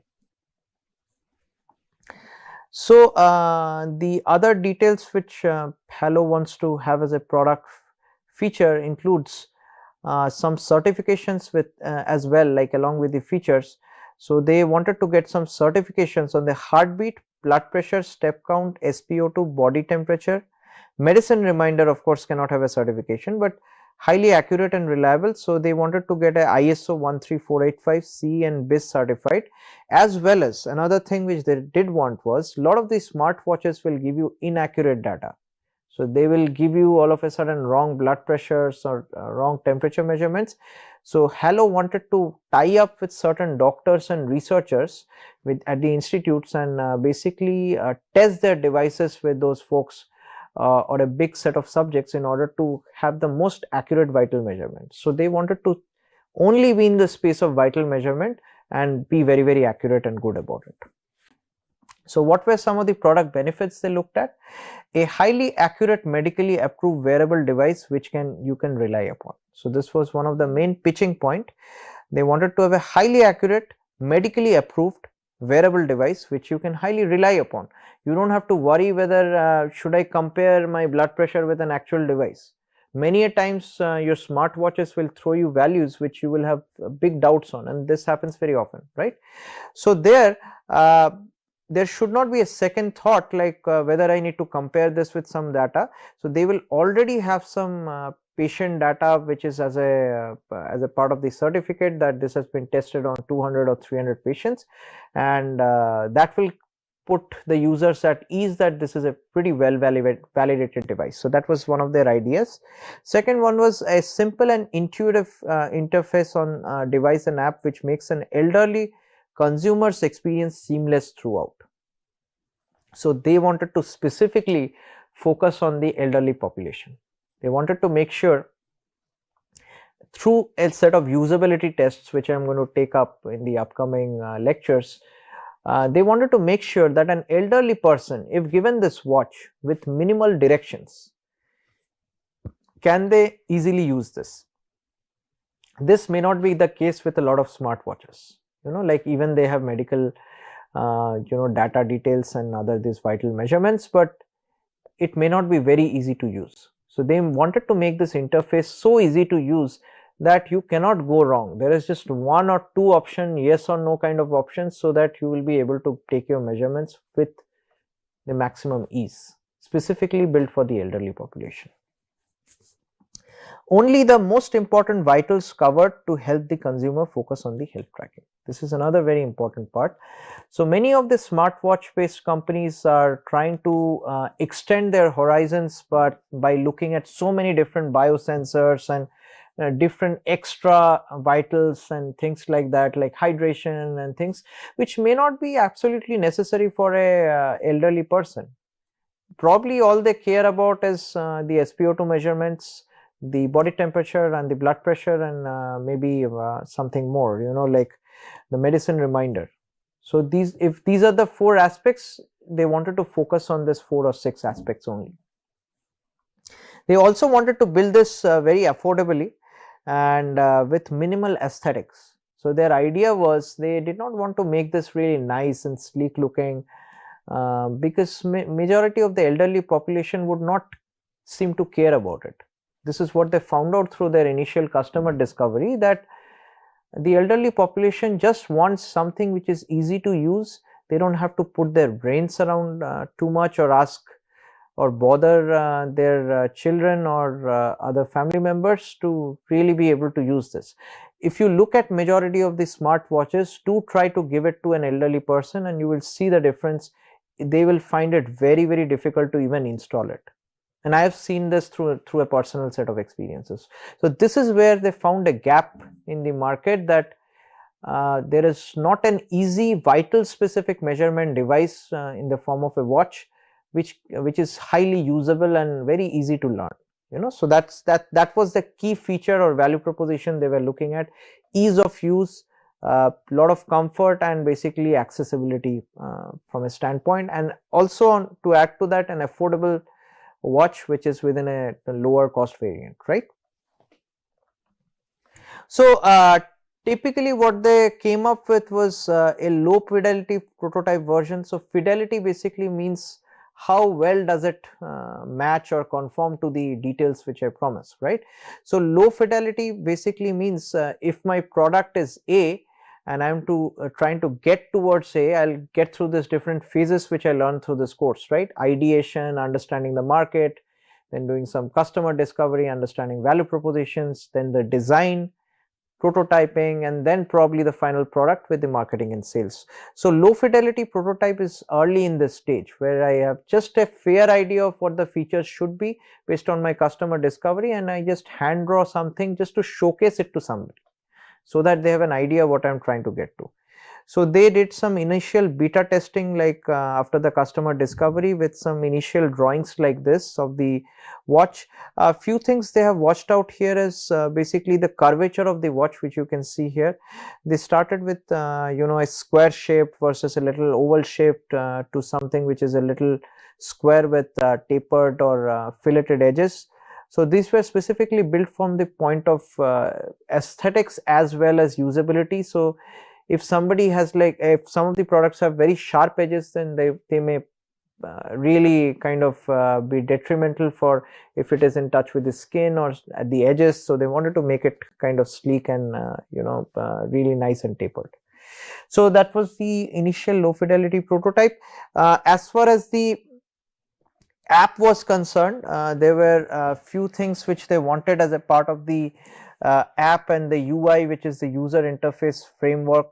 So this is typically how a low fidelity prototype looks like. You can just have a flowchart of things or a slide full of things, and you can present this to possible customers or in certain cases some fundraisers, and try to get an idea, like whether you can go ahead with raising some seed funds or convincing a customer to give you a feedback, so that you can take this out back to them at a later stage once it is fully developed, right? So typically from their app standpoint, they had 2-3 details, like from the landing page standpoint, they had a little bit of product overview, so that whosoever runs their app should actually know what this product stands for and what are the key features of this product, right? The product offerings and the buy options, that was the next page within the landing page sub page. So the product offering, what exactly are they offering in terms of vital measurements, and what are the buying options? Can somebody buy it off a particular shop or from a doctor's store or pharmacy, or do they buy it online, or they can pay it through a card number or Paytm, or what exactly can they do? Product reviews, this is another thing. They realized that a lot of public is looking at how this product has been doing initially. So for a startup company like any of ours, like basically we are looking at some initial testimonials from some of the pre-users or early adopters that would serve as the product reviews here, right? Then next is product design and about us or the company basically. So they wanted to give a little bit about the company overview, so that they understand what the company stands for, and they are a folks of really good students who are trying to build something for better vital tracking, right? Then there is this login page. Under the login page, a customer can basically sign up. There are web app offerings, and there's a user login. So sign up options could range from emails to registering through a phone where you get an OTP and whatnot. So these are some of the details which have to be laid out while getting the low fidelity prototype in place. Then next is a user profile page, where basically there is a dashboard of current status, basically where the current status of the particular person is in terms of measurements, and they can click on each of this measurement history and get a detail of their vitals, the entire history of the same. Tabular data of the previous recording. So whenever there is a log of the vital, and many of these are continuous logs, they can get a tabular data and as well as a graphical data. Sometimes tabular data is much more useful to decipher things, right? Because you may have a long graph of vital measurement for 20 days, right? You just want to hear the pinpoints that which days out of this 20 days your temperature was beyond an average value, or your blood pressures have shot beyond a certain value, right? So tabular data of previous recordings. Then they needed some sharing network. So can you share by a quick click any kind of data or report with your loved ones? So this is another feature which they wanted to put as a part of the proposal, that just a simple sharing option, and this particular blood pressure tabulated data or graph, all the other vital data gets transferred via email or through WhatsApp message or through a phone message to their loved ones. The next part is result analysis and lifestyle recommendations from the customer data. This is very interesting. They wanted to kind of have some AI kind of platform which basically looks at those results from a long-term standpoint. So for example, they have been using this particular device Halo for a month, and they see that the blood pressures are continuously in a certain range, and it could mean hypertension to some extent, like if they're very high, and their temperatures are kind of falling and going, so there could be some underlying problems. So they can mention some lifestyle recommendations that please go for a walk, maybe eat a little bit healthy, and just try to see a doctor every now and then to reduce your blood pressures and whatnot, right? So this is part of the low fidelity prototype version. When did they actually showcase this? So this is during the initial customer discovery space. Like, so during this phase, while they were trying to get some feedback on through an interview or a survey with a bunch of customers, they wanted to also showcase through a single slide what their pages or the idea overall is, right? So maybe the second or third set of interviews during the customer discovery, they can showcase something like this, like a very simple flowchart. And I would encourage all the entrepreneurial teams to do the same, like, in your initial part where you're not developing the whole on app, but just having a flowchart of how the specs would be for the app. So next part was they wanted to kind of transfer this low fidelity, super low fidelity to a version 1, where they have some app screens kind of ideation, where all these flowcharts have gone into some possible screens or details into which, like, how the app would look like, right? So they have a nice logo to start with, which says this Halo logo. Then welcome to Halo, which has sign in, sign up, sign in with OTP, sign in with Google Plus, Facebook. So these are the different options in the landing page. Then the next one is they could sign in with their mobile numbers and the password, just to make sure this is not open to all, kind of they can keep their privacy there. They can sign in with an OTP and then fill in their personal details. So many of these details may be useful for also looking at their lifestyle in general, right? So very minimal details like full name, date of birth, gender, height and weight. That's it, right? And then finally it comes to this page where they have, hi user, your age is this, and these are your different measurement windows. Like so you have the heart rate, blood pressure, SpO2, the calorie burnt, the number of steps, the sleep cycle, basically how much you have been sleeping, and the temperature. So you click on any of these, you will get the entire history of the vital measurement, as well as you should be able to look at some of the outliers where the blood pressure has shot over a certain level, or vital measurements like temperature has gone up, right? Some better versions and digging into this particular feature. So if you're looking at the heart rate, you would see the BPMs, and typically they would turn into red if your heart rates are below or above a certain set of ranges. So depending on your age, if it is shooting up or shooting low, it would basically change the color to red, and that basically means there is something of concern. Similar for this one, blood pressure, like you will have this option of measuring the blood pressure dynamically, as well as there is this overshoot and undershoot, like basically when the color changes to red, right? So, so from a beta testing standpoint, beta testing is typically the next phase after you have ideated on the product and you have some initial little higher side on the lower fidelity where you have something to show to a customer.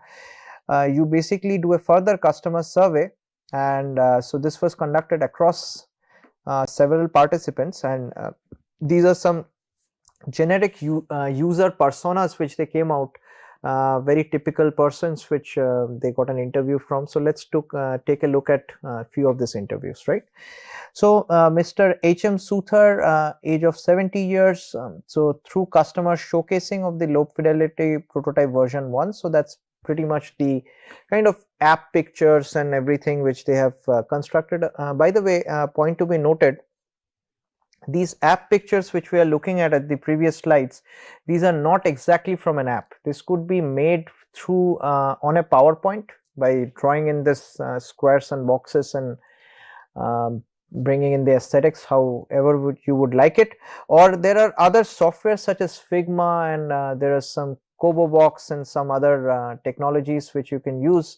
There are a lot of free softwares out online which you can use to just kind of build the framework of an app. It's not a usable or runnable app, but it just gives the outline or framework. This is sometimes good to showcase like to somebody who will really understand what you are trying to portray, right?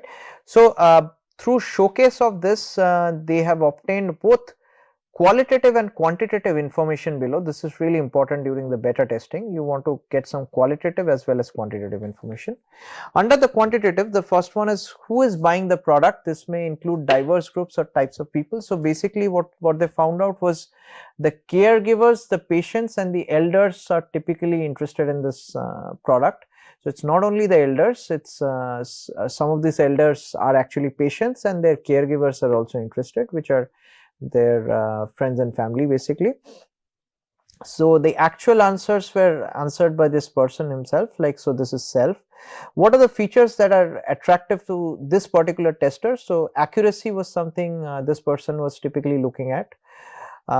They wanted a comfortable belt, and a 30-day battery life was an exciting feature. So they did not want to charge their battery on a day-to-day basis.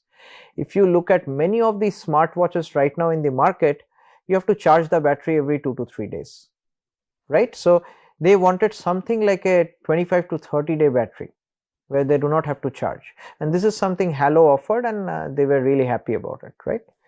So medicine reminder and blood pressure monitoring was another part like which they were really interested in. So what are the timings of delivery and capability of use? So same day delivery or Amazon like was the initial prediction. This is what they would say based on the persona, but typically what we found out was 2 to 3 days, right? What was the tester's priority for the product? What purchase decisions does the tester want to take? This particular tester of course did not have anything in hand, so they did not purchase anything. So they were already using other brands. This is something to be noted. So basically you are trying to change their perception or take them from one brand to another, because they have been already using some brands, and of course they're answering to the questions because they're not very happy with the brand features, right? This is something to be tapped. What was the actual revenue from the sale? So definitely no revenue because nothing was sold, and parts of the beta testing also includes high fidelity prototypes when you do some pre-orders. That's why these questions sometimes will make much more sense in that aspect. So no revenue was generated, but customers typically what we assumed, or that group assumed, would be willing to pay something up to 5,000 rupees if the said accuracy or the level of accuracy could be provided compared to the other smartwatches, right? But what this person specifically answered was something around 3,000 rupees is what he was looking at.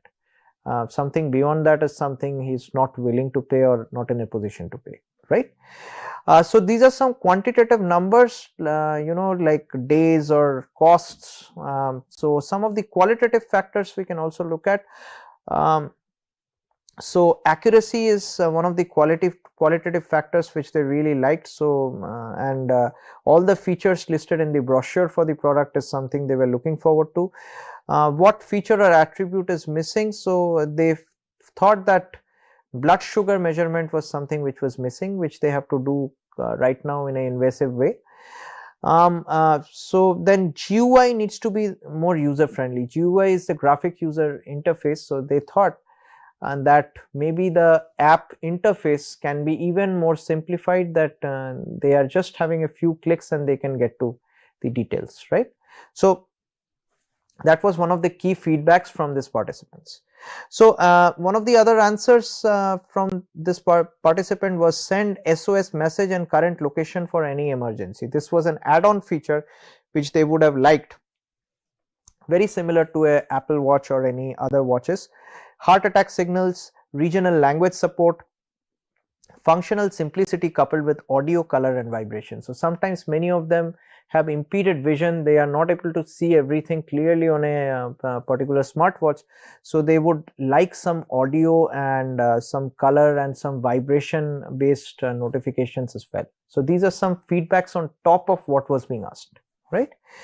And they had also recommended Braille lipi for blinds. So this particular participant had access to some of the population who were visually impaired, and he wanted an extra feature with some Braille lipis like also possible. So not all of these the company has to consider, but few of these are nice pointers to look at what are the target segments, right? So the next question was, would the tester purchase the product again? So the customer's response was positive, hoping that if they buy it once, they would probably buy it again or spread a word of mouth. And as they have already mentioned, they're using other brands, so that accuracy component might have to be really good for this product Halo in order for them to adopt this. Okay, the next one is Mr. Paras, age 50. So basically the prediction again was caregiver, patients and elders. His answer specifically was the caregiver would be more interested to buy such a product. He particularly was not very aware of how to use or get this kind of a product really installed and make it to work. So the caregiver would be somebody who makes a decision, purchase decision. So one of the predicted options was accuracy, comfortable belt and 30-day battery life. So this is what again this person really liked between the features, and he liked the part that medicinal reminders and blood pressure measurements were also very useful in a dynamic setting, right? So again 1-2 days delivery was what this person particularly mentioned. He would not like to wait 2 to 3 days or further. So he already has a standalone device, so he doesn't have a smartwatch or any kind of watch per se, but he has different devices like blood pressure monitoring device, he has a thermometer, he has a SpO2 measurement, so he has a lot of standalone devices. So that is what he is typically using, and he could consider this particular smartwatch if all of these features are kind of integrated in. So he is expecting something around 2,500 rupees for this Halo watch, not to pay beyond that. So he is very happy with all the features listed in the brochure and thinks that they are kind of self-sufficient. Some extra additions are parameters for diabetes with average for 3 months cholesterol tracking. So if there could be some diabetic tracking like and cholesterol tracking, that could be really beneficial. So these are some add-on information which he supplied. So based on his standalone devices, he wanted all of this integration in this particular devices, and he was happy to take the positive response and kind of give a very positive feedback on this particular device. Next one was Mrs. Kusum Bhatia, aged 79 years old. So through customer showcasing of this low fidelity prototype again to this person, this person basically looked at different aspects of the product, the features, and gave several answers. So what they really found useful was the step count, the medicine reminder, the blood pressure measurement. They were okay to wait for 5 to 6 days. So this way, if we get a lot of responses, we'll be able to know the average amount of waiting time which this folks can really be patient on, right? So many of these elderly population, as you can see, they are very patient people because they have gone through a very different generation where shipping and other things were not that fast. So this person is okay to have 5 to 6 days for delivery, which basically changes our cost structure of the company, where you need a localized shop to deliver, or you can deliver it from a distant place. That dynamics completely changes, right? So what this person mentioned is they already have a standalone device for blood sugar measurement, and they have never come across a similar smartwatch which they can wear for measuring so many vitals, and their expected cost is around 2000 to 2500 rupees. They really like the medicinal reminder and the BP measurement aspects. The parameters for cholesterol level and blood sugar have to be having a really high accuracy and to be comparable with their standalone devices. They said they can consider buying once this is launched. This is very early stage for them to really comment on whether they would like to buy or not, unless the product is launched, right? This is another Sumita Bhatia, where again she said that the caregiver is the person who will make a purchase decision, and they also had a similar liking for the blood pressure, step count, body temperature, and the medicine reminder, right? 1 to 2 days was typically what this person was looking at. Already have standalone device for a blood sugar measurement device, right? The expected amount to be paid was 3500 to 4500 rupees. Medicine reminders was something which she found really useful, easy to constantly monitor in case of warning signs through an app. So then heart attack warning, blood sugar, SOS messages were some of the add-ons which she mentioned, and this kind of correlates with a lot of other similar mentions by the other people. She said again she could consider buying once launched. Okay, so what are the key painkillers and gain creators which were as a part of this customer discovery? So the first one is convenience. So basically getting trends of the vitals, which would in turn make it convenient for the patients, doctors, and caretakers. Trustworthy alternative to reduce diagnostic center and hospital visits for checking and monitoring vital health indicators. So first step is convenience. Under that we have explained convenience for Halo, exactly how this is going to be convenient, right? So this is the first painkiller for this particular product. Then from an accuracy standpoint, reducing the error by providing medical or university regulatory approved readings which can be repeatable and reproducible. Very important terms, the readings should be repeatable, readings should be reproducible. Reproducible basically means when I wear the watch and somebody else wears the watch, it should give proper comparative reading. The scale should not change, and these readings should be matched with the original analog based devices which are used out in the industry through some university or a medical regulator who can compare these devices very apple to apple. Risk reduction, diligent tracking of medical prescriptions, preventing health hazards by timely diagnosis, overcome health related anxiety for both patients and caregivers, right? Accessibility wise, making health vital data easily accessible to people, and then have post doctor or clinical visit and data recording by user for future ease of accessibility and reference, right? So these are some of the details which are components of painkillers. From a usability standpoint, they would like it to be extremely user friendly. Comprehensive health related stats should be visualized, and multilingual interface and reporting is something which majority of the participants would like for the customer discovery. From the gain creator standpoint, this is very new, which includes a continuous tracking of the health indicators or vitals. So none of the smartwatches in the market does a continuous tracking. So many of them will give you intermittent tracking when you actually seek like that I want to track it for the next 30 seconds or 20 seconds, because it generates a lot of data and that is difficult for a server to be really handled. So but this device basically proposes continuous monitoring, right? Intuitive for elderly people. So basically the usability should be highly intuitive. Medicine consumption reminder, diet tracker, device tracking, and good battery life. Device tracking is another thing. Like many a times you may have left this device under your pillow or somewhere else. You should be able to track this device from your phone or through some kind of an alarm, right? This happens very often with elderly. They cannot find their keys, or there are several aspects which they are not able to remember or find. So that device tracking is also there. Fall tracking, especially for elderly people. So if somebody gets a hard fall, typically that is what is recorded by Apple watches and other watches in the market. This also kind of recorded soft falls whenever using an accelerometer and other sensors. Whenever there is a slight motion which is a little above the regular motions, it would consider that to be a fall and basically have a record log, right? So that is that gives it a better perspective in case like somebody has slipped and fallen down, or there is a fall which is not super hard fall but can be still fatal.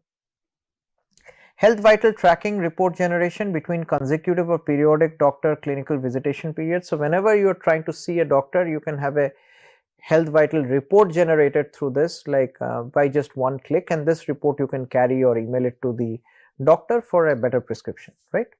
Suggestions on correct course of action post results. So there are not only tracking, but it also gives some AI based suggestions like on what is the right course of action. There could be cases when it is said out very loud that please clinically correlate or go visit a doctor, right? Alert system is if data is out of range, and doctors are sometimes intimated, right? So in certain cases you will have some emergency doctor details and emergency family and friends details, they can be directly intimated. From a design standpoint, again that's a gain creator. It should be durable, lightweight, comfortable, and skin friendly material should be there as a part of the design to be worn throughout the day. So something most of these watches people will be really reluctant to wear, and I have seen this with several elderly folks. You have gifted this nice watch to them, they'll wear it for 1 or 2 days, then you would not wear it for a month because it's itchy, the material is not very good to wear. You would not like to wear it like all through the day. So if the material can be made really comfortable, then basically with certain regulatory ratings, then it can be worn in a lightweight setting where you do not even feel like you're wearing a watch. So that was the idea behind Halo. Getting the job done, so it easily identifies the majority of the healthcare problems through the vital tracking and assesses the well-being and motivates people for making lifestyle changes as well. So all this together forms the gain creators. So this is the business model canvas to look at. So from a value proposition standpoint, we are looking at affordable wearable device for tracking healthcare vitals. This is the first value proposition, affordable. Second is accurate and reliable data. So accuracy is the second value proposition. Reminders for medications at the proper intervals during the day. So this is one of the gain creators or painkillers, you could say, majorly gain creators. So which is basically reminders for medication. So it's convenience and from convenience aspect.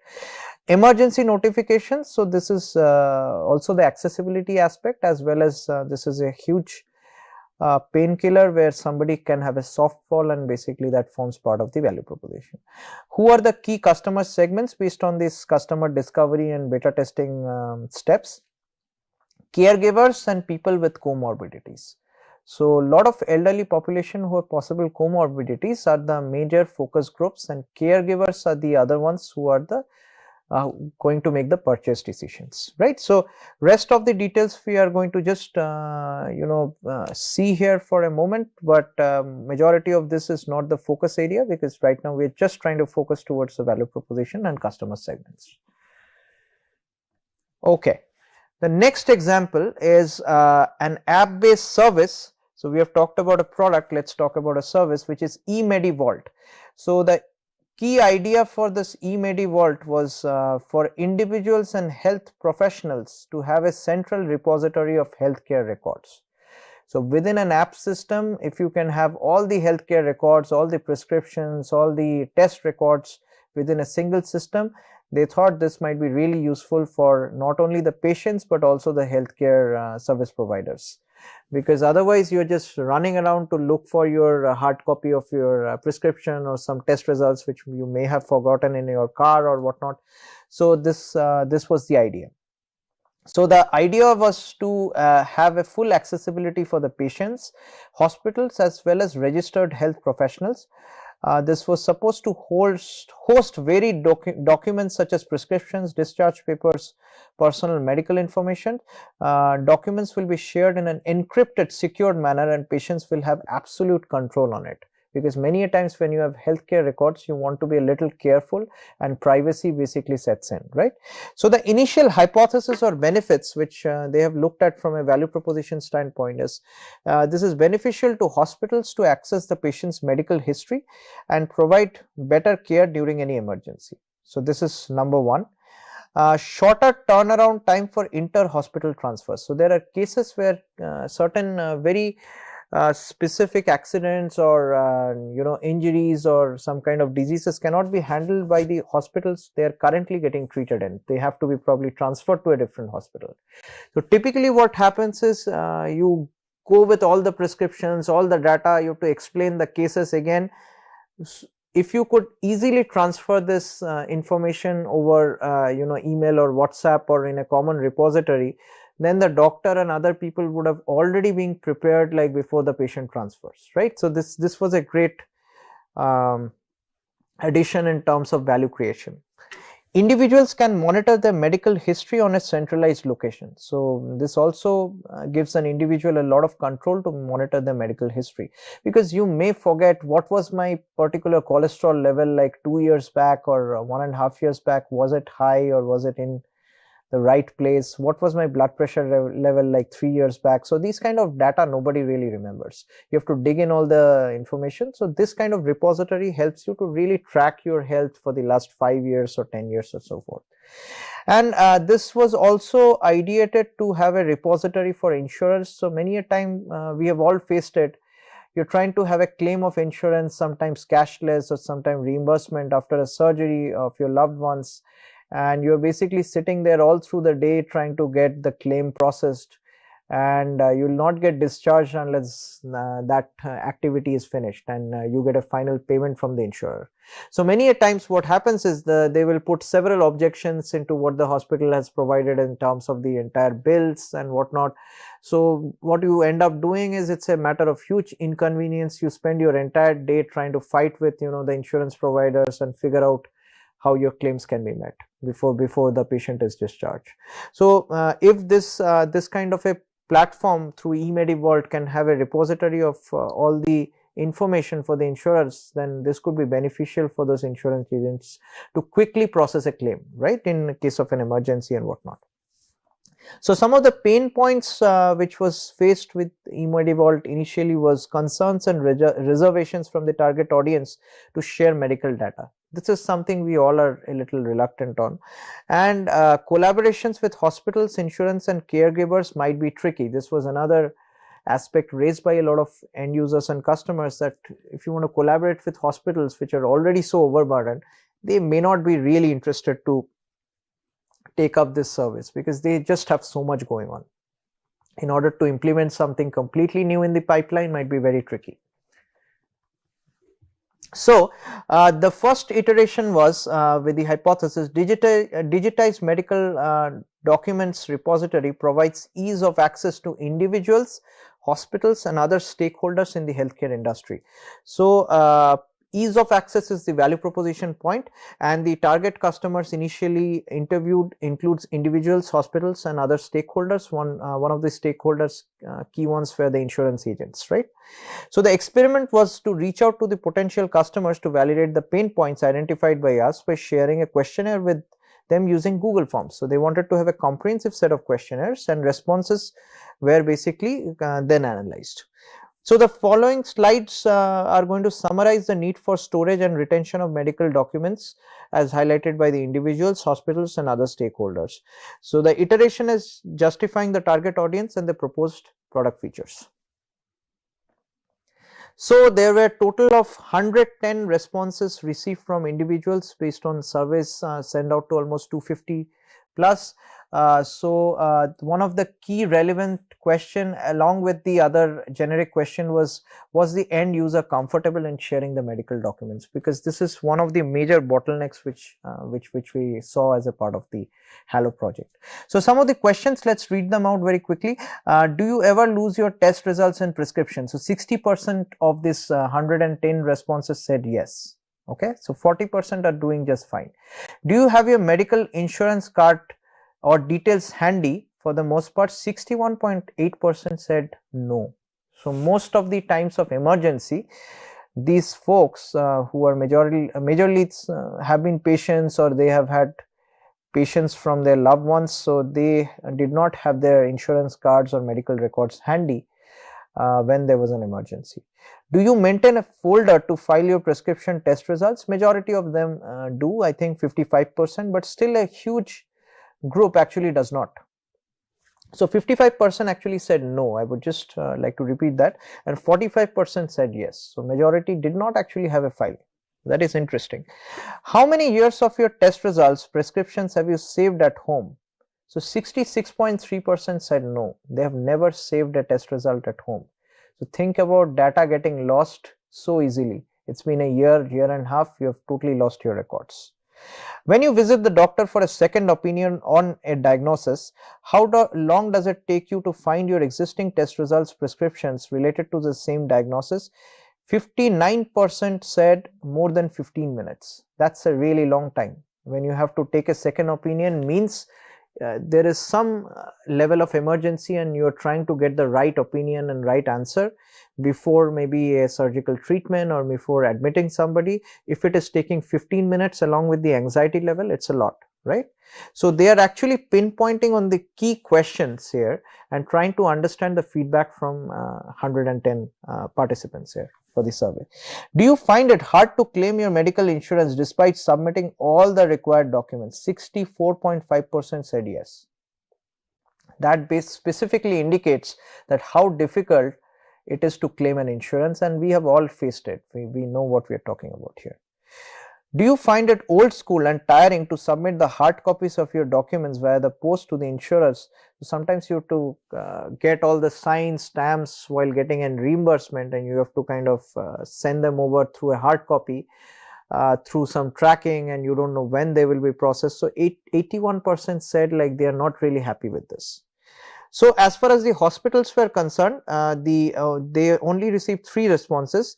So from the administration which processes such documents, in case of an emergency case, the first question is how much time does it take for you to gather the patient's medical information, right? Typically 100% said like it was pretty quick, like as far as the hospital administration was concerned. Do you find it difficult to share patient information and case papers outside of your system? For example, while sharing the documents with the insurers or the other hospitals for patient transfers. 66.7% said yes.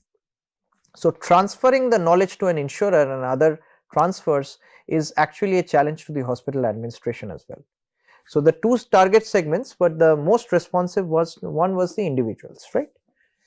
Then they had also reached out to the insurers, but not with very good responses. So they basically got from the hospital segment just 3 responses, so not very conclusive.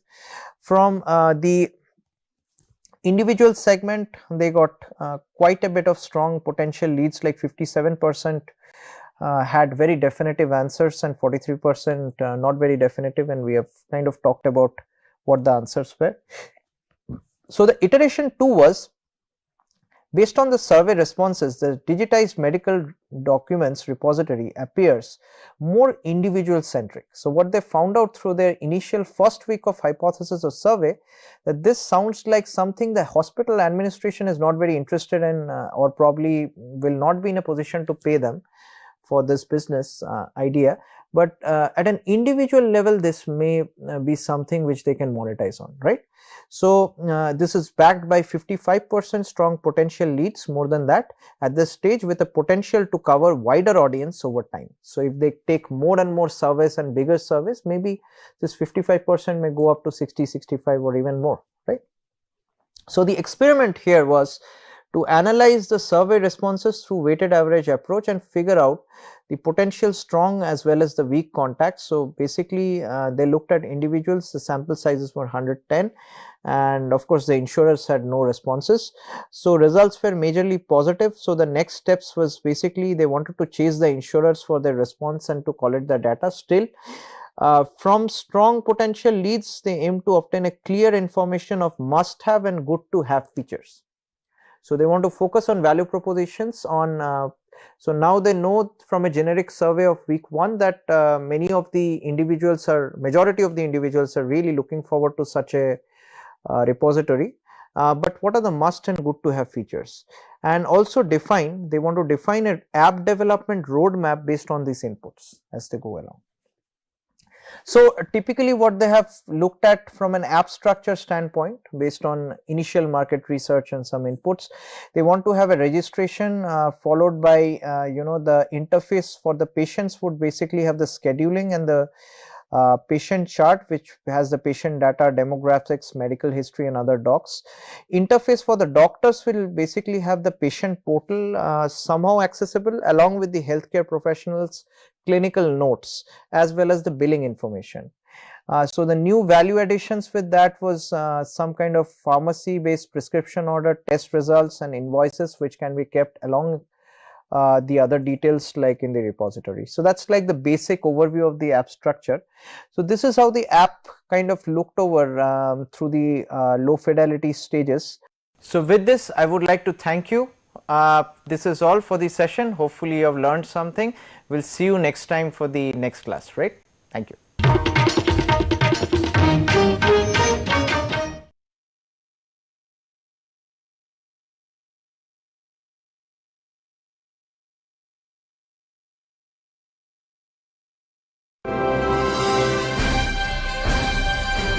Swayam Prabha, Digital India, Educated India.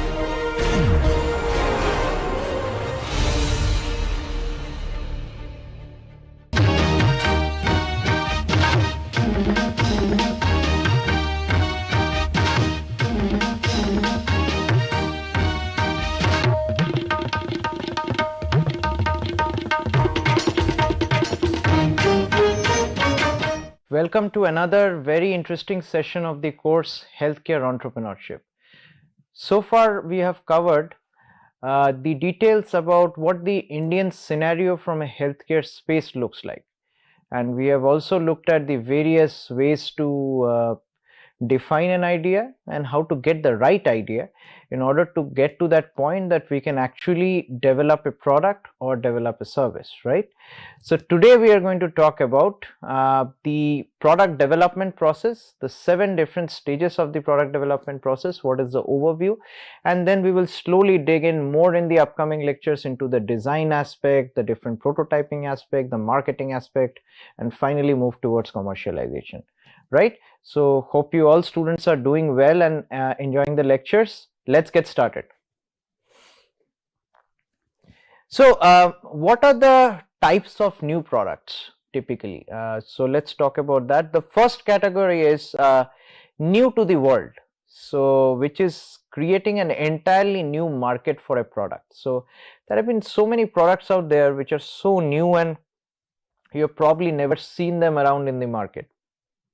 One very important example is there are some eye based devices like medical devices which are for glaucoma patients, like which are specifically used for draining the fluid out of the eye, or just giving the right amount of fluid so that the eye is hydrated and you can get rid of glaucoma. So there is a glaucoma valve, which is a new age device. There are so many implants which were not existing earlier, which have come around in the recent times. For example, very aesthetic dental implants. Those dental implants were earlier not there. You are seeing them now in the market. From a diagnostic product standpoint, now you have diagnostic kits for COVID-19, for example, which came around in 2020 or 2021 to be specific. And you have so many different this RAT kind of test, or there is this generic test where you conduct the basic COVID protocols, and there is this rapid antigen test, like that's the other one, which is a quick one. So these products were not around in the market earlier.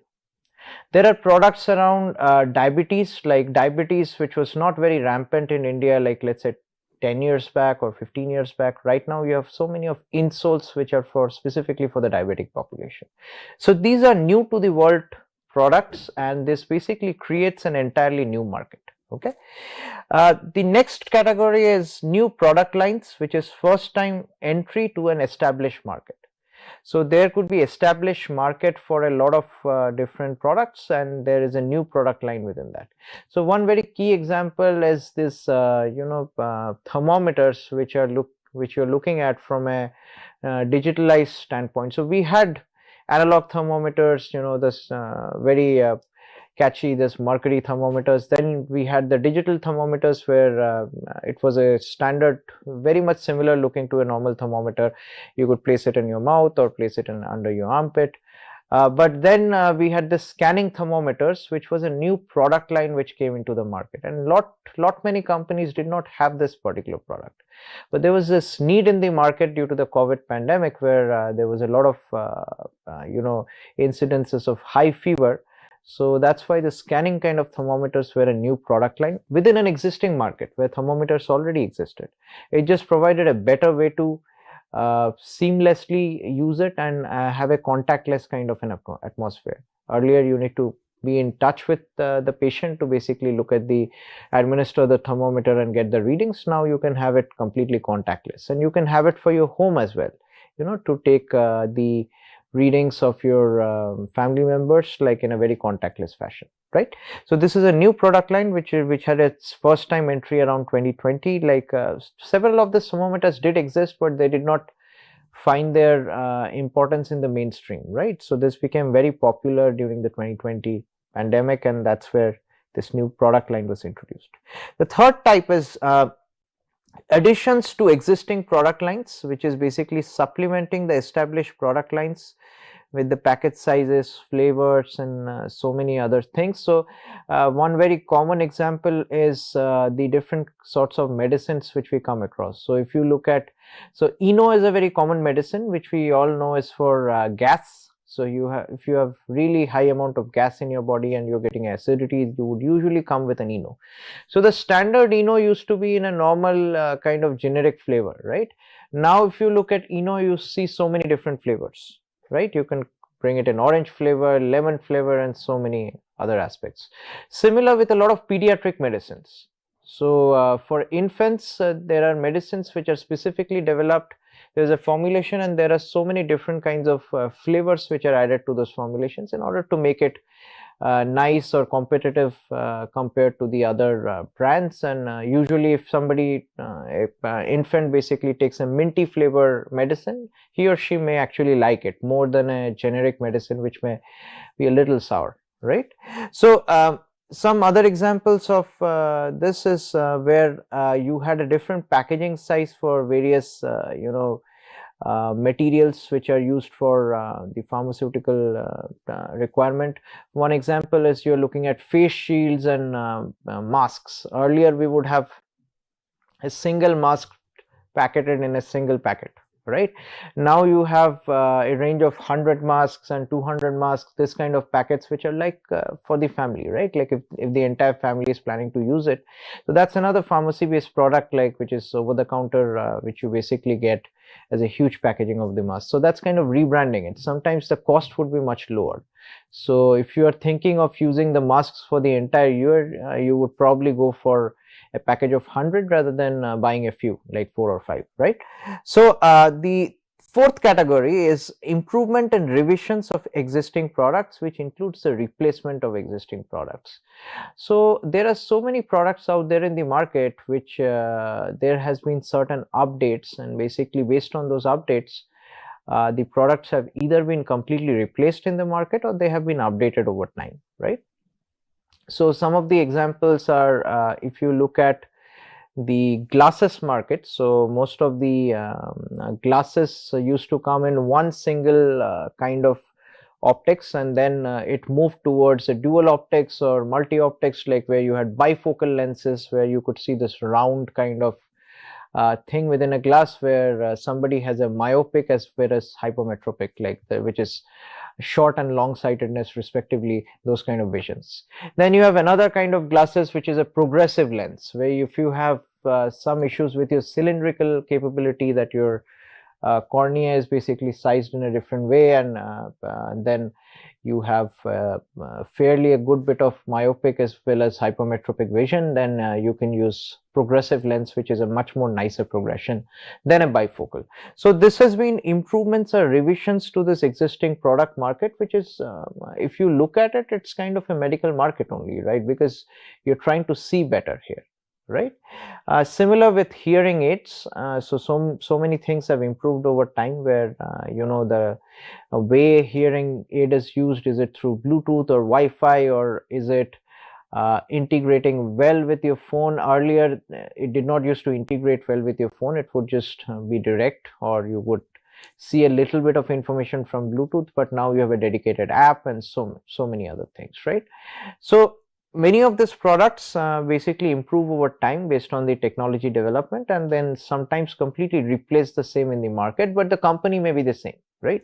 This is another type of product. The next type is repositioning. So existing products targeted to a new market or a market segment. So one very classic example is repositioning is, there is so much repurposing or redrafting of drugs, medical drugs during the COVID pandemic, right?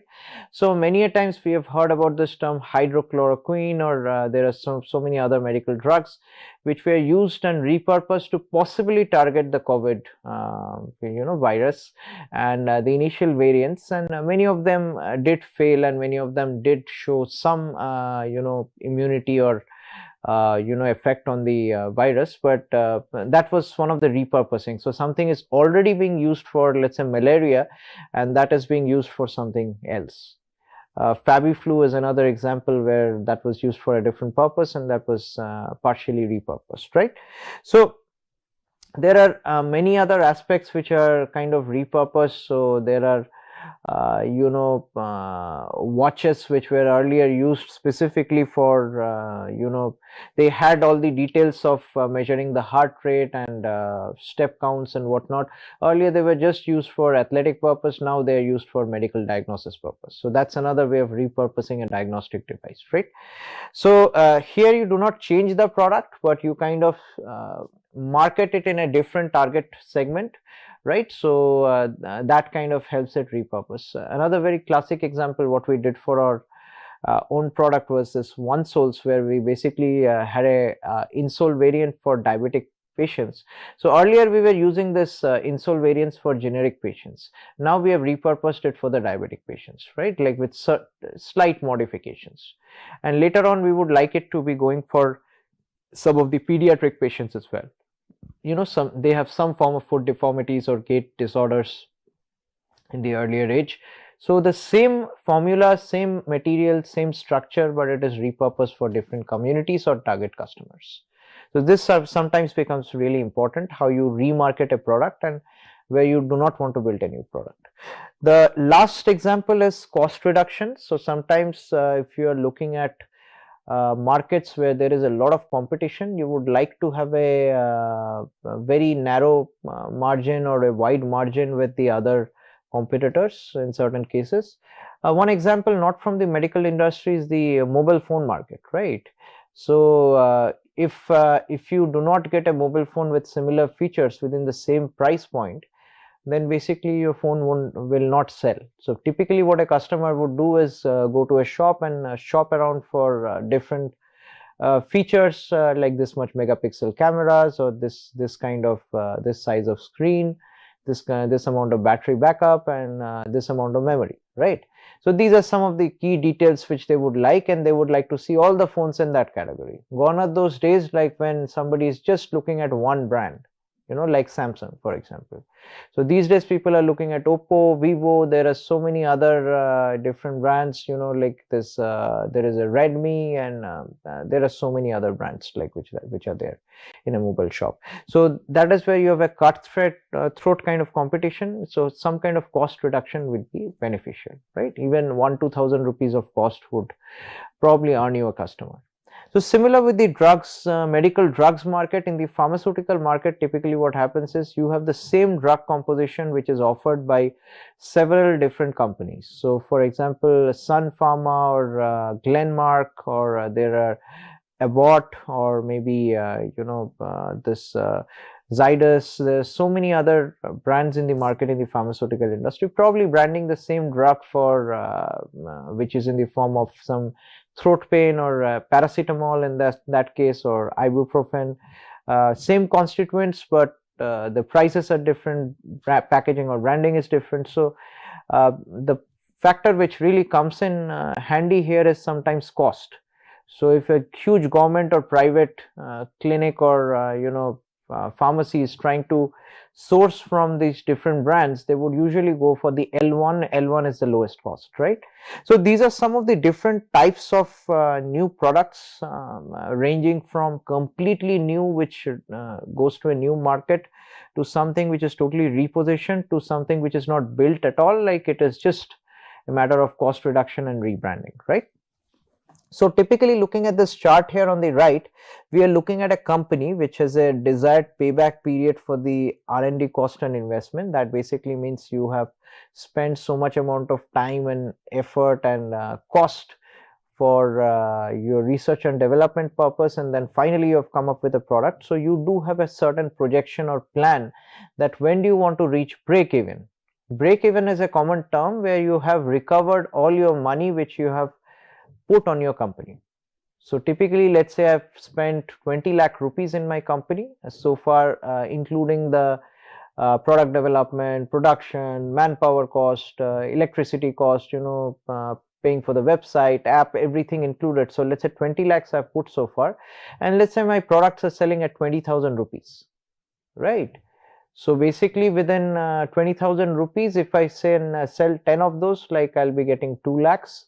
So if I get sell 100 of those, I'll be making 20 lakhs. So as soon as I'm able to sell 100 of those, I reach a break even. Break even means I'm in a no profit, no loss zone.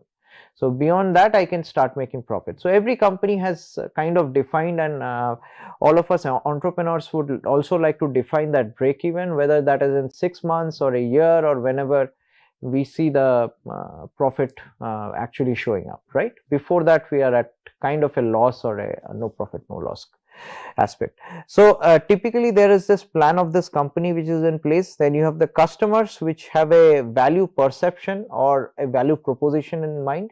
So from every product, as we saw from the customer discovery phase, we are just trying to pinpoint at what is that within this product or the idea which is adding a value to the customer, right? It can be in the form of risk reduction, it can be in the form of convenience, it can be in the form of a reduction in cost, or something which is much more easy to use. There is accessibility. There are so many different value propositions we have talked about. So a customer typically looks from the value perception standpoint. Then you have the third thing, which is competition. So competition is basically looking at which all other companies are working in the similar domain, or maybe with a similar product or service, right? So they have a certain market share already, we are sure. So if you're looking at some of the big fishes, they are already would have captured a good bit of the market. So how do you like come into this market? That is question number one. Second is they have certain product features which are there, and we need to at least beat that product feature, at least have those many product features with a certain amount of cost which is reasonable, and probably have some extra product features on top of it. Otherwise, we cannot compete in the market. So there is this company's plan of action, then the customer and the competition. So all these things put together, we find a very sweet spot in between. That is where a product is typically aligned to the company's plan of action, which is your own company's plan of action. It is kind of aligned towards the value propositions of the customer, as well as factors in the different competition which is there in the market, and kind of performs in a better way, or offers something much more valuable than this customers. So if you are within the sweet spot, then you are in the right place to start looking for the further steps of your product and the product development per se. This is a good time where you will not be wasting a lot of money and resources starting to develop a product. Right. So once you develop a product, you can guarantee yourself that you would at least have some customers who are ready to basically buy your product, as well as the company will support that, and the competition will not be able to steal your product or really give you a hard time. Right. That's the idea. So one thing to understand and take a step back is, why do new products typically fail? And sometimes, as often said by very successful people, it is better to reflect on the failures than really spend a lot of time pondering around the success, because that is where you learn the most out of the failures, right?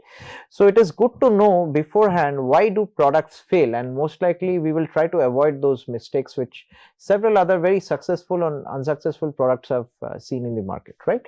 So the first reason for failure in the market is overestimating the market size. This is a very common failure point. Typically, we have done that as a part of my company, and I'm sure many of you would have done that and will be in the process of doing that, where you feel like your product is so generic and so good that it is going to serve a very big chunk of the market. So that's where you're overestimating the market size without doing the proper customer discovery. If you would have done a proper customer discovery, you would clearly know what your market size is, right? Second is product design problems.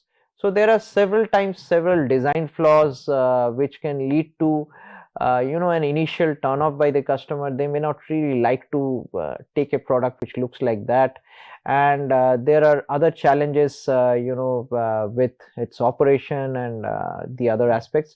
So many times, if you have surgical instruments, if you're in the process of building surgical instruments, that's what your startup aims to do. So if you're supplying certain surgical instruments to the hospitals, and you see the doctors are a little reluctant in how to use the surgical instrument, and they were just fine with it with their previous instrument. So that's where you have some design flaw which you need to correct with those set of doctors only, who are your target customers, and you have to kind of speak with them as a part of the customer discovery.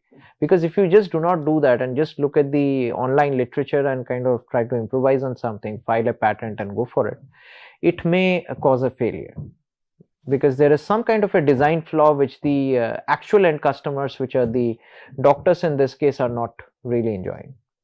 Another example is some kind of a diagnostic product which is not giving the right set of readings. So I always take the example of this thermometer, because this is something all of us can relate with, right? So I recently bought this nice German thermometer, and many of these features I don't know how they work. So there are just 2 buttons and maybe 30-50 features, right? Like, so how do I maneuver from one button to another? So there is some kind of a design flaw. And then my kid basically comes and presses the same button 5 times, and all of a sudden it sets into some Celsius mode rather than Fahrenheit, and I'm not able to change it.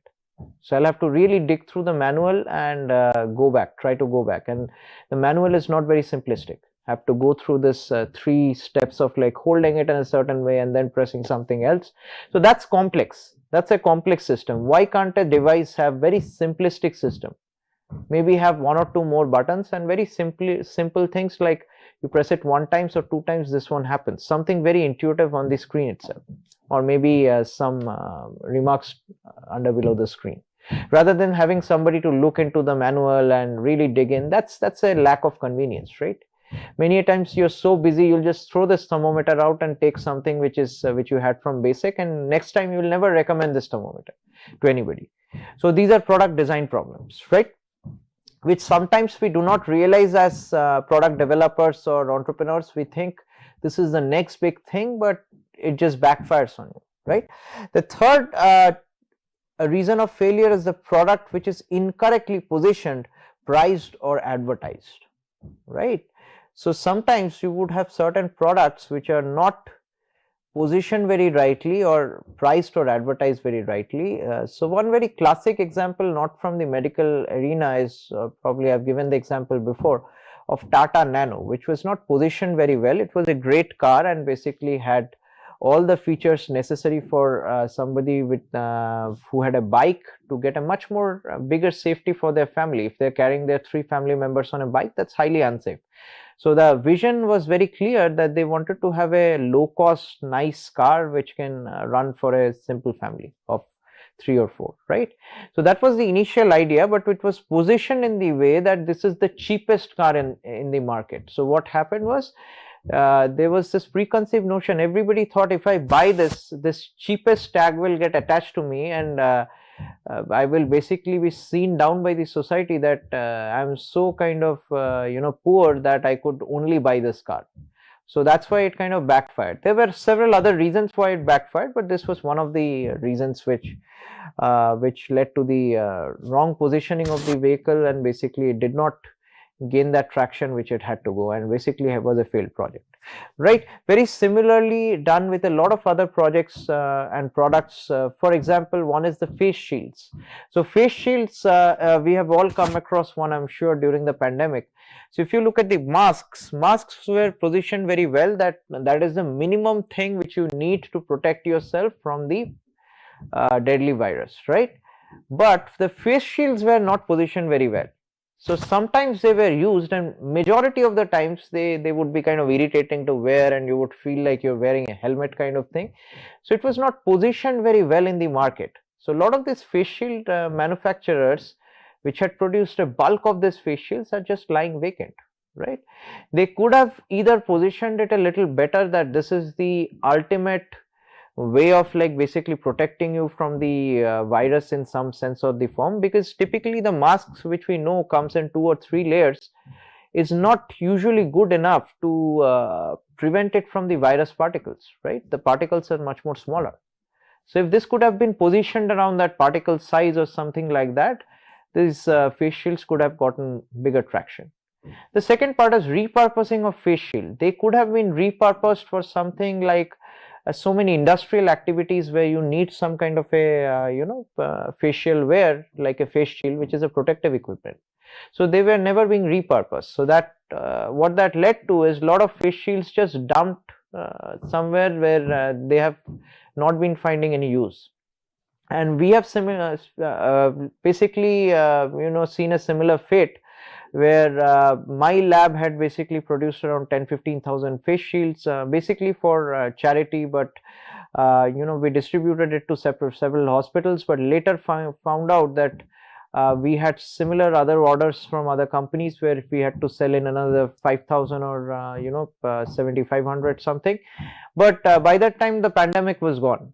So basically these face shields then did not find any place, and they were not repurposed by the society and by us on time. So basically we could not sell them. So they're just lying in our lab, right? So that's one of the example which is of incorrectly positioned product.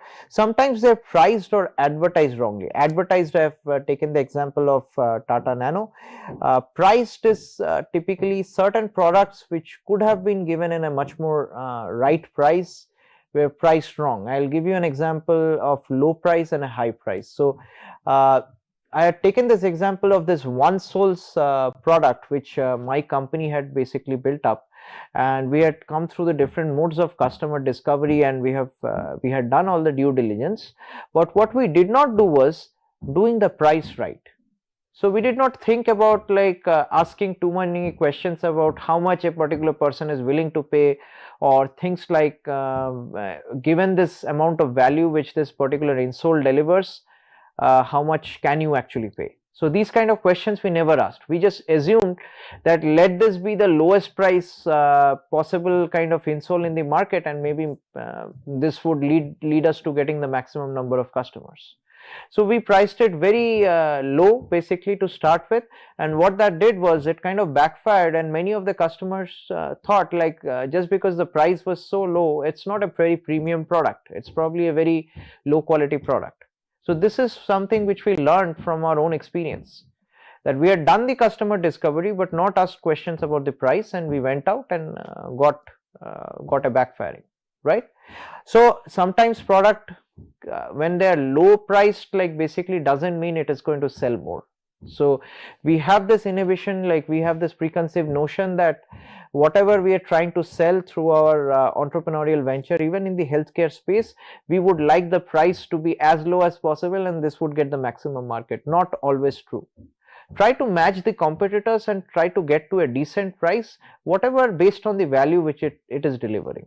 Of course, you can give a little bit of discount to the participants and the end customers, but this doesn't mean that if you could sell a product for 5,000 rupees, you just take a cut and make it to 2,000 rupees just so that you feel like this is the lowest cost product in the market. So that's not always the case, which many of us think is really the case, right?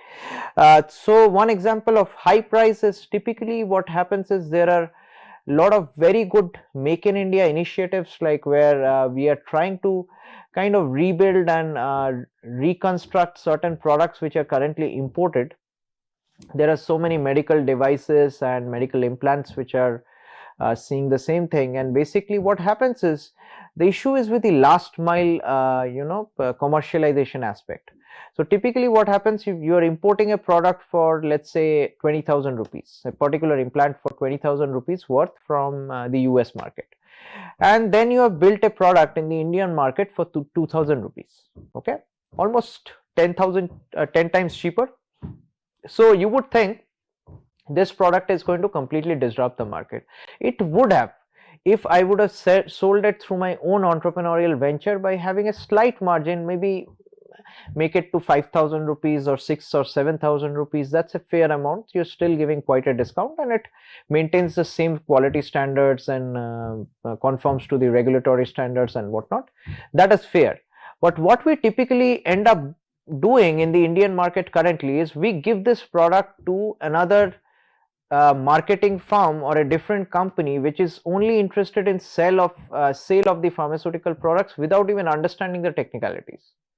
So very often this happens with the academic industry connects. Like what we see is we have spent like this 2-3 years of time through some kind of a grant. Either it could be a private or government grant which we have used to develop a prototype of this nice implant or medical device, and then we don't know how to commercialize it, so we basically give it to one of these companies through something which is known as a tech transfer, right? Sounds very interesting, this tech transfer, but what typically happens is this company takes it and tries to match the price of the imported product. So it just completely dilutes the purpose, where the imported product was 20,000 rupees and this particular company wants to sell it for 18 or 19,000 rupees. So why would somebody buy an Indianized product in place of a imported product for almost the same price, right? So the entire process and efforts get diluted and the product doesn't go to the market. So this is something I've seen personally, and this is something I've been seeing very often. So this is a caution that please try to price your product right, and as an entrepreneur try to sell it in the right framework, where at least if it is a Make in India version of a different product which was earlier imported or is currently being imported, then what you can do is price it in the right setting, so that the price, so you're looking at a price sensitive market here, right? You cannot just match the price to 20,000 rupees and try to sell it, right?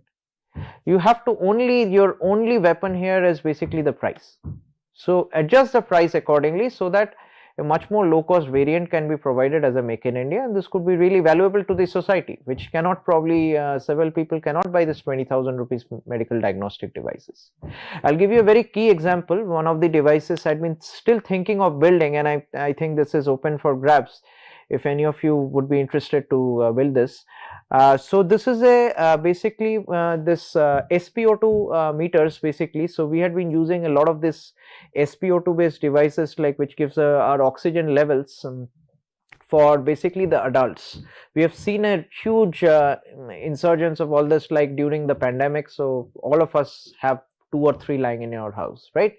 But typically these measurement devices are not good for the infants. So there is a device which is good for the infant, which has some kind of a velcro type of attachment or clip kind of attachment, which they basically place on the foot of an infant or place it around the wrist kind of. So that device is typically very expensive. It's around 20,000 rupees compared to these kind of typical SpO2 meters which you can get for like a few hundreds of rupees, right? So if one of the companies, maybe depending on where these SpO2 meters are needed, like besides the COVID pandemic, you're looking at several asthma patients and so many other areas in which this SpO2 measurements may be important for the clinics. You can try to build one of these as an example, right, for the pediatric and the infant population, right? This could be something, a very nice Make in India initiative which could add value. There are so many ideas out there in the market which can be in the similar lines, which is not being built. So please focus on Make in India, and I think there is so much opportunity where I am seeing a huge inflow of imported products which are tremendously priced, like, you know, as far as the content is concerned, we have built so many devices in our lab worth really 20-25,000 rupees, and they're selling the imported products for 25-30 lakhs of rupees. So think about the amount of profit margin. I think these kind of products is another way to target the market. Look at some of the imported products. Can you make it Make in India and really the right price point, right? Of course, the quality standards have to be high, right? So this is another example. So coming back to products incorrectly positioned, priced or advertised, this is where they need to be done right. You know, the costs of product development, this is another aspect. Do we add a lot of cost to the product development? So sometimes it's a tendency that we want to hire this app developer, we want to outsource this you know, money to the particular website developer. But typically, you know, how an entrepreneur thinks is, usually an entrepreneur is known to be a person who has this small garage and he is able to do 90% of the things with a very small team.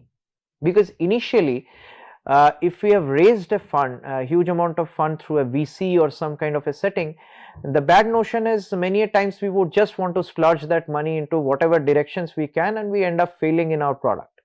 So the idea is to save every penny and try to use it in the right framework. Maybe you can save it later for your marketing. Just use it for your product development for right now, like in the right optimized version, right? The fifth point is competitive actions. So sometimes we do not take the right actions to look at the competition and acting accordingly. So sometimes we develop products which are just similar to the competitors and nothing new has really come up, and we have a slight difference in the cost. The competitors were selling it for 3,000, we sell it for 2,500 and think we can capture the market. Not a good idea, right? If you are coming as a new startup company into an established market where the competitors are already established, so many target customers have already used their product, have given reviews over like the last 5 to 10 years, why would they come to your particular product just for a 500 rupee discount, right? So something to think upon. So competition analysis is very important. Try to understand, if you're trying to go in a very established market, you need to have something little bit more than the cost. Unless you're cutting the cost by, let's say, 5 times or 3 times, that's a separate scenario. But if you're just marginally cutting the cost, better look at the other features. Okay, what can you provide better? Can you provide a service along with it? Can you make it look much more nicer? Can it be much more easy to use, much more convenient?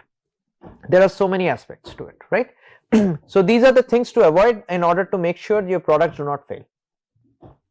So as a summary, to create successful new products, the company must understand its customers. This is typically done through a customer discovery, markets as well as competitors. Most of these aspects are covered by your customer discovery. I had explained customer discovery in the previous lectures at length. Please go through this process if you have not gotten a chance, and just make sure you implement this in your entrepreneurial journey before you launch or develop a product full scale, like within your entrepreneurial system, right, or in your company. That way you are saving a lot of cost and money to go beforehand, and understand the possible feedback of the customers, who can possibly buy it, who are your target customers, competitors. So these kind of things are important to understand. You're also encouraged to develop products that deliver superior value to the customers. So not look for cutting corners or just building something out of the blue, you know, like which this is just an assembly, nice looking, but it is going to fail within the next 6 months. Don't make products like that. Make products or services which are really valuable to the customers and can have a nice word of mouth and a possible branding to it. If your product is really good in the market, after a certain point the customers will start recognizing it. That's where you build a brand around it, right? So very, very important. So let's talk about the product development 7 stages here. So what are these 7 stages? The number 1 stage is the idea submission or ideation phase, which we have already completed as a part of this course, and I've given you a structure on how to generate the right idea, how to understand what is there in the healthcare space and get the right idea implemented. The second part is evaluation and screening of that particular idea, right? You want to make sure we check the feasibility of that idea to be possibly going for a product, right? So that is where we start our customer discovery and try to understand the kind of value proposition which we propose. Are these adding real value to the customers, or this is something which is very vague? Then we do something which is known as a business analysis, which is part of your business model canvas. So I briefly introduced the business model canvas, which has this 9 different sections, and we had primarily focused on the this value proposition and the customer segment windows, right? We would slowly go from there into the revenue structure. We'll try to understand the key resources and so many other aspects, which I'll go in depth as we talk about the minimum viable products or development of an MVP in the coming lectures, right? After the business analysis, which is usually done through again the customer discovery phase as a part of that, where you fill up the business model canvas, going from guesses to facts based on customer interviews and surveys. You finally get to the next step, which is the product development, and one of the first key steps of this is the design of a product, right? So we are kind of switching gears in this course from the ideation step to a product development stage and getting started with the design aspect slowly. So the next phase after the development, once you have developed a design and the initial model, prototype and functional model, and you know this is a refined prototype, the next step is testing. So typically what you want to do is you need to do the product testing, you need to do a usability testing, how easy it is to use. You need to do some certain market based tests to make sure whether the customers will be actually willing to take your products, right? So these kind of testing phases, there could be regulatory tests and there could be so many other tests which are involved, and we'll be talking about those like at length.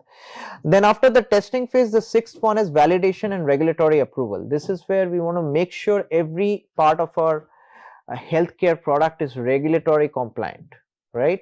It is not violating any of these standards which are there in the market. This is very, very important. I'll take an example in today's lecture about how to maintain that compliance, right? And the last part is commercialization. This is where we look at fundraising, the actual sales and marketing, and how do we get this product out in the market, the final sales channels, revenue model, the entire business model we kind of revisit and start to go into the market, right? So these are the 7 different stages of your product development. So let's talk a little bit more about each of the stages with an example. So the first step, as we spoke about, is the idea generation. So typically we are looking at ideas that are unique and meet with customer needs from the spine of the new product development. So basically the ideas should be unique and should be helping the customers derive some value from it in terms of gain creators as well as pain killers. We have talked about those categories in under the value proposition segment. And the ideas should also have key features which are kind of defined or needed by the customers currently, which is either absent as a part of the system or something which can be a new addition, right? It is the most important step, typically, this idea generation in developing any new product. So if your idea is not very well defined, then usually you have a high chance of product failure. So typically one of the things which we have seen with entrepreneurs, not only with the healthcare space in general, is we spend very little time on the idea. We think like we would meet one day and just come up with this eureka moment and have this idea, and then we keep on chasing this idea for months or years, and we develop this product, and this product is ready for the market. That's typically an entrepreneurial journey, at least what I've seen personally in India, right, for very new startups. So what I would encourage you to avoid is not spending a lot of time in the idea. You need to spend a lot of time in your idea, refining the idea, doing a due diligent customer discovery before you actually develop the product. So this is very, very important. So typically this idea can arise from the market opportunities, which can be innumerable, right? So there are so many market opportunities just there. So if I, as an entrepreneur, let's say I'm just starting from scratch and I'm taking this course and I want to generate this great idea, and I'm looking here and there that where exactly can I get this idea from that which is going to give me the next entrepreneurial venture, and I'm going to make some money out of this healthcare space, right? So the places to look for ideas, like I've given you so many avenues. One is talk to the doctors, talk to the clinics, talk to the hospitals, talk to the end patients. What kind of grievances are they facing? Look at imported products. What can you develop in a much more lower cost, for example? Look at existing products in the market which are not doing very well. These are all market opportunities around you, right?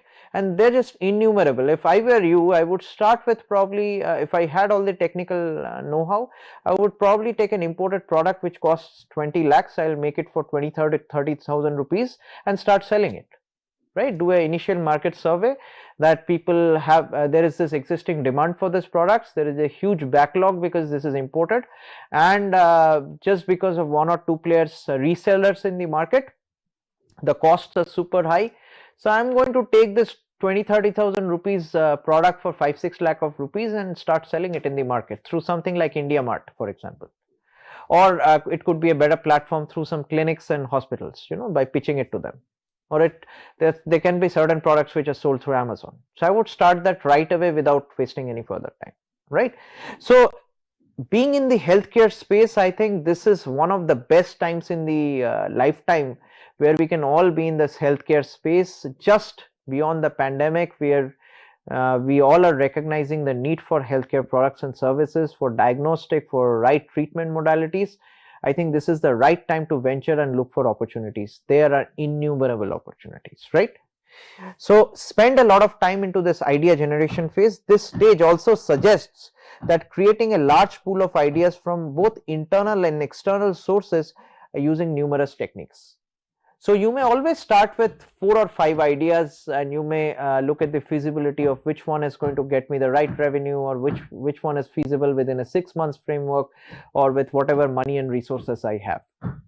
So take some advice from the initial advice from the internal people of your company, or your certain people whom you interact with, or look at the external markets, what is going on, right? So to summarize, you need a lot of time to be spent on the idea generation phase, because this is basically the foundation of your building, right? If your foundation of your building is very, very weak, then one small crack or one small earthquake, it's going to break down, right? So having your foundation strong is very, very important. Spend a lot of time. Next is sources of the new product idea. So what are the sources which are typically looked upon?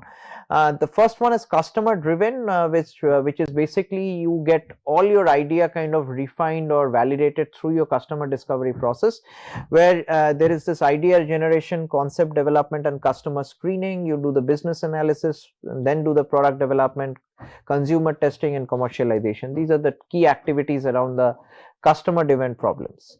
Next is the competition driven problems. I've taken quite a few examples where you basically do a thorough market analysis and look at all the possible competitors, right? How are they doing it? How are they making it big in the market? Try to learn all that tricks of the trade, right? Then concept screening. You want to screen this concept once you have derived it from your competitor in the market to see where somebody would be willing to pay for your new startup venture, or are they more inclined towards those competitors as well? Would they be willing to change their mind if you give them a lower cost or a better quality, right? and then finally that drives the commercialization. The third type of idea is typically technology driven. So I had given you the example of the synthetic skin product which my company had developed. So this is a technology driven company or a product. So there is usually a technical need or an application idea which is necessary, which many of us entrepreneurs may not really be aware of if we are not having any experience or idea in that domain, right? So if I all of a sudden say, do you have this next great idea in the dental area? So unless you have been working in a dental clinic, or you're in touch with a dental surgeon, or you have some dentist in your friends and family, you would not really know that what is the next big idea in the dental arena. I personally don't know, so because I don't work in that area, right? So these are extremely technology driven. So this typically comes out of your daily grievances. Maybe you're working as a person who is assisting with certain clinical operations. There is a certain surgery which is done and you are assisting several other doctors and folks, and you realize this is a common practice which is of problem. So I'll give you one example. When typically a woman has delivered a baby, and there is this transfer from the surgical bed to another bed, what I've seen in the hospitals is they do not have a very nice practice, even in the topmost hospitals, how to shift that mother who has just delivered. She's in so much of pain and there has been just surgical operation and she's being transferred from one bed to another. If there was a seamless process of shifting that bed through some kind of electronic system or mechanical system, that could be great. So this is a technology driven. Somebody who is visiting that ward, delivery ward on a day-to-day basis can come up with this particular idea and become an entrepreneur by developing or bridging that technical gap, right? So this is how a technology driven idea usually comes into mind, right? So technology need and application idea is typically something which is part of this, and this has to be looked upon from an engineering feasibility standpoint. So let's say I've made this nice design of this movement of bed, but is it technically feasible? So there could be so many aspects that this bed is foldable and there is not so much of space available to move this bed around. The door is, let's say 3 feet, and if you make this overall bed idea, it comes to 5 feet, so it may not come out of the particular door, and there may be so many other design aspects and feasibility aspects. You need to look at that, right, while defining a technical idea.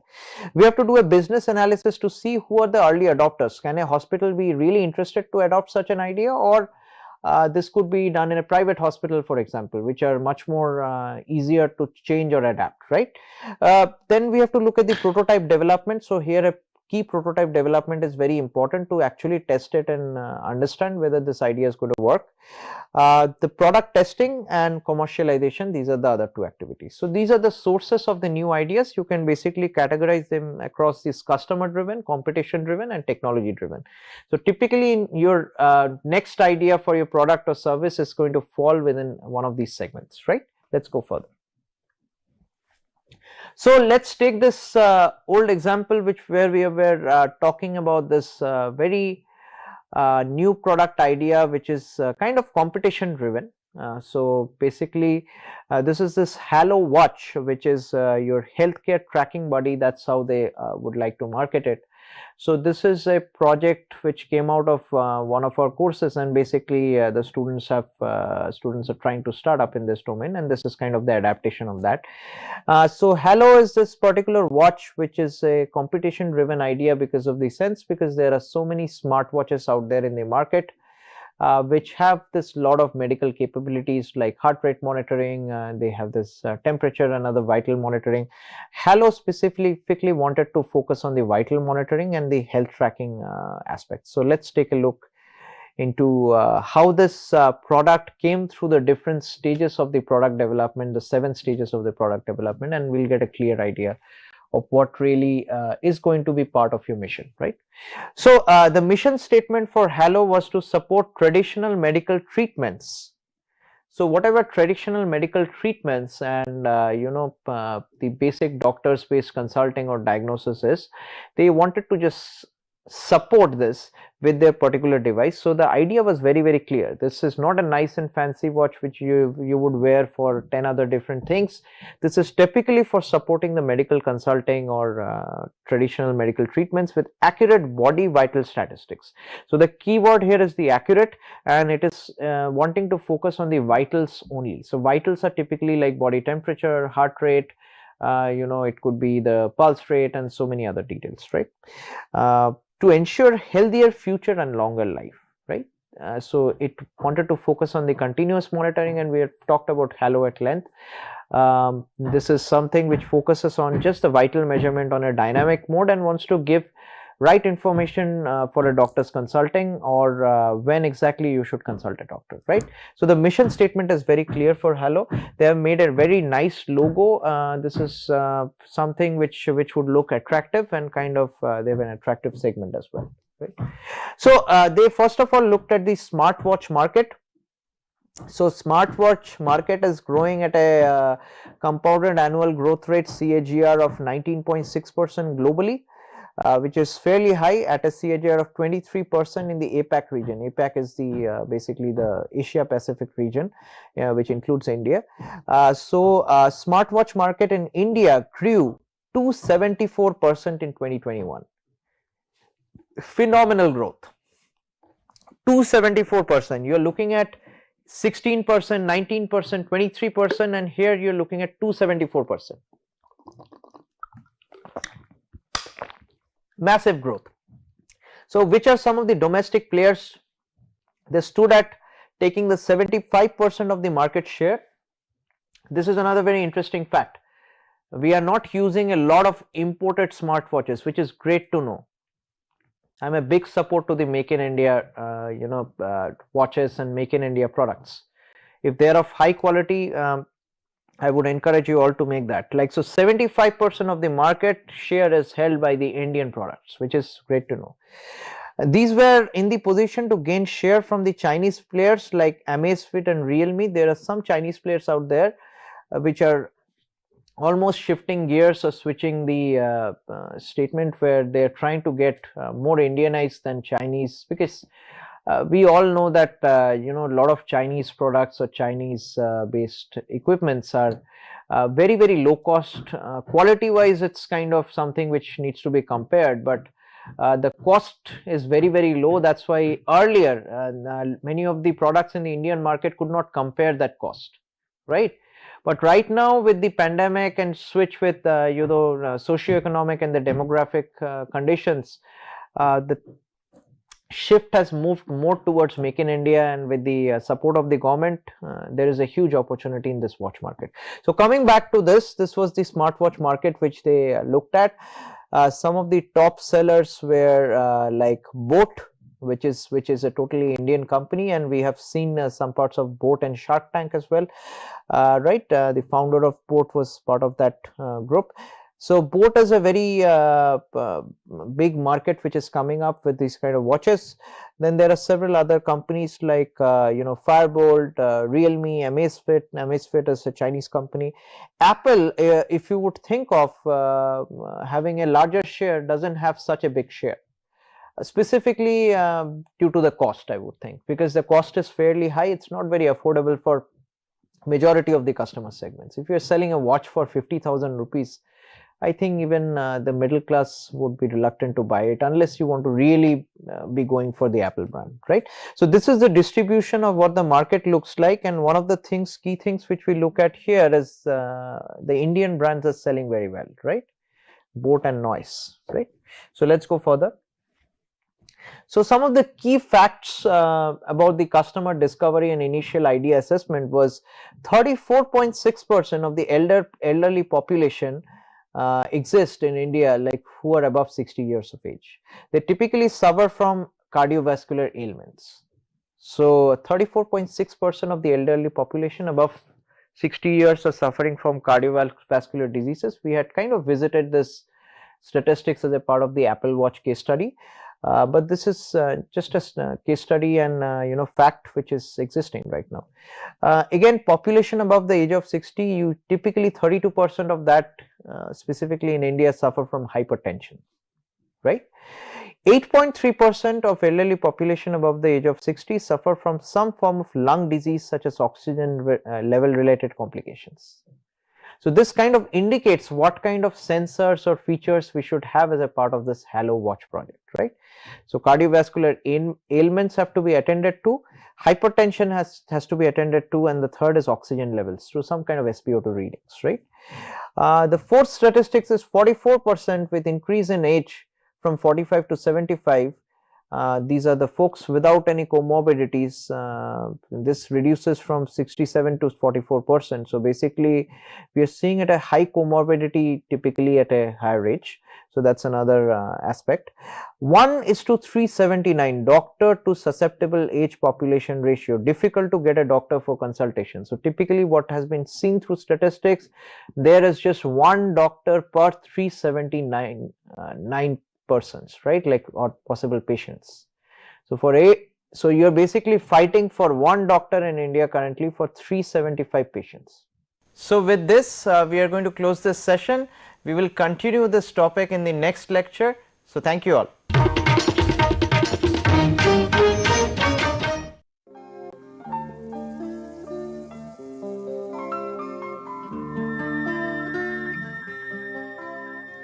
Health is wealth. जो तंदुरुस्त है वो धनी है. Different languages, different cultures enunciate the same principle. Nowadays, one may find individuals who are paying attention to their health in terms of regular exercise and proper diet. But the state of health of an individual is dependent on the society's health. And to discuss this question, a complex question, with us we have in the studio today Dr. H.V. Sardesai, a most widely known and respected physician in Pune. Dr. Sardesai, at the outset, could you give us an idea about the state of health prevailing in India vis-a-vis developed nations of the world? Yes, it's rather an unfortunate situation that diseases which we may consider communicable and therefore have a social bias have a very high incidence in our country. I'll give you the incidence of typhoid fever, which is exceedingly common here. In UK, United Kingdoms, you have one case of typhoid fever per million population in the year. Whereas in India, though the incidences have varied, the minimum incidence is 1,000 and maximum incidence is 20,000 cases per million in 1 year. And this necessarily is due to the fact that there is inadequate sanitation. Take the example of neonatal tetanus, the tetanus which is there in newborn child, almost 100% fatal. Only 3 cases of neonatal tetanus were detected in the entire Europe in the last year, and they too came from countries which were not really advanced. In India, last year we have reported cases of 87 cases of neonatal tetanus. We have reasons to believe that many other cases were not reported, and therefore the incidence is exceedingly high. So also tuberculosis, which is a very big problem in our country. In our country, it is estimated that roughly 17 million cases of tuberculosis are going on at this moment of time. And there would be twice that number of people who have had the infection but have not had the disease yet. So that roughly you might say that 1/3 of population in our country has been either affected or is suffering from tuberculosis, and these figures are staggering. That's an enormously high figure. Very high.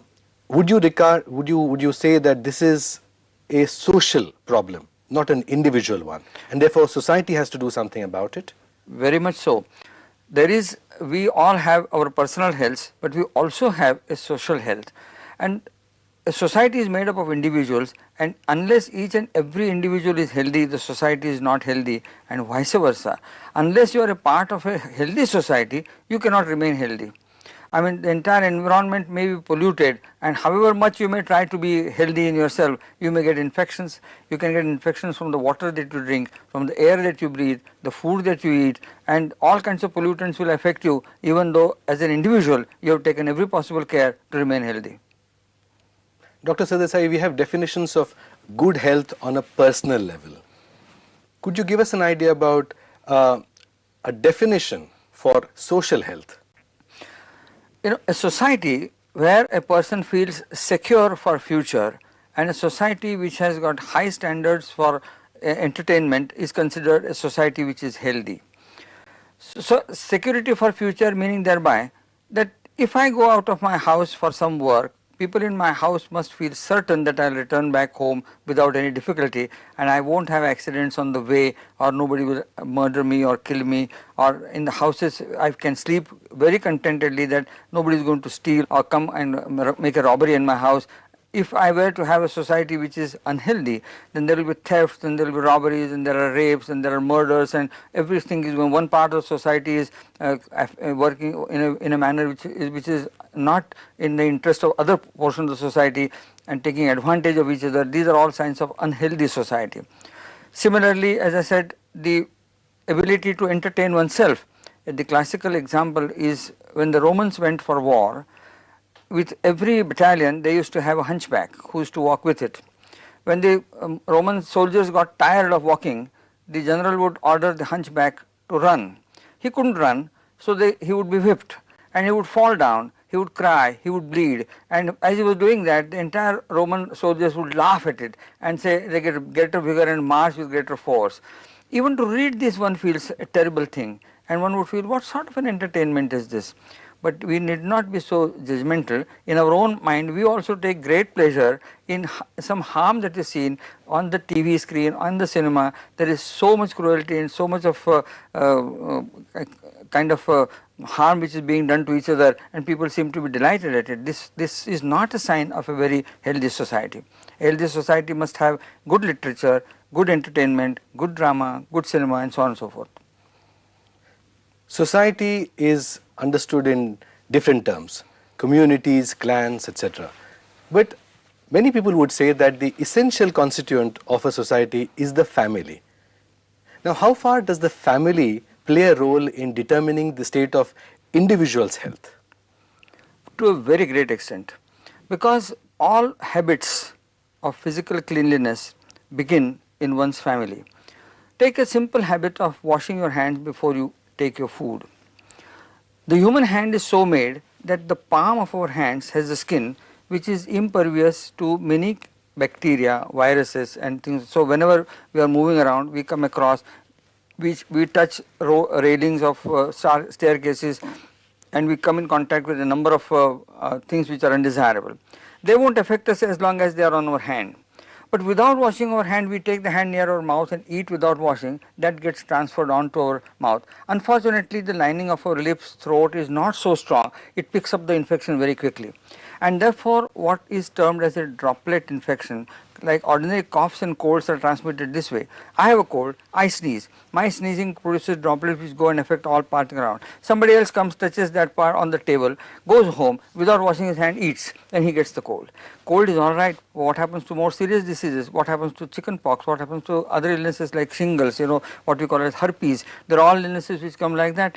Meningococcal meningitis is transferred like that, that a person who has this kind of an infection, by his coughing, sneezing and even talking, keeps on spreading droplets all over. We touch them, they are on our hands, we don't wash our hands and eat it. So the society, the family is the unit where the child is taught the importance from the beginning. Wash your feet before you come into the house, it's very vital importance, because there are kind of worms. Take the example of hookworm. Hookworm gets entry into the body by the foot. On the foot it makes an entry and then gets into the body. So if you wash your feet when you are coming from outside, then at least you have prevented an incidence of hookworm, which is otherwise very serious. Swayam Prabha, Digital India, Educated India.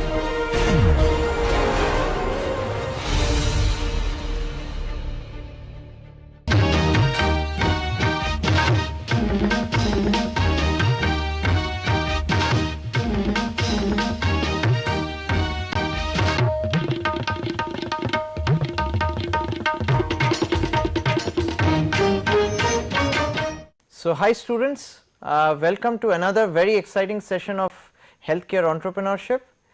We are going to pick it up from where we left last time, so let's get started. Okay, So what is the percentage breakdown of elderly age group for 3 critical morbidity conditions? Morbidity is something which has the possibility of leading to fatality. So one of the top reasons is cardiovascular disease, CAD-based disease. Second is hypertension. Third is chronic lung diseases. So these are the top 3 diseases which are identified for the Indian subcontinent, and right now is the major issue in the country, right? This is what Halo is also trying to target. So below the age of 45, you're looking at quite a few percent, like 14 to 15% population going through cardiovascular diseases, around 14%, 14.5% going for hypertension, much lower for chronic lung diseases, could be a little higher for the pandemic. Then you're looking at 45 to 49, there is an increase in the percentage from 15.5% to 19% for cardiovascular diseases, similar with hypertension. For 50 to 54, even more.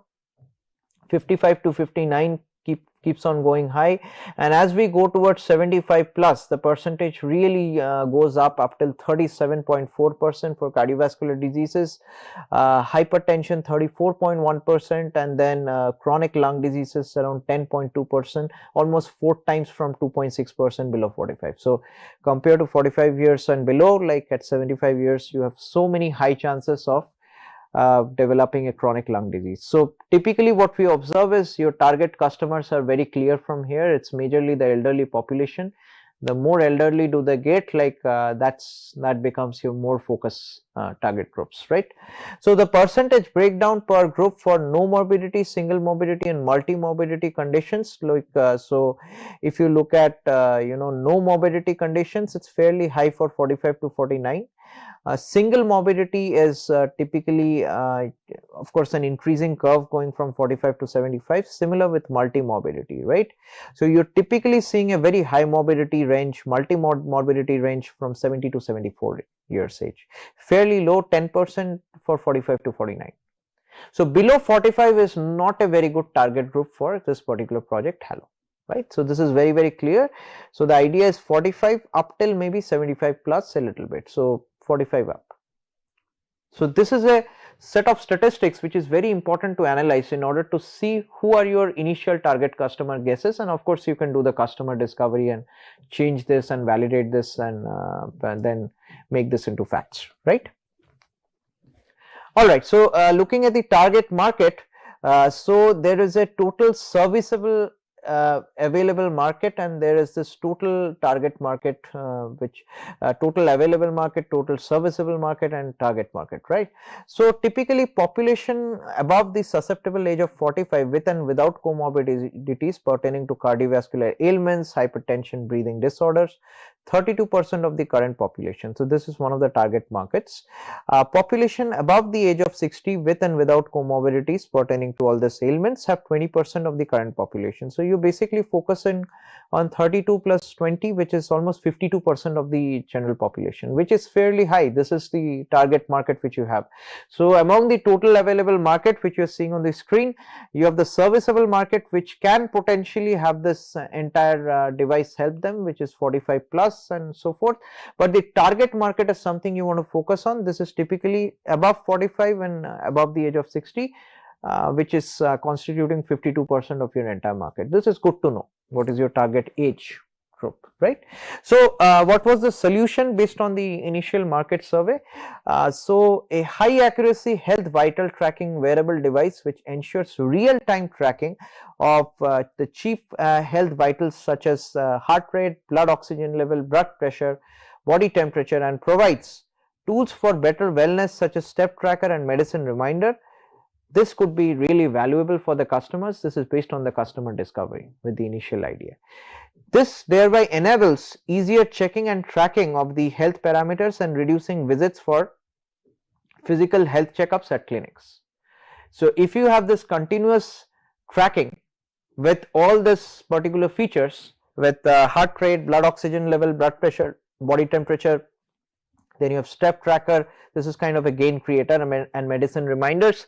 With just these 6 key features, you can enable much more easier checking like on a dynamic level, and basically you don't have to visit your doctors very often because you are kind of aware of what your condition, body condition is. If it is within a certain norm, then you know things are okay. If something goes wrong, it will send you an alert and ask you to visit the doctors, but that's usually not the case.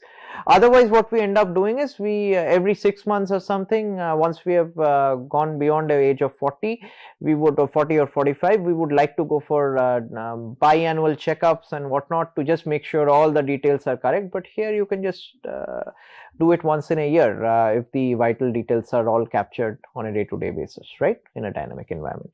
But one keyword here is the accuracy. So this particular device, Halo, with these sensors which are targeting these particular parameters, vital parameters, have to be very, very accurate, maybe at least 90 to 95% accurate, as close as to the par with the analog devices which are sold separately for medical diagnosis. Because if it is not that accurate and things are very different from a real thermometer versus when you have this watch, then the trust on it will really reduce down, and the doctors will also not trust it. They would not want to use this for a standard of measurement. They would want you to recheck it with your generic thermometers or blood pressure measurement system in order to validate. So that kind of a setting is not very good. And like I had mentioned, many of the smartwatches are facing the similar fate. Their accuracy of the sensors are very, very poor. I work in the area of the sensors, and I can vouch for it. Many of the sensors are extremely low cost and low quality, and they can go bad within a span of few months, right? So when you're looking at a very low cost product like 800 or 1200 rupees smartwatch or 2000 rupees smartwatch, you're basically getting a nice looking sleek product, and it may vouch for this warranty and so many other aspects, but typically you're having very low quality sensors. So I would encourage you to all kind of look at the smartwatch market from that aspect, that look for something which is in mid price, right? So this was the solution provided by Halo. How did they go further? The second step of the product development was screening of this idea. So this is typically done from a theory standpoint by defining and evaluating the ideas based on the following elements, right? The first element is compatibility of the concept with the overall business objective. So as an entrepreneur, we have a certain business objective. Our business objective is typically in the form, like for example, my objective, if I'm building, let's say, insoles and other products around footwear, I want to get into this very healthy footwear or healthy foot kind of market. That's what my future objective is. I want to build all my products around that to make sure somebody has a very healthy foot, irrespective of whether you're an athlete or a daily runner or a particular generic person who walks a lot, or you're on your foot for a very long time. So that's the overall business objective. I want to have a very healthy foot, like for all the population, right? So is my particular product idea aligning with that? So there are several steps in your entrepreneurial journey where you will feel like probably this is not the right market, let me devise something very quickly to gain a quick buck, right? So all of a sudden you start making this over the counter kind of insole, which is not improving the lot. And we have seen this with a lot of insole brands which are claiming to be custom insole brands there in India. Specifically, they have spent this 5 or 7 years trying to sell a really nice customized insole, and they have not been able to. And now what they do is they buy something from over the counter and try to sell it through their company with very slight modifications for twice or thrice the price. That's not a very good idea. It's not very sustainable. So by doing that, you are not basically keeping your ideas very clear and sticking to the business objective, which is for better footwear or foot health, right? So sticking to the business objective is very, very important. Does your particular product or ideas is compatible with the business objective? So that's number one. Second is relevance. Relevance of your idea based on the existing and predicted business conditions and goals. How much is it relevant? Very similar to compatibility. Is it very, very relevant to your business objectives or the markets which you've studied, or to the customer discovery which you have done? So many a times we would do customer discovery in a broader aspect. Like, let's say I want this nice healthcare app to connect, let's say, all the doctors to kind of discuss what kind of modalities they use to chat among each other. So this is probably this next idea from a project team. And what they want to do is they want to do a customer survey into that and get some positive results because there was some bias survey. And then later on what they want to build is an app which talks about the surgical techniques or discusses second opinion. So this is very different from the customer discovery which we perform as a part of that project. So everything has to be aligned with the business operations or the customer discovery and other things which we do as a part of our entrepreneurial journey. So if the product is misaligned from there, then there is a lack of relevance, right? Third is assumptions. So validity of the premises on which the idea is based upon. So this is basically something which is conducted through the customer discovery, that many of our assumptions or guesses of the value propositions are basically validated through the customer discovery, and we convert those assumptions into facts. Fourth, constraints. Internal and external barriers that inhibit the growth of an idea to reality. This is something we all need to consider very realistically. Many a times what happens is we have so many barriers like cost, or we don't have the right resources, I'm not in the right location. Do they inhibit any of your business practice or bringing the product out there in the market, right?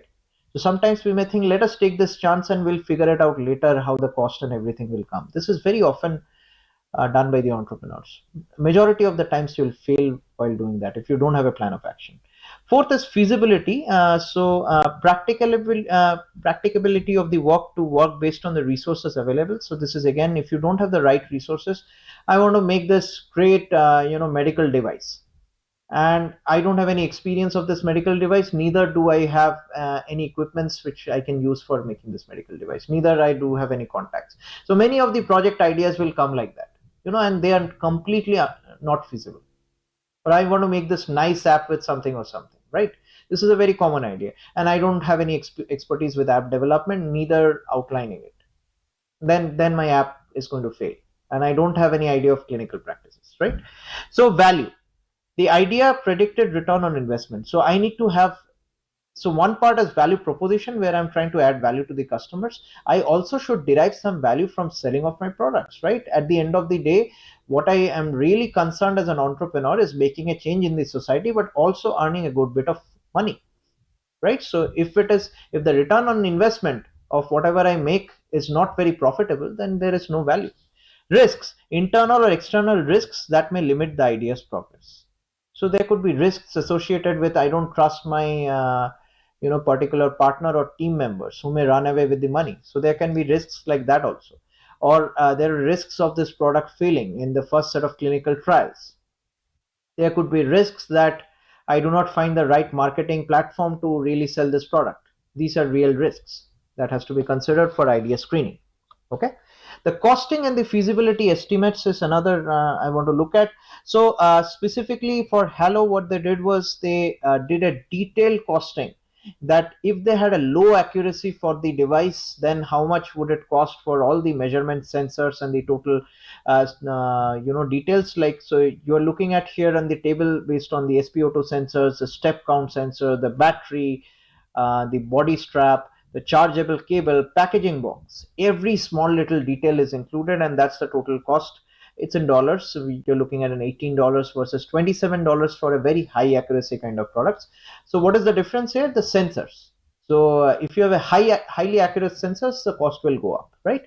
And they have also done a cost breakup analysis to look at which is adding the maximum amount of cost. So one of the things which they found out was the display. If you have an LCD kind of AMOLED display, then the cost goes really high. So maybe you can go a little bit lower on the display and not that much low on the sensors, right? So these are some of the aspects to screen their particular product, to look at what are the cost additions. They also did a detailed customer discovery through several weeks. You're looking at 14 weeks here specifically. They started from the week where Hello was selected, and 3 product ideas they had initially shortlisted, and this was they had a decision matrix, and they looked at the viability and product growth, and the different aspects with the cost and time feasibility, and they started with the project Hello, right? So they initially did an online survey and executed diagnostic device users versus non-users. So they looked at folks who are already using a lot of diagnostic devices, and also people who have never used a diagnostic device at home, what is the response set of responses from all this population, right? They made a really comprehensive survey and tried to explore that. So after the online survey execution, they looked at 3 age groups: 30 to 40, 40 to 60, and 60 plus, right?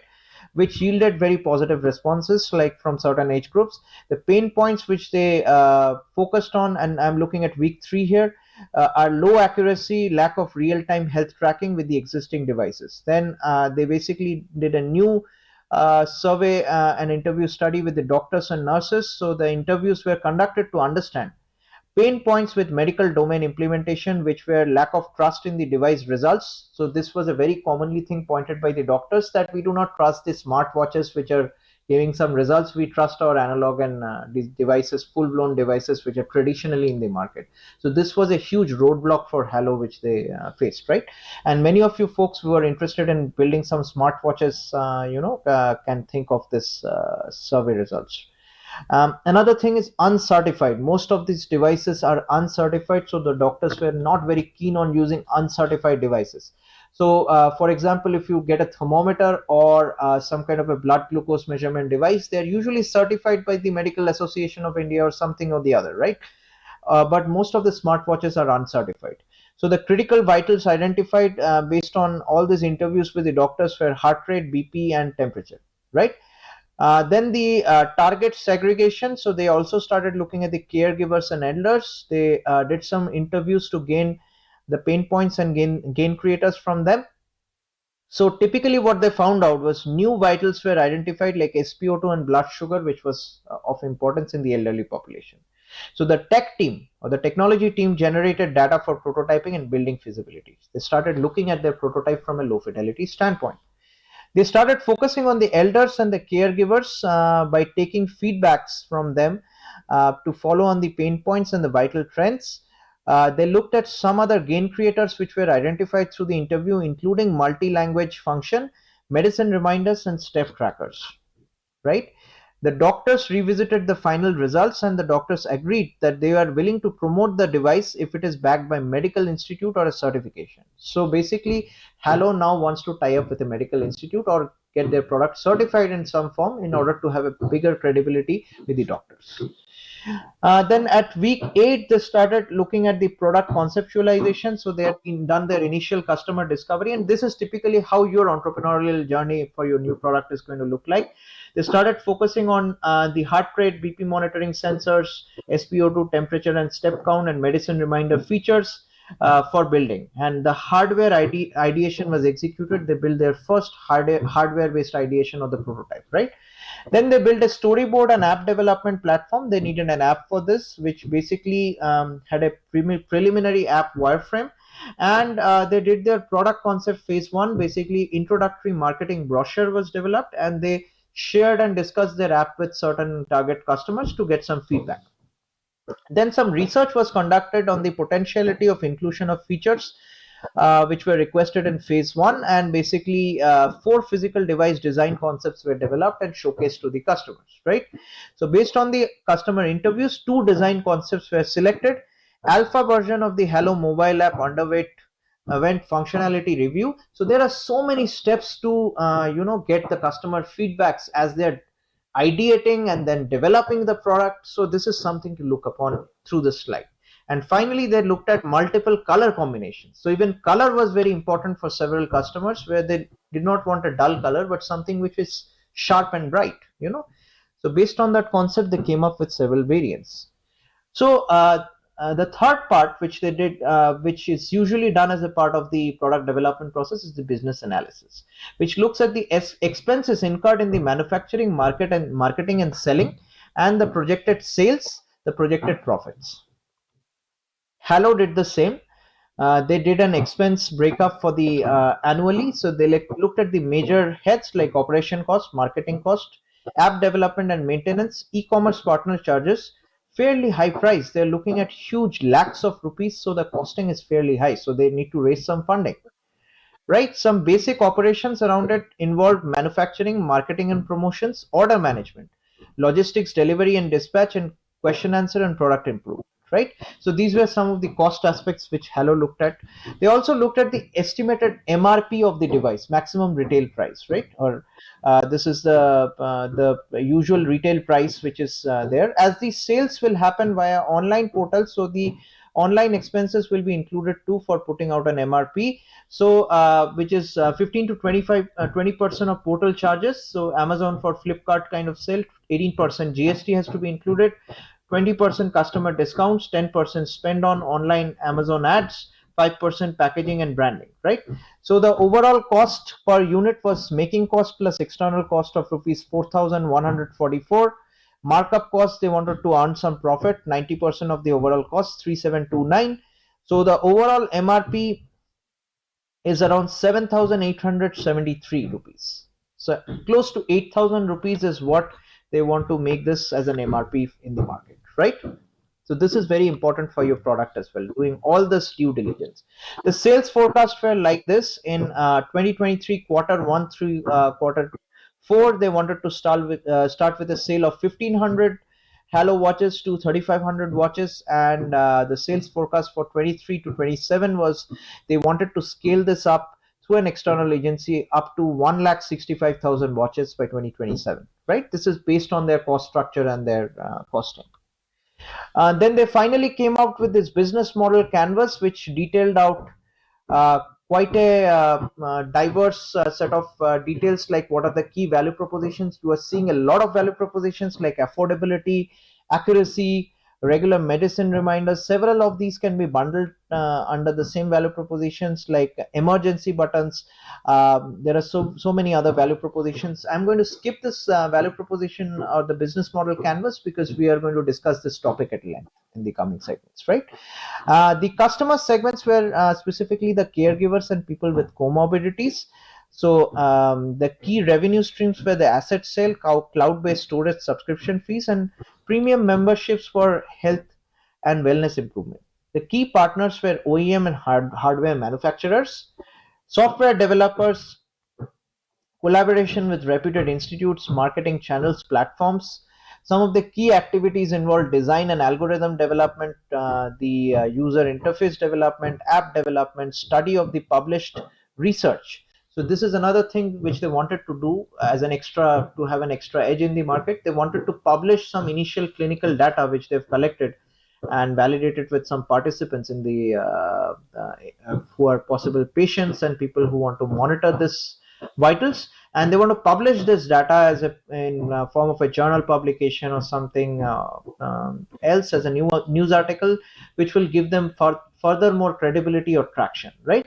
Some of the key resources here are internal manpower, intellectual property like device design and algorithm development, and some of the key aspects to the cost structure included medical grade sensors, algorithm development, software interface, mock-ups to evaluate the design and aesthetics, product testing and validation, mass production. So if they want to really scale up, they want to think about mass production and the design aspects which can be easily mass produced. Advertisement, right, has to go through a lot of marketing.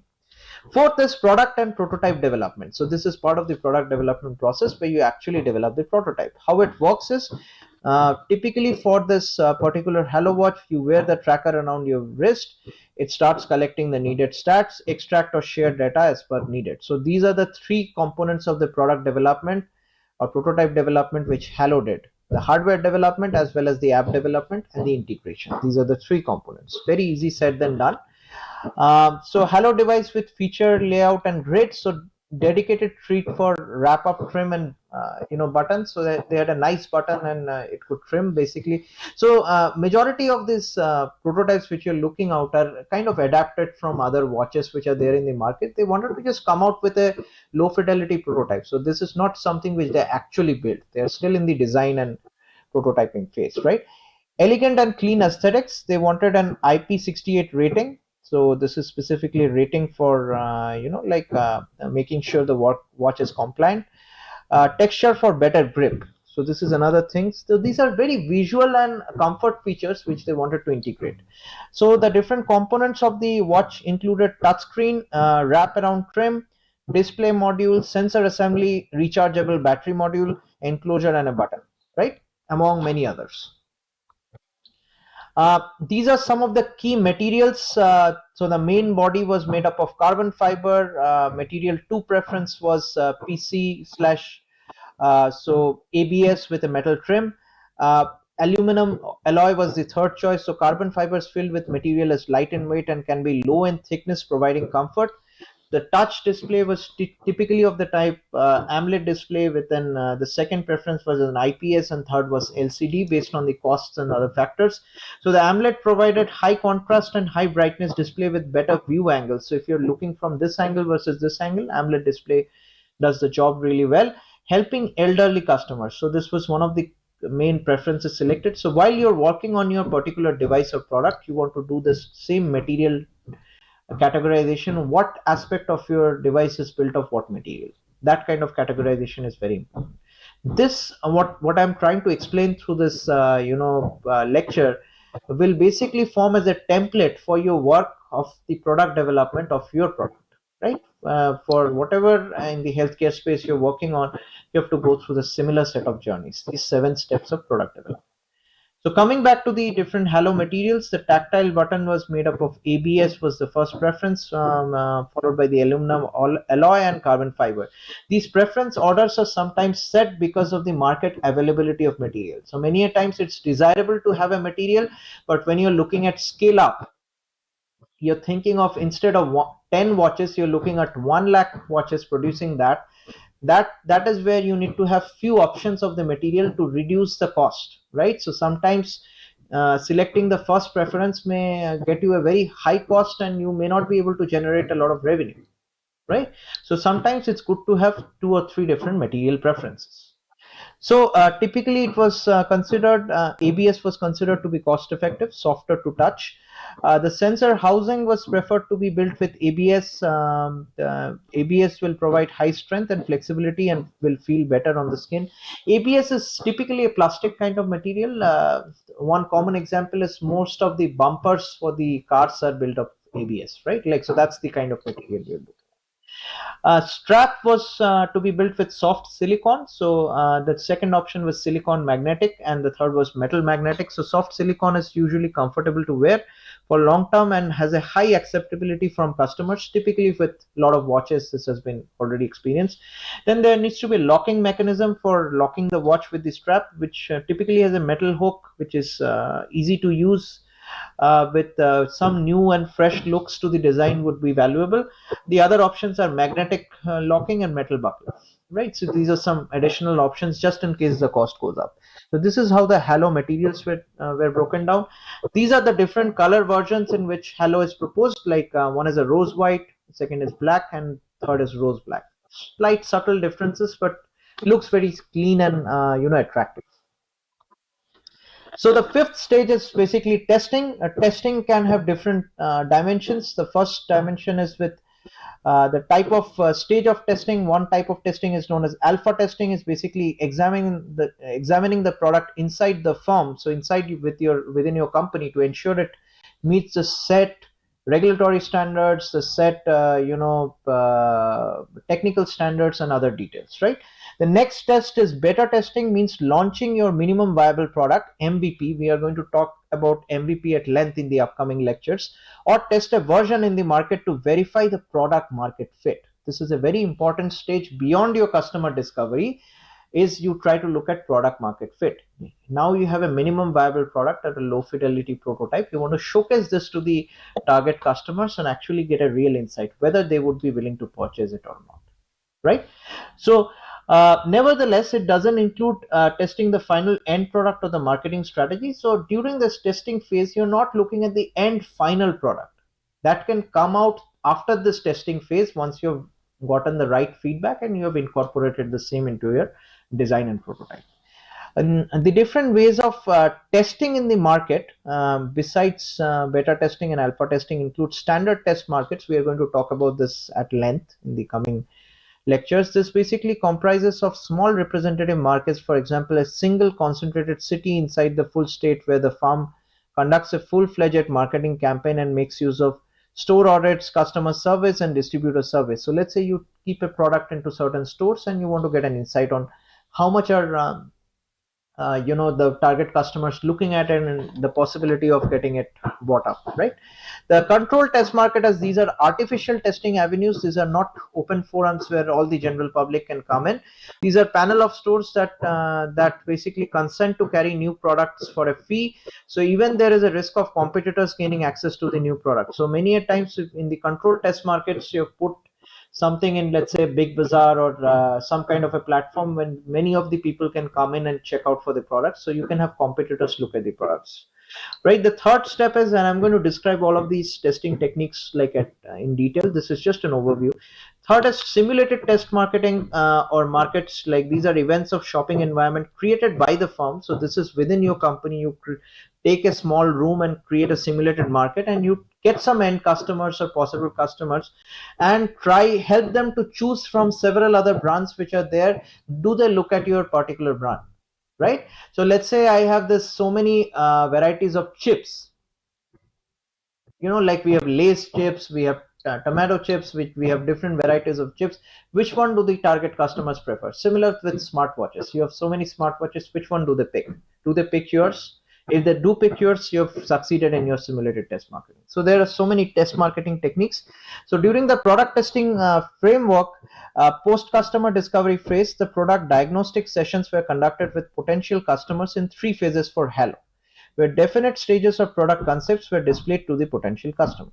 The potential customer feedback was recorded and studied to incorporate customer pain points, gain creator focused improvements into the concepts before each subsequent diagnostic session. So basically, Hello has come through several stages of the design phases. You can see the watch looking much more like a Fitbit to looking much more like an Apple Watch, how the distinguishment or like the different phases of the Apple design, this particular Hello design has progressed during this prototype and this beta testing and initial phase of beyond the customer discovery of customer feedback. The sixth point of product development is validation and regulatory approvals. So typically, if you're looking at the US, you're looking at the Food and Drug Administration, which is the FDA. Then if you're looking at the Euro standards, the standards are different. So under the FDA, the ISO 10993 looks at biocompatibility of a product, whether you have a medical implant or something which is in touch with the human inside or blood, whether this is compatible. IC 60601 looks at safety and EMCs. IC 62304 looks at software from the medical standpoint. Then ISO 14971 2019 version looks at risk. This is typically the ISO standards for the same. The ISO standards some of them are similar, and global standards vary slightly for the European standards as well. We have similar administrations in the Indian context. Many of the medical devices are certified by the ICMR or the Ministry of Health. And there are several other certification agencies like the Bureau of Indian Standards, BIS, and several ISO standards are also followed. I'm going to talk about all these regulatory standards at length in the upcoming lectures. So typically what is done is the verification of the device, whether it is fitting within a certain standard or category, is usually done as a part of this regulatory approvals. And we also look at validations, whether this particular device, which could be a medical device or any other wearable device which you're trying to build, goes through a set of clinical evaluations and clinical trials or studies in the actual patients, right? So these are several steps which can be really time consuming. Similar with the COVID vaccine. So COVID vaccine, it went through an expedited clinical trial and test across the initial phases of, typically it goes through several small animal, large animal trials, and then the human trials. But given it was an emergency, it went through human trials and pretty much worked very well, right? So these are the clinical trials for regulatory approvals which are taken into account during the product development. So typically with the Hello Watch, what is seen is, unlike the US FDA, which provides detailed guidance on the regulation on smart wearables. So in the US market, the smart wearables are very clearly regulated. In India, typically the Central Drug Standard Control Organization, which is CDSCO, is a regulatory body which has generally been silent on this aspect of smartwatches, leaving the matter to interpretation, right? So they have typically not given any key regulations in the smartwatch market. And there may be some recent updates which I'm not aware of, or there could be updates which are upcoming, which could be the case. But this is a little bit older data. 2-3 years back, the regulations were not there specifically for the smartwatch, and it doesn't need to go through a clinical trial. So basically, if you have something which is non-invasive, just worn as a smartwatch, you could just not have a regulatory clearance and go with it, right? Earlier. So right now the details may have changed, and it's a dynamic update, and I'll try to dig in that information if there is a latest update on the regulations, right? But there are some recommendations typically by CDSCO, like which may be followed, right? So typically you wear the tracker around your wrist. It collects the needed stats and extracts the data to your basically server, and you get it on an app. These are the three operations through your which the Hello basically watch functions. From a commercialization aspect, which is the last step of the product development process, this stage involves the highest costs, as manufacturing units are typically rented or purchased. Advertising and communication campaigns are administered, and sales promotion and other marketing efforts are executed to develop an initial demand. So these kind of activities become really important. Commercialization is the stage at which you start bleeding money. So that's why many of the products I've seen, what we do is we try to commercialize it in the ideation phase, create a huge buzz about it, and start developing it, and most of these products will fail. So typically you have to go through all the 6 stages of development before you reach the commercialization stage. If you skip the line or skip the steps, it's going to backfire, right? So the various important decisions which are made during the commercialization stage include the introduction time. What is the best time to launch a product? This is very similar to a lot of movies which are launched. Like, so many of the movies may be launched during the Diwali season or this Christmas. Very similar. You have to have a certain need in the market, and probably a certain segment is kind of identified, and this is the right time to launch it, right? So for example, if you have a device which basically monitors your lung sounds and your possibility of pneumonia or some other asthmatic disorders, you would want to introduce that device during the winter season rather than the peak summers, right? So that's an intuitive idea. So the introduction time is very useful, and sometimes introduction time is also based on the policies of the government. So sometimes you will see some policies of the government are trying to support this particular area, so you want to jump in at that time. So for example, the recent policies are towards the mental health awareness as well as the mental health understanding and startups around that. So right now, a lot of mental health startups which were 5 years before, this is a good time to jump into the mental health segment, right?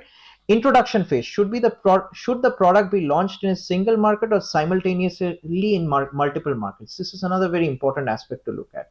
Whether you should market this particular insole product within the generic market as well as the diabetic market, or should it start with the diabetic market?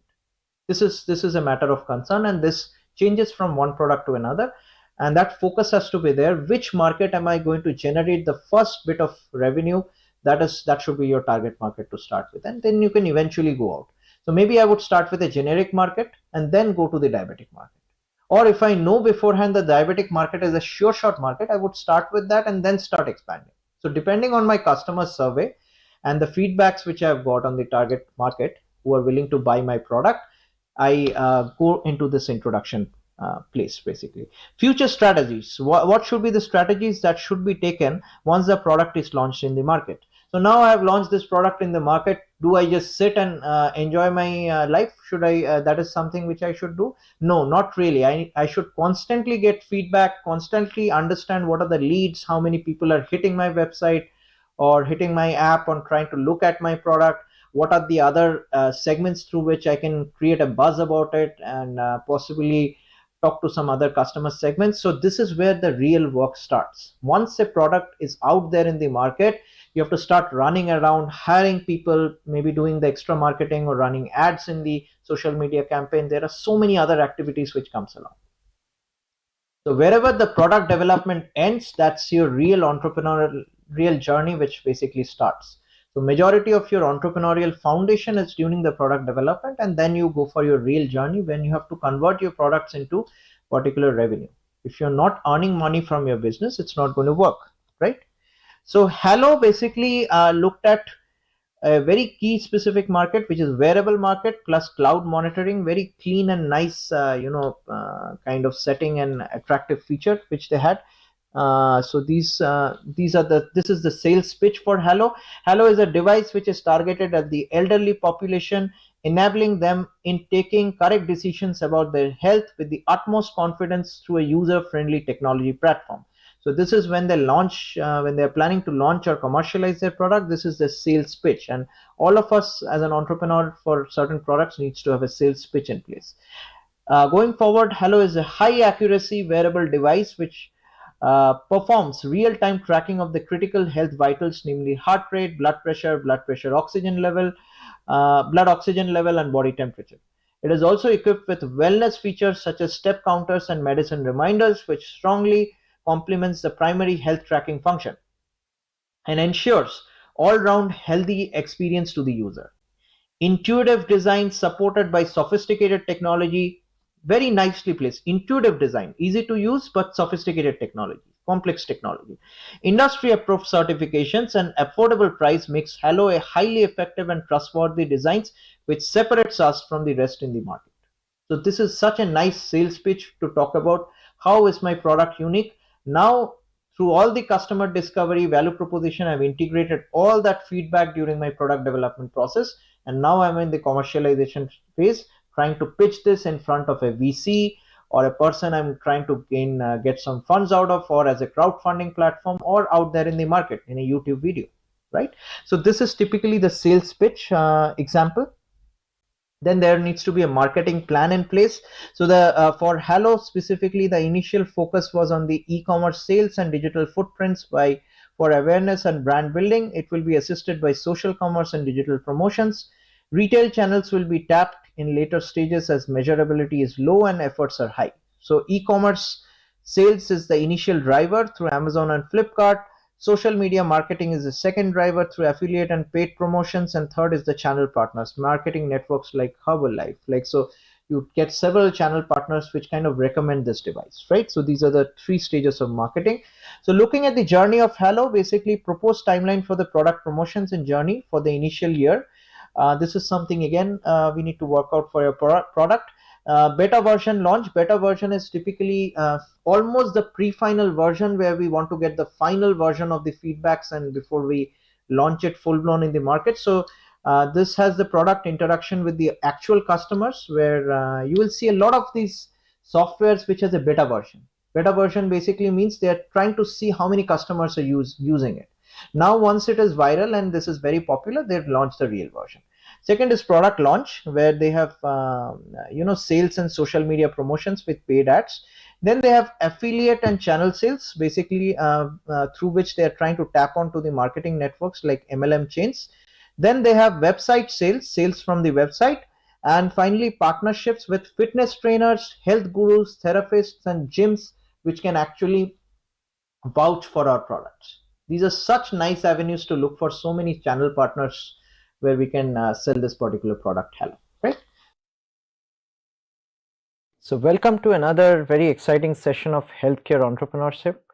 So far we have completed the conception module where we looked at how to generate the ideas from the current healthcare space and what is the scenario currently in India, as well as we have looked at how to generate the right ideas, what are the key steps for generating the right idea. We have talked about customer discovery, which is one of the very principal things to be conducted in order to understand who your customers are, and that forms one of the very important elements of the conception stage. We have also talked about the different stages of product development.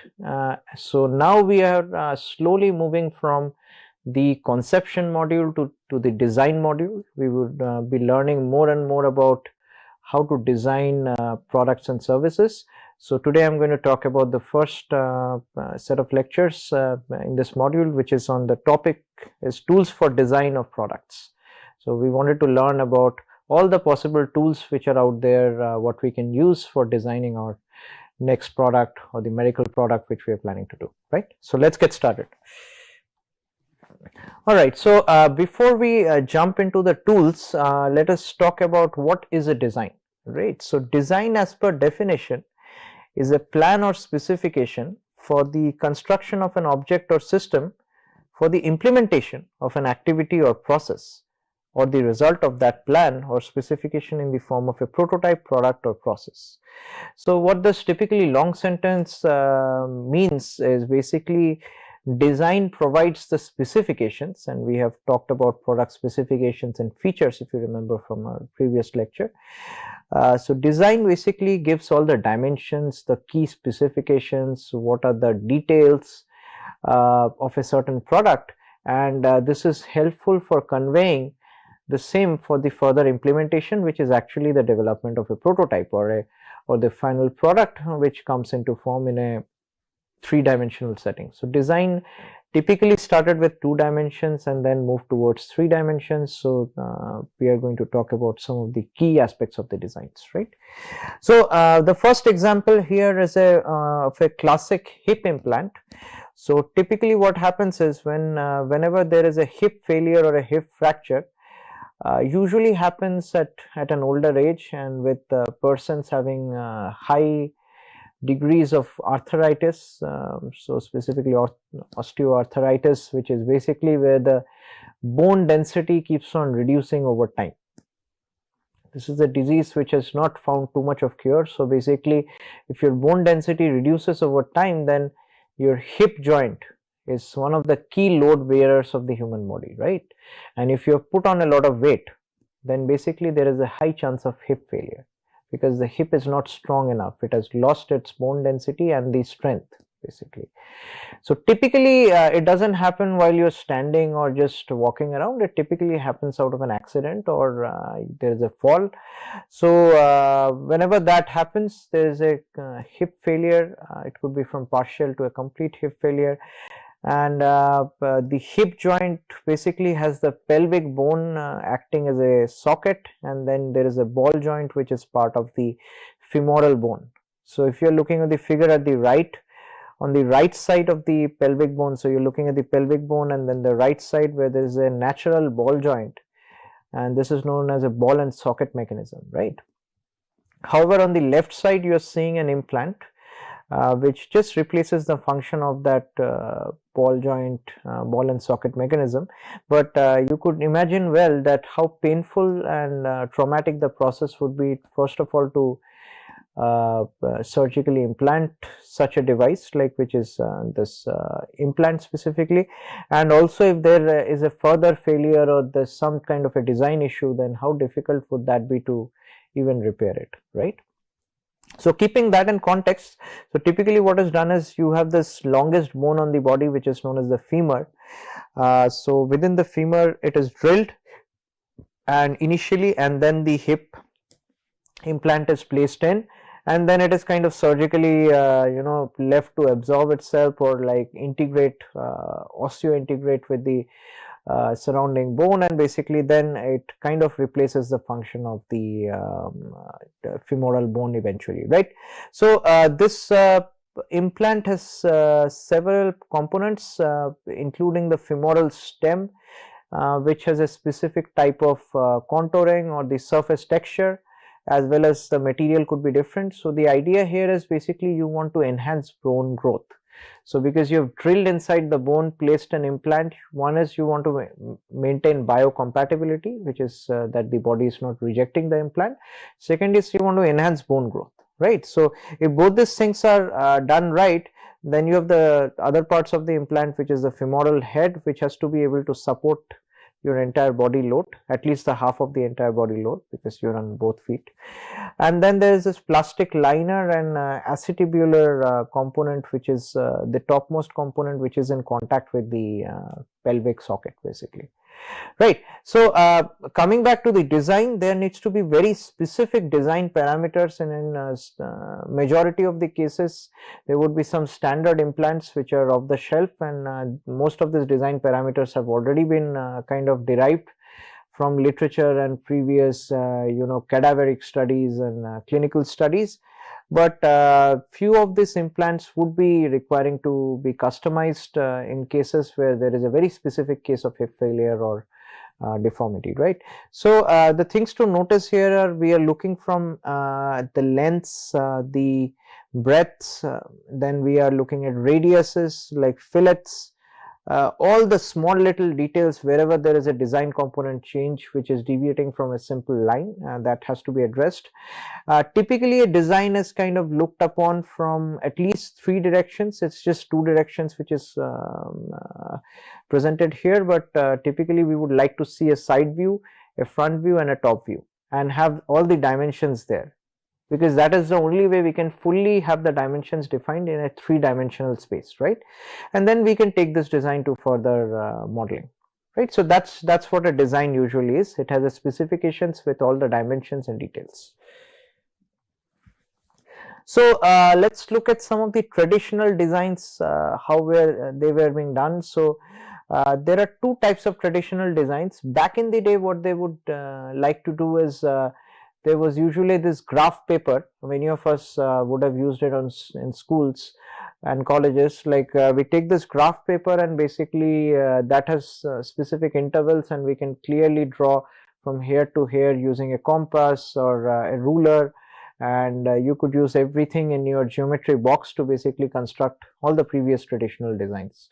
So back in the day when softwares were not around till maybe 95 or early 2000s, when it was not very commercialized, most of the designs were done by hand. So very specifically not only the healthcare designs, but also civil engineering and very complex mechanical designs. So they were typically done by hands. So under the traditional designs, there are 2 types. First is design without dimensions. So you are looking at an screw kind of implant. This could be some form of dental implant. So this is typically defined by a certain edge length and spacing, and there is a thing called pitch, which is basically this difference between, or the spacing between the 2 helical threads, like which is going from top to bottom or bottom to top. Then you have different views to take a look at it. But why is it without dimensions? So this is typically the kind of design which you will see in a patent document or an intellectual property document. So just most of this document being public information, you do not want to divulge the exact dimensions of your design or product design, right? So majority of the designs, if you are filing a patent or you are reading up a patent, will be like this, design without dimensions. Sometimes they would be scaled in a certain way so that somebody cannot copy this at all.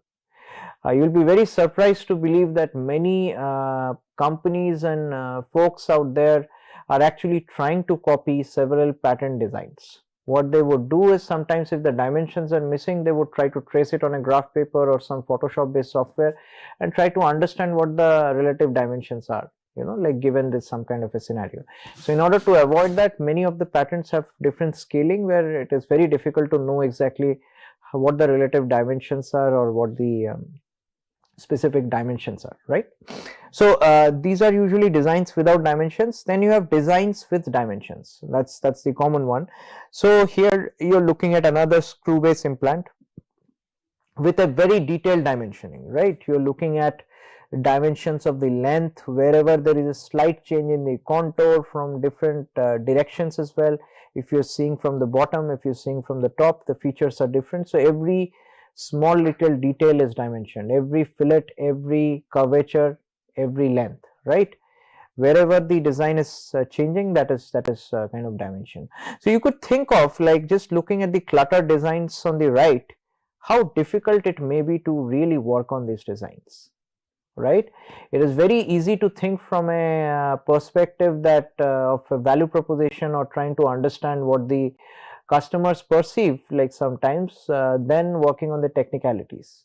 So therefore, like, one of the common things which happens is the customer discovery and other things take the back seat, and most of the entrepreneurs focus on the designs and development aspect. But that's a fallacy. That's something which is going to lead to a startup failure, which I've already been talking about in the previous lectures.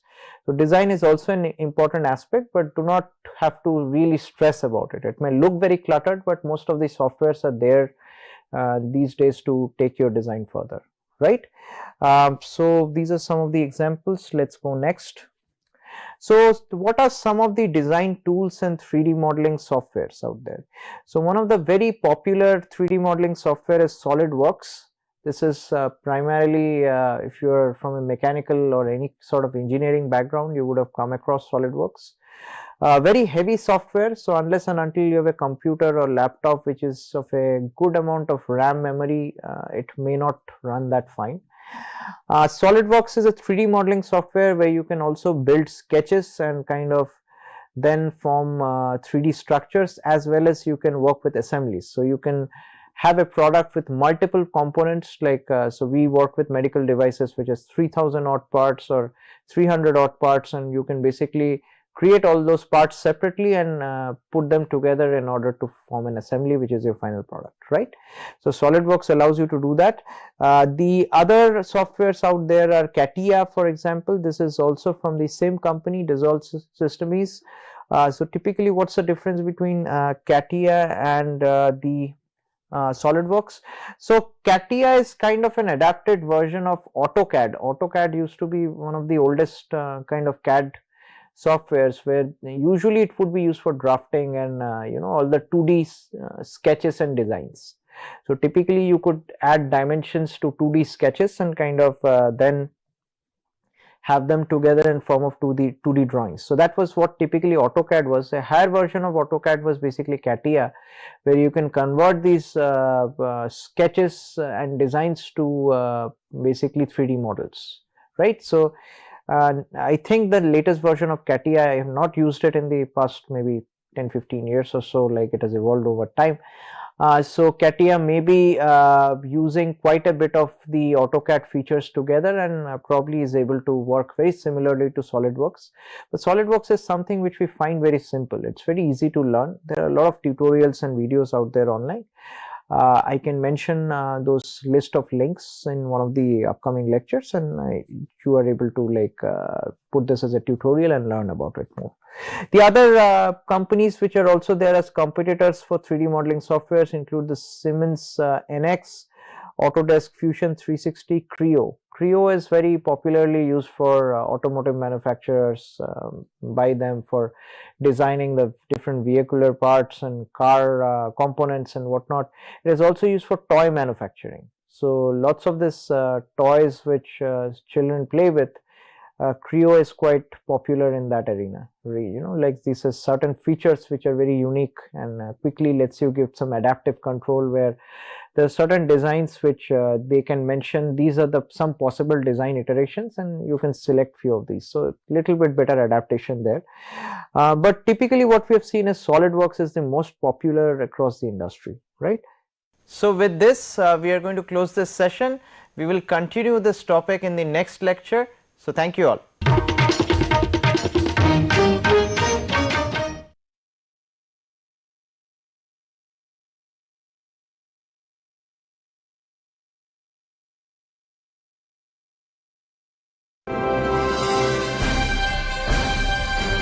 Swayam Prabha, Digital India, Educated India.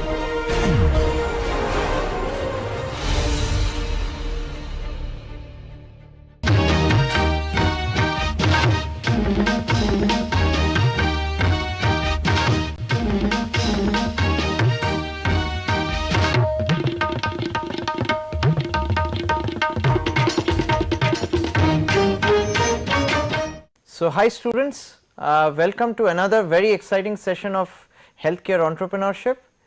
We are going to pick it up from where we left last time. So let's get started.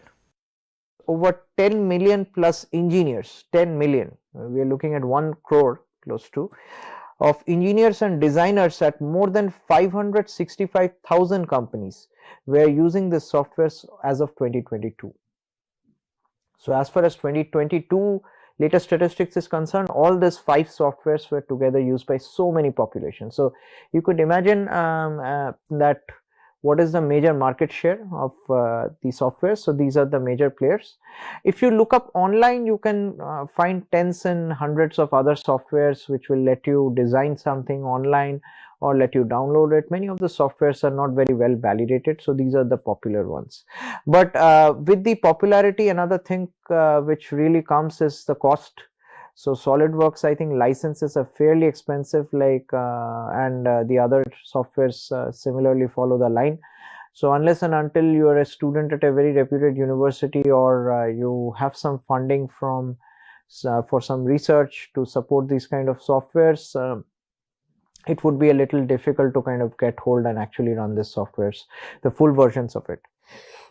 Right? It is typically recommended to not use the pirated versions and other versions of the softwares, because that kind of breaks the sanctity of research and the entrepreneurial circle, right? So it is used to make advanced 3D model design, all the softwares which are typically known as CAD, which is computer aided design, that's what it stands for. Assembly of parts. So you can create different parts and then further create an assembly. Can you create an assembly directly? In few cases, yes, if there are no moving parts or parts which require some kind of relative motion, then you can create an assembly of parts within a single part. But in majority of the cases, you will have separate parts which are assembled together using a different function which is known as assembly function, right? Then you have analysis, which is using CAE, which is computer aided basically analysis and engineering. Then you have 2D drawings and additive manufacturing simulations, etc., which are typically used for understanding and kind of implementing these drawings and models into an additive manufacturing simulation kind of setting. And you can 3D print most of these files directly off of any of the software. So that's also very, very handy. Okay, so oops, there's a slight glitch, so just continue here. All right, so the next part is we would like to look at some of the design tool based applications. So the first application here is the implants, right? So you can create a lot of different implant designs based on the existing dimensions as per certain standards, or you could come up with some new tweaks and turns based on some innovation or clinical expertise. You're looking at a typical hip implant on the very left, and I've just introduced it. You will be very surprised to believe that there are at least 50 to 100 variants of such hip implants. Not only as per age and size of the body, but across different directions in which this research in hip implants have occurred over the year. In terms of surface modification, certain implants it's a little more tapered. There are cemented, uncemented implants. There are implants which have like certain screw-like threaded structure in order to enhance the bone growth. There are so many aspects to the design which several groups in collaboration with clinicians and doctors have come up with here over time. So even though while you're talking about designing of an hip implant, you have to be careful of that literature and what exactly the dimensions, how have they evolved over time. So that kind of a detailing is needed if you're looking for innovation in this sector, right? Next is a typical spinal implant. So if there is a spinal injury which has caused some kind of deformity in the different vertebrae or discs, as well as there are cases in which some of it can be from the birth and some of it due to the profession which you are having, like where you have a lot of load bearing component, you're lifting weights and whatnot, or it happens very often to mothers who have been bearing a lot of load to during their pregnancy years, and basically then the child is there and they're constantly carrying them. So this deformity is known as scoliosis. So if you look up scoliosis, you will see a numerous amount of research have gone into the spinal deformity, which basically causes as an effect like a bend in your spine. There is a kind of a temporary ranging from the temporary to a permanent bend, which is typically solved by using some kind of a spine based implant or spine spacers, or sometimes you have certain like orthotics which are put along in order to prevent that. And there are a number of other spinal deformities which requires these kind of spine implants to make sure the vertebrae and discs are held in the right place, right? So then there are elbow implants and knee implants which are also kind of designed in this using this design softwares and tools. Next application is assistive devices. So the first here is a very interesting one which is known as an exoskeleton. So many of us, like in the engineering domain, may have heard of what an exoskeleton is, and for many of us this may look like something right out of the movie Terminator, or you know, like from somewhere in the future, you know, like the Star Wars or something like that, you know. So typically what this exoskeleton does is it can be this whole body exoskeleton, as well as this could be an upper body or lower body exoskeleton. So this is typically kind of a medical device only, medical wearable device, which is built for patients who have lost their limb function to some certain extents. So there have been cases where somebody has met with an accident, or there was a fall, or somebody served as a part of the military and probably got injured pretty badly, and they've lost their limb function. Basically, it could be upper limb or lower limb. So exoskeletons basically provide an electronic way as a upper covering, so it doesn't replaces your lost limb or you know, dysfunctional limb. It basically goes as a cover, kind of as an orthosis, which is a covering for this, and has electronic components such as motors and actuators and sensors and whatnot. So basically what that does is it gives you that extra push to get your foot up, or you know, walk in the perfect manner.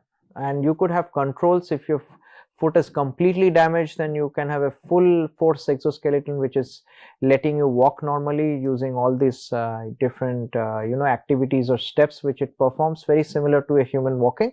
As well as there are cases where you don't have enough you know, sense on your foot, but you can still feel your foot and maybe do a few light activities. There the exoskeleton will give you that extra edge, that extra push to add the additional force for walking or doing the daily activities normally. Similar with the upper limb, and there are cases where there are lower to full body paralysis. That is again where exoskeletons you know, really serve a huge purpose. So there is a huge thirst on exoskeletons worldwide right now. So a lot of the labs and companies are trying to jump on the bandwagon basically, and a lot of you folks in the startups can also explore this area, in the area of prosthetics and orthotics, where this have to be a little bit cost effective. That's what I've felt from my interactions with doctors and you know, the stakeholders in this specific domain of exoskeletons. So it has to be cost effective in the sense, right now if you're looking at several companies abroad are doing this, but it is super expensive, very high quality of course, because this is a lot of gate based activities which are performed. As well as you have several other functionalities, constant dynamic measurement.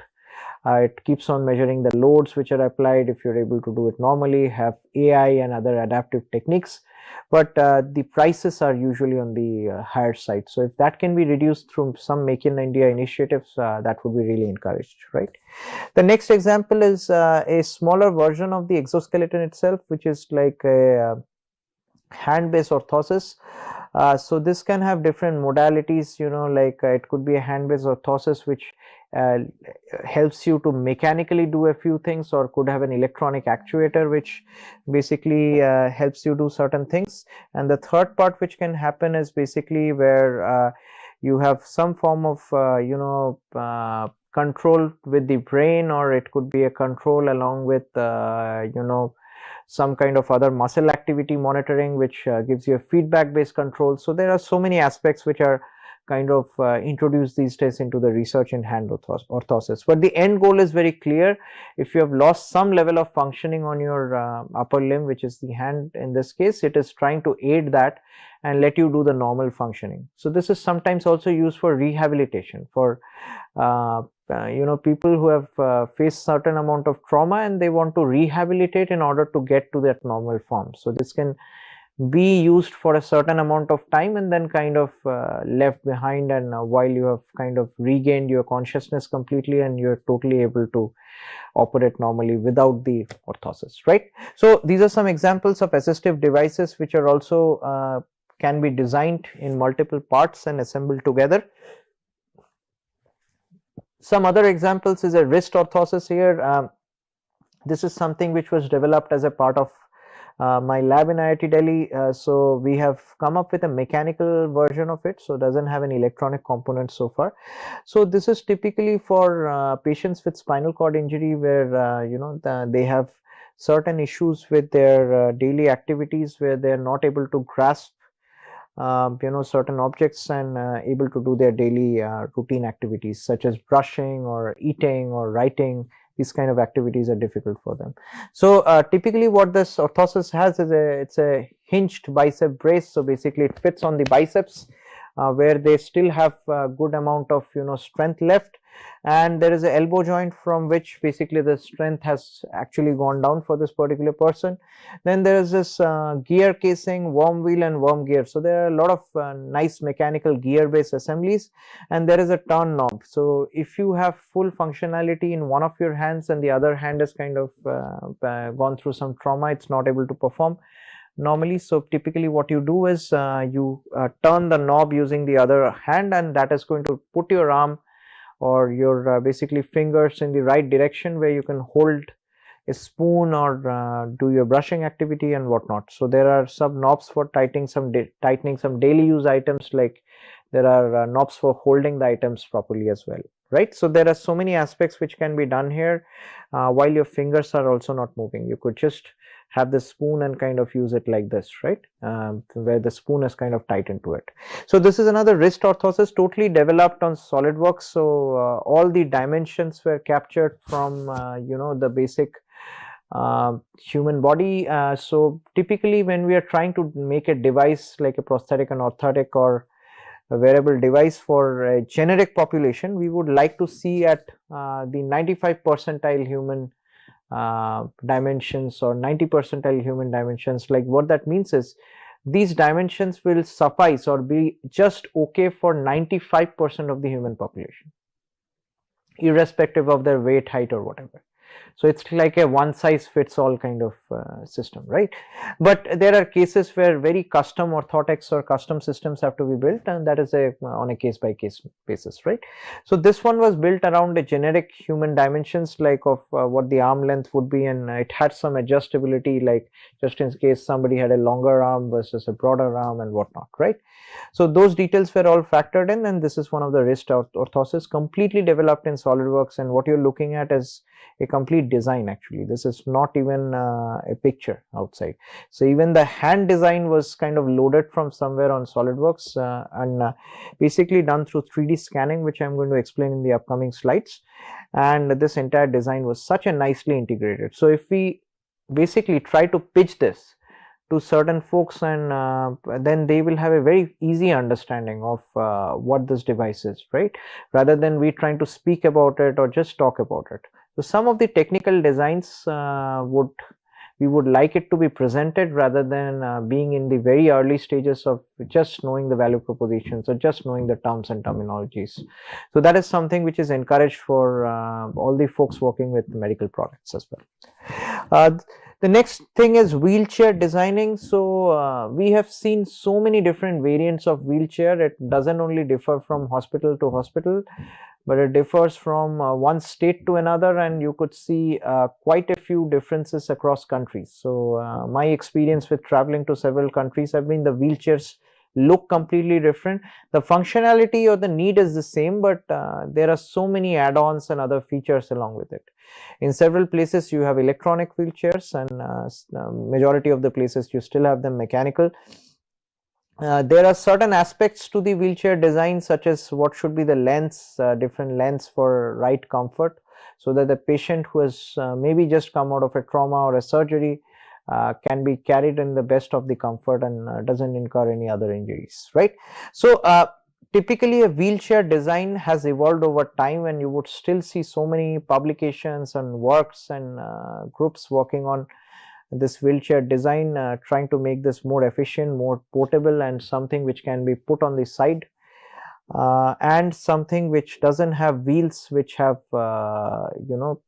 in cases like when they're going from one terrain to another, they're not locking in or giving a jerk to the patient, right?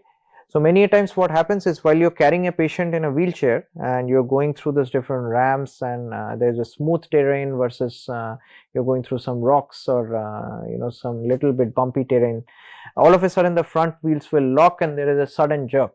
This is something you would not like to happen to a patient who has just been surgically operated, right? He has some stitches which could be breaking or getting affected, like if the wheelchairs have this jerks. So many a times you will see shock absorbers placed along with wheelchairs which will take away that jerk, right? So so many aspects of this wheelchair designing are still going on, and majority of the softwares used are like SolidWorks or CATIA specifically. Some other applications include the wearable design, where the first one you're looking at the kind of GUI or the graphic user interface for the SolidWorks, and you're basically looking at designing of a hearing aid. So they're trying to design a hearing aid with some features which are maybe better than the existing ones. The second one is a smart glass, or a smart pair of glasses, which basically has several electronic features and viewable features along with it. And this is also designed in this kind of a SolidWorks kind of framework, right? In parts, of course. The third is a smartwatch, which is very similar to the example we had been taking for a while, which is the project on Halo smartwatch. So smartwatch